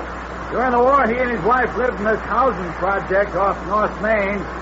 I know they moved from that place, though. Yeah. As a matter of fact, old Joe didn't tell me where he was living. I gave him my address, told him to drop over for a beer sometime. Don't remember getting his address, though. Couldn't tell me what this is about, huh? Just a routine check. We'd like to locate Newhall, that's all. Got a few questions we'd like to ask him. Excuse me, we better watch it here, Sergeant. Yeah. Men coming through with that jig there. Okay, fellas, straight on through, all clear. Vertical fin assembly, down to 3. We're getting busy again, all right. Seems like the old swing shift days all over again. War years. Yeah, you mentioned a minute ago that Newhall is married, Miss Curry. Yeah, that's right. What about his wife? Can you tell us anything at all about her? Betty? No, I don't think so. Her and Joe seem to get along all right. Got along pretty well, matter of fact. Nice girl, Betty. I never minded her much. The Newhalls have any children? You know that? No kids. Both of them work, her and Joe. Uh-huh. Would you know if Newhall's wife is still working? I don't know. Probably is. But yeah, matter of fact, she is. Joe happened to mention it the other night when we were talking. Just happened to think of it. Well, go ahead. Well, I remember I asked about Betty, and he said she was still working. Same old place, same old job, that's all. Where is this place she works, do you know? Yeah, City Hall. We continued questioning Frank Curtis, and he told us that to the best of his knowledge, the suspect's wife, Betty Newhall, had a civil service rating and that she'd worked as a file clerk in the record room of one of the bureaus in the municipal. The next morning, Ben and I got in touch with the civil service officials at the City Hall, and they got out a tracer on the wife of the suspect. 11:20 a.m. I got it. Auto theft Friday. Yes, sir. How's that? I didn't hear it. When? Yeah, I see. Yes, sir. Right. We'll check with you in about an hour. Bye. I don't know why we always have to do it the hard way. Why? What was it? The call back on Newhall's wife. Most of it checks out just the way Curtis told us. What's the rub? Betty Newhall quit her job a month ago. Hasn't been around, hasn't been seen since. Civil service can't even contact her. What's the deal? She moved. No forwarding address, not a trace of her.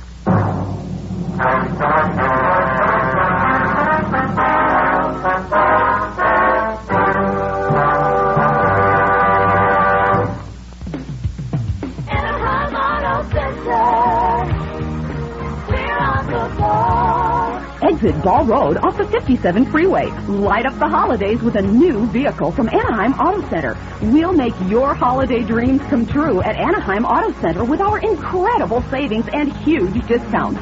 Need some extra money for the holidays? Come to Anaheim Auto Center today and save thousands. We have a great selection of new vehicles and unbeatable service. Light up your holiday season today at Anaheim Auto Center. We want you to be completely satisfied. The holidays are the perfect time to buy a new vehicle. Why go anywhere else? We have it all at one convenient location near the Anaheim Pond. So light up your holiday season with a great new car or truck from Anaheim Auto Center. Anaheim Auto Center, we're on the ball. Exit Ball Road off the 57 freeway. KNX 1070 News Radio.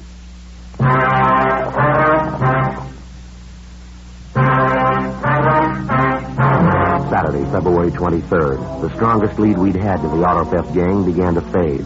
Mrs. Betty Newhall, the wife of our principal suspect, wasn't to be found. We checked out all her known friends and relatives, the places she was known to frequent. There wasn't a trace of her. Ben got all the available information on her from the Civil Service office, and we got out a broadcast in the supplementary All Points Bulletin. We found out she had a 10-year-old son, so we checked with the Board of Education to see if the boy was registered in one of the city schools. He wasn't listed. Still no response. We stayed on it. In the meantime, the weekend was wearing past the halfway point. The other two teams of men working the case were standing by, but apparently none of the private parties who were running want ads over the weekend advertising the sale of an automobile had been approached yet by either Joseph Newhall or some other member of the gang. If they did make a contact, it hadn't been reported to us. Saturday night, still no response. 8:50 p.m. Ben and I had some supper at Johnny Coken's place, and then we went back to the office. Not a bad meal at all, huh? Pretty fair for a Saturday night. Good soup. Yeah, it's nothing like that corn chowder Johnny puts out. It's the best. I sure wish you'd do something about that coffee. It's like taking a shot of adrenaline, isn't it? It is pretty strong and... Excuse me. Maybe that's what's giving me this heartburn. Where's Ormsby? I thought he was covering. So did I. He was here when I left. Joe, Ben? Hi, Army. Thought we lost you. I'm taking a call from Hollywood Division. Good piece of news. What's that? Newhall's wife, they found her. At approximately 25 minutes past 8 that night, a dark-haired woman in her late 30s had brought a young boy into a pharmacy in the Hollywood area. Apparently, the woman had been drinking, but she was not intoxicated. The young boy with her, whom she identified as her 10-year-old son, was badly cut and bruised about the face and the head. The woman insisted that the pharmacist on duty treat the boy and attend to his injuries. After arguing with the woman, the pharmacist called the Hollywood Receiving Hospital. An ambulance was dispatched, and the boy and his mother there for treatment. At Hollywood Receiving, the woman gave her name as Betty Harrison, and her son's name is George Harrison. But a routine identification check by officers next door at the Hollywood Division Station disclosed her true name as Mrs. Betty Newhall. The desk sergeant ordered her held for interrogation and notified our office immediately.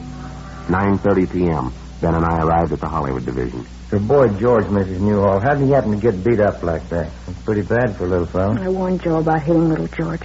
I told him if he did it again, I'd walk out. Well, I did walk out. I don't care what happens to him. You mean the boy's father did that to him, beat him up like that? He's not George's father. Second marriage. My name used to be Donnelly. I had 2 kids. One died.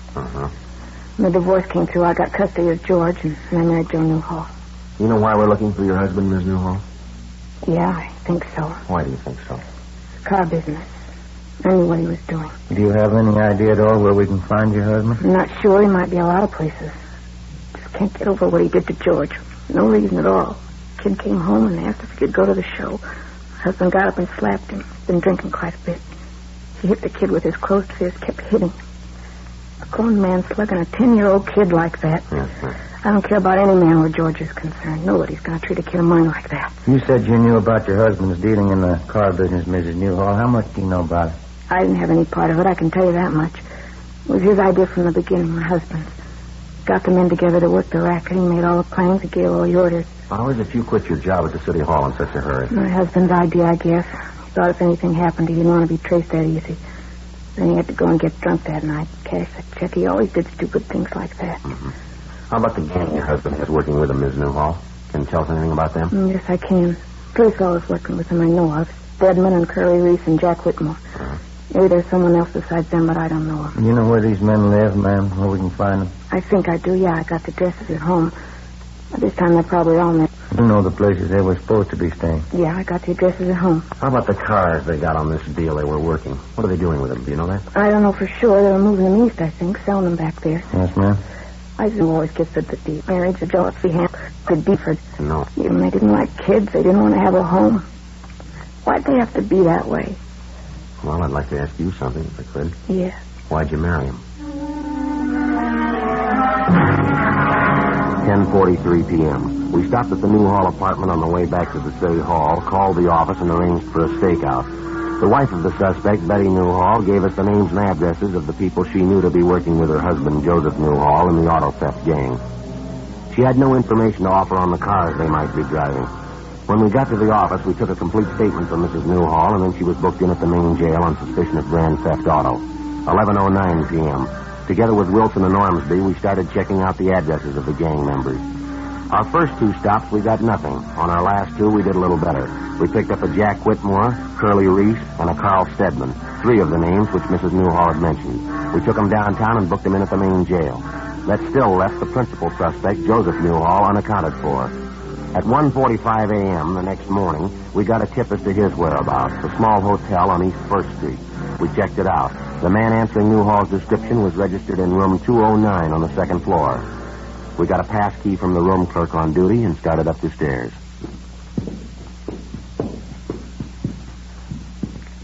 209. Down this way, Joe. All right. Here's a 7. Here we are. See if we can get a rise, huh? Yeah.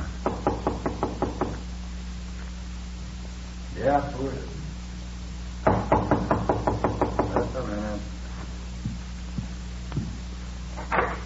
Yeah, police officers. All right, hold it there, Mr. Down, Ben. Yeah. Hey, what is this? What's this all about? You generally sleep with your clothes on, Newhall? Look, I don't know what you're talking about. What is this, a shakedown? He's clean, Joe. I'll check his bag. All right, I'll stay out of those things. You haven't got any right breaking in here like this, going through my property. Let's relax, Newhall. This won't take long. 2 full pads of them, Joe. Found them in his suitcases. Company checks. Dan Barton's used car lot. We talked to your friends, mister. We got one side of the story. You want to come downtown and give us yours? You get nothing from me, not unless you're my lawyer. You can't hold me on any charges. Grand theft auto, Newhall. We've got the witnesses. We've got the evidence. If you've got something to say, say it. If you haven't, we'll get along downtown. You haven't got anything on me. You haven't got enough to hold me an hour. We're going to give it a try. For a full 5 hours, we questioned Newhall, both at the hotel and later downtown in the interrogation room. And after 5 hours of questioning, he finally broke and admitted being the mastermind behind the auto theft racket. Your true name is Joseph Willard Newhall, is that right? Yeah, that's it. Now, you can't blame the whole setup on me, though. My wife had a hand in it just as much as I did. Well, we've already got her statement. You want to give us yours? And she's just as much to blame as I am. We didn't hurt anybody anyway. It's just a con deal, that's all. We didn't hurt anybody. How do you figure that? Well, just a simple con deal. People advertising their cars for sale are trying to cheat out a few bucks for themselves. We just outfigured them, that's all. You ready to dictate a statement for us? You know, we outfigured you two. You'd never have reached us if it wasn't for my wife. We'd reach you. Not in 30 years you wouldn't. Where'd you go in circles? Just one hitch. My wife and that stupid kid of hers. Just because I slapped him around a little, I wouldn't be here if it wasn't for that. Well, you better learn a lesson, mister. What? Next time you fight, don't pick a 10-year-old.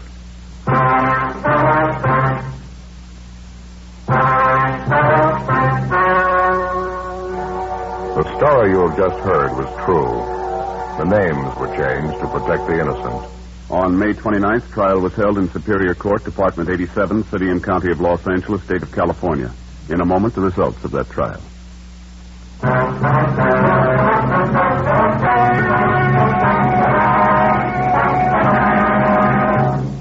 A check of his fingerprints revealed that Joseph Newhall's true name was Joseph Orrin Henderson, and that he had a previous record of forgery and burglary in the state of South Carolina.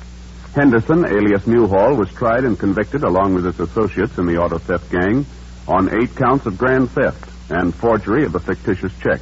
They received sentences as prescribed by law. Grand theft is punishable by imprisonment for not less than 1 or more than 10 years. Forgery of a fictitious check is punishable by imprisonment in the county jail for not more than 1 year or in the state penitentiary for not more than 14 years. The wife, Betty Newhall, was convicted as an accomplice and was sentenced to serve 1 year in the county jail. Ladies and gentlemen, our security and the peace of the world are in danger while hundreds of millions behind the Iron Curtain are victims of vicious lies about the United States and other free nations. Join the crusade for freedom through your local crusade committee or by writing to General Clay, Empire State Building, New York City. Make a contribution to its work. Help truth fight communism. Join the crusade for freedom.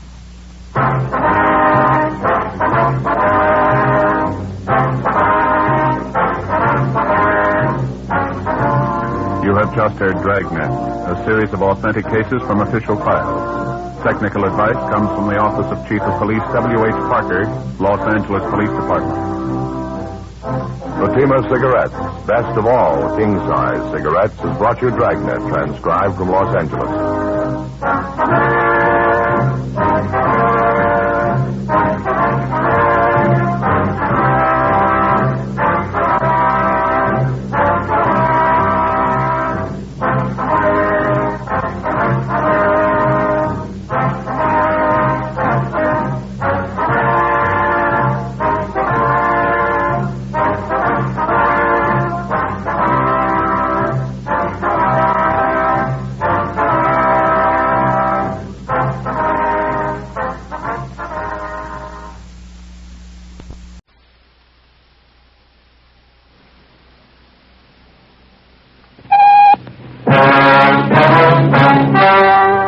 The story you're about to hear is true. The names have been changed to protect the innocent. Fatima Cigarettes, best of all king-size cigarettes, brings you Dragnet.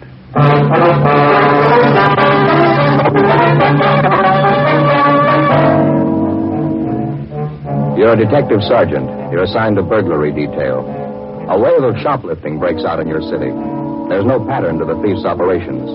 There are no leads. Weeks pass. The number of thefts keep growing. Your job? Stop them.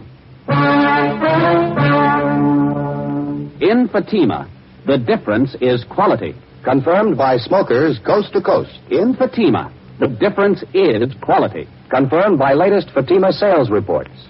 Yes, Fatima quality. The finest domestic and Turkish tobaccos superbly blended to make Fatima extra mild. To give you a much different, much better flavor and aroma. So compare Fatima.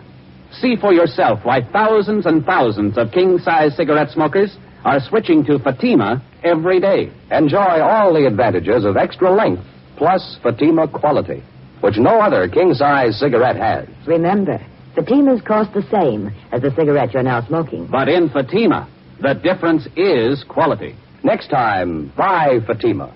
Best of all, king-size cigarettes.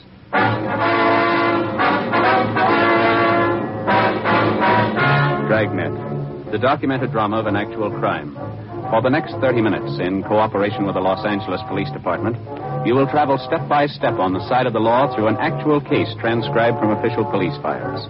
From beginning to end, from crime to punishment, Dragnet is the story of your police force in action.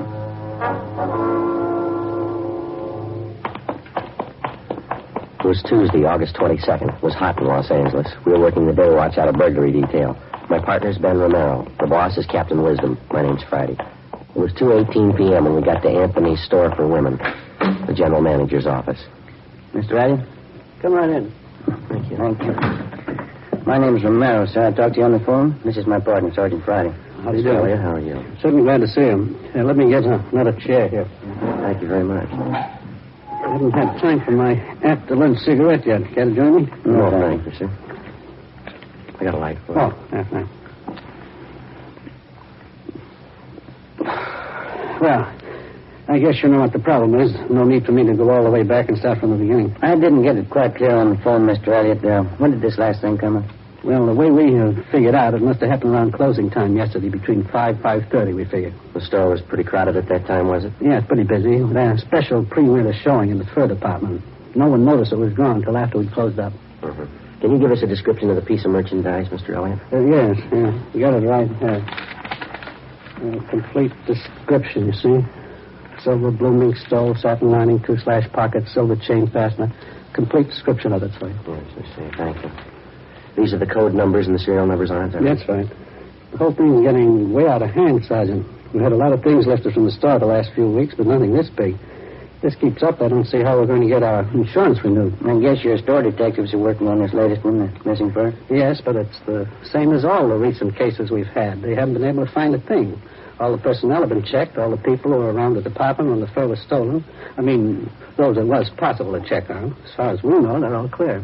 Uh-huh. What were the circumstances of this thing, Mr. Elliott? I mean, was this mink stole on a display rack? Did one of the models have it on? Exactly how was it? Well, it was modeled, yes. Uh-huh. After it was shown to several parties, it was put back in stock. We have a special rack for the stoles, regulating closed cabinets, sliding doors on it.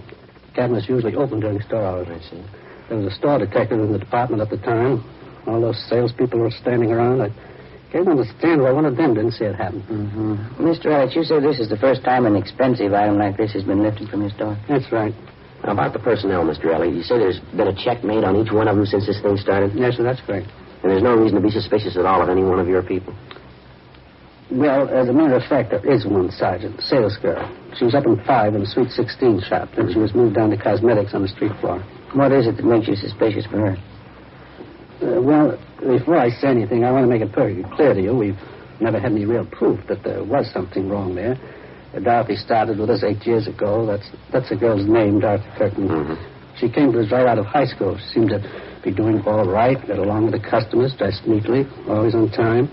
And all of a sudden, this shoplifting started. We didn't think there was any connection at first. Thought it was only coincidence. How do you mean, sir? Well, just recently, wait a minute. Get the file on that right here on the desk. I see. There you are. Here it is. Out of the first 14 items that disappear, 6 of them are out of Dorothy Kirkman's department, right out of her section. Cashmere sweaters, expensive blouses, scarves. As I say, at first we wrote it off to coincidence, but it kept recurring. Her section almost seemed to be the focal point of all the shoplifting. That was at the beginning, of course. Did you have the Kirkman girl watched, Mr. Elliott? Yes, we did. The department head kept an eye on. Well, I guess Dorothy noticed it. She resented it quite a bit. Had a little spat with the head of the department. We thought it'd be best for everyone if she transferred.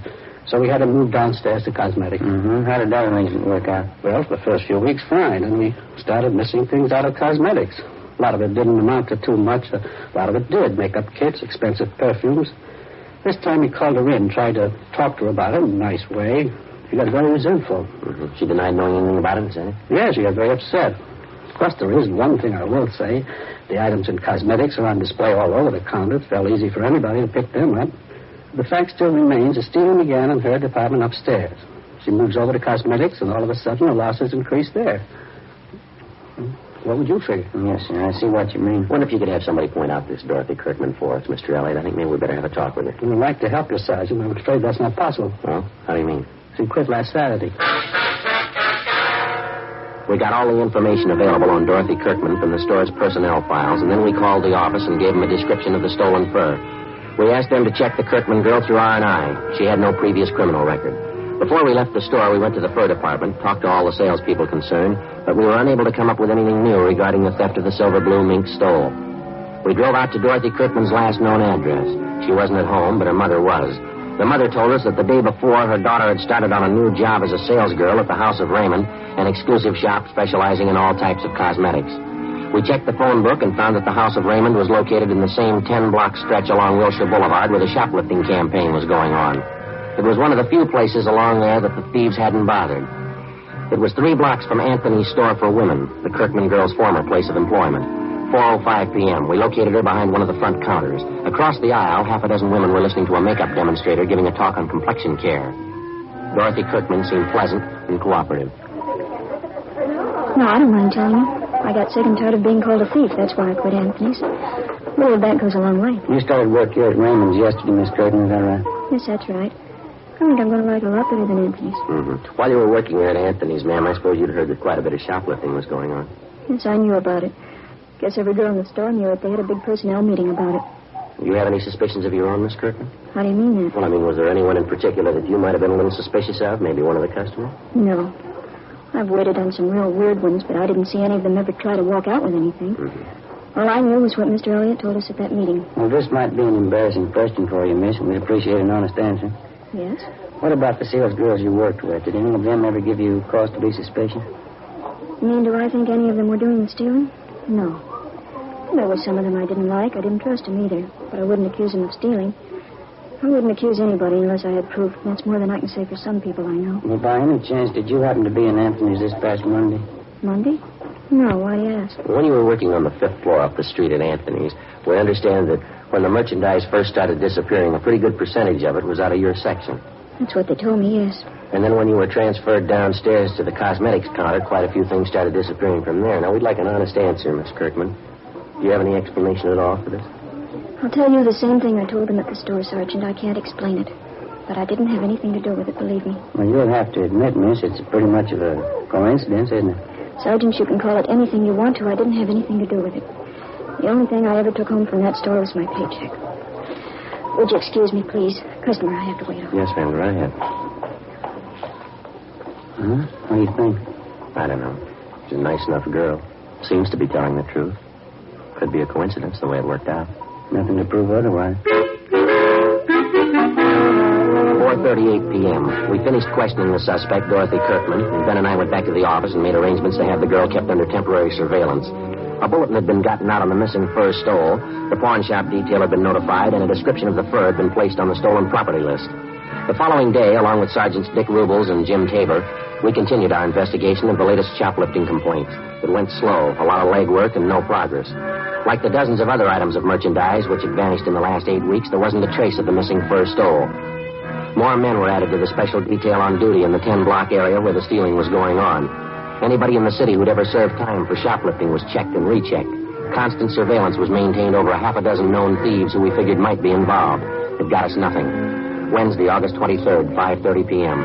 No leads, no progress. We went back to the office. Sure hope I get home before 6 o'clock tonight. I want to see that shoe repairman out in our neighborhood. Well, what's the matter? You need some half-soles? No. I went in their shop the other day and he conned me into a new set of arch support. Matter of fact, he didn't even call them arch support. What did he say they were? Metatarsal support. You know, supports your metatarsal? Yeah. That's one of the bones in the foot.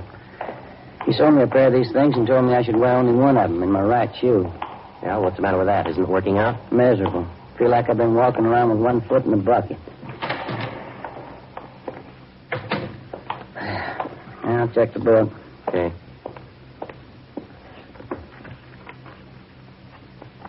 Anything?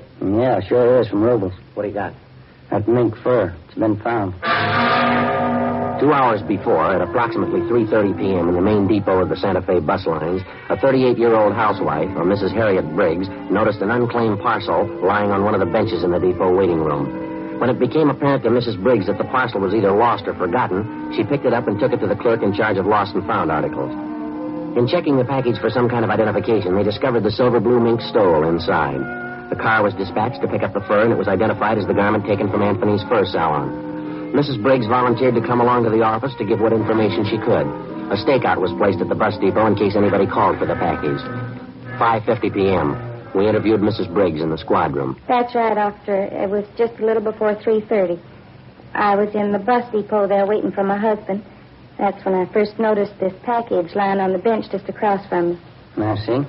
What'd you go on, Prisoners Briggs? I didn't think anything of it at first. I went on reading the afternoon paper, but no one came for the package. It was just lying there. Was there a long time. Well, how long would you say, ma'am? I mean, before you picked it up and took it to the lost and found clerk? Oh, I'd say 20 minutes, half an hour. That much at least. I left it with a young man at the counter there, and I told him I'd be back to see if anyone claimed it. Well, when I did get back, that's after I had dinner with my husband, Carl, we found out what was in the package. It's certainly strange. Don't you think, officer? Yes, ma'am. Did you happen to notice at all who it was that left the package there? Well, I'm not really sure, officer, but I think I know who it was. A tall woman. She had a brown jacket, if I remember rightly. I think you'd say she was in her early 30s. Have you ever seen this woman before, Miss Briggs? No, I never did. Very attractive, as I recall. She wore glasses. Anything else about her you might have noticed? Let me think. She had blonde hair. I remember that much. And the reason I do remember it is because she wore it like I used to when I was a girl, you know, sort of back in a bun like this. And you're pretty sure that this woman you described is the one who left the package there? Mm-hmm. If I remember rightly, she's the only one that sat across from me. I guess it must be her. If it wasn't her, I don't know who else it could have been. All right, Miss Briggs, thank you very much. We appreciate it. That beautiful fur. I know that woman must be just sick about losing it. Certainly hope you find her, officer. Yes, ma'am, so do we. We had the stats office make a run for us on all females with shoplifting records who fitted the description of the woman who'd left the mink stole in the waiting room at the bus depot. The following morning, we checked with the men on stakeout at the depot. They told us nobody had come back to report losing such a parcel. Together with Rubles and Tabor, we spent most of the day checking out the names on the list of known shoplifters which the stats office had made up for us. Names of possible suspects who physically resembled the tall blonde woman seen at the depot. We got nowhere. Either they had ironclad alibis or they had since moved out of the city. We ran down every possible angle on the freak recovery of the missing fur stole. During the next 10 days, the case got more involved than it already was. Some of the stolen articles of new merchandise began showing up, but not through any of the channels we expected. Some of the items were found dumped in sidewalk refuse cans. Some were found in hotel lobbies, in the post office, in theaters. Some were found tossed in vacant lots. The only logical answer we could figure was that it was the work of somebody who was stealing for just the love of stealing. A kleptomaniac. Tuesday, September 4th, a 15-year-old girl in one of the exclusive residential neighborhoods reported finding 2 parcels containing women's clothing and expensive costume jewelry. They still had the price tags on them, and they totaled $360. Ben and I drove out to talk to the girl, a Patricia Denvers. Where'd you happen to find these things, Patricia? In the lot right down the block there. I was on my way home from the show. I took the things home and showed my mother. She called the police. If nobody claims this package with the costume jewelry, can I keep it? Certainly beautiful. No, I'm afraid not, miss. We know who the things belong to. We're going to have to return them. Oh, I certainly don't understand that. Well, how do you mean? Well, as far as I could see, she threw the things away. I thought she didn't want them. What do you mean, who didn't want them? Well, the lady who threw them in the empty lot. You saw who it was that threw the packages in that lot, did you? Yes, I was on my way home from the show, just like I told you. I could see this lady walking up ahead of me. She was about a block away, I guess. When she went by the lot, I saw her take these packages and toss them in the grass. She wouldn't do that if she wanted them, would she? Did you get a good look at this woman? You have any idea what she looks like? She's a good-looking woman. Tall. She has beautiful blonde hair. Her husband's a doctor. You know who she is? You've seen her before? Well, I don't know her to talk to. I just see her around the neighborhood. Does she live around here? Do you know that? Yeah, right next door to my girlfriend.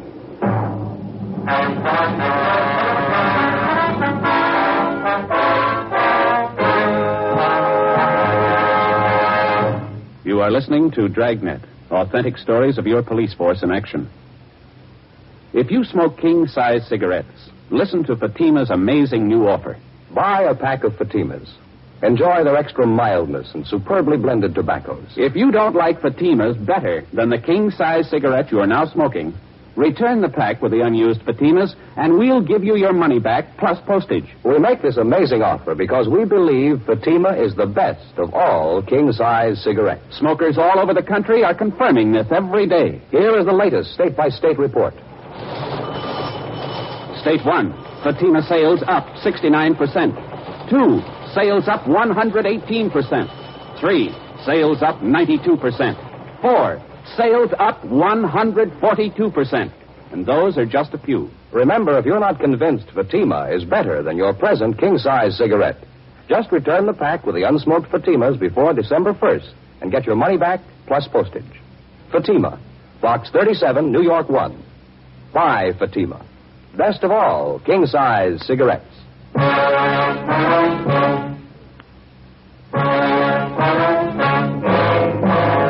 Tuesday, September 4th, 5:15 p.m. With the help of the 15-year-old girl, Patricia Denvers, we got the name and address of the woman who had been seen tossing the parcels of stolen merchandise into a vacant lot in the west end of the city.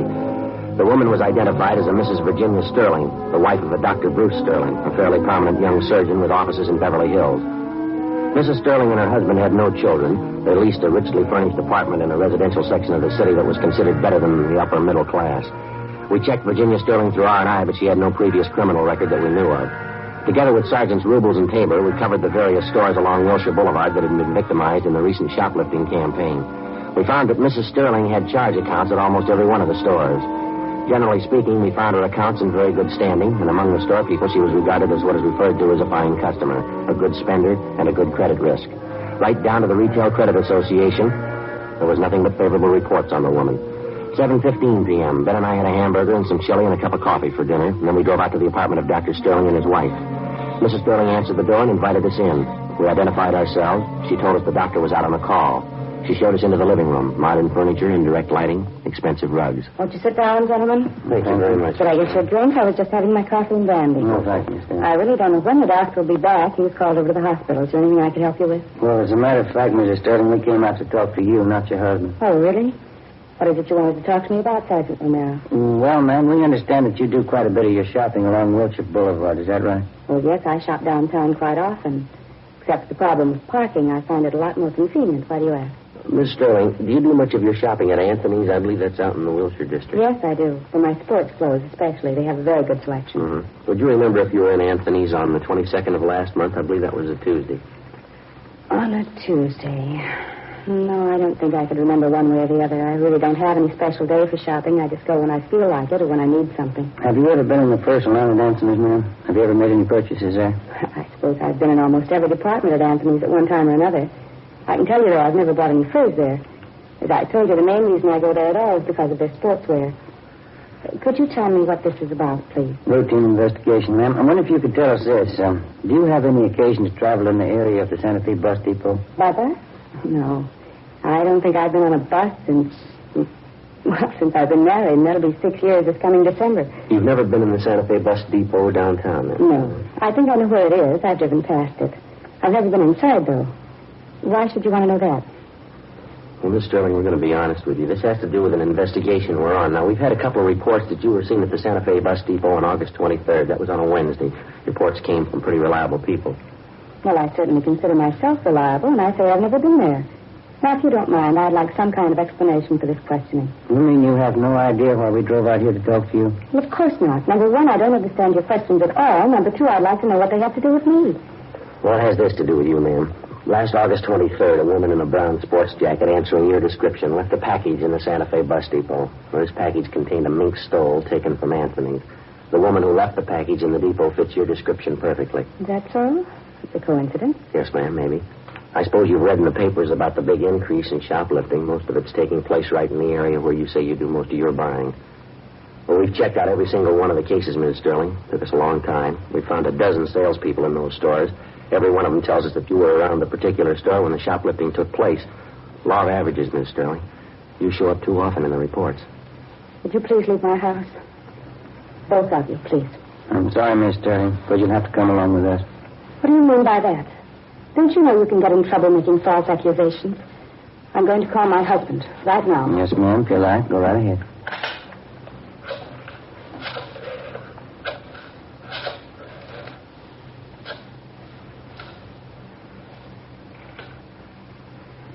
Sergeant.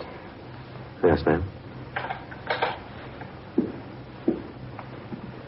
What is it? What do you want to know?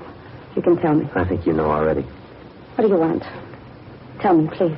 We've got your story, ma'am. Right up to this afternoon. You went shopping today. You stole things as usual. When you tried to get rid of them, you were seen right in this neighborhood. The vacant lot down in the next corner, you threw them away there. Somebody saw you. They didn't know it was me. Yes, ma'am. They knew it was you. Yes. How can I make them understand? Do you know? No, ma'am. Horrible. Shame. I couldn't tell my husband. I couldn't tell Bruce. I couldn't. Well, never mind. We'll tell him for you.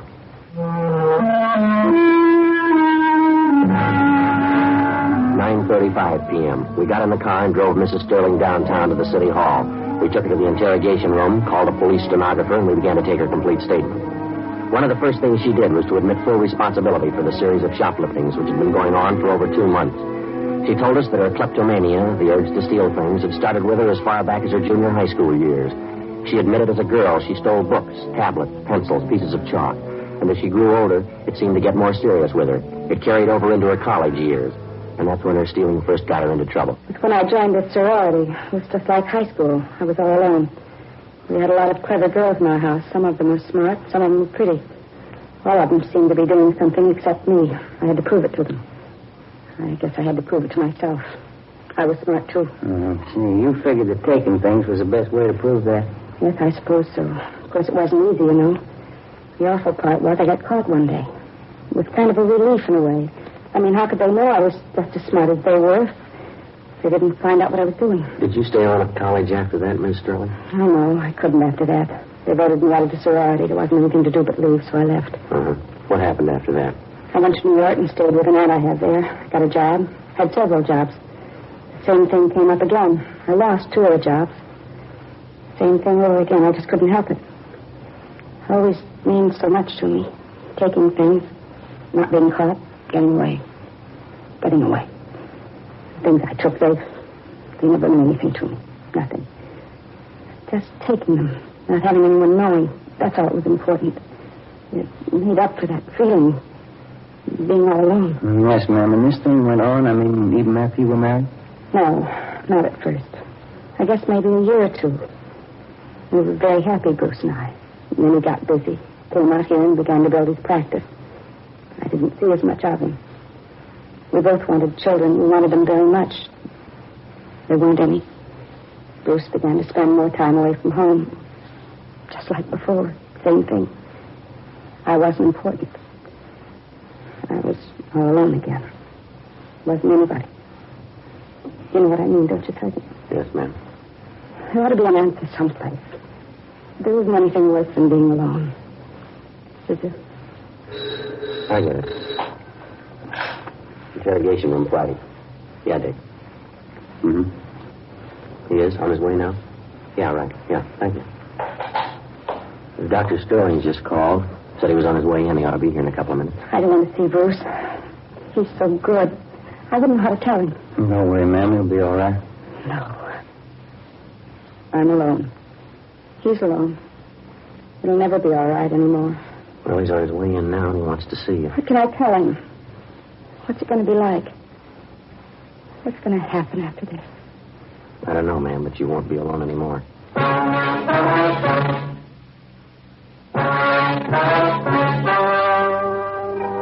The story you have just heard was true. The names were changed to protect the innocent. On December 9th, trial was held in Superior Court, Department 88, City and County of Los Angeles, State of California. In a moment, the results of that trial. And now, here's our star, Jack Webb. Thank you. Friends, a few minutes ago, we told you exactly why smokers all over the country are switching to king-size Fatimas. It's because Fatimas are extra mild, because they have a much better flavor and aroma. Now, if you haven't tried Fatimas yet, here's where you come in. We feel so sure that you'll enjoy Fatima quality that we make this offer. Buy a pack of Fatimas. If you don't like Fatimas better than the king-size cigarette you've been smoking, just return the pack and the unsmoked cigarettes and we'll send you your money back, plus postage. You see, we're convinced that Fatima is the best of all king-size cigarettes. Buy a pack of Fatimas today. I know you'll agree.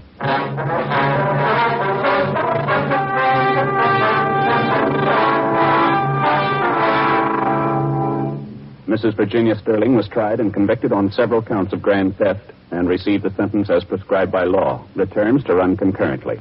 Grand theft is punishable by imprisonment for not less than 1 or more than 10 years.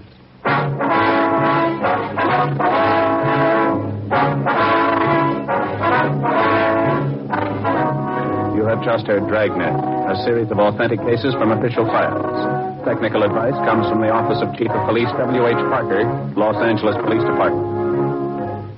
Fatima Cigarettes, best of all king-size cigarettes, has brought you Dragnet, transcribed from Los Angeles. The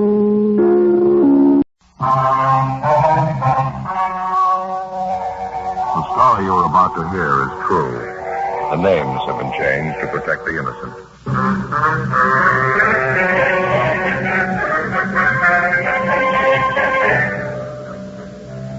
You're a detective sergeant. You're assigned to burglary detail.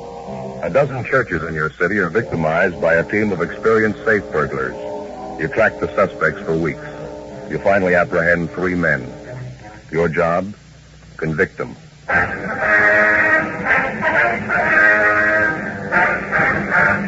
Dragnet, the documented drama of an actual crime. For the next 30 minutes, in cooperation with the Los Angeles Police Department, you will travel step by step on the side of the law through an actual case transcribed from official police files. From beginning to end, from crime to punishment, Dragnet is the story of your police force in action.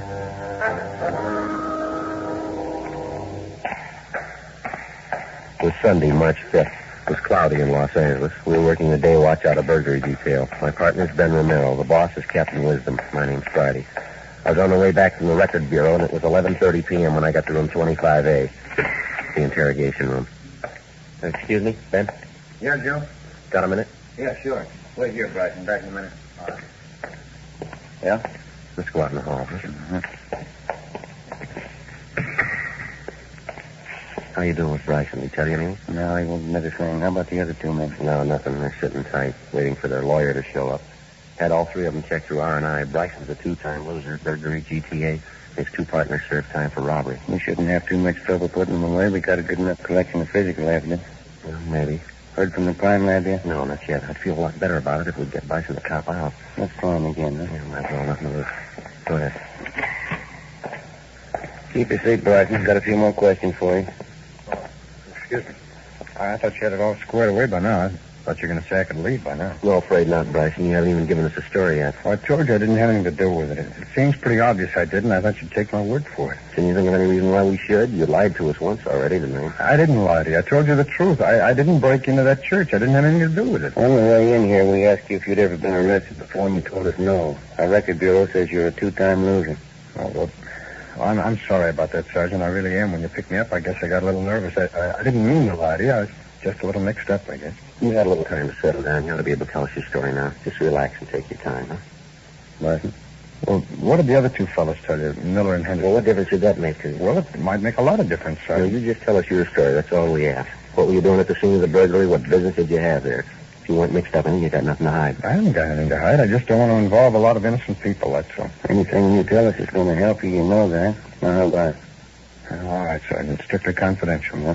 Well, one of those other fellows you picked up tonight, the dark-haired fella, his name's Miller. Tony Miller. He's engaged to marry my sister. Yeah, well, I got to do that. Now, please, give me a chance. All right. I'd like to lay it all out for you. Go ahead. Well, ever since my sister got engaged to him, I've been worried about it. I never liked him to begin with. Lately, I've been keeping an eye on Miller, him and that friend of his, Henderson. Yeah? I knew they were up to something, and then I read in the paper about that string of church burglaries, the guys breaking into churches, nothing at the safe. Yeah. Well, I had an idea it was Miller and his friend. How do you mean, Bryson? What made you think it was him? I had an idea, that's all. I couldn't prove anything. It was just a hunch. You must have had some reason to suspect them. Nothing definite, no. I just knew something was wrong, that they were up to something. Well, then, early tonight, I saw a friend of Tony Miller at one of the bars in the neighborhood. I talked to him a while, and he finally told me that Miller and Henderson were out working a deal. Said they were going to break into a church over on 8th Street and knock over the safe. Well, how come this friend of Miller's let you in on it? Well, I guess he thought I was a pretty close friend of Tony's. He knew Tony was going to marry my sister. Anyway, when I found out about it, I got over to that church as fast as I could. I wanted to find Miller and Henderson and try and talk them out of it. I didn't want any guy who was going to marry my sister getting into trouble like that. You know, maybe going to jail for burglary. No, Miller's been in jail before. I suppose you knew that. Yeah, I knew it, but that was before he was engaged to my sister. You met Miller and Henderson outside the church, did you? No, I was too late. They'd already broken into the place. So I went around the back of the church, and I saw one of the stained glass windows was broken where they'd gotten in. I climbed up on the sill there, and I could see them working inside. It Some kind of a small back room. They were working on the safe, both of them, Miller and Henderson. That's so. What'd you do then? Well, I tried to talk them out of it. They wouldn't listen. Mm-hmm. I suppose you can prove your story. I mean, that friend you met in the bar, the one who tipped you off about the burger, I guess he'd be willing to back up your story. Well, I'm not sure, Sergeant. He might lie. He might not want to get involved. How about Miller and Henderson? They'll back it up, won't they? If you weren't involved in the deal, there wouldn't be any reason for them to implicate you, would Well, Tony Miller thinks it's my fault he's in jail. He hates me. You can't take his word for anything. Probably the first thing he'd do is lie about it, and Henderson, too. Well, who you got to corroborate your story?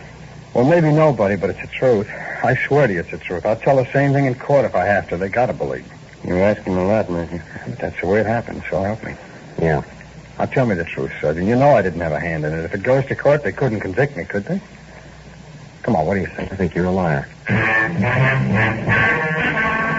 To the working detective, the one logical way to appraise a known criminal is by his record.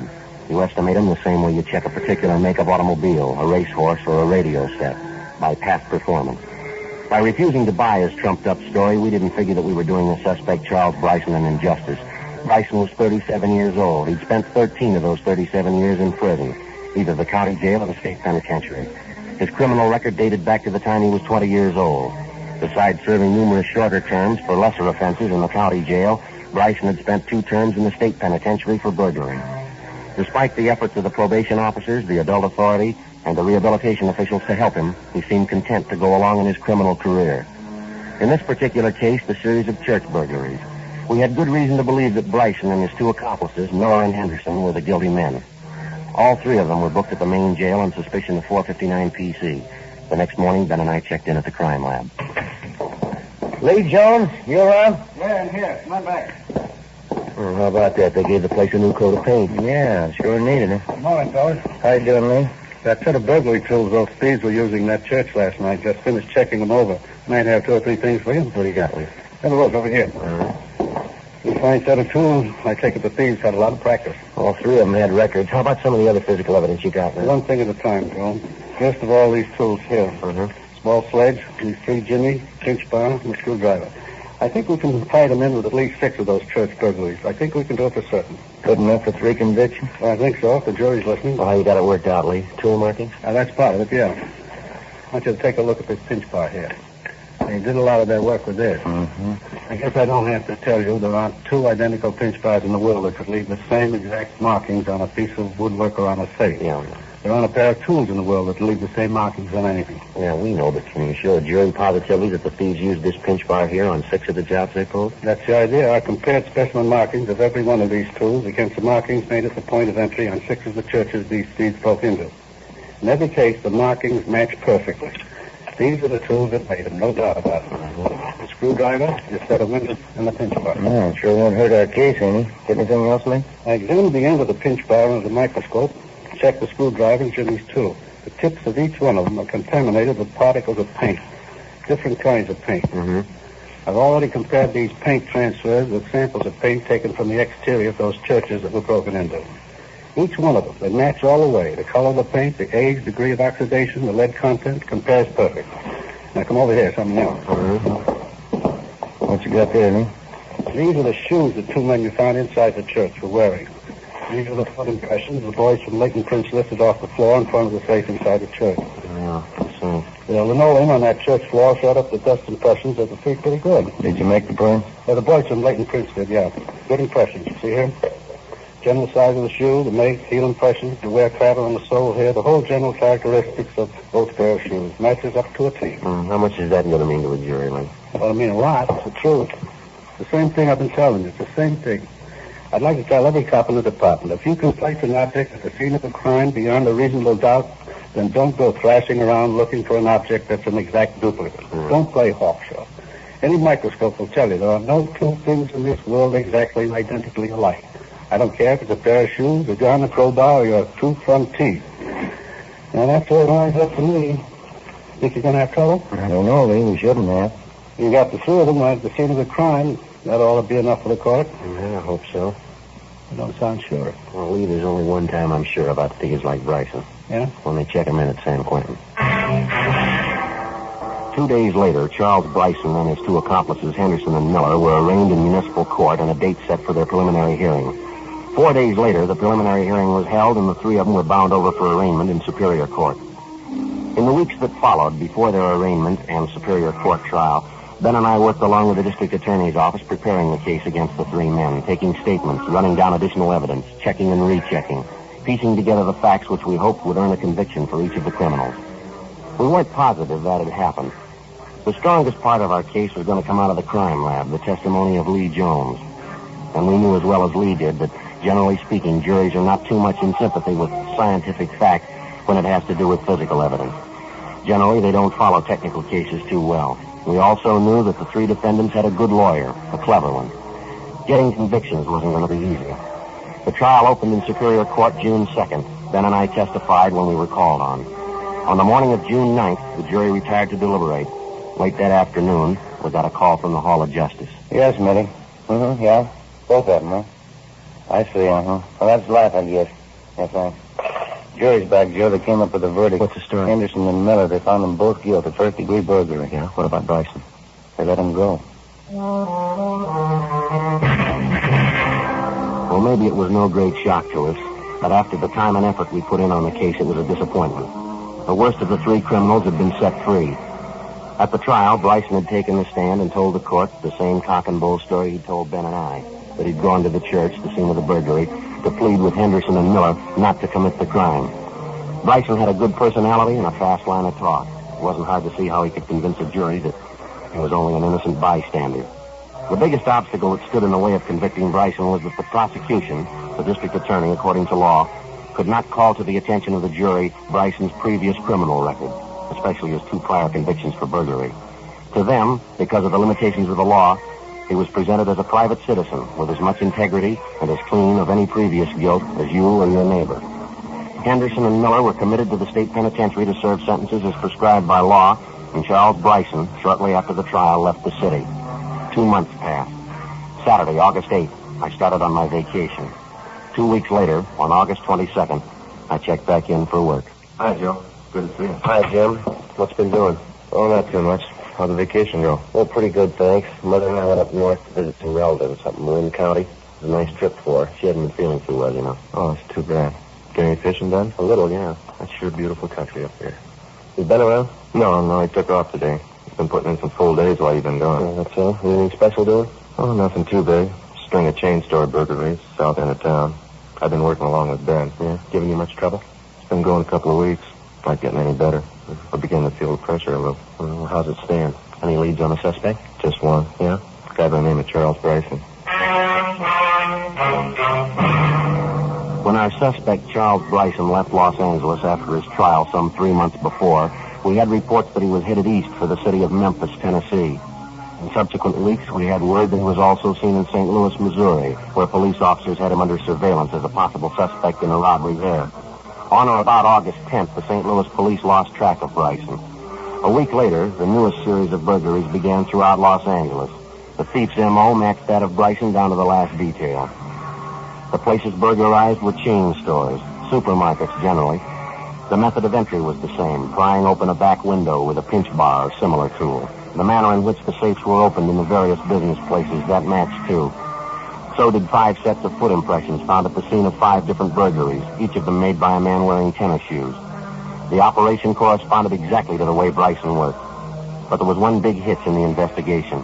Nobody could be sure Bryson was back in town. No one had seen him. No one had heard from him. Monday, August 24th, 8 a.m. Got us running in circles so far, Joe. I can't figure. I bet lunch money is Bryson, but we can't even start to prove it. Well, how about the people in town Bryson runs with? They all been checked out? The one we know about, yeah. His friends, relatives, always know him hang out. We've been over it every inch of the way. If anybody knows, they're not saying. There's no trace of them. Yeah, that's a possibility. Maybe we're wrong. Go ahead.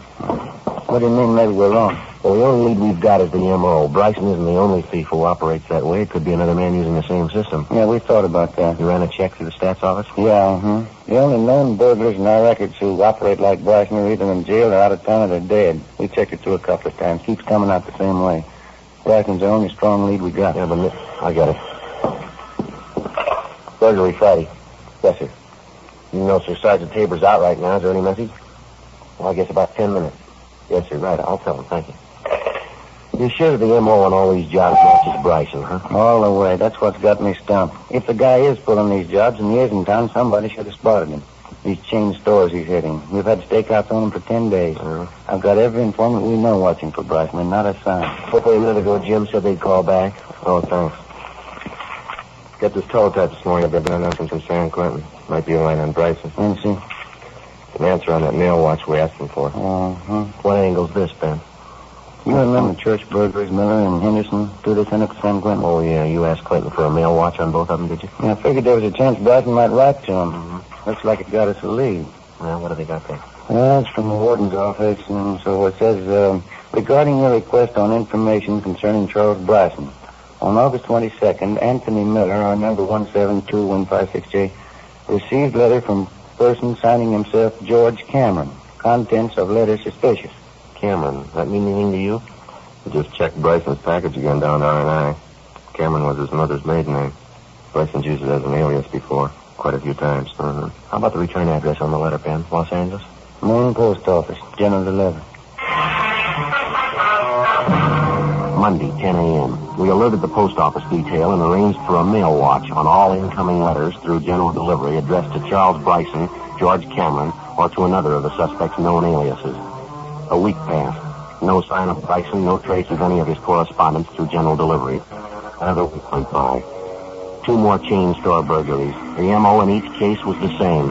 It matched closely to Bryson's known working habits.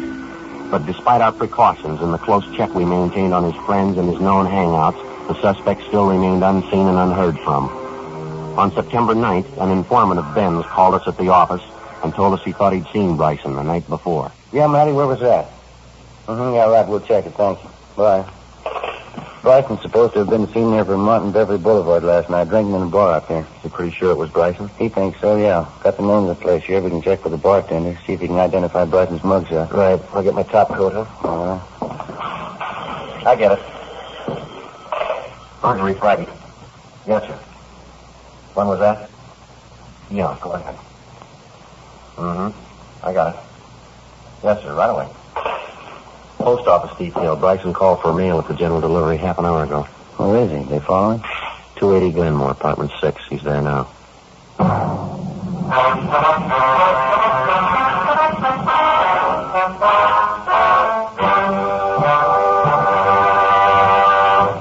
You are listening to Dragnet, authentic stories of your police force in action.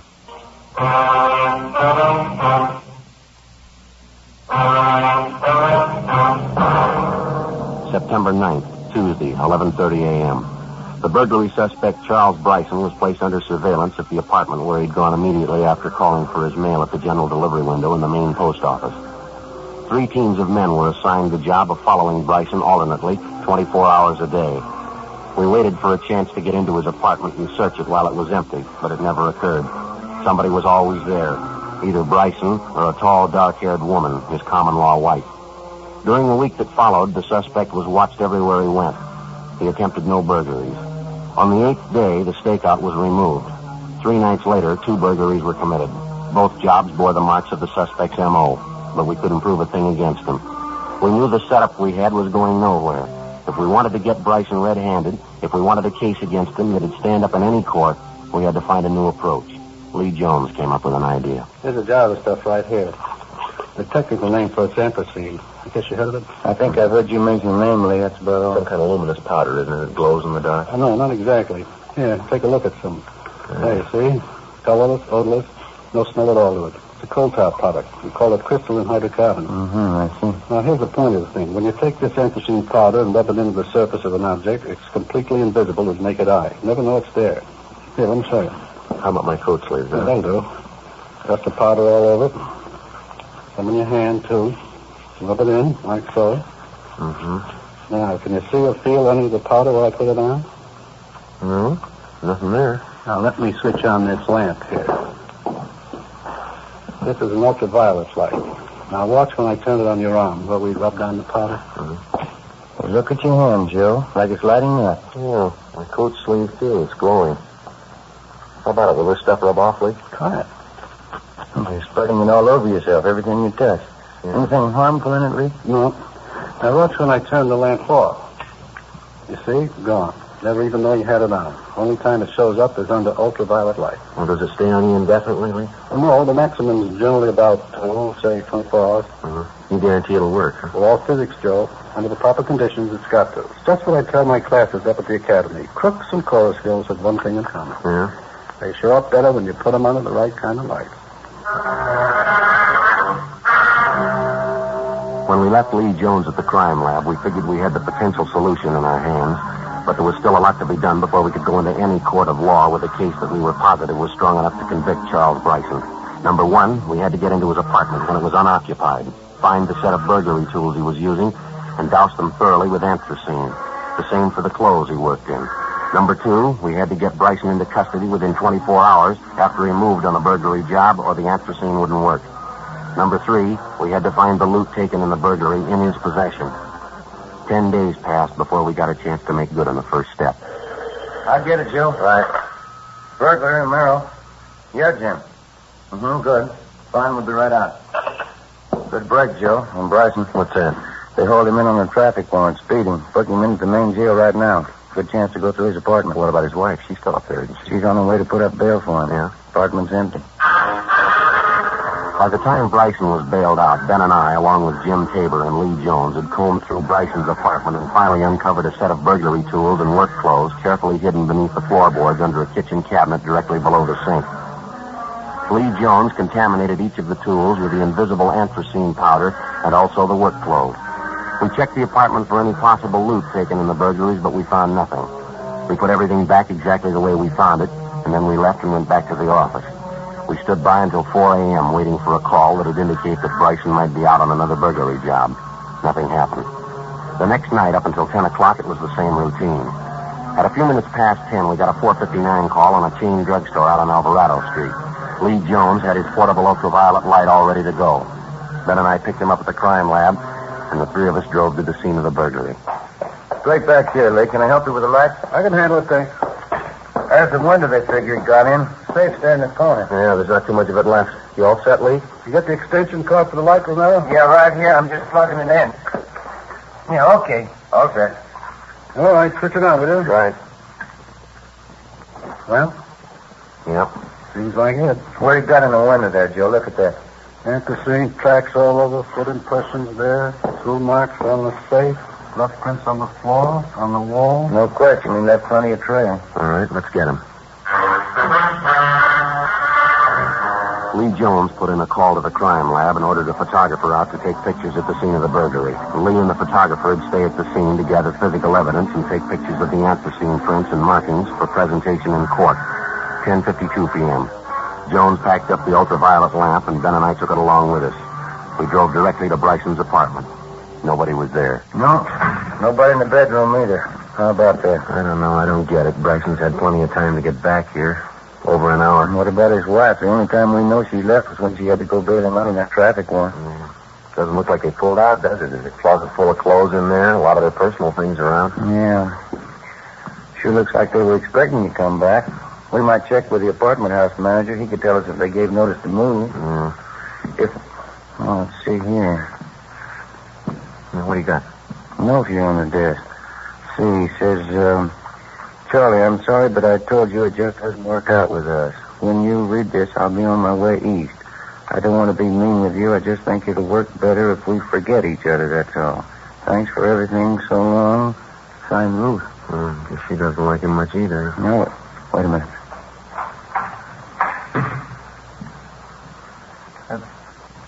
What have you done? Police officers, Bryson. I'd like to talk to you for a minute. Oh, I know who you are. I remember. What do you want? Ben, you want to plug in that light? Yeah, the outlet right over here. What is all this? You said you wanted to talk to me. What's it all about? You all set, Ben? Just a minute. All right, okay, turn it on. What are you doing? Hey, what are you trying to do to me? You've done it all to yourself, mister. Lit up like a Christmas tree, Joe. It's all over and hit the foot. The clothes and hands. What is it? There's light glowing all over them. What are you doing? It's a chemical, Bryson. Harmless. Same stuff you left all over the drugstore tonight. Pack up, Ben.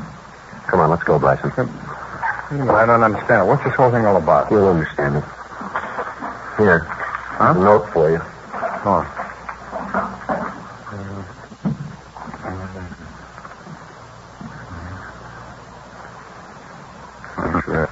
All set, Joe. Let's go, mister. I guess I didn't know her. Just a tramp. I guess I should have been smart about it. Yeah, I guess so. Come on. How could I know? She said she was in love with me. I believed it.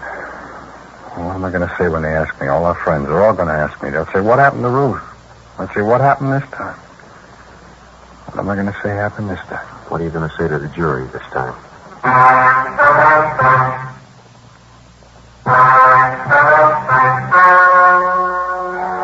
The story you have just heard was true. The names were changed to protect the innocent. On December 10th, trial was held in Superior Court, Department 86, City and County of Los Angeles, State of California. In a moment, the results of that trial.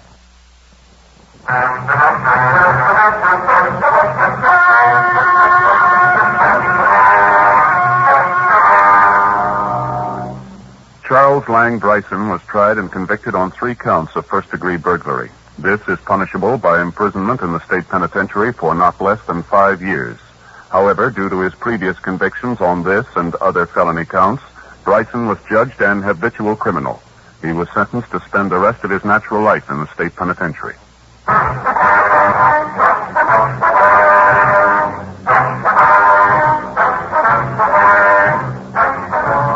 You have just heard Dragnet, a series of authentic cases from official files. Technical advice comes from the Office of Chief of Police W.H. Parker, Los Angeles Police Department.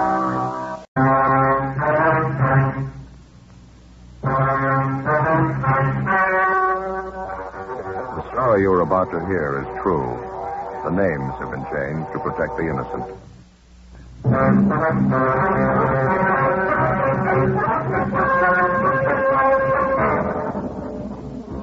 You're a detective sergeant. You're assigned to robbery detail. A pair of bandits are staging a rapid-fire campaign of holdups in your city. In 21 days, 11 food markets have been robbed. The holdups go on. The suspects are still unidentified. Your job? Get them.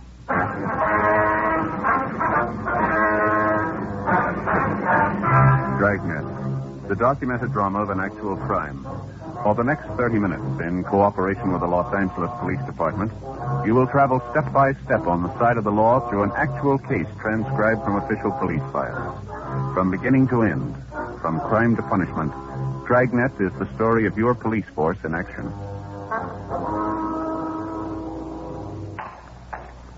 It was Tuesday, September 26th. It was hot in Los Angeles. We were working a day watch out of robbery detail. My partner's Ben Romero. The boss is Captain Didion. My name's Friday. It was 9:18 a.m. when I got to the record bureau. Lieutenant Cunningham's office. Joe, what's doing? Oh, not too much. Got a job you can do for us, Frank. Like to have it as soon as you can get it out. Oh, what's it about? On these market bandits. We've already gotten out a dozen teletypes and bulletins on them. Like to get out some mimeographs, too, if we can. General distribution, huh? What do you want on them? Well, I better lay out the whole thing for you. A lot of the copies are going to the Retail Grocers Association, all their members. Uh-huh. No luck with those 2 fees so far, huh? No. We're no closer than we were 3 weeks ago. Figure this ought to plug another loophole. How many copies you figure you want on this? About 1,000? Yeah, that's fine. That ought to do it. All right. Okay, now where do you want to go in it, Joe? Well, you better lead off with the first job they pulled. That was on the 3rd of this month. Makes it a little better than 3 weeks now. They hit a supermarket out on Pico. Okay. Got it? Ever since, they've averaged about 3 jobs a week. We know they're hitting nothing but supermarkets. All of them on main thoroughfares, no small neighborhood stuff. I got it. So far, they've confined their operations to the 77th Street Division and the county territories, generally the south end of town. They're 2 men, and they got a pretty well-established M.O.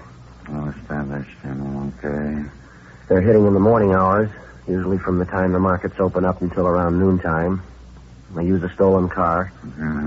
95% of the time, a car stolen from the industrial area. Cars they steal for the jobs are always either a Pontiac or a Nash. Yeah. We also know they're dropping the stolen cars within a short radius of the holdup scene, about a half a dozen blocks or so. In some instances, they use a second automobile or public transportation, some kind of bus or streetcar, to make their getaway after they drop the stolen car. Joey. I'm sorry. A little fast, huh? Yeah. Okay, I got it. Okay. Well, they usually pull up and park directly in front of the market that they're going to hold up. One of the men always remains in the car behind the wheel. Apparently, it's always the same man. His description? Meager. We know he's good size. MWA. Fairly large build. Here's about the best description we've been able to piece together on the second man. Picked up a little bit from each victim. All right. Second man described as MWA also. About 5'8", medium build, 155 to 160 pounds. Yeah. Always wears a hat. Yeah. Brown suit, rough material of some kind, maybe tweed. Want to smoke, Frank? Huh? Smoke. Oh, no. All right. When he enters the market for the holdup, the second man always holds a white handkerchief to his face as if he's wiping his eyes. Keeps most of his face covered with it during the robbery. He's armed with a nickel-plated revolver, possibly 38 caliber. We know the jobs are well cased because in almost every instance the suspect goes directly to the manager of the market. Directly to the manager. He hands the manager a brown paper sack, tells him to put the money in it, and then he takes off. So far, he's never attempted any rough stuff, no gunplay. On 3 occasions, when the suspects got only small amounts of money at one market, they hit again in 15 or 20 minutes at another store in the same general area.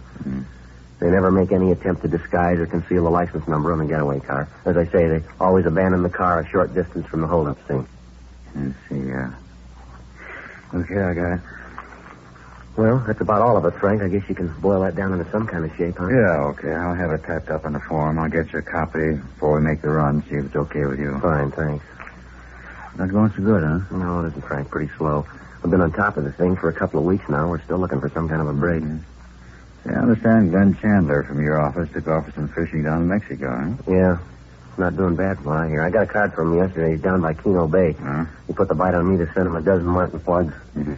Fish must be hidden pretty good down there. That's what he says, yeah. Those big brown sea bass especially. I wouldn't mind getting in a couple of days down there myself. Excuse me. Yeah. Record Bureau, Cunningham. Yeah, just a minute. You, Joe. Thanks. Yeah. Oh, yeah, Ben. When? All right. Yeah, okay. Right away. Yeah, fine. Check that for me later, Frank. Might be a little change. What's the matter? Market bandits. They hit again. These days, most commercial banks seem to be interested in talking to you about themselves and telling you what to do. But at San Juan Bank, California, we prefer a different approach, one that most banks don't use. We listen to your needs, to your plans, to your dreams. We found that only by listening can we truly understand. Without understanding your business, no one should be giving you advice. But listening, understanding, and fulfilling the needs of thousands of California businesses is why San Juan Bank is the third largest bank headquartered in California, something you may not have known. San Juan bankers are relationship-oriented and experienced in working with businesses large and small. Our senior relationship managers will work directly with your staff to create the solutions you need today and beyond. So see your San Juan banker. There are more than 100 offices statewide, or call 1-800-400-2781. When you do, we'll do something that you just might not have experienced in quite a while. We'll listen. San Juan Bank, California, a relationship worth having.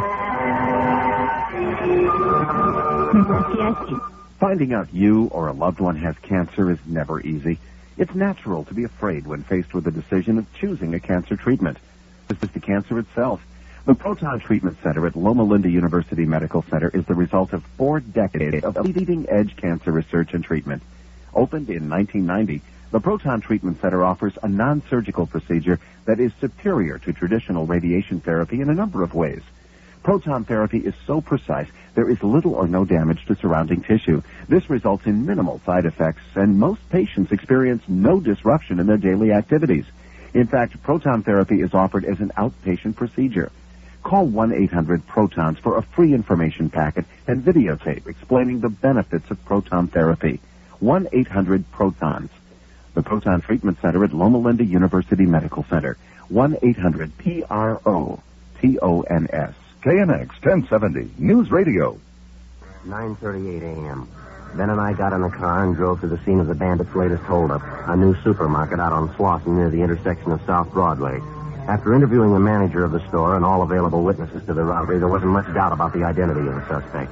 The description and M.O. fitted perfectly with that of the 2 men who'd been staging the whirlwind campaign of market robberies throughout the south end of the city for the past 3 weeks.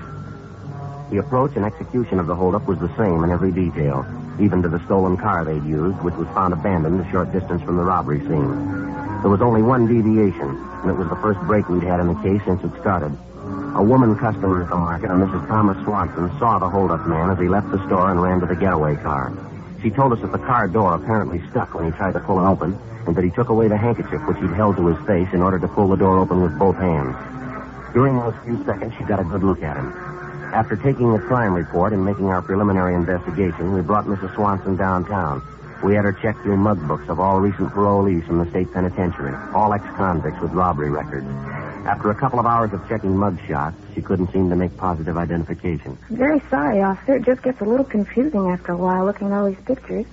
I did get a good look at the man's face. I just can't settle on one of these pictures, though. Well, from what you did see of him, Mrs. Swanson, the lower part of the man's face especially, can you find a good likeness in any of these? Well, yes, I can find good likenesses for some of his features, but none of them are all together in any one of these pictures here. Like the mouth and chin on this man here. Yes, ma'am. Is that pretty close? Almost exactly, I'd say. And then the nose on this one here, it's the very same. Mm-hmm. I just haven't seen any picture that fits them all together. You know what I mean, don't you? Yes, ma'am, I understand. Now, these 5 pictures here that you've picked out, you pretty much say that they incorporate all the features of the man that you saw getting in That's right, officer. This man here, and this one, too. Uh-huh.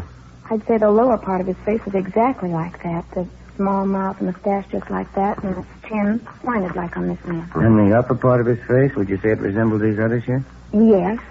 These 3 here, just the upper part. You see, around the eyes, the forehead. I'd say that was very close. Mm-hmm. Now, just put the 2 sets of pictures together, I think you'd have the man perfectly. Sorry, I can't be more helpful. As I say, looking at all these books of pictures, it gets a little confusing. Well, you've given us quite a bit of help, ma'am. Thank you very much. Not at all. Is there anything else? No, thank you. Not right now. We've got your address and telephone. We'll probably be contacting you in a day or two. If you'd like to wait right here, we'll make arrangements to have one of the officers drive you back to your home. All right. Thank you very much. You're welcome. Goodbye, ma'am. We'll be talking to you. Okay, yes, goodbye. What do you think, Joe? Well, it's more than we had yesterday. Her description's the best we've got on the guy so far. How about getting a composite picture made up from the mug shots you picked out? Yeah, that's what I was thinking. You want to duck in and get somebody to drive Miss Swanson home? I'm going to go in here in the captain's office. Yeah, okay. Thanks, Ben. Friday, how'd you make that? Well, could have been worse, Captain. Woman find anything in the mug books? No positive identification. She picked out 5 of them she thought were close. I think maybe Putoff over at the crime lab ought to be able to make up a pretty good composite from them. Mm-hmm. She fairly positive about the man's description? Yeah, seems to have a clear idea. Good composite ought to help us quite a bit. You get this new description, that mimeograph you haven't made up? No, not yet. I'm going to see Frank about it in a minute. All right, Skipper. Sam? Got a hold of Jeff Gonzalez, Joe. He's going to drive Mrs. Swanson home. Fine. Did you ask him if he checked on that last run we made through the staff's office? Yeah, he picked it up. He and Frank Estrada are going to start checking the names this morning. It's not much of a list. Been pretty well picked over already. So all you got from the witnesses out there this morning, then? Description from this Mrs. Swanson? Yeah, that's about it. The rest of it was their usual M.O. Swanson woman was the only one who got a good look at the guy when he took the handkerchief away from his face. How about the getaway car they found? Same as the others. Leighton French checked it over. It's clean. Well, 2 thieves had their share of luck when we get ours. How about Metro Division, Captain? Can we get any help out there? What do you got in mind? Well, we know the take that the 2 thieves got in that job this morning was pretty small for them, $340. Yeah. From their M.O. in the past, we know whenever they get a small take on a job, they usually hit another place fast. They work in a fairly concentrated area, down the south end. They only go after big markets on the main thoroughfare. Mm-hmm.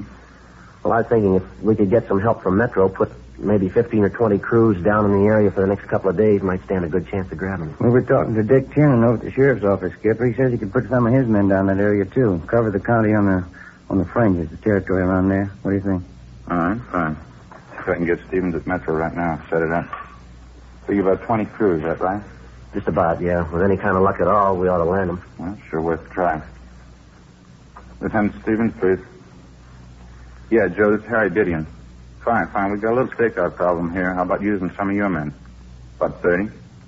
All right, I'll settle for 25. Yeah, south end of town. Those market bandits. Fine. Would you have them report here at robbery, 7 o'clock tomorrow morning? All right. Thanks a lot. It's all set. You got 25 men, 7 o'clock tomorrow morning. Okay, Skipper.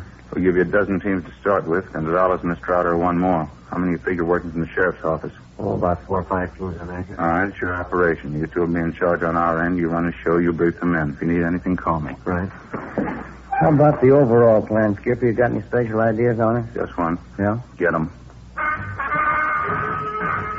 1:18 p.m. We got the revised description of one of the hold-up men to Lieutenant Frank Cunningham at the Record Bureau. He told us 1,000 copies of the special mimeograph form containing all available information on the 2 market bandits would be ready for us that night.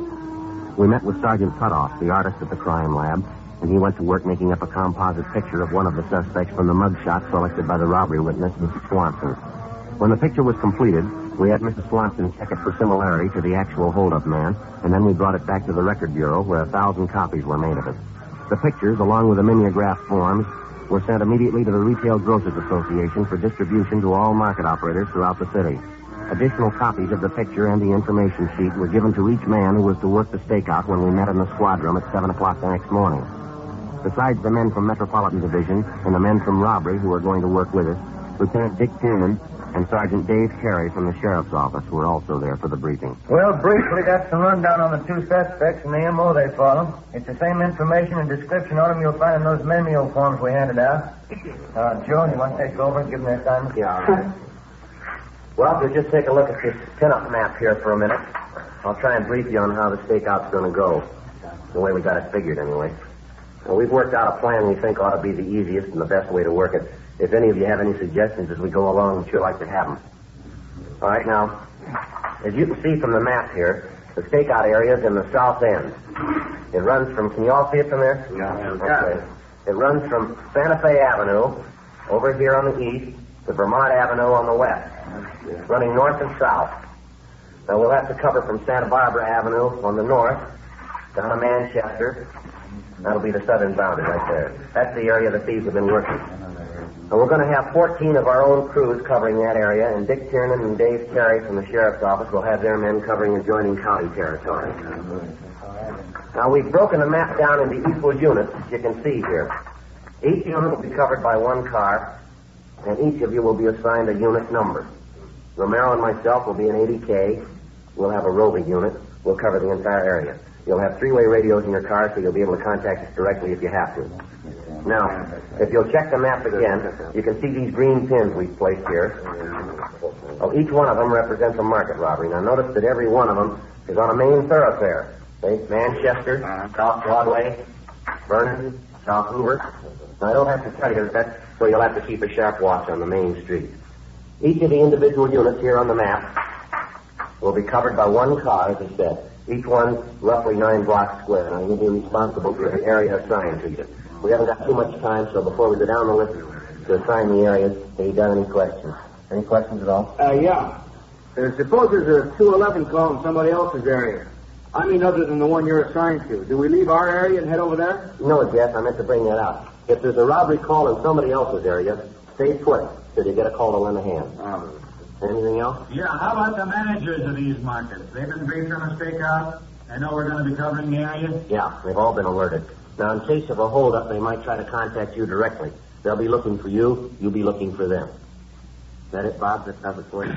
Well, yeah, but I'm just wondering about this number 2 suspect, the one who drives the getaway car. Yeah. Well, it says here on the dope sheet number 1 suspect carries a nickel-plated revolver. Now, how about number 2? He carry a gun? Well, I wish I could answer that. We don't know. All the information we got on him is on the sheet right there. I see. Well, they never try any rough stuff anyway, do they? No gunplay. They never hurt anyone. No, not yet. Don't let them make you the first. 7:30 a.m. We finished handing out the assignments, and the men left to take up their stakeout positions in the south end of the city.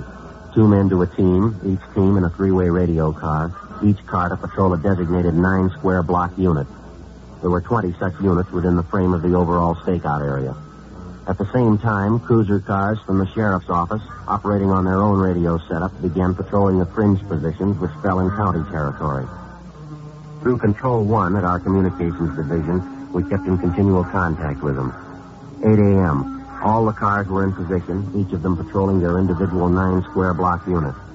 The first 2 hours passed. No reports, no sign of a market bandit. Between 10 a.m. and noon, half a dozen possible suspects were stopped and questioned by different teams and then brought to the 77th Street Division for processing. All of them were eliminated. The afternoon of the first day went pretty much the same. We had shakedowns on 4 parked cars in the area and more shakedowns on possible suspects. Nothing materialized. The next morning, Ben and I, along with the other 32 men in the stakeout, picked up where we left off. Again, no sign of the suspects, no report. The morning of the third day, the stakeout detail met in the squad room as usual and then left to take up their regular assigned positions. 7:35 a.m. How about it, Joe? You ready to go? Yeah, just a minute. Okay, let's go. I'll get it. Okay. Robbery Friday. Yeah. Where? When was that? Yeah, right away. Oh, come on, we gotta hurry. What is it? Market bandits, maybe we got them. 7:50 a.m. Ben and I arrived at the intersection of 58th and San Pedro Street.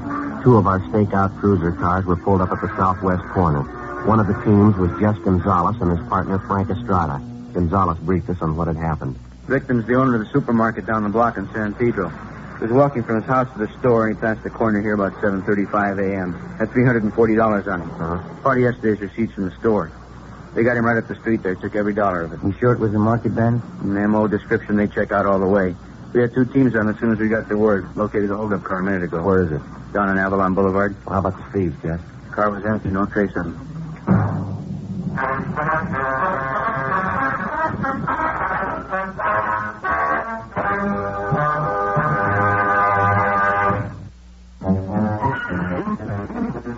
It's a very good aerobic exercise to play John Adams' music. David Howard, clarinetist, Los Angeles Philharmonic. His music is all about locomotion. He uses the orchestra as a machine, in the best sense. And we are little pistons in this engine. But boy, when all those pistons are working right, it's quite an effect. Join David and the entire Los Angeles Philharmonic for an electrifying concert experience as composer John Adams conducts 2 of his own works, the Nixon Tapes and Century Rolls, featuring celebrated pianist Emanuel Axe. 3 performances beginning February 2nd. Tickets start at just $10 and are available at the Dorothy Chandler Pavilion box office, online at laphil.org, or call Ticketmaster today at 213-365-3500. Los Angeles Philharmonic. This is music that you can measure in megawatts. We've got a musical answer to the energy crisis coming with this concert. It's been said one is a lonely number. So the 2 Paradise Chevrolet superstores, Paradise Chevrolet Temecula and Paradise Chevrolet Ventura, have come together with what else but 2 great offers to close out January. Now you can lease a 2001 extended cab Silverado D truck at a great lease of only $199 plus tax per month. Or lease a 2001 Chevy Tahoe at an equally great lease deal of only $299 plus tax per month from Paradise Chevrolet Ventura and Paradise Chevrolet Temecula. That's $199 plus tax per month lease on an extended cab 2001 automatic Silverado with loads of Vortec V8 power and air, or $299 plus tax per month lease on a 2001 Tahoe LS with all the bells and whistles. The Paradise 1-800-281-4412 for Paradise Chevrolet Temecula. 800-281-4412. For Paradise Chevrolet Ventura, it's 1-888-5-CHEVY-5. 888-5-CHEVY-5. Ventura Auto Center, Temecula Auto Mall. 36-month Silverado lease with $6,200 down and 36-month Tahoe lease with $7,000 down. Both leases on approval of credit. 12K allowable miles per year, 20 cents for each excess mile. Chevy will be there. All you need to know, News Radio.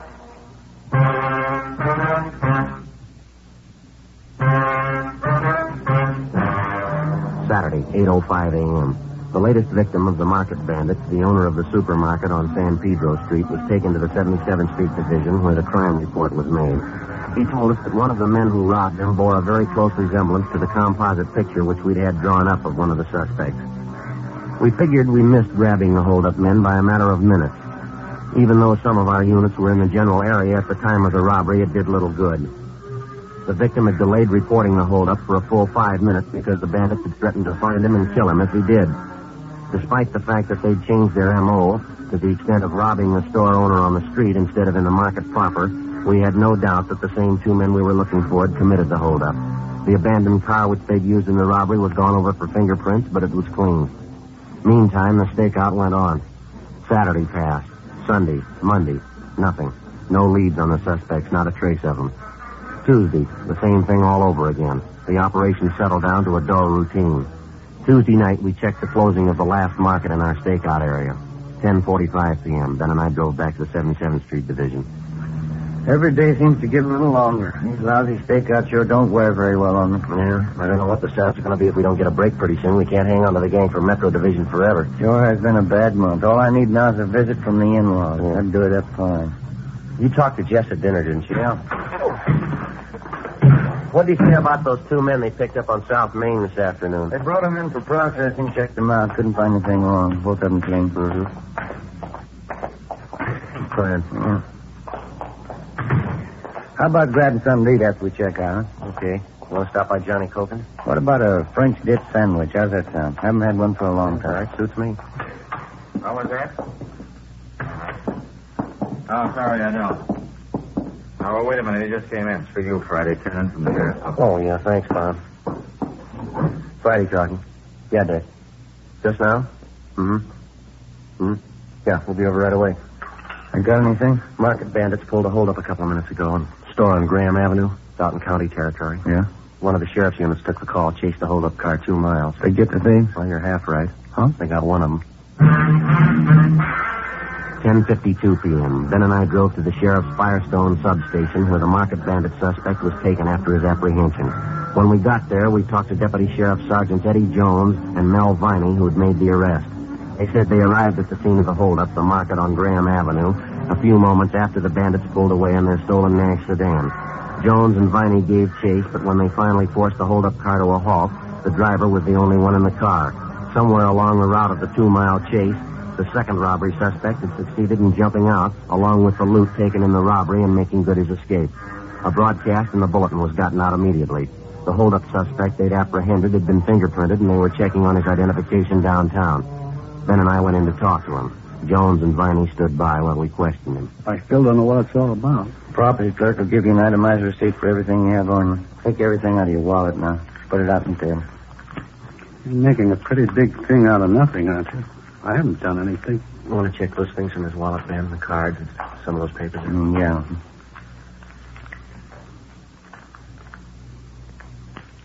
This your true name on this card here? Grant V. Jameson, is that right? That's right. This your present address? Yeah? You ever been arrested before? Why'd you ask that? It's not going to take too much time to find out. You might as well tell us. We still don't know what this is all about. I was speeding a little, that's all. I haven't done anything. No, you're kidding yourself, Jameson. We got everything on you that we need. What do you think you're going to gain by stalling us? You must have me mixed up with somebody else. I don't know what you're getting at. This card here you took out of your wallet, you recognize it? Why? These names and addresses you've got jotted down on the back of it. Mind checking them out for us? I don't know what you mean. Take a look. These here. Whose addresses are they? Who are the people? Let's see. No, I don't think I even remember them. Just something I scribbled down, that's all. You don't even remember one of them? No, I don't think so. Why do you ask? Why don't you come off it, mister? What are you talking about? You know what we're talking about. You know it as well as you know your own name. 14 robberies down here in 28 days. You're picked up in the hold-up car after the last try tonight. Your partner gets away. Now, you go right on kidding yourself, Jameson. Play it real close. You see how far it gets you. I sure wish I knew what you were talking about. I don't know a thing about any robberies. All right, then you stand by, mister. You're going to know a lot more about him. You're going to know a lot in a hurry. Yeah? Just as soon as we pick up your partner. 12:20 a.m. We continued to question the suspect, Grant Jameson, but he refused to admit anything, even the fact that he'd stolen the car that he'd been apprehended in. The only strong lead we could pick out from the articles found on his person was the list of 4 names and addresses jotted on the back of a card found in his wallet. 12:30 a.m. Ben and I left the substation and drove to the address Jameson had told us was his present residence, an apartment house on Vernon Avenue. The manager told us he'd moved at least a year ago without leaving a forwarding address. 1 a.m., we began checking out the list of 4 names and addresses which we'd found in the suspect's wallet. The first was a Jack Williams. His address, a Spring Street rooming house. The landlady told us he'd moved to Cleveland, Ohio 3 months before. The second was a John Gallagher. His address, a third-rate hotel in East Hollywood. He hadn't been registered there in the past 2 months. The third was a Matthew Sanford. His address turned out to be an apartment house in the Crenshaw district. Want a price to light on the mailboxes over here, Joe? Yeah. Here you go. You see the name there? Yeah, here it is. M.L. Sanford. That ought to be it. Apartment 5. All right. Let's try it. Front door open? Hey. Yeah, let's go. All right. Number 5. Should be down this way, I guess. Mm-hmm. Number 5. Okay. Let's give it a try.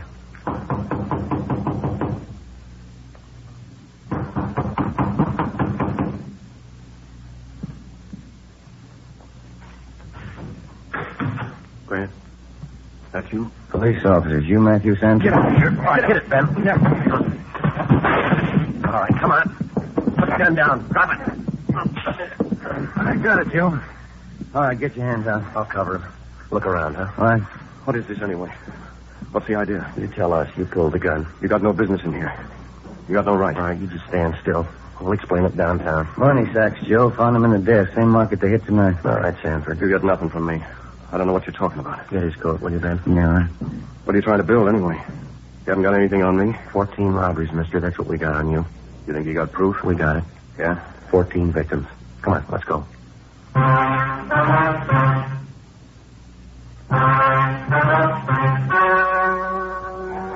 The story you have just heard was the name of the innocent.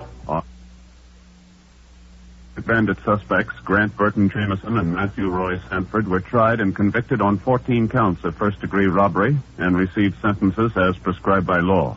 First-degree robbery is punishable by imprisonment in the state penitentiary from 5 years to life.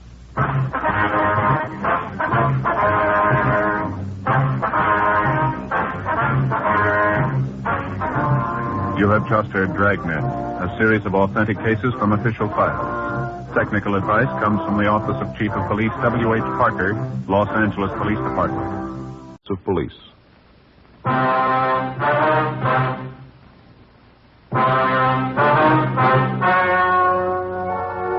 story you are about to hear is true. The names have been changed to protect the innocent. Fatima Cigarettes, best of all king-size cigarettes, brings you Dragnet.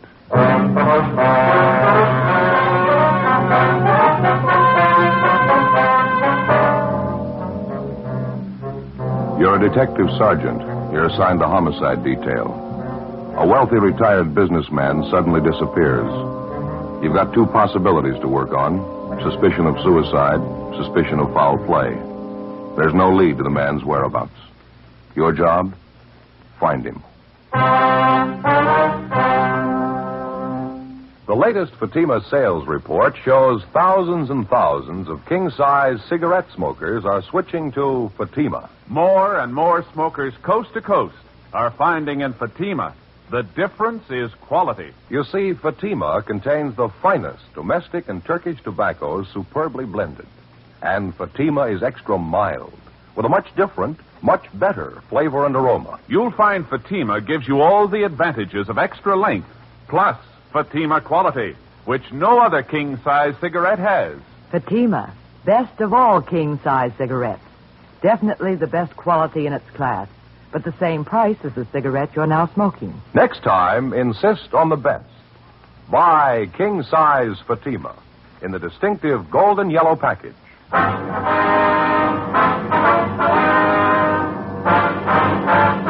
Dragnet, the documented drama of an actual crime.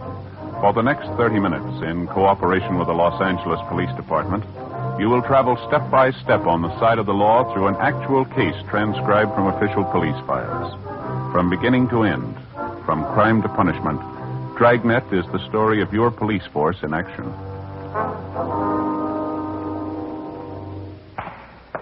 It was Wednesday, February 6th. It was cold in Los Angeles. We were working the day watch out of homicide detail.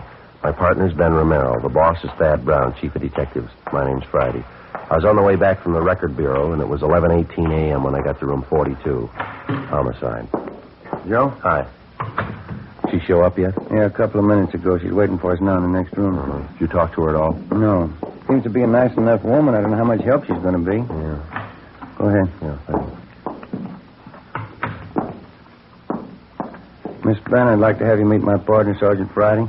Joe, this is Miss Banner. Hello. I'm sorry I wasn't home when you stopped by yesterday, Sergeant. I got the card you left, though. I called in as soon as I got home. Well, thanks for coming in, Miss Banner. We have a few questions we'd like to ask you. It won't take very long. We have a communication from a Gladys Dillon back in New York, Miss Banner. It's about her brother, Chester Dillon. We understand you rented his home from him out on Ralston Avenue. Mr. Dillon? Well, yes, I've got a 2-year lease on the house. I rented it from him last November. Well, according to the letter we got from Mr. Dillon's sister, she's worried about him. She hasn't heard from him in some time. Have you any idea where we could contact him? Well, the last I heard, he left on a trip to New York. That was about 8 weeks ago, I'd say. Mm-hmm. You see, I usually sent the check for the rent, the apartment he had here, and when he left on his trip, he told me to hold on to the rent checks, and he'd collect them when he got back. How long did he say he'd be gone? I don't remember definitely. I think he said 4 or 5 months. He didn't leave any forwarding address, any place you could contact him back east? No, he didn't. He just wanted to get away. Didn't want to be bothered with anyone. He wasn't feeling very well. He was very depressed, poor man. Well, why was that, ma'am? Do you know? Well, his wife died just a few months ago, you know. No, ma'am, we didn't know. All we got from his sister was that she hadn't heard from Dillon. She was worried. She didn't give us any other information. Oh, yes, Mrs. Dillon died in last September, I think it was.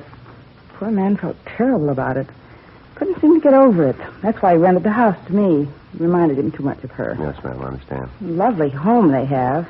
Mr. Dillon said he really didn't want to rent it, but he couldn't stand being alone in the house. It was a large place, you know. Yes, ma'am. We checked with the people living in the house now. We understand you leased the place to them last month. I subleased it, yes. You see, it just got too big for me. It was nice at first, but it got to be an awful lot of work.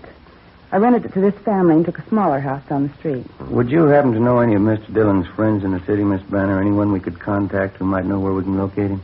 No, I don't know. He didn't seem to have any friends. He and his wife had only been in the city a year before she died. He was retired, you know. Yes, ma'am. We talked to some of the neighbors out there. They couldn't tell us much about him. Maybe some of the people he did business with might know something. Have you tried the neighborhood bank out there? I know that's where Mr. Dillon had his account. No, ma'am, we haven't yet. Well, I can give you the bank's address. It's about all, though. That's the only contact you know of? I'm afraid so, yes. I didn't know much about Mr. Dillon's private affairs. Whenever I talked to him, it seemed the only thing he had on his mind was his wife's death. Just couldn't seem to get over it. Seemed like he didn't want to get over it. You mentioned that when you leased his home, Mr. Dillon took an apartment. Do you happen to have that address, Miss Banner? Well, I don't have it with me now, but I have it at home. I can call in and give it to you if you like. If you would, please. Certainly. Well, thank you very much, Miss Banner. You have our card. When you hear anything at all from Mr. Dillon, we'd appreciate it if you'd call us. And surely, I'll call you right away. Do you think something could have happened to him? Well, it's possible. We don't know. All we have is a letter from his sister. It does seem kind of strange, doesn't it? He wasn't feeling too well. I wondered why he hadn't contacted me about sending the rent money to him. He was such a nice man, Mr. Dillon. I certainly hope nothing's happened to him. Well, you say he was very depressed about his wife's death, ma'am. Would you say that it was getting to be a little abnormal with him, maybe? Well, I wouldn't know about that, Sergeant, but I do know he brooded about it all the time. He felt that he'd lost everything. Didn't seem to want to go on. Mm-hmm. Did he ever give an indication that maybe he might take his own life? I mean, all this brooding over his wife? Well, no, nothing definite. Just depressed and moody all the time. Oh, now that I remember it, the last time I saw him, he did say something kind of funny. Yes, ma'am. What was that? It was the day before he left. We were talking about the rent money, and I asked him if I couldn't send it to him. He got kind of a strange look on his face. Yeah. He said, where I'm going, I won't need the money. The day before we called on Lucille Banner for an interview, a letter had been received from a Miss Gladys Dillon in Elmira, New York. Her request was routine. It was one of thousands of similar letters received every year by police departments all over the country. Each one of them has to be worked out to the satisfaction of all parties concerned, the person who's reported missing and the person looking for them. It's an enormous job requiring thousands of man-hours annually. Like the dozens of other investigations handled by the police officer, some of them end happily, some of them in tragedy. Whatever the result, the finding of a lost person is just as important a function of your local police department as any other investigation. Gladys Dillon hadn't heard from her brother recently. She was worried about him. She asked us to investigate. Our initial interview with Lucille Banner, the woman who'd rented Chester Dillon's home, failed to yield much of a lead as to his whereabouts. The only source of additional information she could offer was the neighborhood bank where Dillon had his account. 1 o'clock that afternoon, Ben and I drove out to interview the manager of the bank, a Mr. Harrison. Yes, that's right. Mr. Dillon's had his account with us ever since he came to Los Angeles. I know him quite well. Is there something you'd like to know about him? Yes, sir, there is. We had a request from his sister in New York. She'd like to locate him. Well, I'm pretty sure his account's still open here. Matter of fact, I'm positive it is. This moment, I'll have one of the clerks get his file. All right, thank you, Mr. Harrison. That reminds me, I almost forgot. Yeah, what's that? I got to get to the bank tomorrow for sure. Payment on my car's a day past due already. Only got 2 payments left. You're doing fine. I got another 8 months to go. Not so fine. 2 more payments to go, and now the wife wants a new one. Never fails. Here we are, Sergeant, just as I thought. Mr. Dillon's account is still open. Uh-huh. Have there been any recent deposits or withdrawals on the account? Let's have a look here. Uh-huh. Just as I thought, nothing since he left on his trip. That last withdrawal date was November 27th. He mentioned to you that he was going on a trip, did he? Yes, I think he said he was going back to New York, more or less a vacation trip. His wife died recently. He didn't take it too well. Yes, we understand. Did he leave any instructions about his account with you, Mr. Harrison? Any address you could contact him at if you had to? No, he didn't leave any instructions with me. No address. Just a vacation trip. He said he didn't expect to be gone too long. Did he mention how long it would be? 5 or 6 weeks, I think that's what he said. I happened to talk to him about it because at the time he made quite a sizable withdrawal. I thought maybe he was a little unhappy with our service. Mm-hmm. How much was the withdrawal, sir? Let's see. And here it is, November 27th. He withdrew $2,400. Was that in cash or in traveler's checks? Do you know that? Let's see. No, it shows here that it was in cash. Mr. Harrison, you said a minute ago that you knew Mr. Dillon pretty well? Yes, that's right. He used to stop and chat with me whenever he'd come in the bank. That was usually once a week. I didn't know him socially, though. Mm-hmm. And you mentioned he seemed to take his wife's death pretty hard, Dell. What would you say his mental condition was last time you saw him? All right, I'd say. Just after his wife's death, he wasn't in very good shape. Brooded about it quite a bit. And he began to pull out of it. Seemed to be in a fairly good frame of mind. Planned his vacation. Was looking forward to it. I see. Why do you ask? Is something wrong? No, sir, not that we know of. Routine check. That's about the size of it. Does Dillon have any other real estate besides the house on Ralston Avenue? Would you happen to know that? Not to my knowledge, no. He has no other business connections in Los Angeles. Here are all his references right here. Mm-hmm. See, most of them are charge accounts and so forth. I remember the time he opened his account with us, he told me he was retired. He and his wife came out here for their help. Do they have any relatives out here? Do you know, Mr. Harrison? No, from what I understand, both of their families are in the East. They don't have any children, according to his application. Very few relatives. Mm-hmm. And since Dillon was in here last November to make that withdrawal, you've had no communications from him at all, is that right? No, sir, I haven't. What seems to be the trouble? You have an idea something might be wrong? Nothing definite, no, sir. We'd been told about his feeling depressed over his wife's death, and there was some indication he might possibly have done away with himself. After what you've told us, it doesn't seem too likely. I don't know. I wouldn't like to commit myself. As I say, he did seem to be getting over it. I didn't know him that well, though. Might be entirely possible. He was devoted to Mrs. Dillon. Maybe he could have taken his own life. I don't know. Well, it leaves a big question to answer, doesn't it? What's that? Why do you need the $2,400 to do it? 1:25 p.m. We continued interviewing the bank manager, Mr. Harrison, but he was unable to come up with any further leads. Before we left the bank, he gave us a complete list of all of Chester Dillon's references. We gave him our card, and he told us he would pass along immediately any information he might get on the whereabouts of Mr. Dillon. 1:45. We went back to the office where we got a call from Lucille Banner. She gave us Dillon's last known address, and we drove out to check it. It was an apartment court in the Pico Crenshaw area. We talked to the manager, and she told us that Dillon had moved out 3 months before, on November 22nd. He told her that he was moving in with a close friend of his, and he gave her his forwarding address. It turned out to be a single-story frame cottage located in one of the older residential districts of the city. The name on the mailbox read Raymond L. Schaefer. We rang the bell, and a man who identified himself as Raymond Schaefer ushered us into a small living room. He told us that he was from the same town in the east that the Dillons came from, and that he was a long-time friend of theirs. No, I haven't seen Chester for months. Last November, I think it was. That was the last time I saw him. You say at that time Dillon was living in the apartment down in the Crenshaw area, Mr. Schaefer? Yeah, that's right. You mean he never came here to live with you? No, it's just like I told you before. He talked about moving in here with me, but he never did. I haven't any idea where he is. Well, he gave your name here as a forwarding address, Schaefer. Have you been getting his mail? Yeah, matter of fact, I have. He told me he was going to do that. Never came to pick it up, though. Seemed funny to me. You still getting his mail here, is that right? Yeah, it's still coming. Not much of it. Maybe a letter a week. Mostly bills and advertisements. Mm-hmm. This list of names you've given us, sir, these are all the people in the East Mr. Dillon was acquainted with, people he might contact on his trip back there, is that right? That's all of them. As far as I know, he hadn't been back there yet, though. How do you know that? I got a letter from my sister Gert a couple of days ago. If Chester was in town, Gert would have known about it. He would have been sure to stop by and see her. I wish I could help you. Tell you the truth, I'm getting a little worried about him myself. Well, just have one more question, Mr. Schaefer. Do you know if Mr. Dillon was in the habit of carrying large sums of money around with him? No, I don't think so. Chester was pretty cautious that way. Wasn't too free with a dollar, you know. Would you happen to know if he had a large sum of money with him the last time you saw him? No, if he did have, he didn't mention it. I see. You can't think of anything else that might give us a lead on Mr. Dillon's whereabouts, anything at all? Well, I think I've told you everything. I wish there was something I could tell you that'd help. I sure hope nothing's happened to him. Yes, sir. Now, would you mind showing us that mail you're holding for Dillon, please? Oh, sure, sir. Right over here. It's in the desk. There you are. That's all of it. Mm-hmm. Thank you. Anything, Joe? No, not much. Bills, circulars. Here's one with a New York postmark. Elmira. Probably from his sister. Another one. Only 3 days old. From the Union Department Store. A couple more earlier dates on it. That's about it. Yeah, I'll copy down the return addresses on it. Fine. Mr. Schaefer. Yeah? This suitcase by the desk here, initials on it. CLD. Yeah? CLD, is that your bag, Schaefer? Oh, no, I forgot to tell you. Chester left that here one day. Hmm? How was that? Well, that was one day just before he was going to leave on his vacation.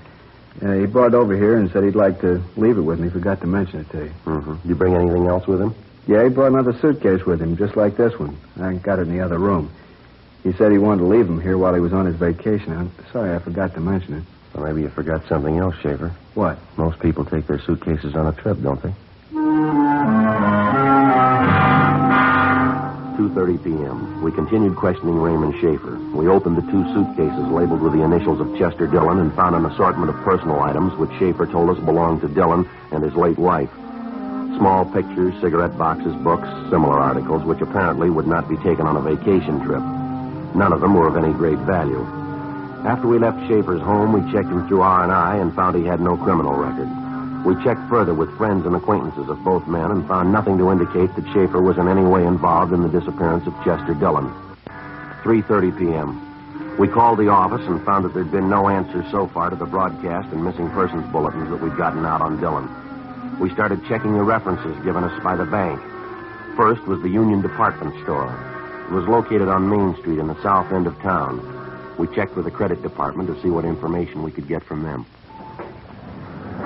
Yes, here's the file on the Dillons right here. Chester L. and Sarah J. on Ralston Avenue. Yes, ma'am, that's the one. What information would you like, sir? Well, we're trying to locate Mr. Dillon, ma'am. Have you had any recent change of address on that account? No, we haven't. Have they moved, you know? Well, we believe so. We don't know his present address, though. Well, we do have an outstanding bill of theirs, I noticed. Sent them several form letters. We've been trying to contact them ourselves. Have there been any recent charges on that account, do you know? Let's see. Nothing too recent, no. Last charge was made on December 5th. Yes, Thursday, December 5th. That's a couple of weeks after he disappeared, Joe. Yeah, that's right. What was that charge for, ma'am? What did Mr. Dillon buy? Oh, Mr. Dillon didn't buy anything. Beg your pardon? The slip was signed by Mrs. Dillon.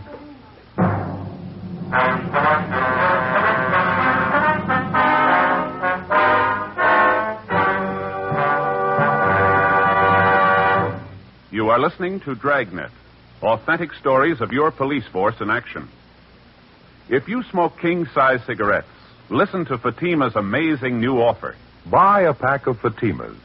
Enjoy their extra mildness and superbly blended tobaccos. If you don't like Fatima's better than the king-size cigarette you are now smoking, return the pack with the unused Fatimas and we'll give you your money back, plus postage. We make this amazing offer because we believe Fatima is the best of all king-size cigarettes. Smokers all over the country are confirming this every day. Here is the latest state-by-state report.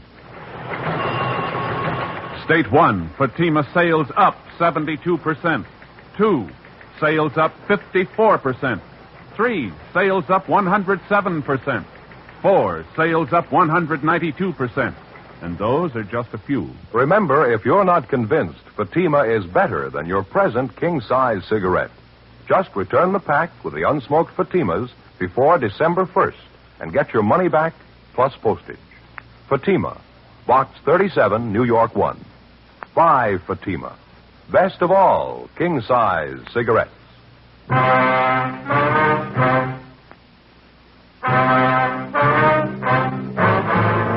4:15 p.m., Thursday, February 7th. As soon as the clerk in the credit department at the Union Department Store showed us the sales slip with the late Mrs. Sarah Dillon's signature on it, we had the date on the sales slip double-checked immediately. The date as shown on the slip was correct beyond any doubt, December 5th. That was a little more than 2.5 months after Sarah Dillon had died. Who the person was who forged her signature or why they'd forged it, we had no idea. The amount of the charge purchase as shown on the sales slip was for $418, all of it for women's clothing. We attempted to check with the salesgirl who handled the purchase, Laura Van Kirk, but we were told it was her day off. We called her home. They told us that she was gone for the day and couldn't be located. They said she'd be at work the following morning. 4:40 p.m., Ben and I took the sales slip with a forged signature on it and drove back to the office. We went directly to forgery detail, briefed them on our findings, and gave them the sales slip. Then we drove back to the home of the Dillons' friend, Raymond Schaefer, and checked through the two suitcases there. We came up with a small photo of Mrs. Dillon along with exemplars of her handwriting as well as her husband's, which we found in an autograph album in one of the suitcases. The handwriting samples were checked against the signature on the sales slip, but neither of them matched. The work of compiling a list of all known female forgery suspects was begun immediately. The following morning, Ben and I went back to the Union Department Store, where we interviewed the salesgirl, Laura Van Kirk, who'd handled the purchase. Yes, I remember making the sale, officer. I'm not too sure about the woman who bought the things, though. I mean, what she looked like. Well, could you try to describe her for us, Miss Van Kirk, just as well as you can remember? She had light brown hair, I'm pretty sure of that. Not too old, maybe in her late 30s, early 40s. She was a plain-looking woman, 5'5" or 6", thin as I remember her. She wore glasses, I remember that, too. I see. You got that picture of Miss Dillon there, Ben? Oh, yeah. Yeah, here you are. Would you take a look at this picture, miss? Now, does that look like the woman you waited on? No, that's not her. The woman I waited on was much younger. She had light brown hair, too, not gray. Thin face, I think. And she wore glasses, I'm sure of that. Do you remember if there was a man with her, Miss Van Kirk, or was she alone? No, she was alone. Now that I remember, there was something very different about the glasses she wore. I don't know if that's important or not. What about her glasses? They were horn-rimmed, as I remember, very light color. And there was some metalwork along the top edge of the frame. Very smart-looking. Gold metal all along the top. Light brown hair, slight build, thin face, late 30s or early 40s. Wore light horn-rimmed glasses and gold metal on the frame. Yes, that's right. Check me if I'm wrong, Joe. That description sound familiar? Just what I was thinking. Horn-rimmed glasses, metalwork on them. The woman who came to see us at the office? Yeah, you got it. Lucille Banner. Ben and I went back to the office and had Lucille Banner checked through R&I. She had no criminal record. Then we drove to the home on Ralston Avenue, which Chester Dillon had leased to Lucille Banner, and which she in turn had sublet. We obtained a copy of the lease which the Banner woman had with the current tenants and which bore her signature. We brought the copy of the lease downtown, gave it to Don Meyer in handwriting, and asked him to compare Lucille Banner's signature with the signature on the sales slip that we'd obtained from the Union Department Store. 15 minutes later, he called us at the office with the results. Yeah, Don. Mm-hmm. That's so. You're right. Thanks a lot. What'd he get? Says there's no question in his mind. Yeah. Both signatures match perfectly. What the reason was behind Lucille Banner's forging the signature of Mrs. Dillon on the sales slip, we didn't know. Whether or not it had any connection with the disappearance of Chester Dillon, we didn't know. As soon as we got the handwriting report from Don Meyer, Ben and I left the office immediately and drove to the bungalow which the Banner woman was renting on Ralston Avenue. It was a block down the street from the Dillon house. Lucille Banner wasn't at home, but a neighborhood gardener trimming the lawn in front of her house told us that she was expected back shortly. The gardener, who identified himself only as Julio, volunteered that he also did gardening work for Miss Banner when she occupied the Dillon home. He'd also worked for the Dillons when they lived in the house. He told us he liked the Dillons quite a bit, but that he didn't have much use for Miss Banner. He seemed to be up on all the news in the neighborhood. He trimmed the hedges of the lawn with hand shears as we talked to him. Can you tell us anything about Mr. Dillon and Miss Banner, Julio? How'd they seem to get along, you know? They get along all right, I guess. When I worked at the big house down there for Miss Banner, that's before she moved, I would see Mr. Dillon there. He would be at the house maybe once, 2 times a week. Miss Banner would ask him to come over cook dinner for him. Mm-hmm. Miss Banner likes him, I think. Mr. Dillon, I don't know about him. He wasn't feeling so good. Still thinking about his wife. Here, I finish up this clipping now. There, all done. You mentioned you don't like Miss Banner very much, Julio. Why is that? She ever give you a reason not to like her? She's a little crazy, I think. Funny woman. When I used to work at the big house for her in the garden, she would watch me all the time, follow me all around, tell me to do all kind of crazy jobs. She give me good pay, though, so I do them. How do you mean, Julio? What kind of crazy jobs? The compost box for fertilizer, you know. She wanted me to build one for her in the backyard. That was down the street at the Dillon house. Mm-hmm. Crazy woman. She wanted me to build a compost box in the greenhouse. Have a special place marked for her. Who ever heard of that? To build a compost box inside a greenhouse. Crazy. Well, did you build it for her? Yes, but not inside the greenhouse. I built it outside, right next door to the greenhouse. When she come outside, she'd go crazy almost. Call me names. Crazy. She made me tear it up. Then she made me build it inside the greenhouse, right on the place she had marked for it. Sounds queer, doesn't it? Yeah, it does. When did all this happen, Julio? Do you remember? When you built the compost box, I mean. A couple of months ago about that. It was just after Mr. Dillon went away. I tried to tell Miss Banner, who ever heard of a compost box in a greenhouse? She wouldn't listen. She had to have it built in a certain place, right in the greenhouse. Little piece of ground in there. The bugs had to go right on top of it. You figure she acted pretty strange about it, do you? You think she had something there, little piece of ground. You think she had something to hide. 1:15 p.m. Lucille Banner returned home, and Ben and I went inside the house with her, where we questioned her in the living room. Outside in the front yard, the gardener, Julio, continued working on the lawn. Lucille Banner was calm and composed. We questioned her about the forged signature on the sales slip. She would admit nothing. The whole thing's too silly to even comment on. I don't know what you're talking about, Sergeant. We think you do, Miss Banner. Our handwriting man's checked the two signatures, one on the sales slip and one on the lease. They both match. They were written by the same person. There's no doubt about it. Been checked thoroughly. Now, what about it, Miss Banner? There's no way out of it. You ought to know that. I'll deny it. That's all. I'll keep on denying it. I wasn't in that store and I didn't forge any signatures. Why would I do a thing like that? What kind of a woman do you think I am? Well, all we know are the facts, ma'am. Now, why don't you give us a straight story? It's going to save time and trouble for everybody concerned. You've heard everything I've got to say. This thing's ridiculous. It's stupid. I'm not answering any more questions. You want to get your hat and coat, Miss Banner? Afraid you'll have to come downtown with us. What good's that going to do? I'll just keep on denying it. You can't make me say I did a thing like that. You want to get your coat, please? It's right here. All right. Yes, ma'am. Car's right out in front.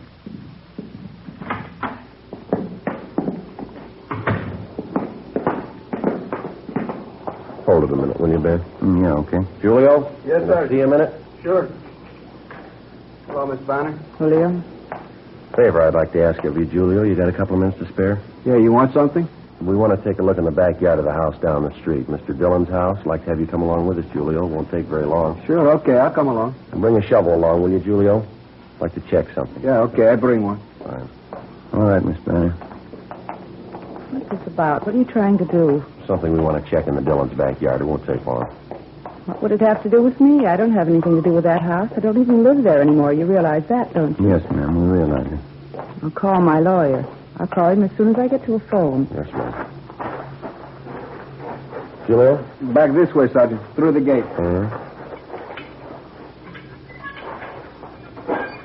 What are you trying to do to me? You know I don't live here anymore. I don't even have anything to do with this place. You did live here, ma'am. You lived here when Mr. Dillon disappeared, isn't that right? What are you trying to say? You've got no business on this property. You've got no business here at all. Yes, ma'am, we have. What? Did you kill Chester Dillon? Did you kill him? Miss Banner? All right, Julio, the compost box in the greenhouse. Do you want to start digging? In the compost box? Yeah, okay.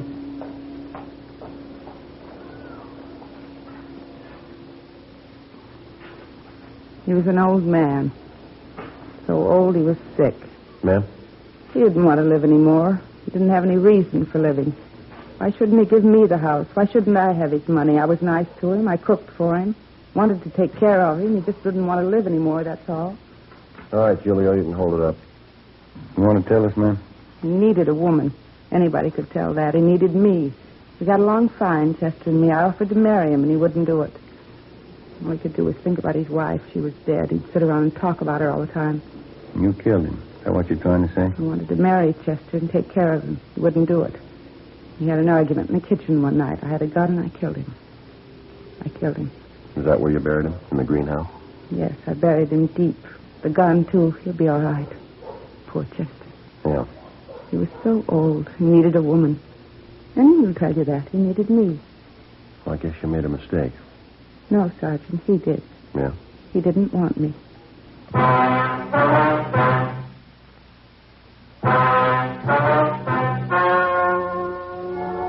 The story you have just heard was true. The names were changed to protect the innocent. On June 2nd, trial was held in Superior Court, Department 86, City and County of Los Angeles, State of California. In a moment, the results of that trial. And now here is our star, Jack Webb. Thank you. Friends, during the past couple of years, we've had many talks with law enforcement agencies and received hundreds of letters from police officers all over the country. We're especially pleased to know that so many of these men feel as we do that Fatima is the best of all king-size cigarettes. As a matter of fact, our sales reports prove beyond a doubt that more and more smokers everywhere are switching to Fatima. When you buy your first pack, you'll understand why. You'll enjoy Fatima's extra mildness, their much better flavor and aroma. Next time, look for the golden yellow package and ask for Fatima. Best of all, king-size cigarettes.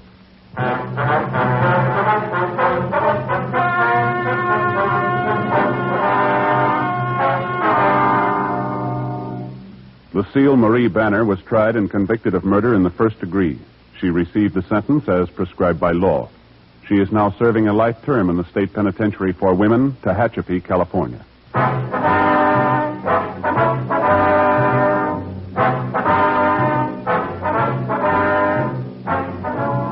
You have just heard Dragnet, a series of authentic cases from official files.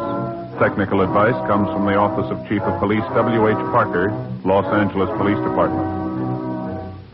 Fatima Cigarettes, best of all king-size cigarettes, has brought you Dragnet, transcribed from Los Angeles.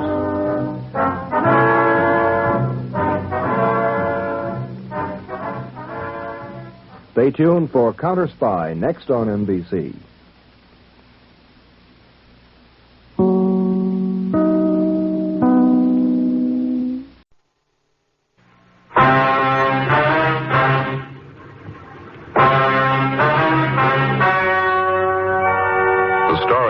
To hear is true. The names have been changed to protect the innocent.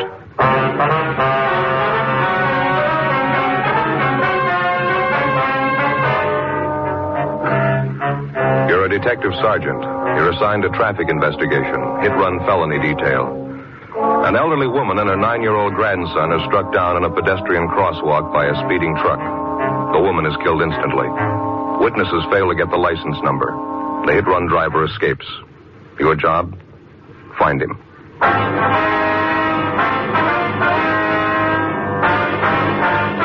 Dragnet, the documented drama of an actual crime. For the next 30 minutes, in cooperation with the Los Angeles Police Department, you will travel step by step on the side of the law through an actual case transcribed from official police files. From beginning to end, from crime to punishment, Dragnet is the story of your police force in action. It was Tuesday, December 21st. It was windy in Los Angeles. We were working the night watch out of traffic division, hit-and-run felony detail. My partner's Ben Romero. The boss is Captain Calfee, Commander AID.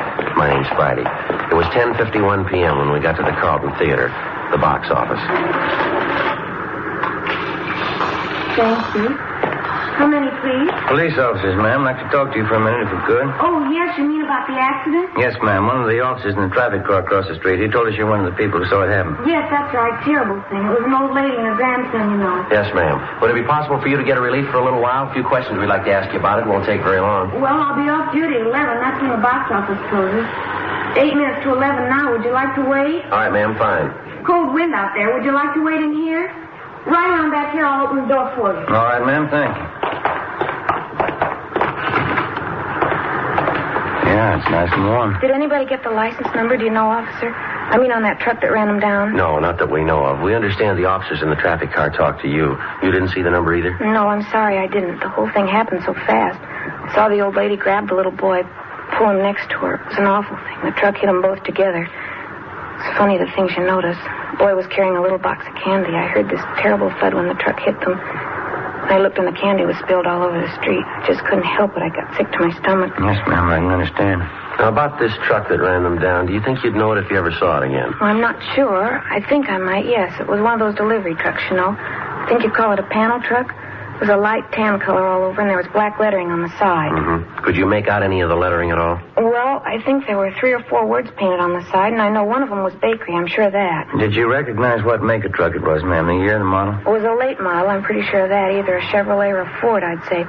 One of those regular delivery trucks like some bakeries use. You sure about that word you saw lettered on the side? It said bakery. Yes, I'm positive of that. Now, anything else out of the ordinary that you might have noticed about the truck, ma'am? Anything outstanding that might have caught your eye? No, I'm sorry, officer. That's about all I can tell you. How was the old lady, do you know, and the little boy? Could they tell you anything? Yes, ma'am. The woman's dead. She was killed instantly. They've taken the youngster over to Georgia Street Receiving Hospital. Afraid he's in pretty bad shape, too. Terrible shame. Poor old lady. She lives right here in the neighborhood, you know. I've seen her shopping in the market next door here Saturday afternoon. It's just tragic. Yes, ma'am, it is. Boy's her grandson, you know. Somebody said he was down visiting her for the Christmas vacation. Seemed like a nice kid, well-behaved. She seemed so proud of him.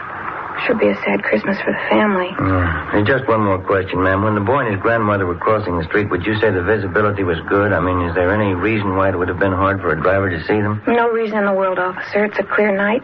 You can see how well the intersection's lighted up. All the Christmas lights strung up along here. The lights from the theater marquee. It was just as well lighted then as it is now. Yeah, I see.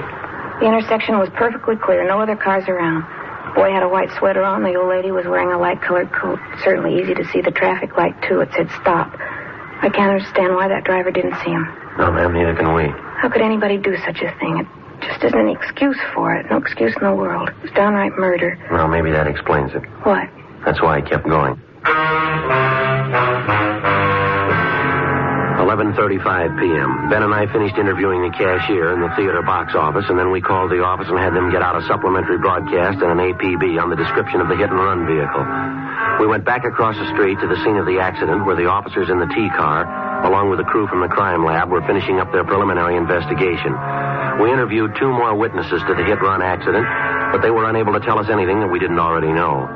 When we got back to the office, we put in a call to Georgia Street Receiving Hospital, where they told us the 9-year-old boy struck down by the hit-run driver was still in a critical condition. The husband of the 64-year-old woman, who'd been killed instantly, was brought downtown to the morgue where he identified the body. The next morning, we got out a special bulletin to all garages, auto repair, and paint shops throughout the city to be on the lookout for a late-model tan panel truck, black lettering on the sides, with damage to the front end. 8:30 a.m. I checked with communications, and then I went back to the office. Hi. Just checked with Georgia Street, Joe. Asked him about the boy. The old lady's grandson, how's he doing? About the same. Critical condition. That's about all they'll say. That's a lousy shame. Communications get any kickback on the oil point yet? No, nothing at all. Did you get in touch with the crime lab? Yeah, they're not going to be able to help much. What'd they find out there? Anything at all? Just what we saw. 2 small pieces of glass, probably from one of the headlights on a truck. They don't think they're going to be able to do much with them. There's not enough where to go on. That's the only physical evidence they got, huh? That's all. Might be able to tie it down a little tighter if we could find that panel. Yeah. You start checking on that bakery truck angle yet? McGowan and I called every bakery in town. Got it pretty well narrowed down. There's only 2 companies that use tan late model panels for delivery trucks. Only one of them uses black lettering on the sides of the truck. Other company says they use red lettering. Which one has the black? I got it right here. Outfit called Nielsen's Wholesale Bakery. They got a fleet of 173 trucks, all the same. Tan color, black lettering on both sides, late model Ford delivery truck. Mm-hmm. They tell you whether or not any of their drivers could have been making deliveries that time of night, 10:30, 11 o'clock? Yeah, there were about a dozen of them out on deliveries. More of them to account for than that, though. What do you mean? All their drivers are allowed to take the trucks home with them when they're off duty if they want to. Yeah. I'm afraid it's going to mean checking out every one of them, Joe. Well, we might as well get moving on it. They're going to give us some kind of a list to work with, are they? Yeah, I've got it all set up with them. You got it? Accident investigation, Romero. Oh, yes, sir. That's all. I see. You're right, thank you.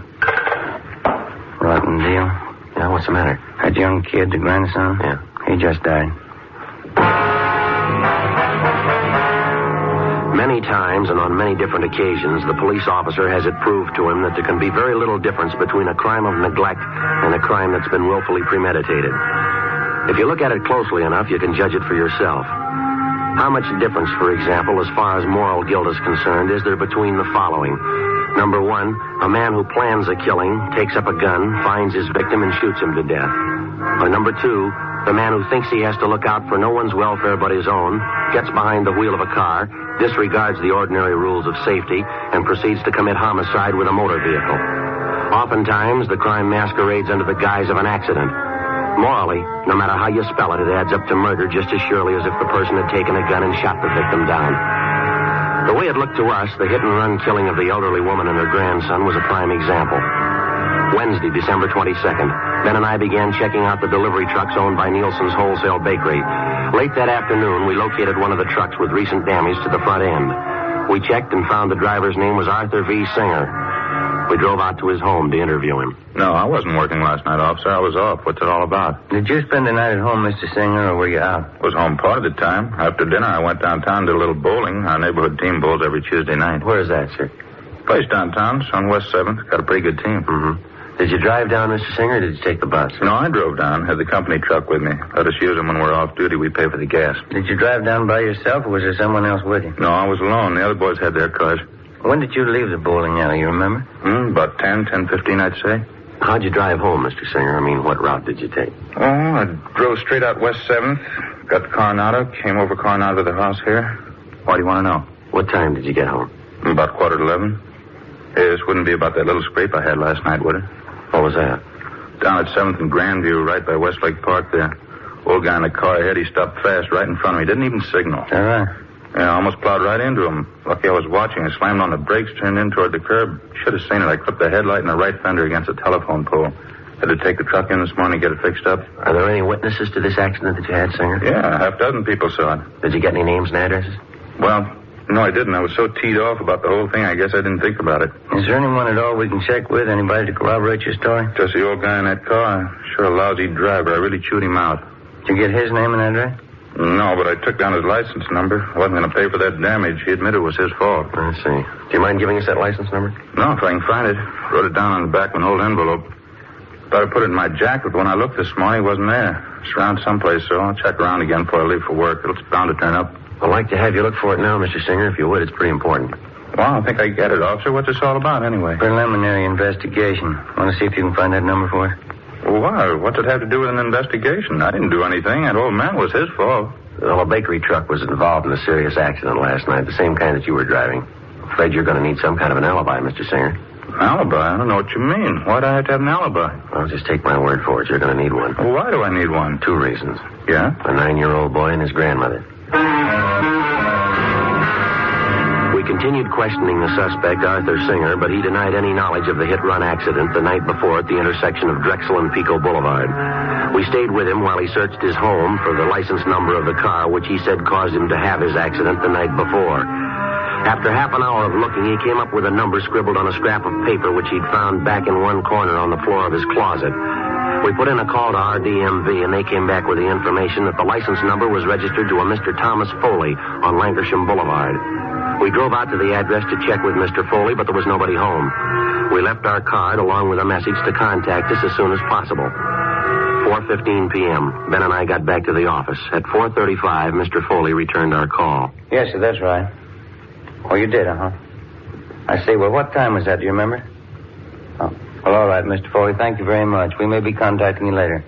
Right, bye. What'd you get? Thought this was starting out too easy. Why, what'd he say? Apparently, this Arthur Singer's telling us the truth. Mr. Foley says he did have a little scrape with a bakery truck last night. Described Singer as the driver of the truck. Well, what about the location? Is Foley pretty sure about that? Grandview and West 7. Said it happened about 10:35 last night. That puts Singer about 3 miles from the scene of the hit run. It's impossible, Joe. Yeah. If Mr. Foley's right, Singer couldn't have done it. Wasn't anywhere near the scene. I sure thought he was it, didn't you? We can drive out and double check with Foley. Can't think of any reason why he'd lie about it, can you? I guess I'll get it. Accident investigation Friday. Yeah, Ted. Where? Yeah. Nobody, huh? Yeah, right away, thanks. It's moving a little fast. Got a piece of luck here. Who was it? Ted Zimmerman. He and McClendon are down the south end of town. Yeah? The hit-and-run truck. They think maybe they found it. 4:28 p.m. Ben and I left the office and drove to the south end of the city where we met with Sergeants Zimmerman and McClendon, a block from where the tan panel bakery truck had been located. As soon as the truck had been discovered, an immediate stakeout was placed on it. A code 5 was broadcast on the vehicle's location, warning all units to stay away so as not to discourage the suspect in case he decided it was safe to return and get the truck. Ben and I drove down the side street where the truck was parked and got a good look at the front end of it. The right headlight was damaged, and so was the right fender. While Zimmerman and McClendon remained on stakeout, Ben and I contacted the Nielsen Bakery people again, gave them the number of the truck, and they traced down the driver's name for us. He was listed as Daniel Miller. He'd been employed by the bakery for the past 3 years, and he had a good record. They told us this was his day off. 5:30 p.m. We checked at his home address, but his wife told us he wasn't there. She said that besides driving a truck for the bakery, he also had a part-time job at night. He worked as a counterman at a small coffee shop out on Wilshire Boulevard. We drove out to the coffee shop and interviewed him on the job.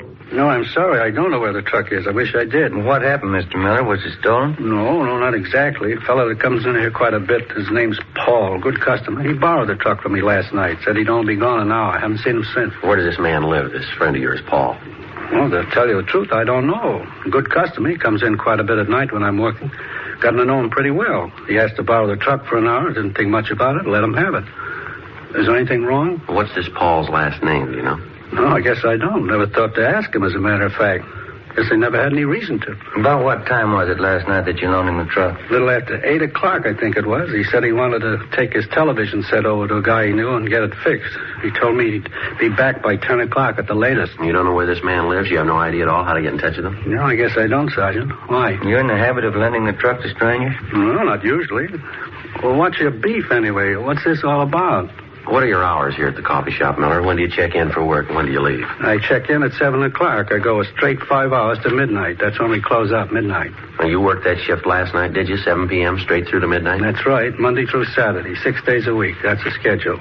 It's just a part-time job for me, extra dough, you know. My regular job is driving the truck for the bakery. Was anyone around last night when your friend Paul came in to borrow the truck? Maybe another customer, a waitress, somebody we could double-check with? No, there were a couple of other customers in the place.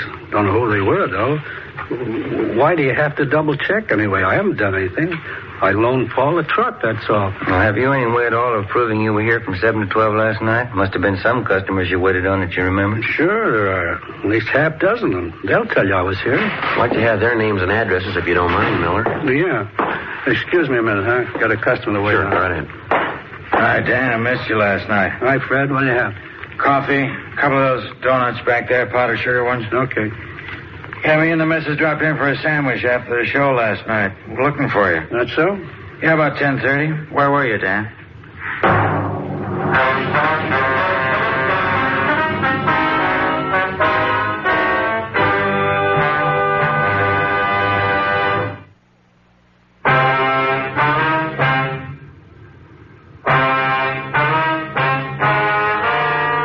$7:15 p.m., Wednesday, December 22nd. We continued questioning the hit-run suspect, Daniel Miller, for a full hour, but he seemed to be unable to account for his time the previous night. His first story was that he'd been on duty behind the counter in the coffee shop without a break between the hours of 7 p.m. and midnight. Then, after the customer entered and disclosed that he was in the coffee shop at 10:30 the night before and that Miller was nowhere about, the suspect switched his story. He said he thought he left the coffee shop briefly for about 15 minutes between 10:30 and 10:45 p.m. to run down the street to a hotel to say goodbye to some friends of his who were leaving for New York. We checked at the hotel, but they didn't know Miller, and they hadn't seen him the night before. They were sure of it. We returned to the coffee shop and took up the questioning of the suspect all over again, but he made little or no sense at all. Apparently, he was piling up lie after lie in an effort to cover his tracks before and after the hit-and-run murder the night before. 7:48 p.m. Ben and I pulled Miller off the job at the coffee shop and took him downtown to the interrogation room. I'm telling you, it's the truth. I wasn't in that truck last night. I wasn't in an accident. I don't know what you're talking about. Well, then give us something to go on, Miller. You've handed us 3 different stories so far. Not one of them strong enough to hold water. I'm telling you the truth. What are you trying to hang this on me for? I didn't have a wreck and I didn't kill anybody. Why are you picking on me? Because you don't make sense, mister. You're trying to sell us a story and you haven't got 1 ounce of proof to back it up. That bakery truck you're responsible for is the same truck that killed the old woman and the little boy. Now, you come up with a solid story that we can check on, or you're going to be resting your back in the main jail. No wonder they call you cops dumb. I wasn't in that truck last night. Can't you get that through your heads? I wasn't in the truck. I didn't have an accident. Then prove it to us, Mr. Miller. That's all we're waiting for. Listen, call Bill Calder. He's a good customer. He was in last night, I think. He'll tell you. Go ahead and call him. He'll back up what I say. What's his number, do you know? Yeah, I got it. Here, right here in my wallet. Yeah, Bill can tell you. Yeah, here it is. Thank you.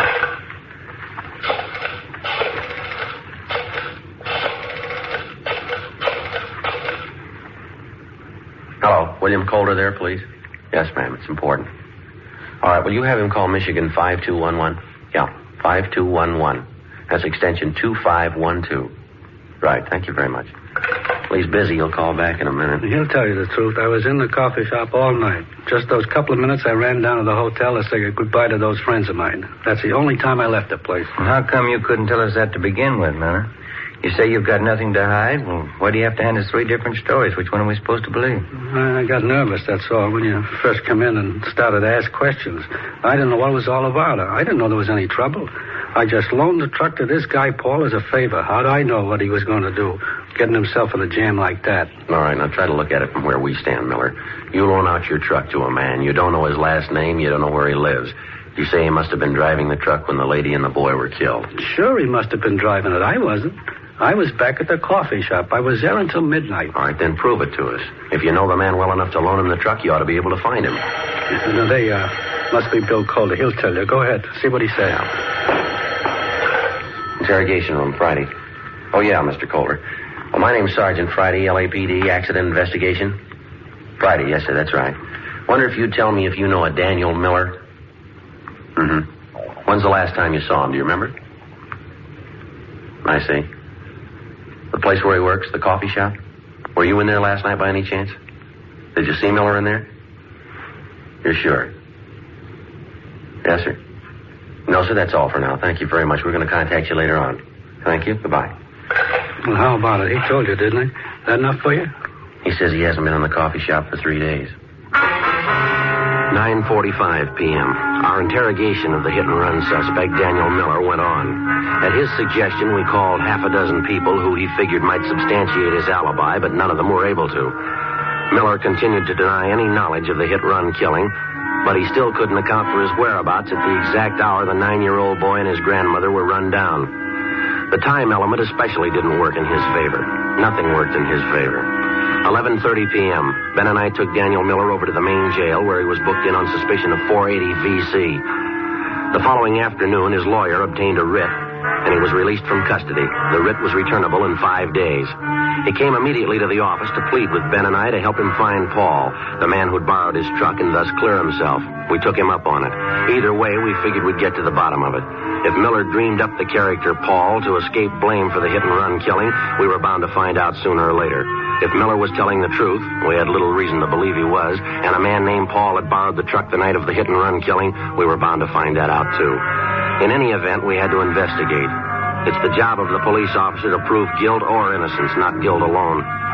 2 days passed, and then another 2. The Monday following the Christmas weekend, we were ready to call a halt. I don't know what else we can do. I think we've given enough time, don't you? Well, the deeper we get into it, the more it looks like Miller's our man. I still can't make up my mind. Why do you have to be stubborn about it? We've checked every possible angle on this story. We still haven't an ounce of proof that this guy Paul he talks about even exists. We can't string along with Miller forever. I suppose you're right. We've given him a square enough break on it. I still got that funny hunch. It's possible he might be telling the truth. We've gone 4 straight days on it, Joe. Haven't come across one lead to back up his story. It's too much for me. I can't bite anymore. Go ahead. Sergeant? Oh, how are you, Miller? I'm okay. Glad to see you. I've been looking for you. We've been looking for your friend, Miller. Still haven't found a trace of him. That's why I came down to see you. A friend of mine called me this morning. He knows this guy, Paul, I told you about. He says he saw him last night, going into a hotel down on South Flower. How come we haven't heard from this friend of yours before? We've checked through twice on the list of everybody you know. This fellow's been out of town, just got back yesterday. When he heard about the jam I was in, he called me about seeing Paul. Mm-hmm. This hotel Paul was supposed to have been seen going into. Have you got the address of that? Yeah, it's over on South Flower, right near 12th. You want to go over there with me right now? This friend of mine wouldn't kid me. Paul must be there. You're sure about that? He must be there. I'll bet a month's pay on it. You might be low, mister. What? Stands to cost you a lot more than that. We went up to the 3rd floor to room 318, but the man registered as Paul Barton wasn't in. He'd left no word at the desk as to when he'd return. We sent Miller home and told him to wait for our call. Ben and I went on stakeout at the hotel. At 7:25 that night, Paul Barton returned to his room and we began questioning him. He showed no signs of being upset. His answers were quick, straightforward, and they seemed to make sense. The interview went on.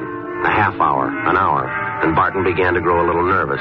He contradicted himself. Big holes began to show up in his story as to how and where he'd spent his time the night of the hit-run killing. 8:45 p.m. Ben and I took Barton back to the office. We found Zimmerman in the squad room and had him phone Miller at his home and ask him to come downtown as soon as possible. Meantime, we checked Paul Barton through R&I, and then we took him to the interrogation room where the questioning went on. You're a little mixed up about that, aren't you, Mr. Barton? I thought you said you went to that bar downtown about 10 p.m. and then you went to visit at your sister's house. Now you tell us you went to your sister's house first and then you went to the bar downtown. Now, which is it? Well, that's getting a little high-handed, isn't it? Why do I have to account for my time to you? If it wasn't important, we wouldn't be asking you. I think you know that. Well, I don't know anything of the kind. You're trying to take advantage of me. That's the only impression I can get. I think I've answered enough of your questions. I'm going back to the hotel. Just a minute, Barton. There's one more thing. Yeah? Last time you were arrested for a traffic violation, you want to tell us what the charge was? What? I think you heard me. Well, that was a year ago. I was driving a little too fast going out Beverly Boulevard. And what's that got to do with it? Our record bureau says the charge was for drunk driving. Your license was revoked, isn't that right? Well, so what? I haven't been driving. I haven't been near a car. What about last Tuesday night? Huh? Last Tuesday night, did you do any driving then? No, of course not. Sure about that? You're not trapping me. I answered all your questions. Now I'm getting No, you're out going of to here. stay right where you are, mister. Stay put. Ben, you want to check next door, see if Miller's come in, will you? Yeah, okay. You can't make me stay here. It's illegal. You got nothing to hold me on. All right, then there's nothing to worry about. This won't take very long. We got a man by the name of Miller coming in. He says he thinks he knows you. Miller? I don't know any Miller. Nice going, Paul. Where you been? I said, where you been? What'd you do with the truck? I'm getting Here, grab him, Ben. Grab him. Yeah, I got him. Okay, all right. Now, let me go. Settle down. Come on, mister. Settle down. I didn't do a thing. Well, look, you can't prove it. You can't prove I did. They're going to prove it, Paul. I'm going to help them prove it. You sure been a real good friend. But give me a break, Danny. I didn't mean it. Honest, I didn't mean it. I loan you the truck. You get boozed up. You run down the little kid and the grandmother. Then you take off and leave me holding the sack, like I did it. Well, I didn't mean it, Danny. It was an accident. I wasn't boozed up. Yeah, you're a real good friend. I hope you get it in the neck. I hope you get it with both barrels. Look, Sergeant, it's not true. I wasn't boozed up. I only had 2 drinks. Now, believe me, that's all I had. Yeah. I couldn't have been drunk. It doesn't affect me that way. 2 drinks never hurt me. A couple of drinks never hurt anybody. They killed a little boy and his grandmother.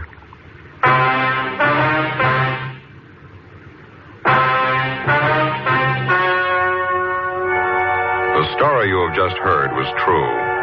The names were changed to protect the innocent. On February 28th, trial was held in Superior Court, Department 87, City and County of Los Angeles, State of California. Paul Barton was filed on for violation of the State Vehicle Code, Section 480, a hit-and-run felony, and also for manslaughter, 2 counts. He was convicted only for Section 480 and received sentence as prescribed by law.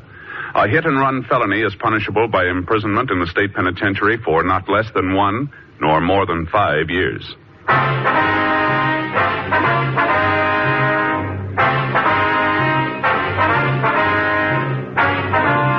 You have just heard Dragnet, a series of authentic cases from official files. Technical advice comes from the Office of Chief of Police W.H. Parker, Los Angeles Police Department.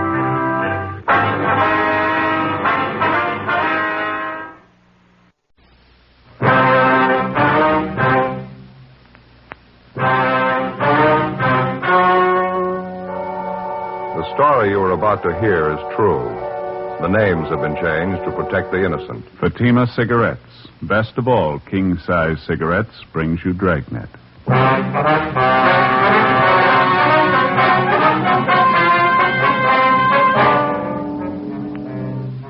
You're a detective sergeant. You're assigned to burglary detail. One of your informants contacts you by telephone. He says he wants to see you immediately. He claims knowledge of more than 24 burglaries committed in your city. He offers the information despite threats against his own life. Your job, investigate. The latest Fatima sales report shows thousands and thousands of king-size cigarette smokers are switching to Fatima. For the month of October, coast-to-coast actual figures show Fatima sales are up 110%, or more than double. Fatima, best of all king-size cigarettes. Definitely the best quality in its class, but the same price as the cigarette you're now smoking. Remember, thousands of Americans are switching to extra mild Fatima. Next time, insist on the best, king-size Fatima, in the distinctive golden yellow package.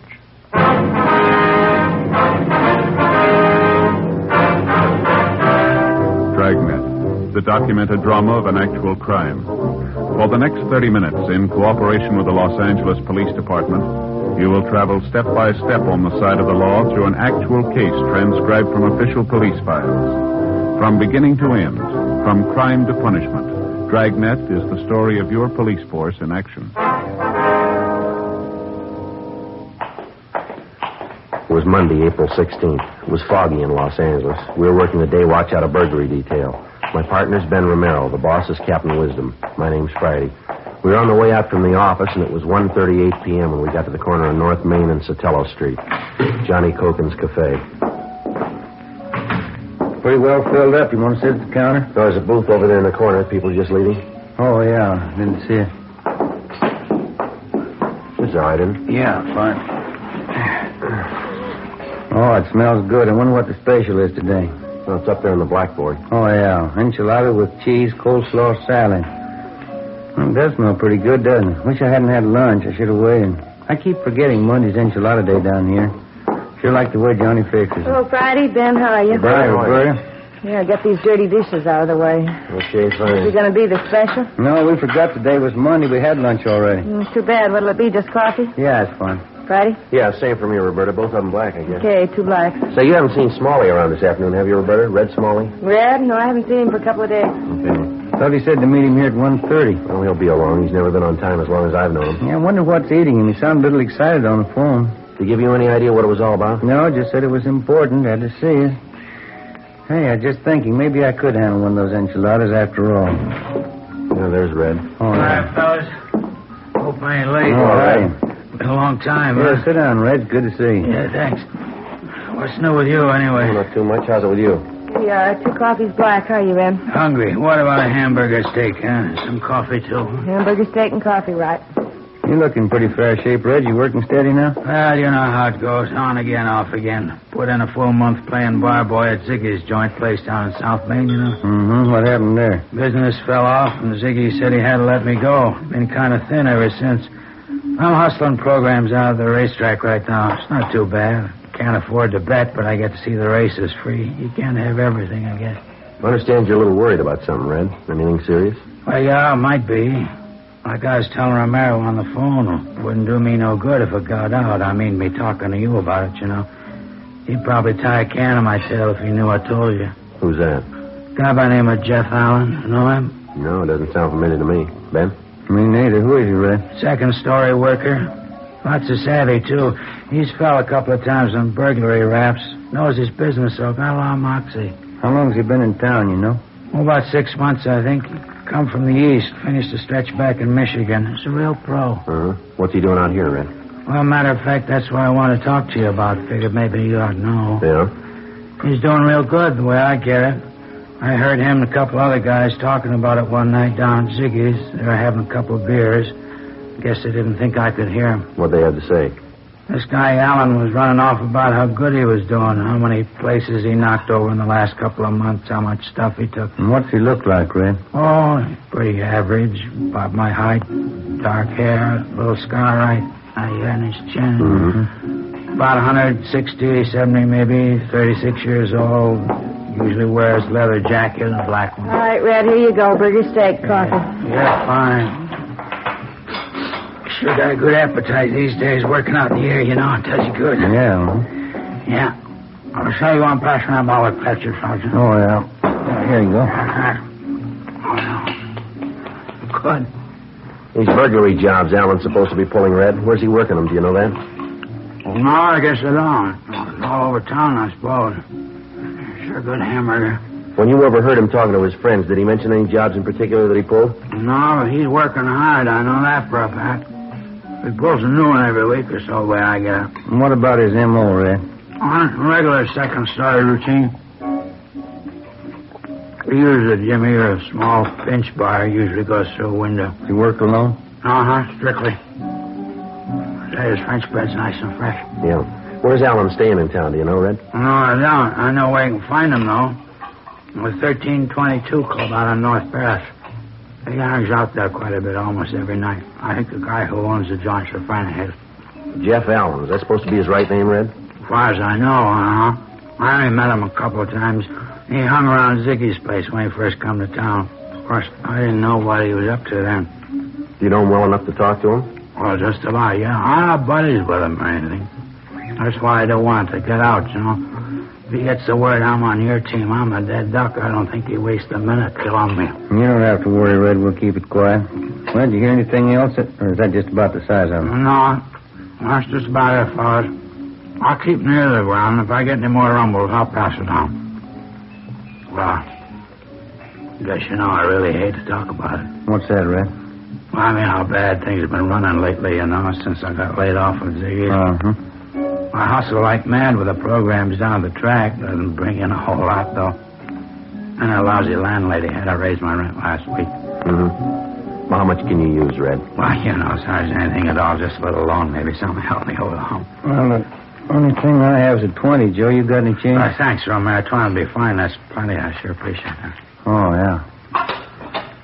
Well, real good hamburger steak Johnny puts up. I gotta get going, fellas. Gotta be down the track. All right, Red. Thanks a lot. If there's anything else, call us, huh? You got our number. Sure thing. I'll stay right on. Mm-hmm. You want me for anything, holler, huh? I'm still at the same place. Right. Thanks a lot, huh? I'll see you later. Yeah. Take it easy, Red. Yeah. Bye, Red. He's getting a little expensive, huh? He's probably been having a rough time, but he looked hungry to me. Sure did. Grabbed that $20 bill like his life depended on it. I wanted to buy some new wool socks for there. Well, I'll split it with you. Be worth more than $20 if the tip pays off. Don't get me wrong. I didn't mind giving him the $20. It was worth it, but look at this here. Oh, you have to check for the food, huh? Yeah, I think the least he could have done was pay for his own lunch.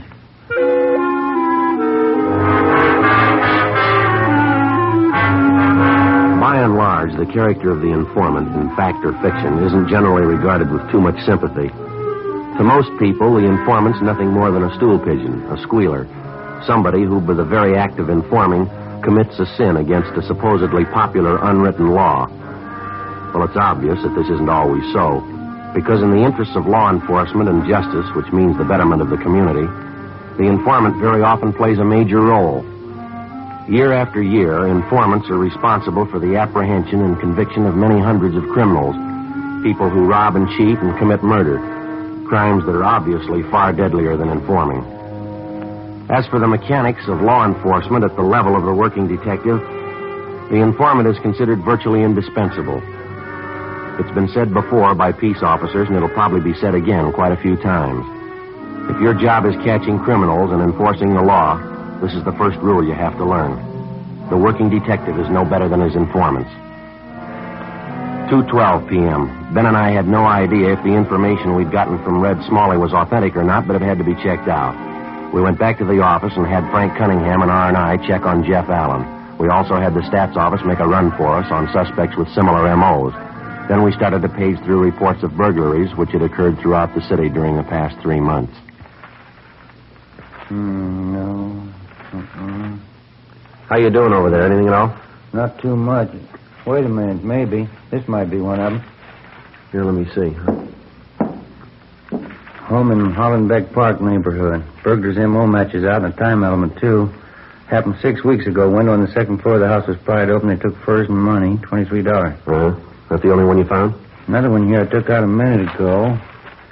M.O.'s pretty much the same on this one, too. Only thing different is the night of the week it happened on. This one's a Thursday. That one there's a Sunday. Yeah, checks out pretty close otherwise. The only one thing I can't figure. What's that? Well, Allen's supposed to have been in the city for at least 6 months. According to Red, he's working a job maybe once a week, once every 10 days or so. Now, you got 2 reports there that match his M.O. here. I picked out 2 more from that other pile. Seems to me if he's been working in town for a couple of months, there ought to be more than 4 reports on him, shouldn't there? I got it. Burglary in Merrill. Oh, yeah, Frank. Jeff Allen. Is that so? Oh, you have, huh? Okay, right, Frank. Thank you. Yeah? All right, I got to make on Allen. He's had one arrest here 4 years ago on a vag charge. He's a loser out of Michigan. Fell for burglary. Never been picked up for burglary here, though. He isn't registered. And that's all, huh? That's it. Doesn't seem to gel right to me, does it to you? A lot of loose ends to figure out. I wonder if Red was handing us a line on this thing. Why would he? Well, maybe he needed that $20 touch. Maybe this Jeff Allen's an old pal of his. Red had a falling out with him. He wants to get even with him, I suppose. Possible, I guess. I don't know. Hi, Joe. Ben? Oh, hello, David. What do you say? What's with you? You still in that stakeout south end of town? Yeah, 3rd week. Sure getting dull. You two are busy. What's all this? Oh, we got a tip on some prowl artist trying to get a line on him. Take a look at this 3.1, will you, Jim? You run into any jobs recently that stack up like this in here? Let's see. We're shooting in the dark on it so far. I don't know if we got anything or not. I'd say you got it. Burglary report in 77 Division this morning. Happened to check it when I was out there. Same M.O. as this? Same everything. 4:55 p.m. Ben and I went down the hall to the record bureau and picked up a couple of mug shots of the suspect, Jefferson Allen. Then we drove out to the 1322 Club on North Ferris Avenue in the Silver Lake District, the neighborhood bar where Allen spent most of his time, according to our informant, Red Smalley. We staked out in a car down the street where we could keep an eye on the front door to the bar and still not look suspicious. Between 5 and 7:30 p.m., we watched at least 24 customers entering or leaving the bar, but none of them came close to Allen's description. 8 p.m., nothing. By the time we were relieved on stakeout at 11 p.m., Allen still had failed to show. Late the following afternoon, we were back at the same spot, watching for a sign of the suspect. 6:48 p.m. How you fixed for smokes? Oh, I think I got a couple left. Now, here you go. Oh, thanks. KGPL, Los Angeles. I got a light here. Yeah. 11A, 6th Spring. 11A, 6th Spring. Hey, have a look, Joe. Gray hat, dark suit. Just came out of the bar. Yeah, coming this way. Yeah, I'll buy it. That's him. Getting in that blue sedan. All right, don't press him. Let's give him a good lead. Right. He's getting in. Mm-hmm. What do you think, Joe? Let's wait a minute. Yeah, okay, we're clear. All right. You got him spotted? Yeah, no trouble. That's a funny one, huh? Wonder why we didn't see him go in the bar. I don't know. Might be a delivery entrance in the back of the place we could have missed. Can you make out that license number? Can you pull out just a little? Yeah. That's good. Yeah, let's see. 7 Tom 7 972. I better check it. 80K to Control 1. 80K to Control 1. Control 1 to 80K. Go ahead. Control 1, request rolling make and DMV on 7 Tom 7 972. That's 7 Tom 7 972. Control 1 to 80K, Roger. Stand by. KMA 367. Doesn't seem to be in a great hurry. Barely poking along. Where is he now? I can't see. Just turn right on to Bronson. I want to give him plenty of lead. Yeah. That's him up ahead there. Picking up speed. Now, don't lose him. Right. Control 1 to 80K. Control 1 to 80K. Come in, please. Here we go. 80K to Control 1. Go ahead. 7 Tom 7972. The car is registered to be Denver J. John Carpenter, 1322 North Ferris Avenue, Los Angeles. 80K to Control 1. Roger. KMA 367. Carpenter. Same guy owns the bar, isn't it? His Allen must know him pretty well. Well enough to use his car. Wonder what the pitch is there. You checked on Carpenter, didn't you? Yeah, clean bill of health, no record. Hey, up ahead there. Now he's slowing down. Yeah. Turning up on that driveway. Pull up under that tree there, huh? Right. That's fine. See him? Uh-huh. He's getting out. Going into that bungalow over there. Letting himself in the front door. No sign of anybody else there, huh? No. House was dark when we drove up, wasn't it? He couldn't be living there alone. He might be. Doesn't make much sense to me. Why would a single guy get himself a house that day? Well, let's wait it out. Maybe he'll come up with the answer.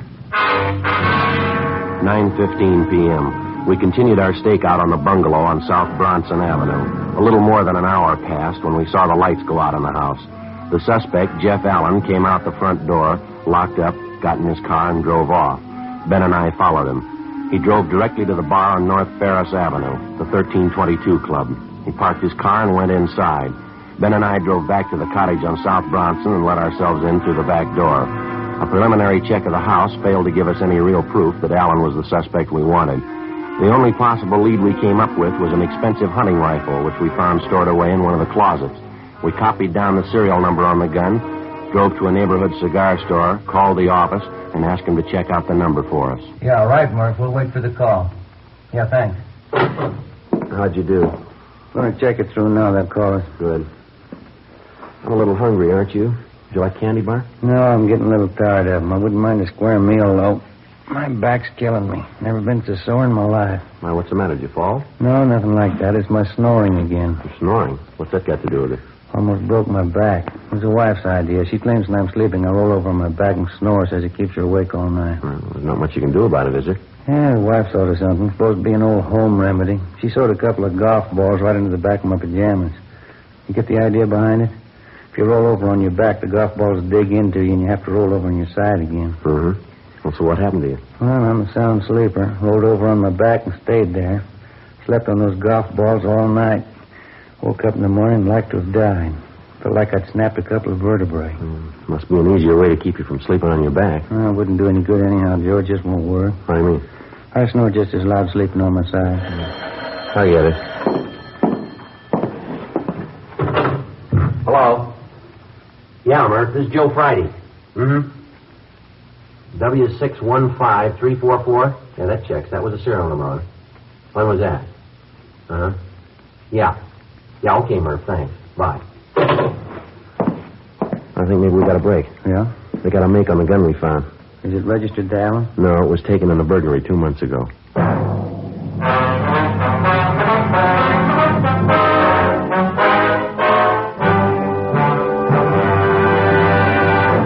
You are listening to Dragnet, authentic stories of your police force in action. Millions heard it, yet only 46 have written. Starting on Dragnet over a month and a half ago, on September 20th to be exact, Fatima made a special money-back offer to more than 10 million listeners.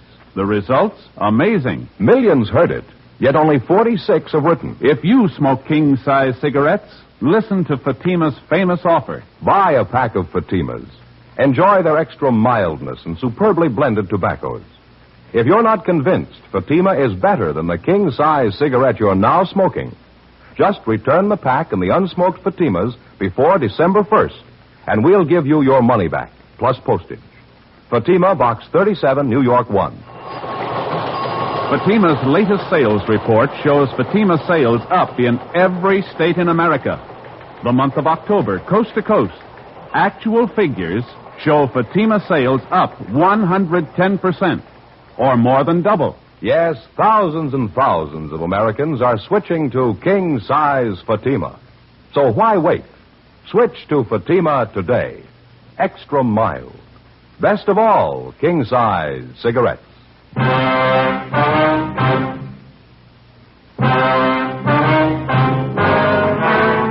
Tuesday night, April 17th, 10:38 p.m.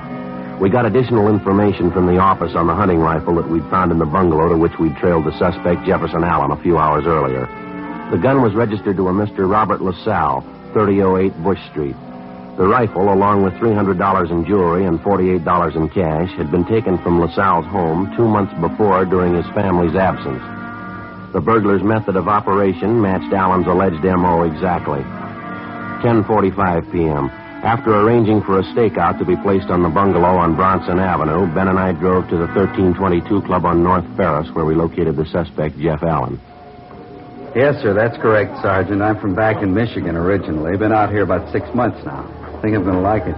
Sure can't beat this weather, huh? You've been working here at the bar ever since you got in town, is that right? No, not quite. I've been here for about 4 months. Kind of a handyman job. I help the bartender when I can, keep the storeroom in order, see everything shipshape, you know. Uh-huh. You ever been in Los Angeles before, Allen? Yeah, just once before, a couple of years ago.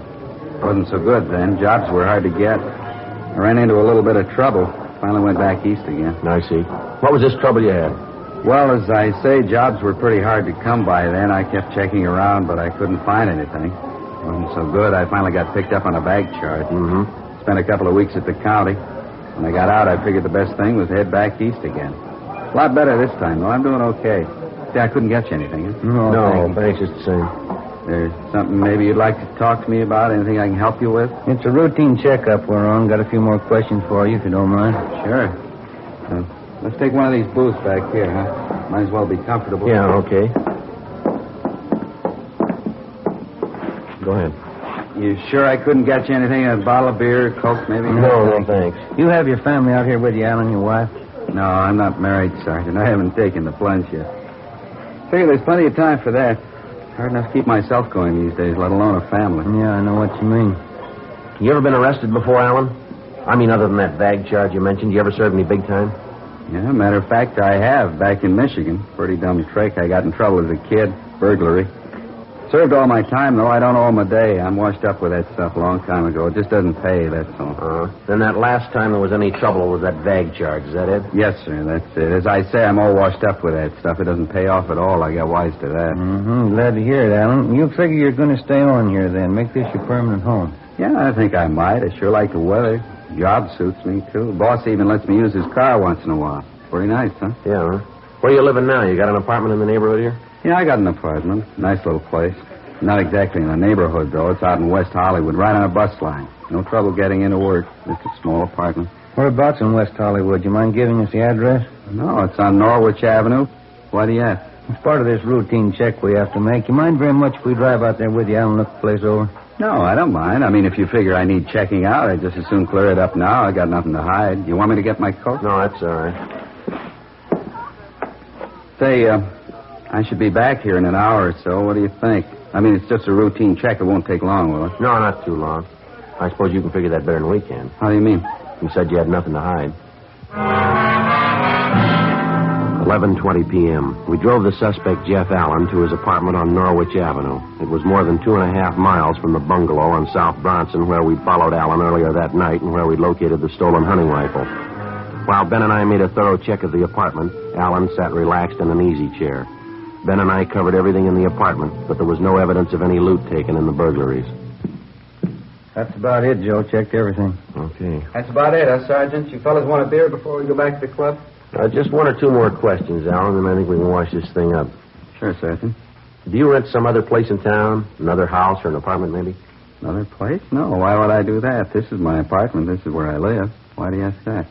About 6 o'clock tonight, you were seen going into a bungalow over on South Bronson, the same neighborhood as the club where you work. We got a pretty good idea that there's quite a bit of loot from burglaries stored in that house. I don't follow you, Sergeant. I don't know what you mean. I don't live on South Bronson. I live here. You ought to be able to tell that. You were seen going into the bungalow, Allen, about 5 minutes past 6 tonight. We found a stolen hunting rifle in the house. It was taken in a burglary. You think you want to tell us about it? No, I can't tell you anything about it. I don't have any bungalow on South Bronson. I'm not even sure I can tell you where the street is. Well, you better get your hat, mister. We'll show you. 11:48 p.m. We got in the car and started driving down Beverly Boulevard back toward the bungalow on South Bronson Avenue. When we got to the bungalow, the suspect still refused to admit that he had a key to the door or that he was in any way concerned with the place. We had him empty his pockets, and among his possessions we found a ring of keys. We tried them on the front door of the bungalow. The fourth one we tried opened it. We went inside. Allen still would admit nothing. Ben contacted the landlady next door, and she said she'd be right over. I continued questioning him while Ben checked through the house again. Hey, Joe. Joe, you want to come back here? I think we got something. Yeah, all right, Ben. You want to go ahead back there, Allen? Sure, okay. Still can't tell you what the score is, though. I don't belong in this place. It ain't mine. Well, that key you had seemed to fit the front door all right. How do you figure that? It doesn't mean anything. I had that key for years. I think it's a skeleton key. Opens almost any kind of lock. Down here, Joe. Small basement here. Leads right down off the kitchen. Yeah, all right. Go ahead, Allen.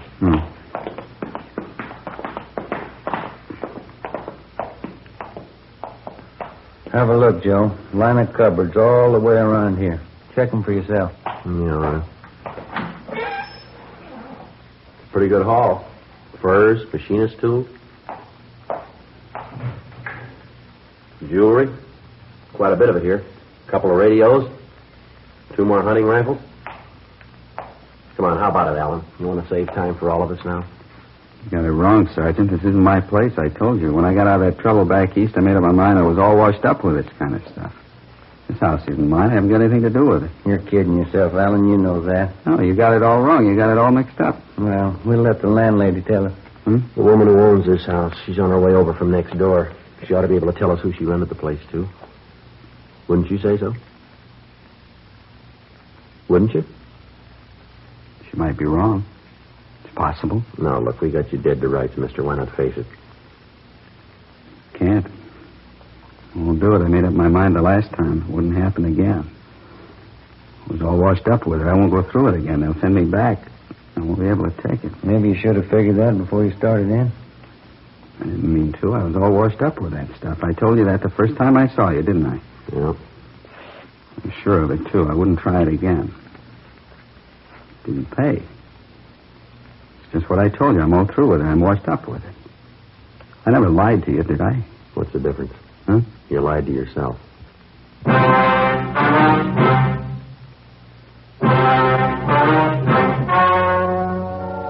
The story you have just heard was true. The names were changed to protect the innocent. On July 6th, trial was held in Superior Court, Department 86, City and County of Los Angeles, State of California. In a moment, the results of that trial. Now, here is our star, Jack Webb. Thank you. September. Fatima first made its famous money-back offer. Millions heard it, yet only 46 have written. October.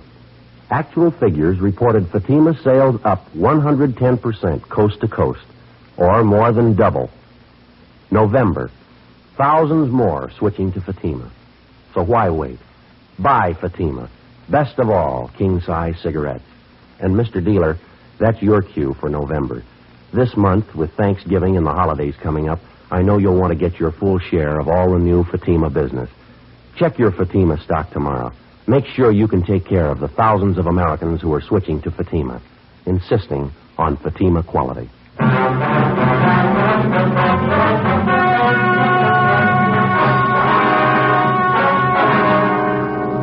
The apprehension of the suspect, Jefferson Harold Allen, resulted in clearing 22 cases of burglaries committed over the past 4 months. Allen was indicted on 22 counts of first-degree burglary and received sentence as prescribed by law.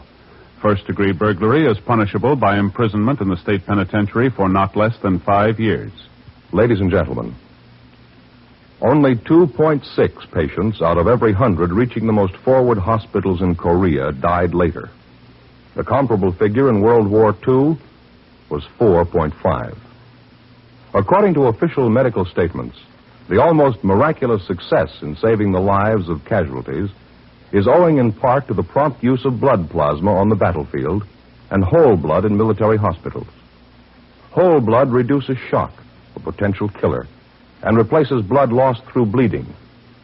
In the treatment of many battle casualties, there's no substitute for blood. Every American who has given blood can and should feel he personally has contributed directly to the saving of the life of an American boy. This month, your country is short 300,000 pints of blood. Please give your blood and save a life.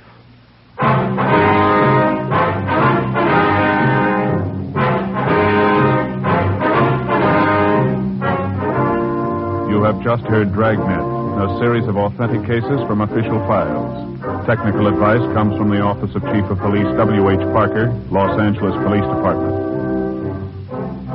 Fatima Cigarettes, best of all king-size cigarettes, has brought you Dragnet, transcribed from Los Angeles.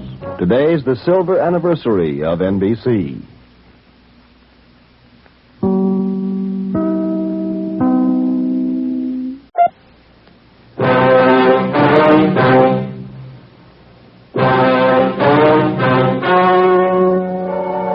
The story you are about to hear is true.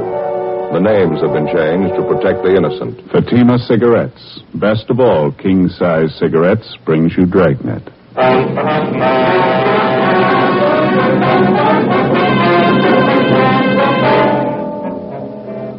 You're a detective sergeant. You're assigned to homicide detail. An unidentified woman is found murdered in a hotel room. Cause of death, strangulation. There's no lead to the identity of the killer. Your job, find him. The latest Fatima sales report shows thousands and thousands of king-size cigarette smokers are switching to Fatima. For the month of October, coast-to-coast actual figures show Fatima sales are up 110%, or more than double. Fatima, best of all king-size cigarettes. Definitely the best quality in its class, but the same price as the cigarette you're now smoking. Remember, thousands of Americans are switching to extra mild Fatima. Next time, insist on the best. King-size Fatima in the distinctive golden yellow package.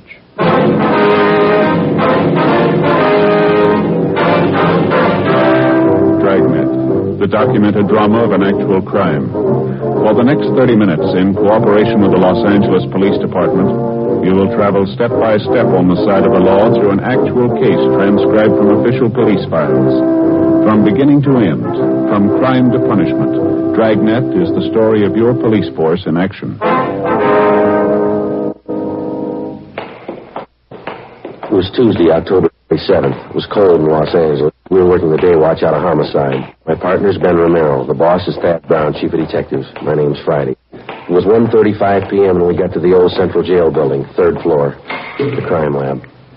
How you doing, Lee? Hi, Ben. Joe? How's it going? Did you check the stuff yet? Yeah, most of it. Come on back here. Okay. Well, this is all of it. Did you find anything we can get a lead out of? Nothing too good, no. I don't think you could identify it from what we've got here. The morgue post the body yet? Yeah, just this morning.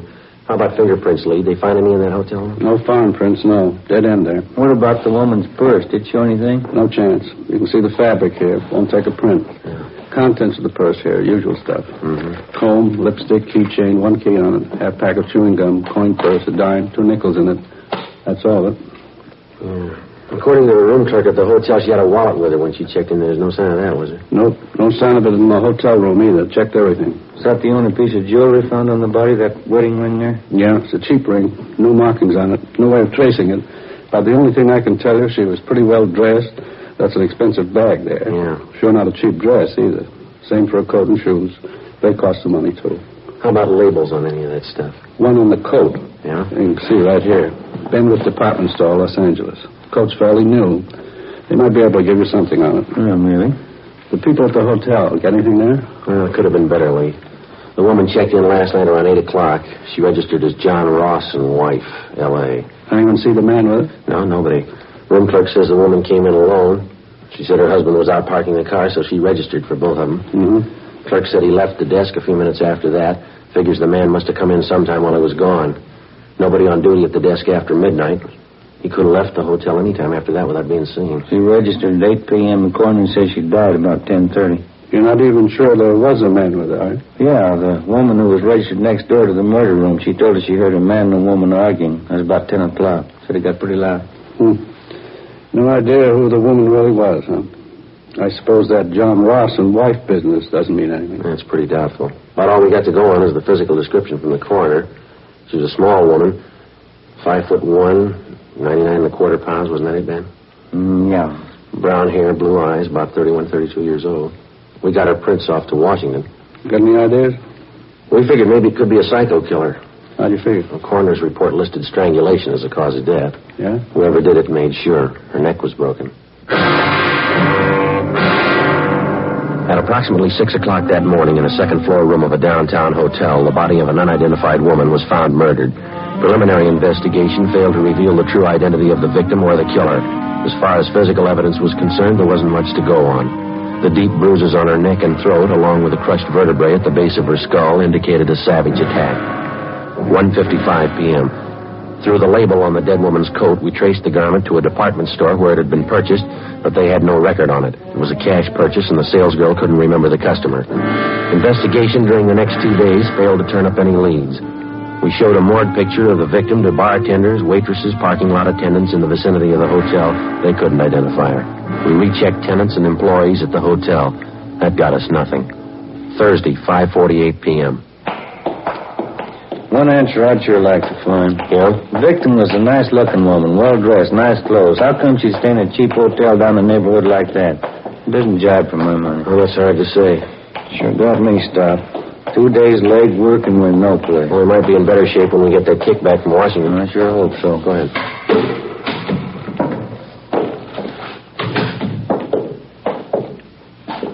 Hey, excuse me? Well, yes, sir. Can we help you?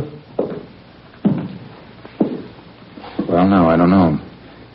Guess that all depends. I'm waiting for a couple of detectives here. Well, who is it you wanted to see? A couple of detectives. Who are they? Well, it's pretty confidential, you know. I have to talk to them. They told me to see Friday and Romero. Ben Friday and Joe Romero, detectives handling the case. Yes, sir. I'm Joe Friday. This is my partner, Ben Romero. We're handling the case. What do you want to see us about? They said you were working on that murder case? That woman they found in the hotel? Yes, sir. That's right. That's so? I see your badges? Yes, sir. Here's our identification. Mm-hmm. Read about that murder in the paper, you know. You better come over here. Yeah? You're going to thank me for this. I got all you want to know about that murder. You mind telling us your name, sir? I don't mind. Al P. Morgan. I was a good friend of hers, you know. I used to work with her.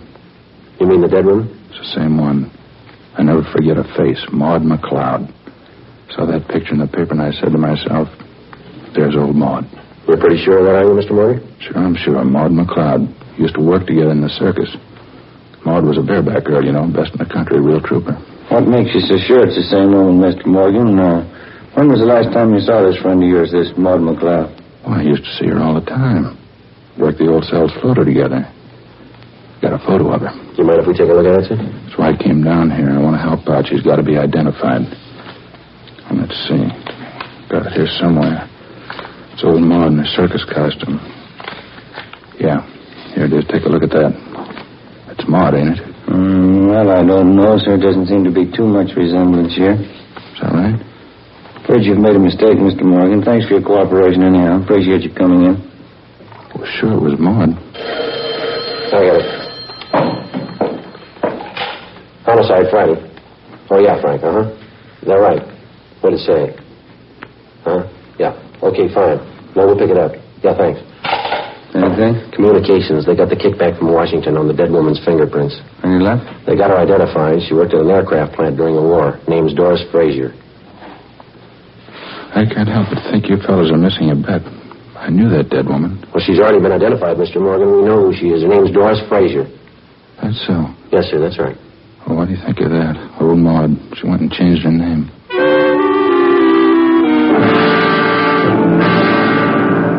Thursday, 6:35 p.m. Ben and I went down the hall to communications and got a copy of the kickback from Washington. The murder victim was identified as Doris Eileen Frazier.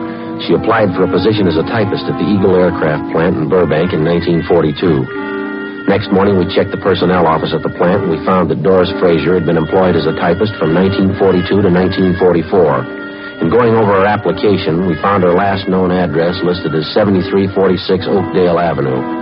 Her application stated she was single, with no previous employment, with no known relatives. We could uncover no further information on the girl. We drove across town to the Oakdale Avenue address, a large apartment building in a better-than-average neighborhood. The manager told us that Doris Frazier had lived there up to 8 months before. He said that a few weeks before she moved, she was married to a tall, dark-haired man, but he was unable to remember his name. The manager also told us that the newly married couple apparently began having trouble from the day that they were married. We checked the next forwarding address, a boarding house for women in the south end of the city. Ben and I interviewed the woman in charge, a Mrs. Frances Watson. We talked to her back in the kitchen of the boarding house while she polished a set of silverware. I saw that picture in the paper. I didn't connect it with Doris, though. She was a much prettier girl when she lived here. You say she left here about 18 months ago, Miss Watson? Yes, maybe a little more. Might be closer to 2 years. I'd have to check my rent receipts to be sure. Did you happen to know anything about the Frazier girl, Miss Watson? I mean, did you know much about her personal life at all? Well, of course, I always insist on references. Any good boarding house does, you know. Doris was a nice girl in many ways. Of course, she had her shortcomings. I suppose we all do. When she first came here, she seemed like such a nice girl, and then she started to go downhill. I just don't know what got into her. Well, how do you mean, ma'am? Was she in some kind of trouble? Well, of course, when she first came here, we didn't know it, but she was married. This is a home for single girls. We have our rules and regulations just like any other respectable place. Yes, ma'am, I understand. Well, as we came to find out later, Doris wasn't only married, but she was fighting with her husband. I understand he wasn't much at all. She was thinking of getting a divorce, as a matter of fact. Well, did you ever meet her husband, Miss Watson? No, I never did. I suppose it's just as well I didn't. I understand that Doris left him after they'd been married only a few months. Mm-hmm. Do you know what his name is, ma'am? No, I have no idea. Or Doris always used her maiden name when she was with me. And you never saw this man, Miss Watson? He never came to the house here?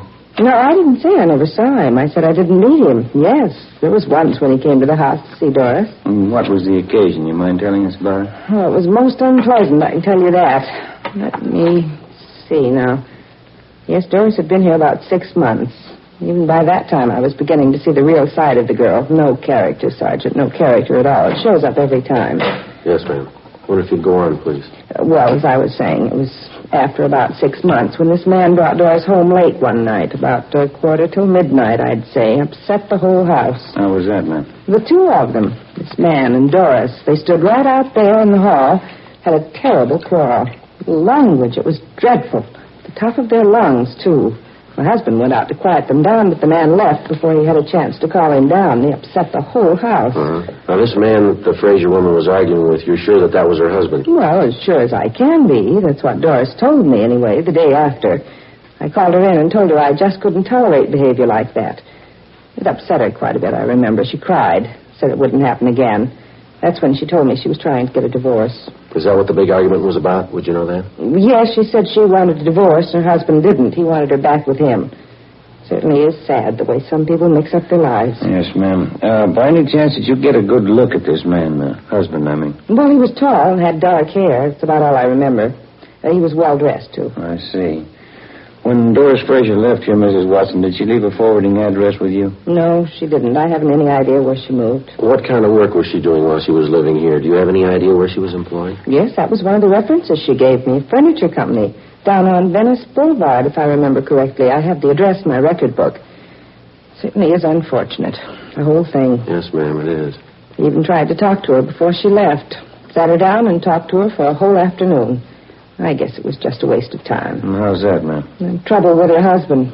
Terrible thing. He seemed to treat her so badly, two of them fighting all the time. I believe she was actually afraid of him. She told me he was very jealous. He drank, ran around. That's why I couldn't understand it. You couldn't understand what, ma'am? Doris, when she moved away from here. Yes, ma'am? She said she was going back with her husband. The landlady, Frances Watson, gave us the address of the furniture store where the murder victim had been employed, and we drove down to check with the personnel manager, a Mr. Collins. He said that Doris Frazier had been fired from her job 10 months before.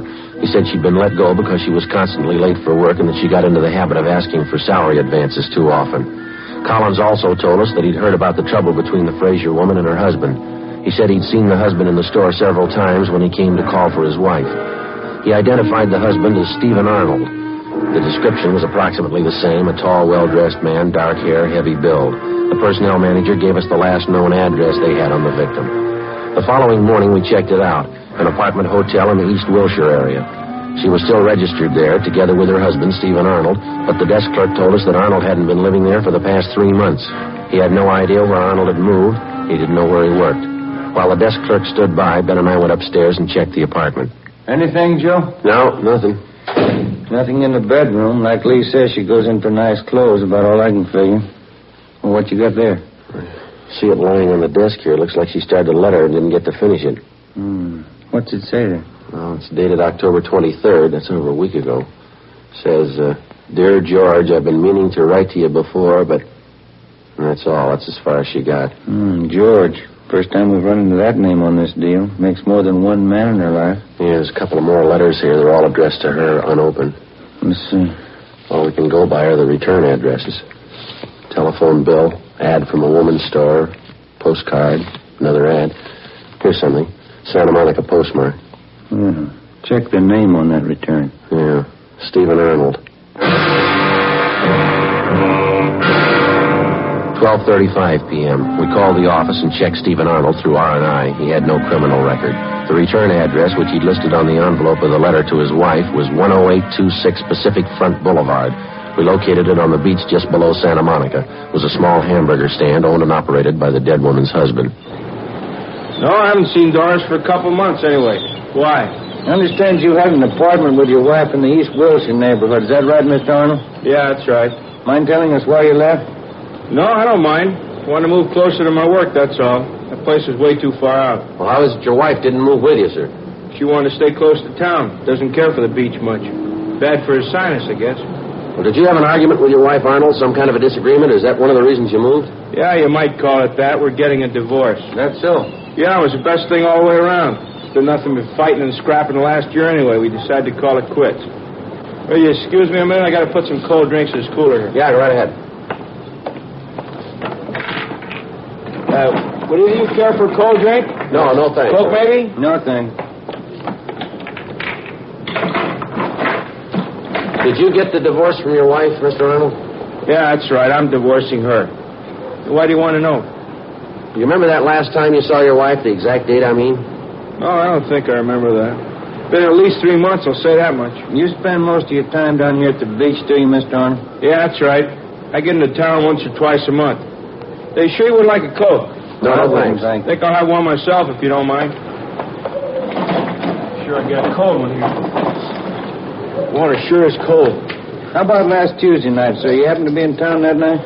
Oh, last time was 2-3 weeks ago anyway. Went in to see a show.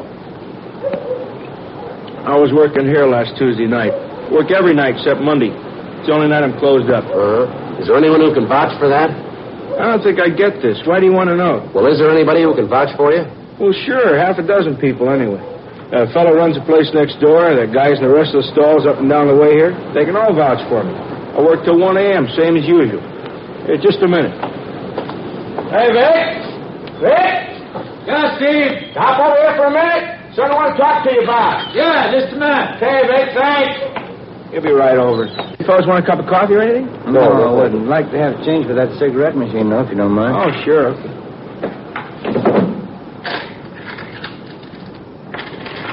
There you are. Yeah, thanks. Yes, Steve? Hey, these fellows are detectives, Vic. Guess about some kind of jam my wife got into. They want to know where I was last Tuesday night. Yeah? They want somebody to vouch for me. Sure. Did you see Mr. Arnold last Tuesday night? I was working next door. Steve was here all night.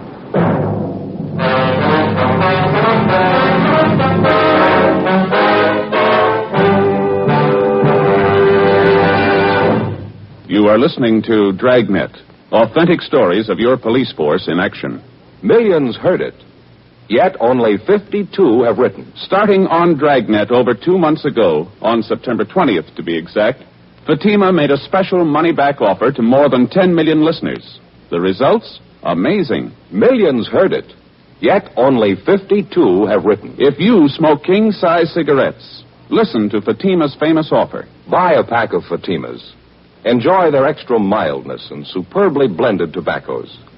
If you're not convinced Fatima is better than the king-size cigarette you're now smoking, just return the pack and the unsmoked Fatimas before December 1st, and we'll give you your money back plus postage.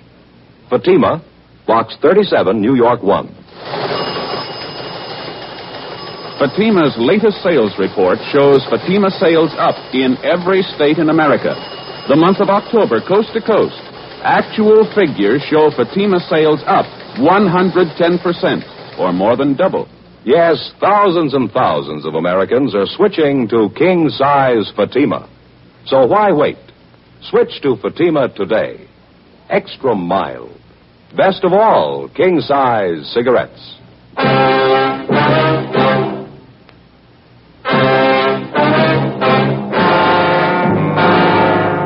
Saturday, October 31st, 2 p.m. Ben and I checked with a dozen different concession operators in the neighborhood of Stephen Arnold's eating place. They all corroborated the fact that on the night his wife had met her death in a downtown hotel, Arnold had been working at his stand until 1 a.m. Despite all the previous indications that he might have been responsible for the murder of his wife, we had to eliminate him as a possible suspect. 2:20 p.m. On the way back into town, we stopped by the apartment hotel where Doris Fraser was living at the time of her murder. After checking further with the tenants and with the help in the building, we found out that the victim had been in the habit of eating most of her meals at restaurants in the immediate neighborhood. After some 2 hours of checking and running into 6 restaurants, we found a small coffee shop 4 blocks from the apartment building where one of the waitresses identified Doris Fraser's picture. Yeah, that's her, officer. Terrible picture, though. She looks so much older. About how often would you say Miss Fraser came in here, ma'am? Well, 3 or 4 times a week, I'd say. The bus stop's right out there on the corner. She'd usually have breakfast, then grab the bus and go to work. Some nights coming home from work, she'd stop in here for dinner. Nice girl, quiet. Did you get to know her at all, miss? I mean, did you happen to know any of her friends here in the neighborhood? No, as I say, she was a quiet person, not very talkative. Usually read while she was eating, Volker magazine. Uh-huh. Did she ever come in here with anyone else? Do you know that? Yeah, quite a few times. She seemed to have a boyfriend. Of course, she was attractive, small, you know, but real cute looking. Mm-hmm. Do you happen to know any of these men? No, I'm sorry, I don't. Any one of them in particular she came in with very often? Let's see. I think there was one, blonde, good dresser, kind of tall, good looking. They usually came in together for breakfast. How long ago was this, miss? Do you recall? Oh, I'd say up until a couple of weeks ago. I usually waited on him in the morning. That's how I happen to remember. I see. Did you ever happen to hear this man's name? Let me see. George, I think that was it, yeah. Uh-huh. Would you happen to know if he lives in the neighborhood? No, I'm sorry, I don't. Has this man been in here during the past week, do you know? Yes, he has. He came in for breakfast. What day was that? This morning. Before we left the coffee shop, we questioned the cashier who came up with the information that the man known as George usually left his car parked at the service station across the street. We left our card and asked the cashier to call us in case the suspect returned. At the service station, they also remembered the man known as George, but they told us he hadn't been in for the past month. They'd done some work on his car for him in the past, so they had a record of his license number. We called our DMV and found that the car was registered to a Carl Lucy in East Hollywood. 4:45 p.m. We drove out and interviewed Lucy at his home, but he came nowhere near the description of the suspect. He told us that he had purchased the car 6 weeks before from a man known as George Crane. He described Crane as tall, blonde, and well-dressed. From the bill of sale, we got Crane's address, a motel on East Manchester. The manager there told us that George Crane had moved a week before. He said that Crane had left no forwarding address, but he did remember where he worked. He was a driller in one of the oil fields down in Long Beach. We checked the oil company's personnel office downtown, but they were closed for the day. 6:18 p.m. We went back to the office and pulled the package on George Crane from R&I. Get anything on him? Yeah, he's got a record. Here's the package here. Yeah. Nothing very heavy. Drunk charge 2 years ago, another one last year, disorderly conduct, resisting arrest. That's about all. Let's see. Yeah, description checks out all the way. You called the night office of that oil company, did you? Yeah, they couldn't tell us anything. Said call back first thing in the morning. Want to reach you? I got it, yeah. Homicide, Friday. Who? How's that, sir? Oh, yeah, sure. Yes, sir. No, sir, I'm afraid not. Yeah, thanks anyway. You bet. Yeah, goodbye. Well, that does it. Who was it? That guy who was in here the other day. You remember that Alfred P. Morgan or whatever it was? Oh, what did he want? Wanted to buy us a drink. He's celebrating. Huh? His old friend Maud. He just found her.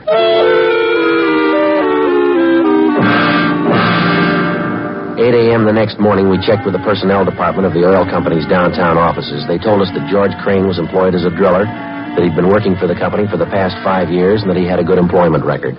They told us he was on the day shift and that he was scheduled to report for work on rig 619 at the Long Beach field at 8 o'clock that morning. Ben and I got in the car, drove down to Long Beach, where we located the murder suspect, George Crane, at work in the field. Doris Frazier? No, I'm sorry, Sergeant. I don't think I know anybody by that name. How about Doris Arnold, Mr. Crane? Would you know anybody by that name? Arnold? No, I'm afraid not. What's it all about? You own a car, do you, sir? Yeah, that's it right over there, that dark sedan. Yeah. Have you had it long? Oh, I've had it a couple of weeks. Last one I had was giving me a lot of trouble. Did you trade it in? No, I sold it to a private party. Fell out in Hollywood. You mind taking a look at this picture, Mr. Crane? Yeah. Doesn't look like anybody I know. Why, am I supposed to? We think you should, yes, sir. I don't think I'll follow you. Do you spend any time around the East Wilshire District, Crane? East Wilshire, you said? Yeah. No, I've probably been over there a couple of times. Not lately, though. How about the coffee shop on the corner of Gramercy and Marengo? You ever been in there? Not that I remember, no. Well, a waitress in that coffee shop and the cashier, too. They say they've got a pretty regular customer. He fits your description exactly. You sure you've never been in there? Well, I'm not positive. I wouldn't swear I've never been in the place. What's the difference, anyway? Well, how about that service station across the street from the coffee shop? You ever parked your car there? They ever do any work on it for you? Oh, say, I bet I know the place you're talking about. Yeah, I've been there quite a few times. Good station. They've done some good jobs on the car for me. I remember it now. Well, then I guess you remember the coffee shop. Crane? Yeah, I think I do now. Right across the street from the station, that is? Yeah, that's right. Well, what do you want to know about it? When's the last time you were in there, Crane? Well, to tell you the truth, I couldn't be sure. Well, we talked to a waitress in there yesterday. She said you were in that morning for breakfast. Do you remember that? He's way off the track on that one, I can tell you that. I wasn't near the place yesterday morning. Well, the cashier remembers you, too. She says you were in. How about it, Crane? Look, what difference does it make? What's this thing all about, anyway? Want to take another look at this picture? Well, I told you once, I don't know the woman. I never saw her before in my life. Why don't you give it some thought? Huh? I said, why don't you give it some thought? You remembered East Wilshire. You remembered the service station. You finally remembered the coffee shop. Maybe you can remember her if you try. I tell you, I don't know her. I never saw her in my... Look, let's go in the shed where we can hear each other, huh? All right.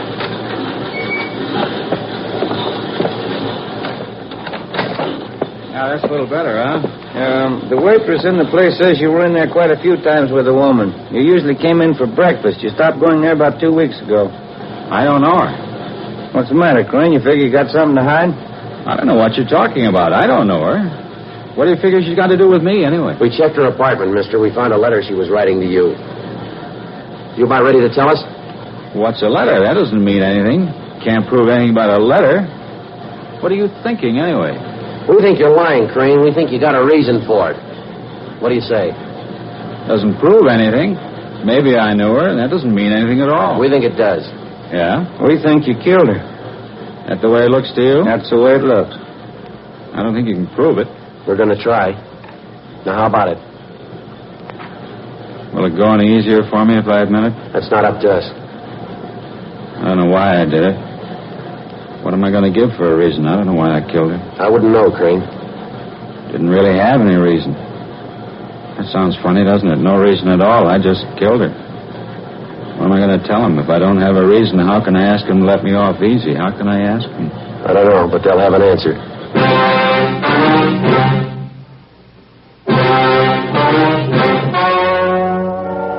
The story you have just heard was true. The names were changed to protect the innocent.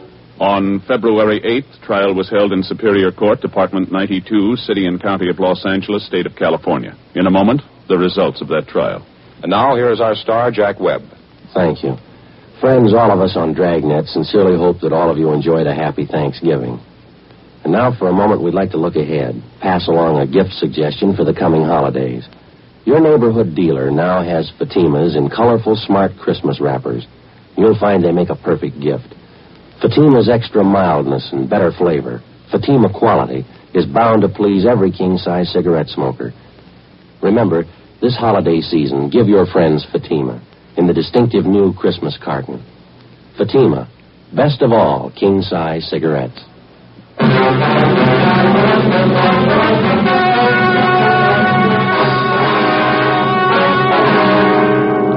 George Martin Crane was tried and convicted in Superior Court of murder in the first degree.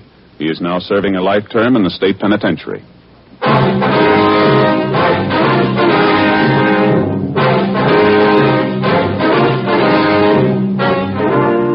You have just heard Dragnet, a series of authentic cases from official files.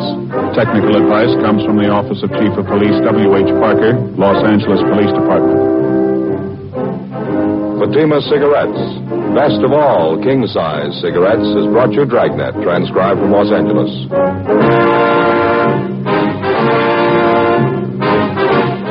Next, Counter Spy fights international intrigue. Stay tuned to NBC.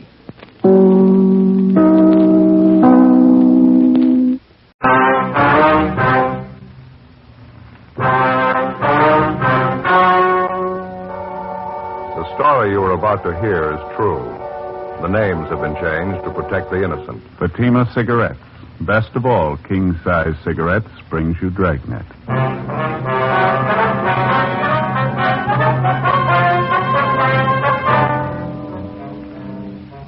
You're a detective sergeant. You're assigned to robbery detail. An unidentified armed bandit starts a campaign of jewelry store holdups in your city. The robberies are carefully planned, carefully executed.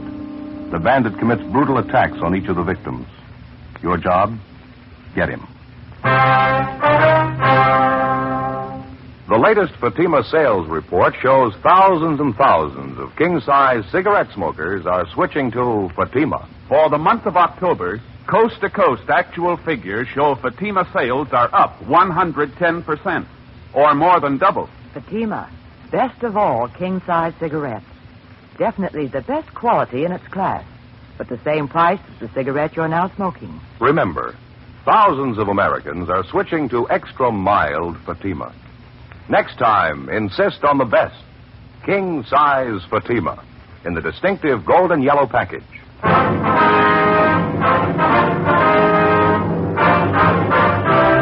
Dragnet, the documented drama of an actual crime. For the next 30 minutes, in cooperation with the Los Angeles Police Department, you will travel step by step on the side of the law through an actual case transcribed from official police files. From beginning to end, from crime to punishment, Dragnet is the story of your police force in action. It was Wednesday, March 10th. It was cold in Los Angeles. We were working the day watch out of robbery detail. My partner's Ben Romero. The boss is Captain Didion. My name's Friday. It was 3:28 p.m. when I got to room 27A. Robbery detail. Joe? Yeah, Ben. Joe, this is Mr. and Mrs. Gordon. Folks would like to have you meet my partner, Sergeant Friday. How do you do? Glad to know you. How are you, Sergeant? Mrs. Gordon, are you feeling any better now? Qu'est-ce qu'il a dit, Robert? Il veut savoir comment tu te sens. Raconte-leur ce que tu sais de Val. She's a lot better now, Sergeant, thank you. My French isn't very good, but it's a lot better than her English. Cecile's only been over here a couple of weeks. I met her when I was on occupation duty over there. Army, you know. Yeah, I see. Well, we'll try not to keep you long, sir. We got a few questions about the robbery. We think your wife might be able to help us. Well, we'll sure try, Sergeant. Like to help you any way we can. Your wife was the only one in the store besides the clerk at the time of the hold-up. Like to have her tell us everything that happened, if you would, please. Okay. Qu'est-ce qui est arrivé à la bijouterie? Oh, oui, je peux leur dire, j'ai tout vu. She says she saw everything that happened, Sergeant. What would you like to know first? Well, how about the hold-up man, Mr. Gordon? Did your wife get a good look at him? Can she describe him for us? Cécile, peux-tu décrire le voleur? Oh, il portait un veston bleu. C'était un homme aux cheveux bruns, pas trop grand. Says the fellow was wearing a blue coat. He had dark hair. Wasn't a very big man. Mm-hmm. Does she have any idea about how tall he was? Cécile, de quelle taille? C'est-à-dire... Costaud. Comme ça. Il viendrait jusqu'à ton épaule. Il pesait environ 80 kilos. She can't say exactly how tall, Sergeant. Said he'd come up to about here on my shoulder, about 5'8", I guess. She thinks maybe he weighed about 170 pounds. She's not sure. Uh-huh. Would you ask her exactly what happened at the store? That is as much as she can remember. Sure. Cécile, dis-leur exactement ce qui s'est passé. Eh bien, j'étais au comptoir quand l'homme est entré. Il est allé directement au vendeur, celui qui me servait. Et il avait un revolver dans la main. Well, she says she was standing by the counter, Sergeant, when the hold-up man came in. Uh-huh. Says the fellow went over to the clerk, the man who was waiting on her. Says the fellow had a gun in his hand. Would you ask her to go on, please? Et après, Cécile? Il a forcé le vendeur à lui donner tous les bijoux et les a mis dans un sac de papier. She says the hold-up man made the clerk get up the jewelry. The guy took it and dumped it in a paper bag. Cécile, et après? Puis, sans raison, après avoir obtenu tous les bijoux, il s'est mis à battre le vendeur avec le revolver. C'était terrible, terrible. J'ai commencé à crier, puis il m'a battu. C'est tout dont je me souviens. C'était terrible. Well, after he got all this jewelry in the paper bag, the thief began beating up on the clerk. She says for no reason at all, he began slugging the clerk with a gun he was carrying. Really got nasty with him. Naturally, it scared the wife, and she let out a scream. He turned around and hit her. She says it's all she remembers. Sure like to get my hands on the lousy punk. Yeah, I understand how you feel, Mr. Gordon. Could you ask your wife if there's anything else about the hold-up man she remembers? Cécile, te rappelles-tu d'autres choses à propos de cet homme? Avait-il quelque chose d'extraordinaire? No, Robert. Well, that's about it, Sergeant. Well, how about the man's clothes? Does she remember anything else he was wearing besides that blue jacket? Et le reste de ses vêtements?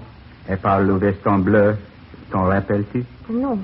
Je crois qu'il avait un pantalon foncé, mais je ne me rappelle pas d'autre chose. J'avais trop peur. She thinks maybe he had on dark trousers. She's not sure, though, since she was too scared to notice. Cécile, portait-il un chapeau? Oh, non. Il n'avait pas de chapeau. I asked her if he was wearing a hat. She said no, she's sure of that. I see. Well, is there anything else that she can remember about him? Anything at all? Y a-t-il autre chose que la police devrait savoir? Non, je leur ai tout dit. C'est tout dont je me souviens. No, you got it all, Sergeant. Well, thank you very much, Mr. Gordon, Mrs. Gordon. Je comprends pas. Je comprends pas. How's that, ma'am? Cécile? Je comprends pas pourquoi un homme ferait une chose pareille. Je comprends pas. She says she can't understand how a man would do such a thing. She means how he cut up the clerk that way. Yes. Je comprends pas. So hard for her, she just can't understand. Tell her we can't either. 2 weeks before, on the 27th of April at 2:30 in the afternoon, the robbery suspect had begun his campaign of downtown jewelry store holdups. Since that time, in the same general area, he'd succeeded in committing 3 more jewel robberies and making good his escape. Each of the holdups netted him more than $3,000 in rings, diamonds, and other precious stones. From his M.O., it was obvious that he was experienced. All of the robberies were committed in broad daylight. All of them were apparently well planned. After obtaining the loot, which he dumped into an ordinary paper bag, he turned on his victims and with no provocation beat them viciously. After 2 weeks of investigation, we had yet to come up with a solid lead on either the identity of the suspect or his whereabouts. We had a fair description of the hold-up man. We had a good rundown on his method of operation, but repeated checks on possible suspects through the Record Bureau, CII in Sacramento, and through our statistician's office failed to get us anything. There were no kickbacks on our all-points bulletin. After we interviewed Mrs. Gordon, the witness to the latest jewel robbery, we were no further along than we were 2 weeks before, an M.O. and a description. Neither one of them were giving us much help. 4:05 p.m., we met with Captain Didion. How about the mug books? Any luck there? Miss Gordon's in there now, Skipper, with her husband. They're checking through them. Nothing yet. Mm-hmm. What else you got working? New run going through the stats office. 3rd one this week might get us something. The store manager on that job this afternoon. Did you talk to him yet? Yeah, we did. He gave us the best lead we've had so far in the thing. Looks pretty good. Yeah, what's that? Well, we had him checking the mug books, and he came up with a partial identification from one of them, San Quentin Relief. No. Jack Maynard. He's only been arrested once here, drunk charge. Done time up at Q for robbery before. Ben and I pulled a package on him. We figure he ought to still be serving time at Quentin. Couldn't tell from his record, though. How's that? Well, it's possible he might have been paroled the last month or so. That'd put him in line for these holdups. Mm-hmm. You check, Quentin? We got off a teletype to the warden's office late this morning, Skipper. We'll have an answer pretty soon. Best lead we've had so far. I hope it stands up. Excuse me. Robbery, Didion. Yeah? Oh, yeah, Matthews. Uh-huh. No, you and the Caleb stay on it. Yeah, that's right. Over the weekend, anyway. Yeah, right. Bye. Well, what's the answer? He's had 3 weeks. He's cleared 4 jobs, every one of them in broad daylight. More than $10,000 worth of stuff. Now, how do we reach him? How about some extra manpower, Skipper? Can we manage it? What do you got in mind? Stakeout. Seems to be the best angle for us with this kind of a setup. How many teams you figure it'll take? Oh, a dozen anyhow. You figure that, Joe? Yeah, just about. The thief seems to be concentrating on the downtown area. All 4 holdups were in the same general neighborhood within a 20-block radius. Mm-hmm. We can't cover all the jewelry stores with a dozen teams. It'll give us pretty good coverage, though. Sure help our chances. Mm-hmm. You checked out all the other angles, huh? Everything. Not doing us much good. Rob, Ray Didion. Yeah, just a minute. You, Friday. Oh, thanks. Yeah, Friday talking. Yeah, that's right. Mm-hmm. That's so. No, we'll pick it up. Thank you. This communications just got an answer on that teletype to Quentin. On Jack Maynard? What'd they say? No lead. He's still in prison. We went back and started again from the beginning. With our best leads gone, there wasn't any alternative. The following day, Thursday, March 11th, the stakeouts went into effect. A dozen jewelry stores in the immediate downtown area, all of them potential holdup victims, were placed under constant surveillance. 3 days passed. Nothing happened. No sign of the holdup man. We stayed on it. Tuesday, March 16th, 11 a.m. At a small downtown jewelry shop, 3 blocks from the nearest stakeout team, the bandit committed his 5th successive robbery and made good his escape. The M.O. and description matched in almost every respect. Ben and I answered the call and drove to the scene of the holdup to interview the victim, a Mr. Walter Myers. He came straight back this way, just where I'm walking. I was at the end of that counter there, just where you are. He had a brown paper bag in one hand, and it was just a couple of feet from me. He put his other hand in his coat pocket, and he came up with a gun, pointed it right at me.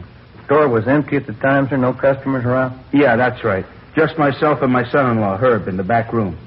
I guess he heard this thief talking to me, and he came out to see what it was all about.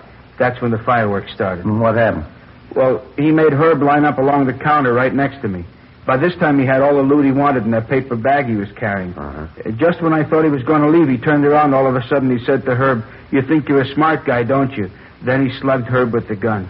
Brought it right down on the side of his head, all his might. And that's when the fight started, is that right? Just about, yeah. Herb fell down on one knee. There was a great big gash on the side of his face. Even when he was down, the thief kept slugging Herb, kept pounding him in the face with that gun. Herb wasn't doing anything. I got good and sore.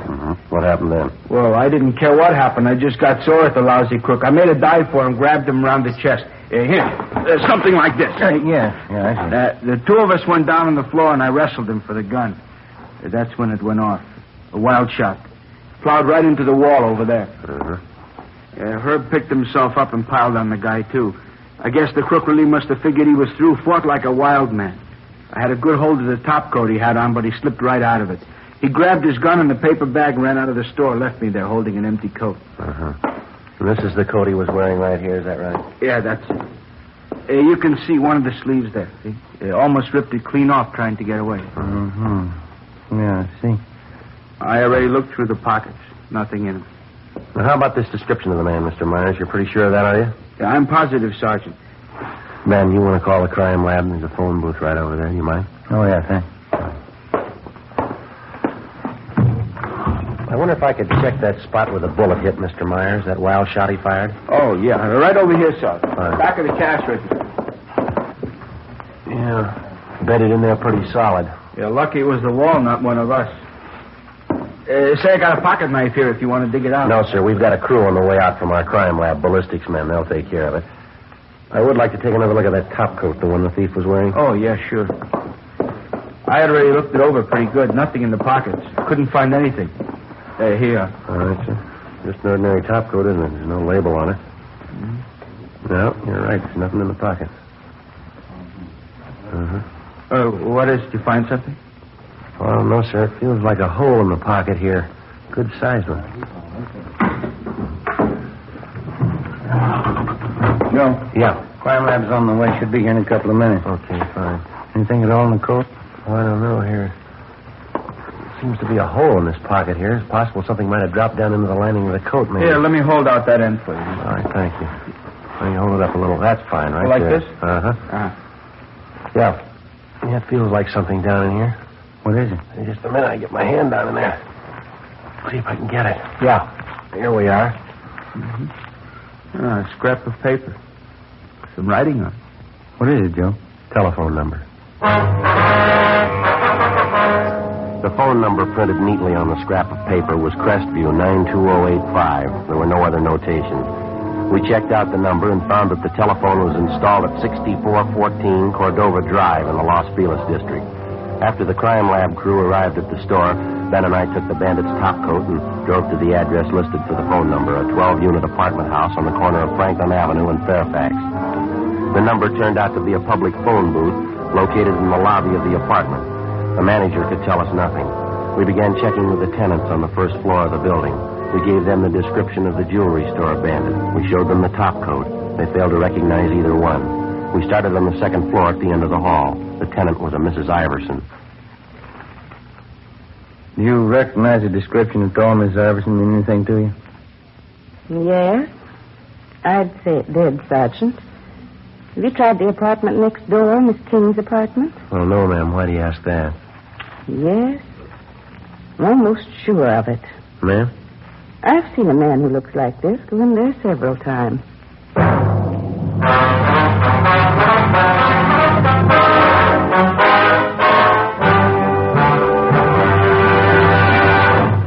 You are listening to Dragnet, authentic stories of your police force in action.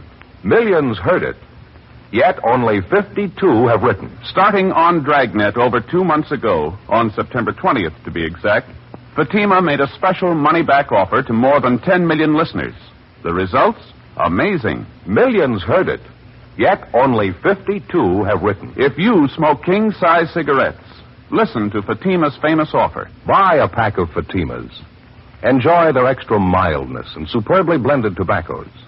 If you're not convinced Fatima is better than the king-size cigarette you're now smoking, just return the pack and the unsmoked Fatimas before January 1st, and we'll give you your money back plus postage. Fatima, Box 37, New York 1. Fatima's latest sales report shows Fatima sales up in every state in America. The month of October, coast to coast. Actual figures show Fatima sales up 110%, or more than double. Yes, thousands and thousands of Americans are switching to king-size Fatima. So why wait? Switch to Fatima today. Extra mild. Best of all, king-size cigarettes.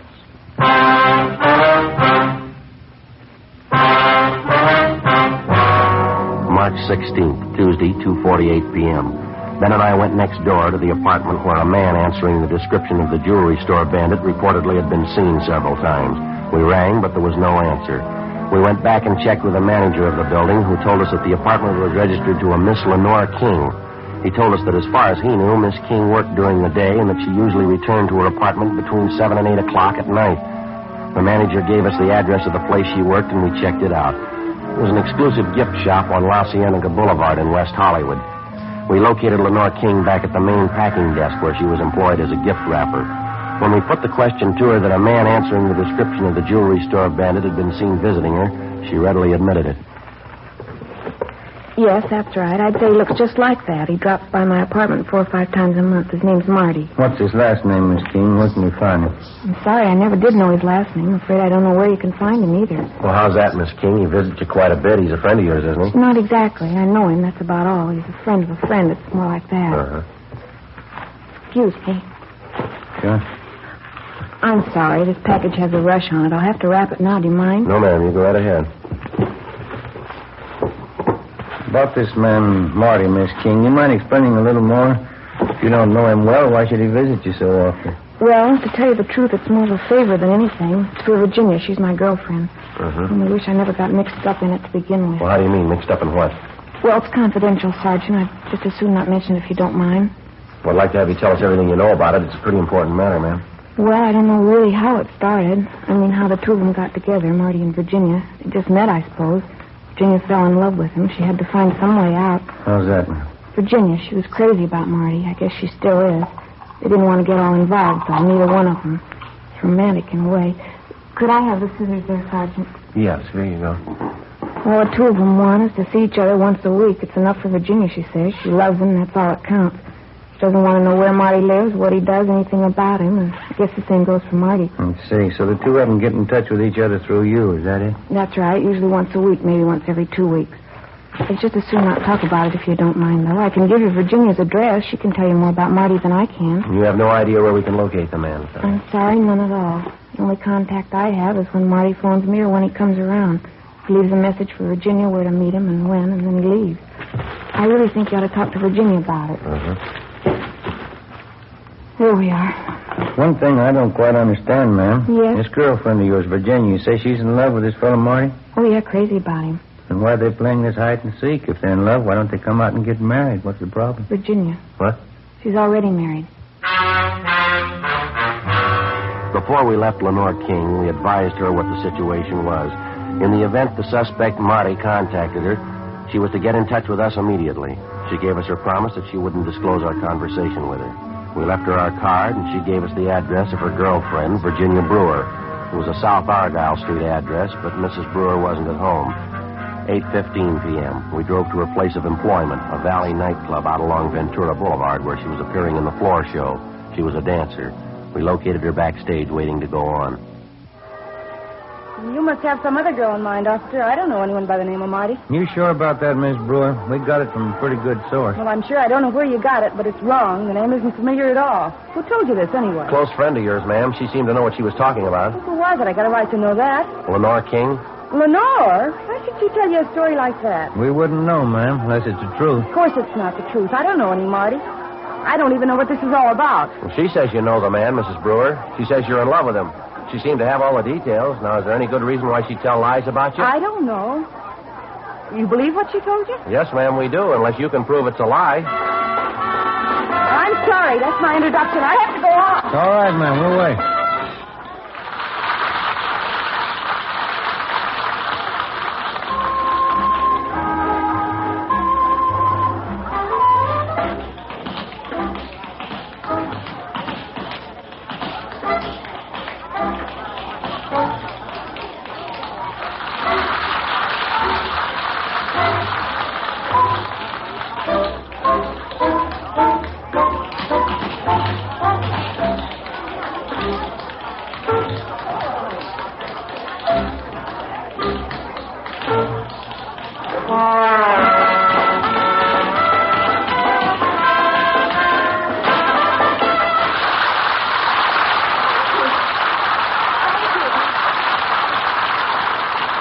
Just a minute.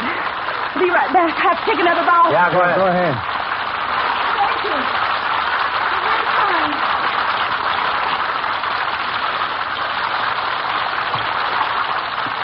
You want to come back here, officers? Dressing room? We can talk there. All right, fine. In here. Thank you. Well, I suppose there isn't any point in trying to cover it over. Only one thing I'd like to ask you. Yes, ma'am? My husband doesn't have to know, does he? I mean, whatever there is to this. You don't have to tell the papers, do you? You can keep it quiet. Whatever you tell us will be strictly confidential, ma'am. All right. I know Marty. I've known him for 6 months. Lenore wasn't lying. I'm in love with him. Well, we're not prying into your personal life, Miss Brewer. We just like to locate this man, Marty. That's all. It's pretty important to us. Why is it important? Why do you want him? Robbery investigation, ma'am. We'd like to get hold of him for an interview. Robbery? Think Marty's done something? Is that why you want him? We're not sure. Do you have any idea where we can find him? No more than Lenore. I guess she told you about it. I mean, Marty and I, how it's been. You have no idea where he stays, where he works? No, I don't. It's been that way from the beginning. Lenore knows as much about that as I do. Only one way I can get in touch with him, that's when he leaves a message at Lenore's, or I leave a message. When we first met, Marty and I, that's the way we both wanted it. He didn't want to get all involved. Because of my husband. I didn't either. Have you seen this Marty lately, Miss Brewer? Yes, about 10 days ago. You expect to see him again soon? Well, I don't know. I suppose so. He'll leave a message with Lenore if he wants me. That's all I can go on. Well, could you leave a message for him with Lenore? Yes, I suppose so. Have to wait till he calls, though. Mm-hmm. Can't you tell me more about it, Sergeant? Why do you want him? What's it about? We're going to have to ask your cooperation, ma'am. Your friend's a robbery suspect. We think he's a pretty good one. Marty? Yes, ma'am.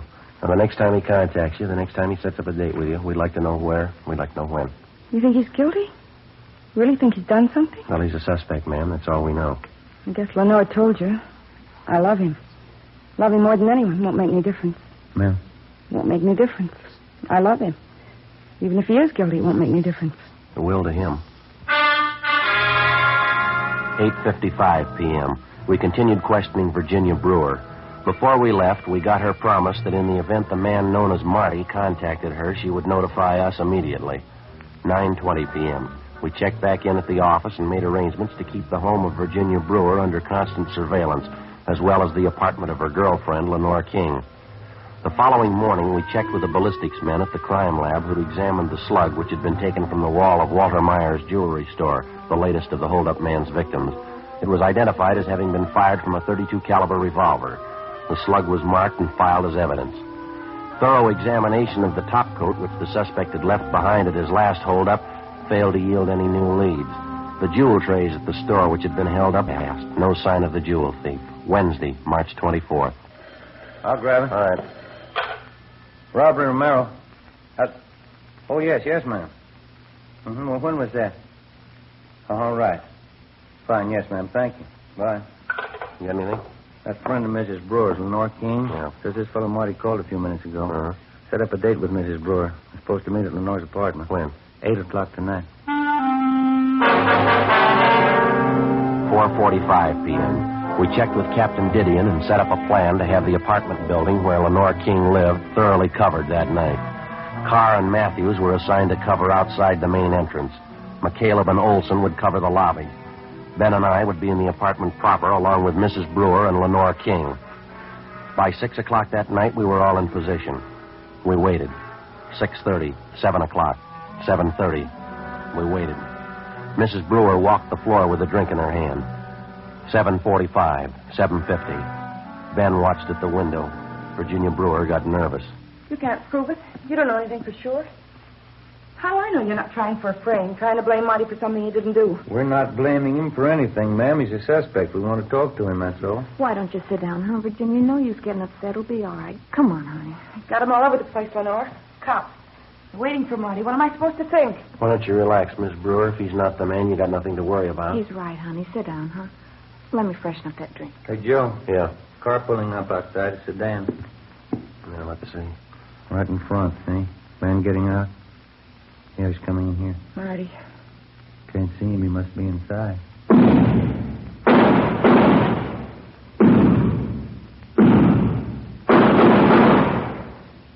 Marty.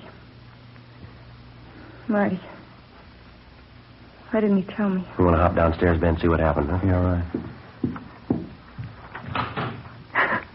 It'll be all right, honey. Take it easy. It'll be all right. I didn't know. Sergeant, why did you do it? Do what, ma'am? Marty. I didn't know about it. We didn't know anything about each other, and this has to happen. Why didn't he tell me? I wouldn't know. I love him. The rest I don't know, but I love him. If he was in trouble, he could have told me. If he loved me, he would have told me. He would have told me everything. Well, I guess maybe you got the answer. What? He didn't love you.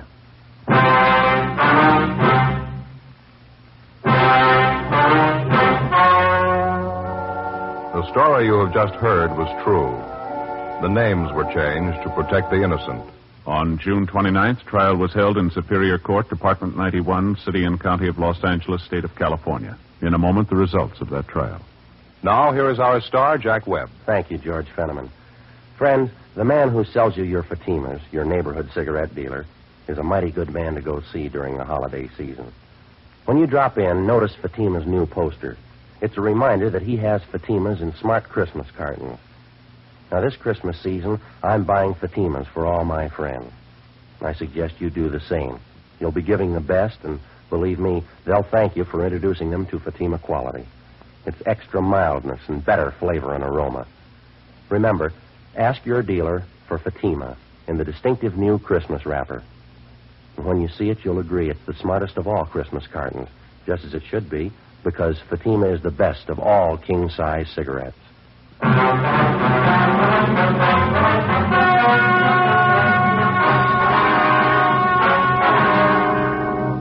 The suspect, Martin Arthur Kessington, was wounded, but not fatally, when he attempted to resist arrest. After interrogation, he dictated a signed statement admitting guilt for all 5 of the jewelry store holdups. He was tried and convicted on 5 counts of first-degree robbery and received the sentence as prescribed by law. Robbery in the first degree is punishable by imprisonment in the state penitentiary for a term of 5 years to life.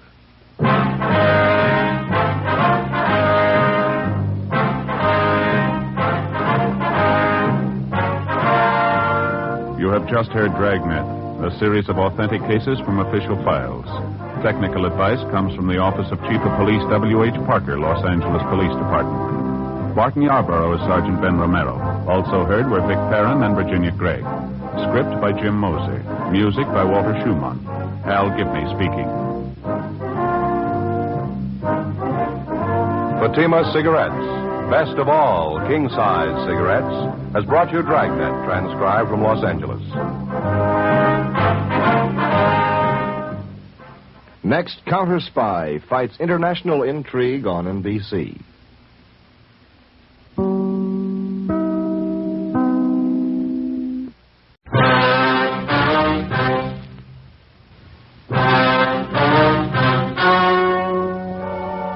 The story you are about to hear is true. The names have been changed to protect the innocent. Fatima Cigarettes, best of all king-size cigarettes, brings you Dragnet.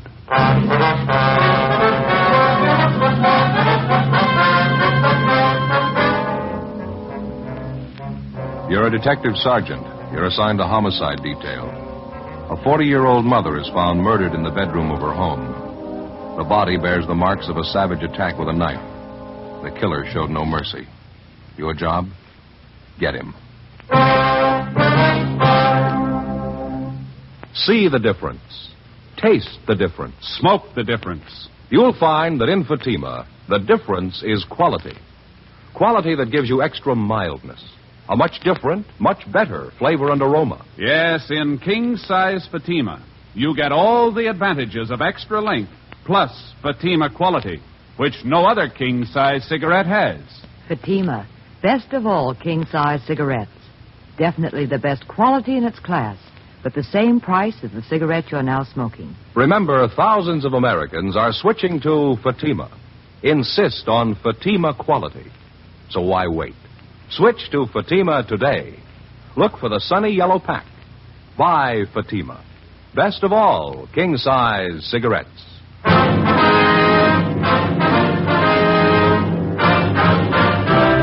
Dragnet, the documented drama of an actual crime. For the next 30 minutes, in cooperation with the Los Angeles Police Department, you will travel step by step on the side of the law through an actual case transcribed from official police files.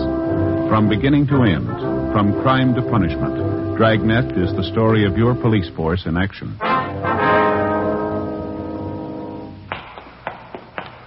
It was Tuesday, February 18th. It was cold in Los Angeles. We were working the day watch out of homicide detail. My partner's Ben Romero. The boss is Thad Brown, chief of detectives. My name's Friday. It was 10:43 a.m. when we got to Woodview High School, the vice principal's office. Good morning, ma'am. Yes? I'd like to see the vice principal, please. I believe her name is Harmon. Miss Harmon? I'm Miss Harmon. What is it you wanted? Police officers, ma'am. Here's our identification. Oh, yes. This is my partner, Sergeant Romero. My name's Friday. I see. How do you do? Well, we'd like to talk to one of your girl students, Miss Harmon, Roberta Dixon. Understand she's registered here? Roberta Dixon. Oh, yes, I believe I know her. Would you mind calling her out of class, please? We'd like to talk to her. Well, we generally don't like to do that, officer, not unless it's absolutely necessary. It's pretty important, ma'am. We've got a message for the girl. I see. Couldn't it wait until after school hours? I'm afraid not, Miss Harmon. It's about the girl's mother. It's pretty serious. Oh, has she been taken ill? Is that it? No, ma'am. She's been murdered. 16-year-old Roberta Dixon, the daughter of the murdered woman, was called out of her classroom and brought downstairs to the office of Miss Harmon, the girl's vice principal. She was a thin, dark-haired girl in sweater and skirt. With the help of Miss Harmon, whom the girl seemed to know fairly well, Ben and I broke the news of her mother's death as gently as we could. At first, the 16-year-old girl seemed to take the shock with some composure, but suddenly she broke down weeping and became hysterical. When she recovered sufficiently, the girl agreed to come downtown with us to answer a few routine questions. Miss Harmon agreed to accompany her. 11:05 a.m. We checked back in at the office. Ben and I completed the 311 dead body report while Miss Harmon and the daughter of the murdered woman waited in the adjoining room. What was that time discovered, Joe? You got a note on it there? Yeah, let me look. 8:55 a.m. Oh, thanks. Hi, Joe. How are you? Oh, hi, George. How you doing? I can't complain. Got some checking out to do. I wonder if you'd help me. Well, I'll give it a try. Ben, you know George DeCoven, don't you? Reporter from the Daily News? Oh, yeah, sure. See him around. Hiya. Say, I understand you two are working on that knife murder out on Pico, the dead woman they found this morning? Yeah, that's right. A few things I'd like to check with you before I do the story. The victim's name was Florence Eleanor Dixon, is that right? That's right, George, yeah. A couple more things here. Stop me if I got it wrong. Mm-hmm. The victim was 40 years old, divorced, one child, daughter 16. Body was discovered 9 o'clock this morning by a next-door neighbor. Mm-hmm. Let's see, the neighbor's name is Esther Fenwick. No, I think the name's Fenmore, George. Oh, thanks. Fenmore. I understand you haven't got much to go on. No murder weapons, no other leads. No, not much of anything so far. We just started on this thing. How about the husband of the dead woman? You get anything there? Well, he divorced Mrs. Dixon 2 years ago. There's no line on him yet. We're still checking him out. We might have some word later on in the day for you. Mm-hmm. Any other possible suspects in mind, or do you want to say? No, I don't think so. It's still wide open. How about a motive? That been established yet? Could have been one of a dozen things. We're going to have to do some digging before we can say definitely. It doesn't look like it was a robbery motive. Well, that's about all we can tell you for sure, George. Mm-hmm. See, I was over at the morgue when they brought the body in. It's the worst I've seen in a long time. Brutal. It's pretty bad. I suppose there's nothing from the crime lab yet. No. I think they just got back from the house a few minutes ago. If you want to drop by later on this afternoon, we might have something new for you. Okay, thanks. Bye. Oh, say, I saw you bringing the girl in a few minutes ago, the victim's daughter. I'd like to get a couple of pictures of her. Well, how about making a little later, huh, George? Kid's still upset. Pretty much of a shock for you, can understand. Okay, I'll be waiting out in the hall with the photographer. Okay. You give me a call, huh? Just a couple of shots. It won't take a minute. You betcha, George. We'll call you. Okay. You about finished with that report, Ben? Yeah, all done. Guess we better talk to the girl, huh? Yeah, all right. The morgue say when they're going to post the body? Sometime today. We ought to have the results first thing tomorrow morning.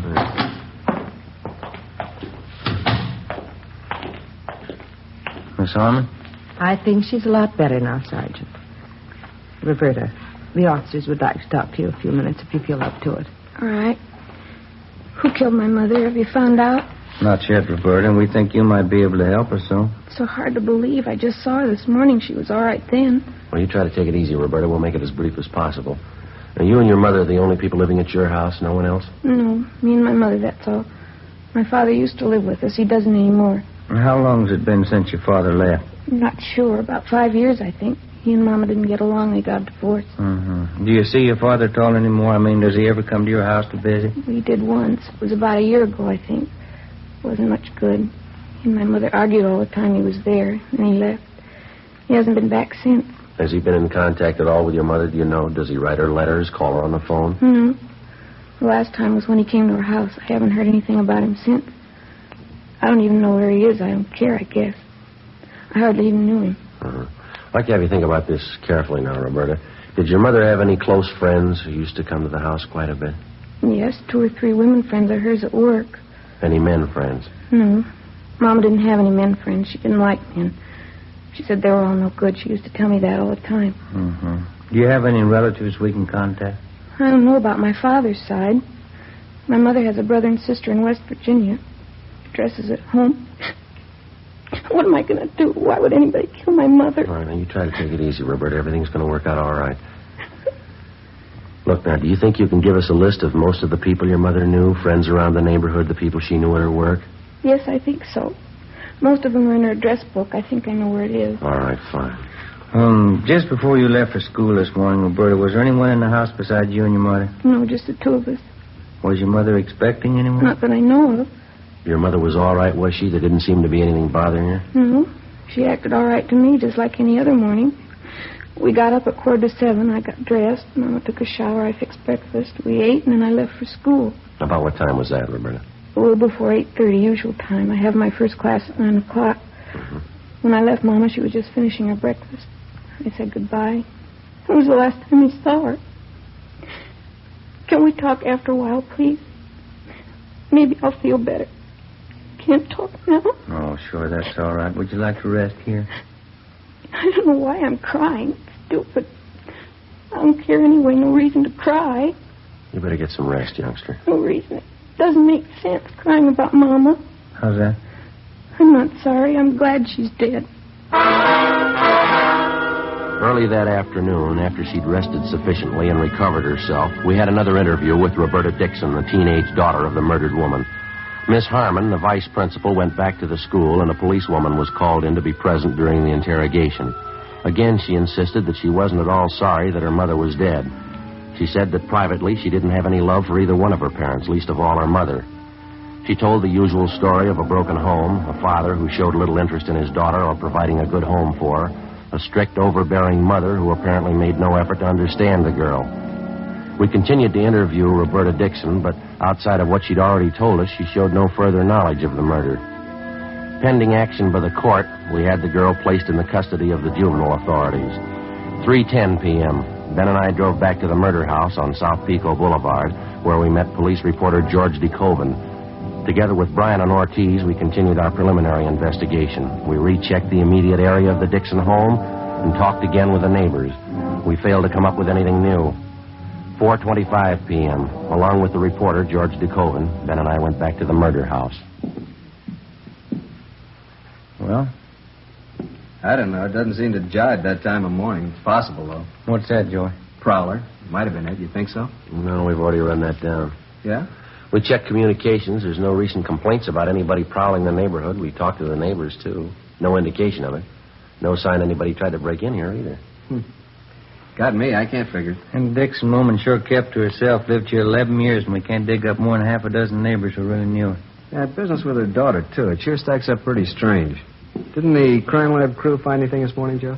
No, nothing great. A jacket, a pair of shoes with a few stains on them. Took them in to run a benzodine test. That's about the size of it. Sure a slow start. Yeah. I expected a little more from the neighbors. So did I.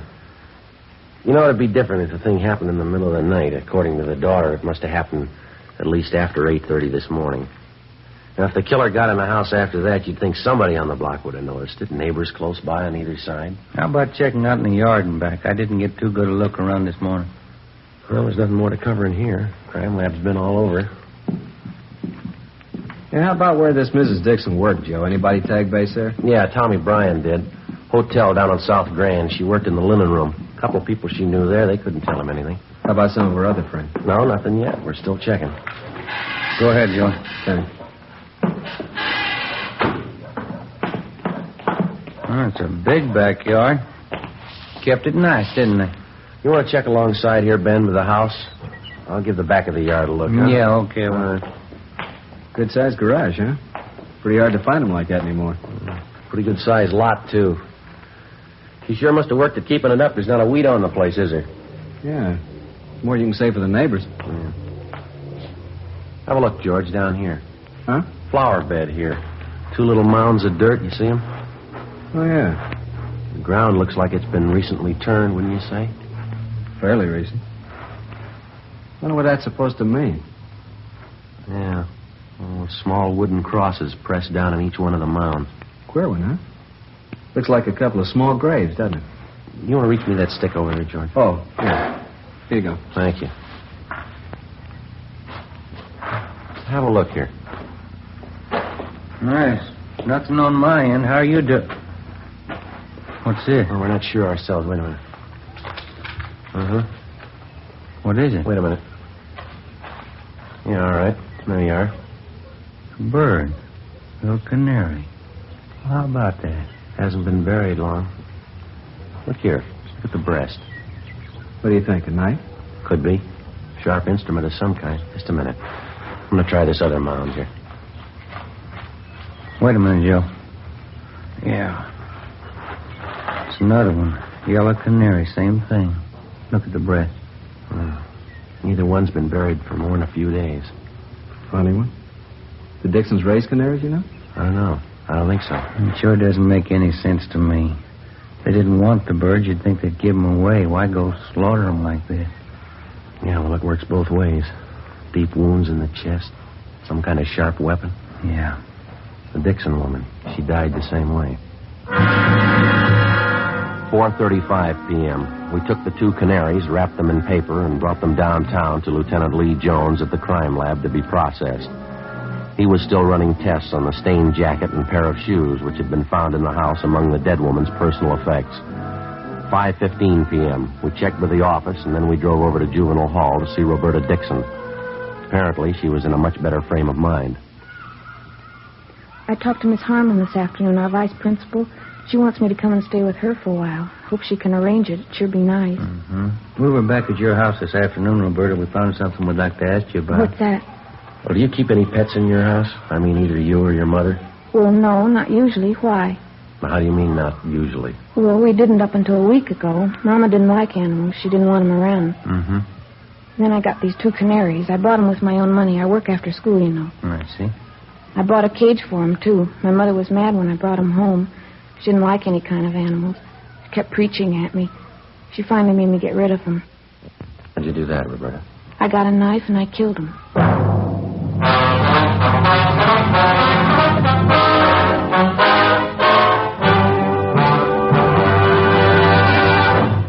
See the difference. Taste the difference. Smoke the difference. You'll find that in Fatima, the difference is quality.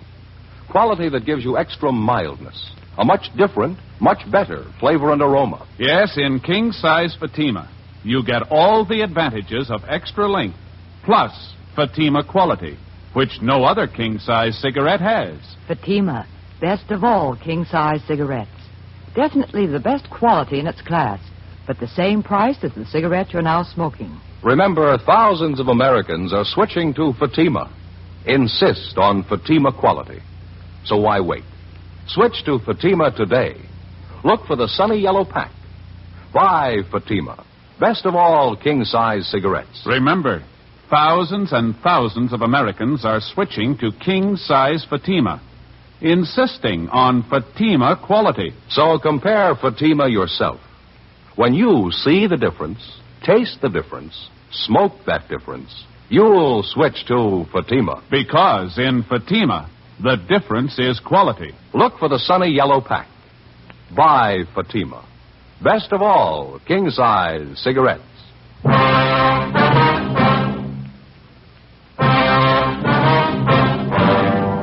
February 18th, the Dixon girl was released to the custody of Miss Harmon pending action by the juvenile court, 9 p.m. Ben and I double-checked with Lieutenant Lee Jones at the crime lab. He showed us the school jacket and a pair of shoes which had been found in a closet in the home of the murdered woman, Mrs. Florence Dixon. Apparently, the clothing belonged to the daughter, Roberta. There were several dark stains on each of the articles. They'd been checked thoroughly.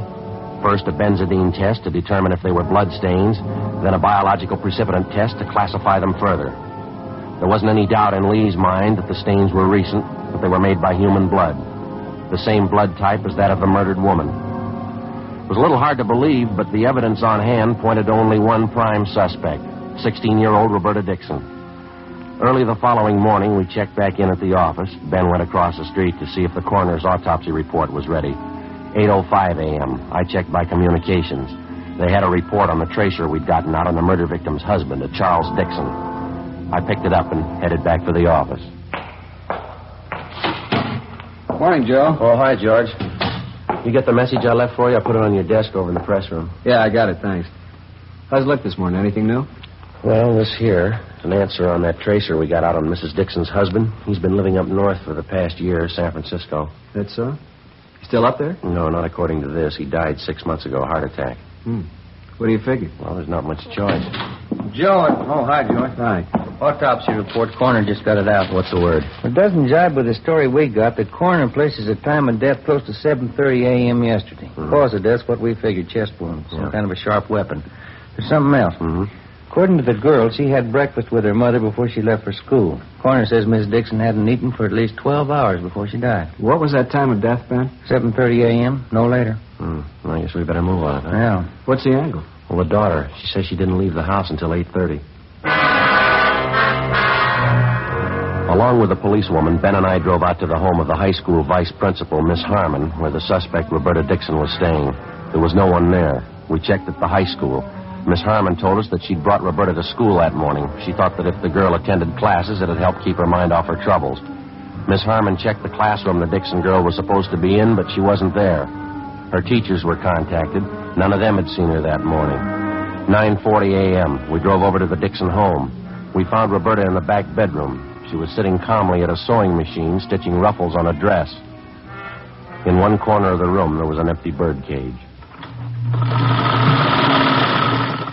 I'm pretty busy right now. I've got this sewing to do. What do you want to talk to me about? We got a few more questions for you, Roberta. It's about your mother. She's dead, isn't she? Do we have to talk about it? Yeah, I'm afraid we do. Why do we? Just told me she was dead. There's no sense in talking about dead people. Anyway, I've got this sewing to do. I have to get it finished. There. Isn't that pretty? These ruffles go all the way around the bottom of the skirt. Here, like this. Beautiful color, brown. You like it? You want to tell us what happened, Roberta, yesterday morning? Yesterday, I already told you, didn't I? We don't think you were telling the truth. You want to go over it again for us? Well, I've got this sewing to do. You can see that, can't you? 3 more rows of ruffles go on.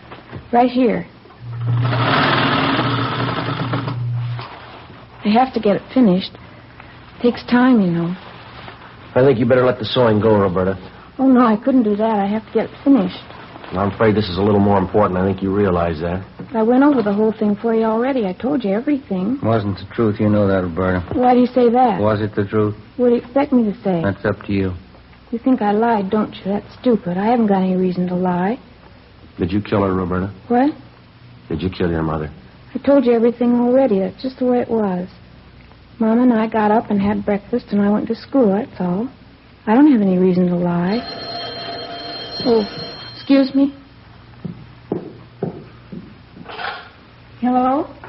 Oh, hi, Fran. Yeah, I'm working on it now. It's going to be beautiful. What? Oh, no, that's all right, sure. Oh, thanks. Yeah, I'm all right. Look, can you call me back later? Yeah, I'll be here. Okay, honey, bye. I'm sorry, officers. My girlfriend, Fran. She's a good friend of mine. She can vouch for me. She'll tell you I'm not a liar. Do you own a pair of brown and white saddle Oxfords, Roberta? No, why? How about a school jacket? Green plaid? No. I don't like green. Brown's my favorite color. The green plaid jacket was found in the house here. It was stuffed back in the hall closet. It had your name stenciled on it. Oh, yeah. That old thing. I don't even wear it anymore. Look at that. Won't it be pretty when I get it finished? That jacket of yours, Roberta, they found bloodstains on it. On the shoes, too. Roberta? I already told you. The shoes aren't mine. The jacket is. Why do you keep calling me a liar? Can't you believe me for once? Isn't it bad enough the way things are? Now, the last time we talked to you, you said you left the house at 8:30 yesterday morning. Is that right? Yes, it was around 8:30. Well, we got the report on your mother this morning, Roberta. The coroner says she died at 7:30, no later. That's stupid. How could he tell anyway? He can tell. He's a liar. Something else, Roberta. You told us you and your mother got up and you had breakfast together. Yeah, we had breakfast together. Why are you picking on me? You couldn't have had breakfast together. The time she died, your mother hadn't eaten anything for 12 hours. I guess you're going to say they can tell that, too. That's right. You want to tell us what really happened now? Now, tell us the truth, Roberta. It's going to work out a lot easier.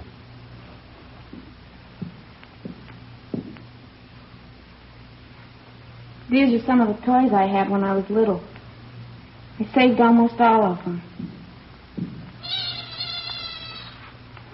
My best doll. I had a lot of dolls. I loved them. Guess I still do. I love them more than her. You mean your mother? I wasn't fooling. I don't care if she's dead. She didn't mean anything to me. She never did mean anything. These are more of my dolls here. I dressed them all myself, every one of them. What was the matter, Roberta, between you and your mother, I mean? I don't know. I guess she just didn't mean anything. Not like anybody else's mother. She didn't mean anything at all. Same as my father. We were in the same house, that's all. Nobody cared for anybody else. It wasn't anything but fighting, or just not saying anything at all. I'm glad she's dead. You killed her? Is that what you want to say? Here's a little piano I had. I got it one Christmas, I think. Look, still plays. You want to tell us from the beginning?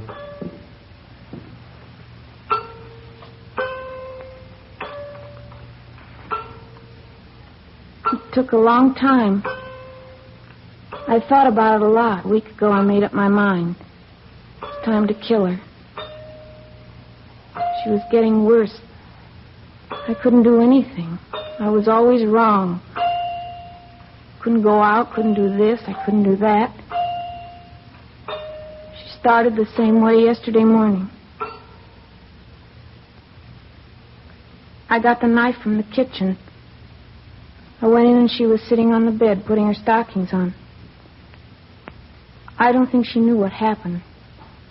Didn't take long. Were you having an argument with her? Is that what started it? We argued every morning. I got so tired of it. She had an awful voice. Finally made up my mind. Planned it all out. I even practiced it. You know the 2 canaries I had? Yeah. I didn't buy them because I wanted them. They got to be cute, though. I felt bad about killing them. Why'd you kill him, Roberta? Practice. Decided to use a knife. I wasn't sure I knew how to do it, though, so I got the canaries. One day after school, I killed them. It gave me more confidence.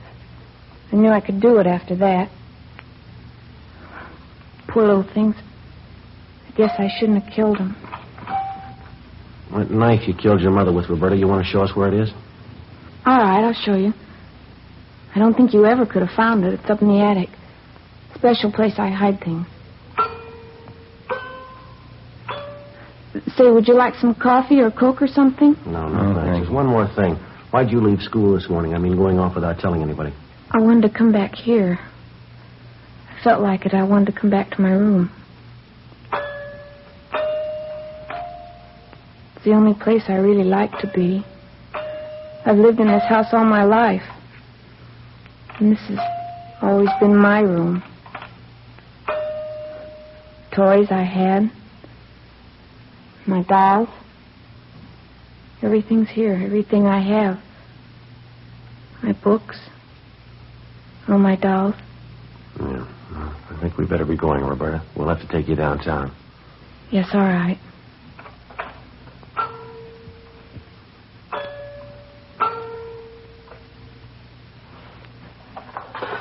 I'll get my coat. Then I'll show you where the knife is. All right. Officers, could I ask you one favor? What's that? It probably sounds silly. It'll help a lot, though. This doll here. Yeah. Could I take it with me? Just this one. Make me feel a lot better. Please, do you think I could? Yeah, sure. Bring it along if you like. Thank you. You probably think I don't care for anything but my dolls. There's one thing, though, I want to tell you. What's that? I'm sorry now, I really am. I shouldn't have done it. I know it was wrong. You do? Yes, I'm sorry I killed the canaries.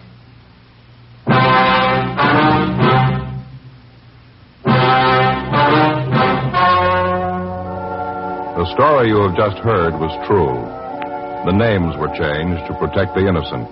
On May 6th, the hearing was held in Juvenile Court, Department 38, City and County of Los Angeles, State of California. In a moment, the results of that hearing. Now, here is our star, Jack Webb. Thank you, George Fenneman. Friends, I'd like to take just a moment this evening to tell you about Fatima's Christmas gift carton. When you visit your dealer, take a real good look at it. I think you'll agree with me that it's the smartest of all Christmas cartons. Just as it should be, because Fatima is the best of all king-size cigarettes. This Christmas season, I'm buying Fatimas for all my friends, and I hope you will, too. Compare Fatima. See the difference. Taste the difference, and then smoke that difference. Because in Fatima, the difference is quality.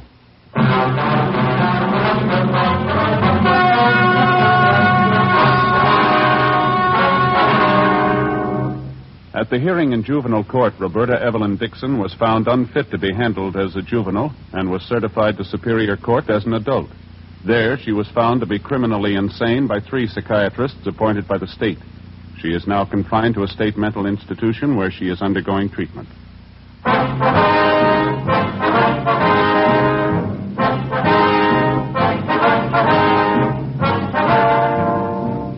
just heard Dragnet, a series of authentic cases from official files. Technical advice comes from the Office of Chief of Police W.H. Parker, Los Angeles Police Department. Barton Yarborough is Sergeant Ben Romero. Also heard was Joyce McCluskey. Script by Jim Moser. Music by Walter Schumann. Hal Gibney speaking. Fatima Cigarettes, best of all king-size cigarettes, has brought you Dragnet, transcribed from Los Angeles.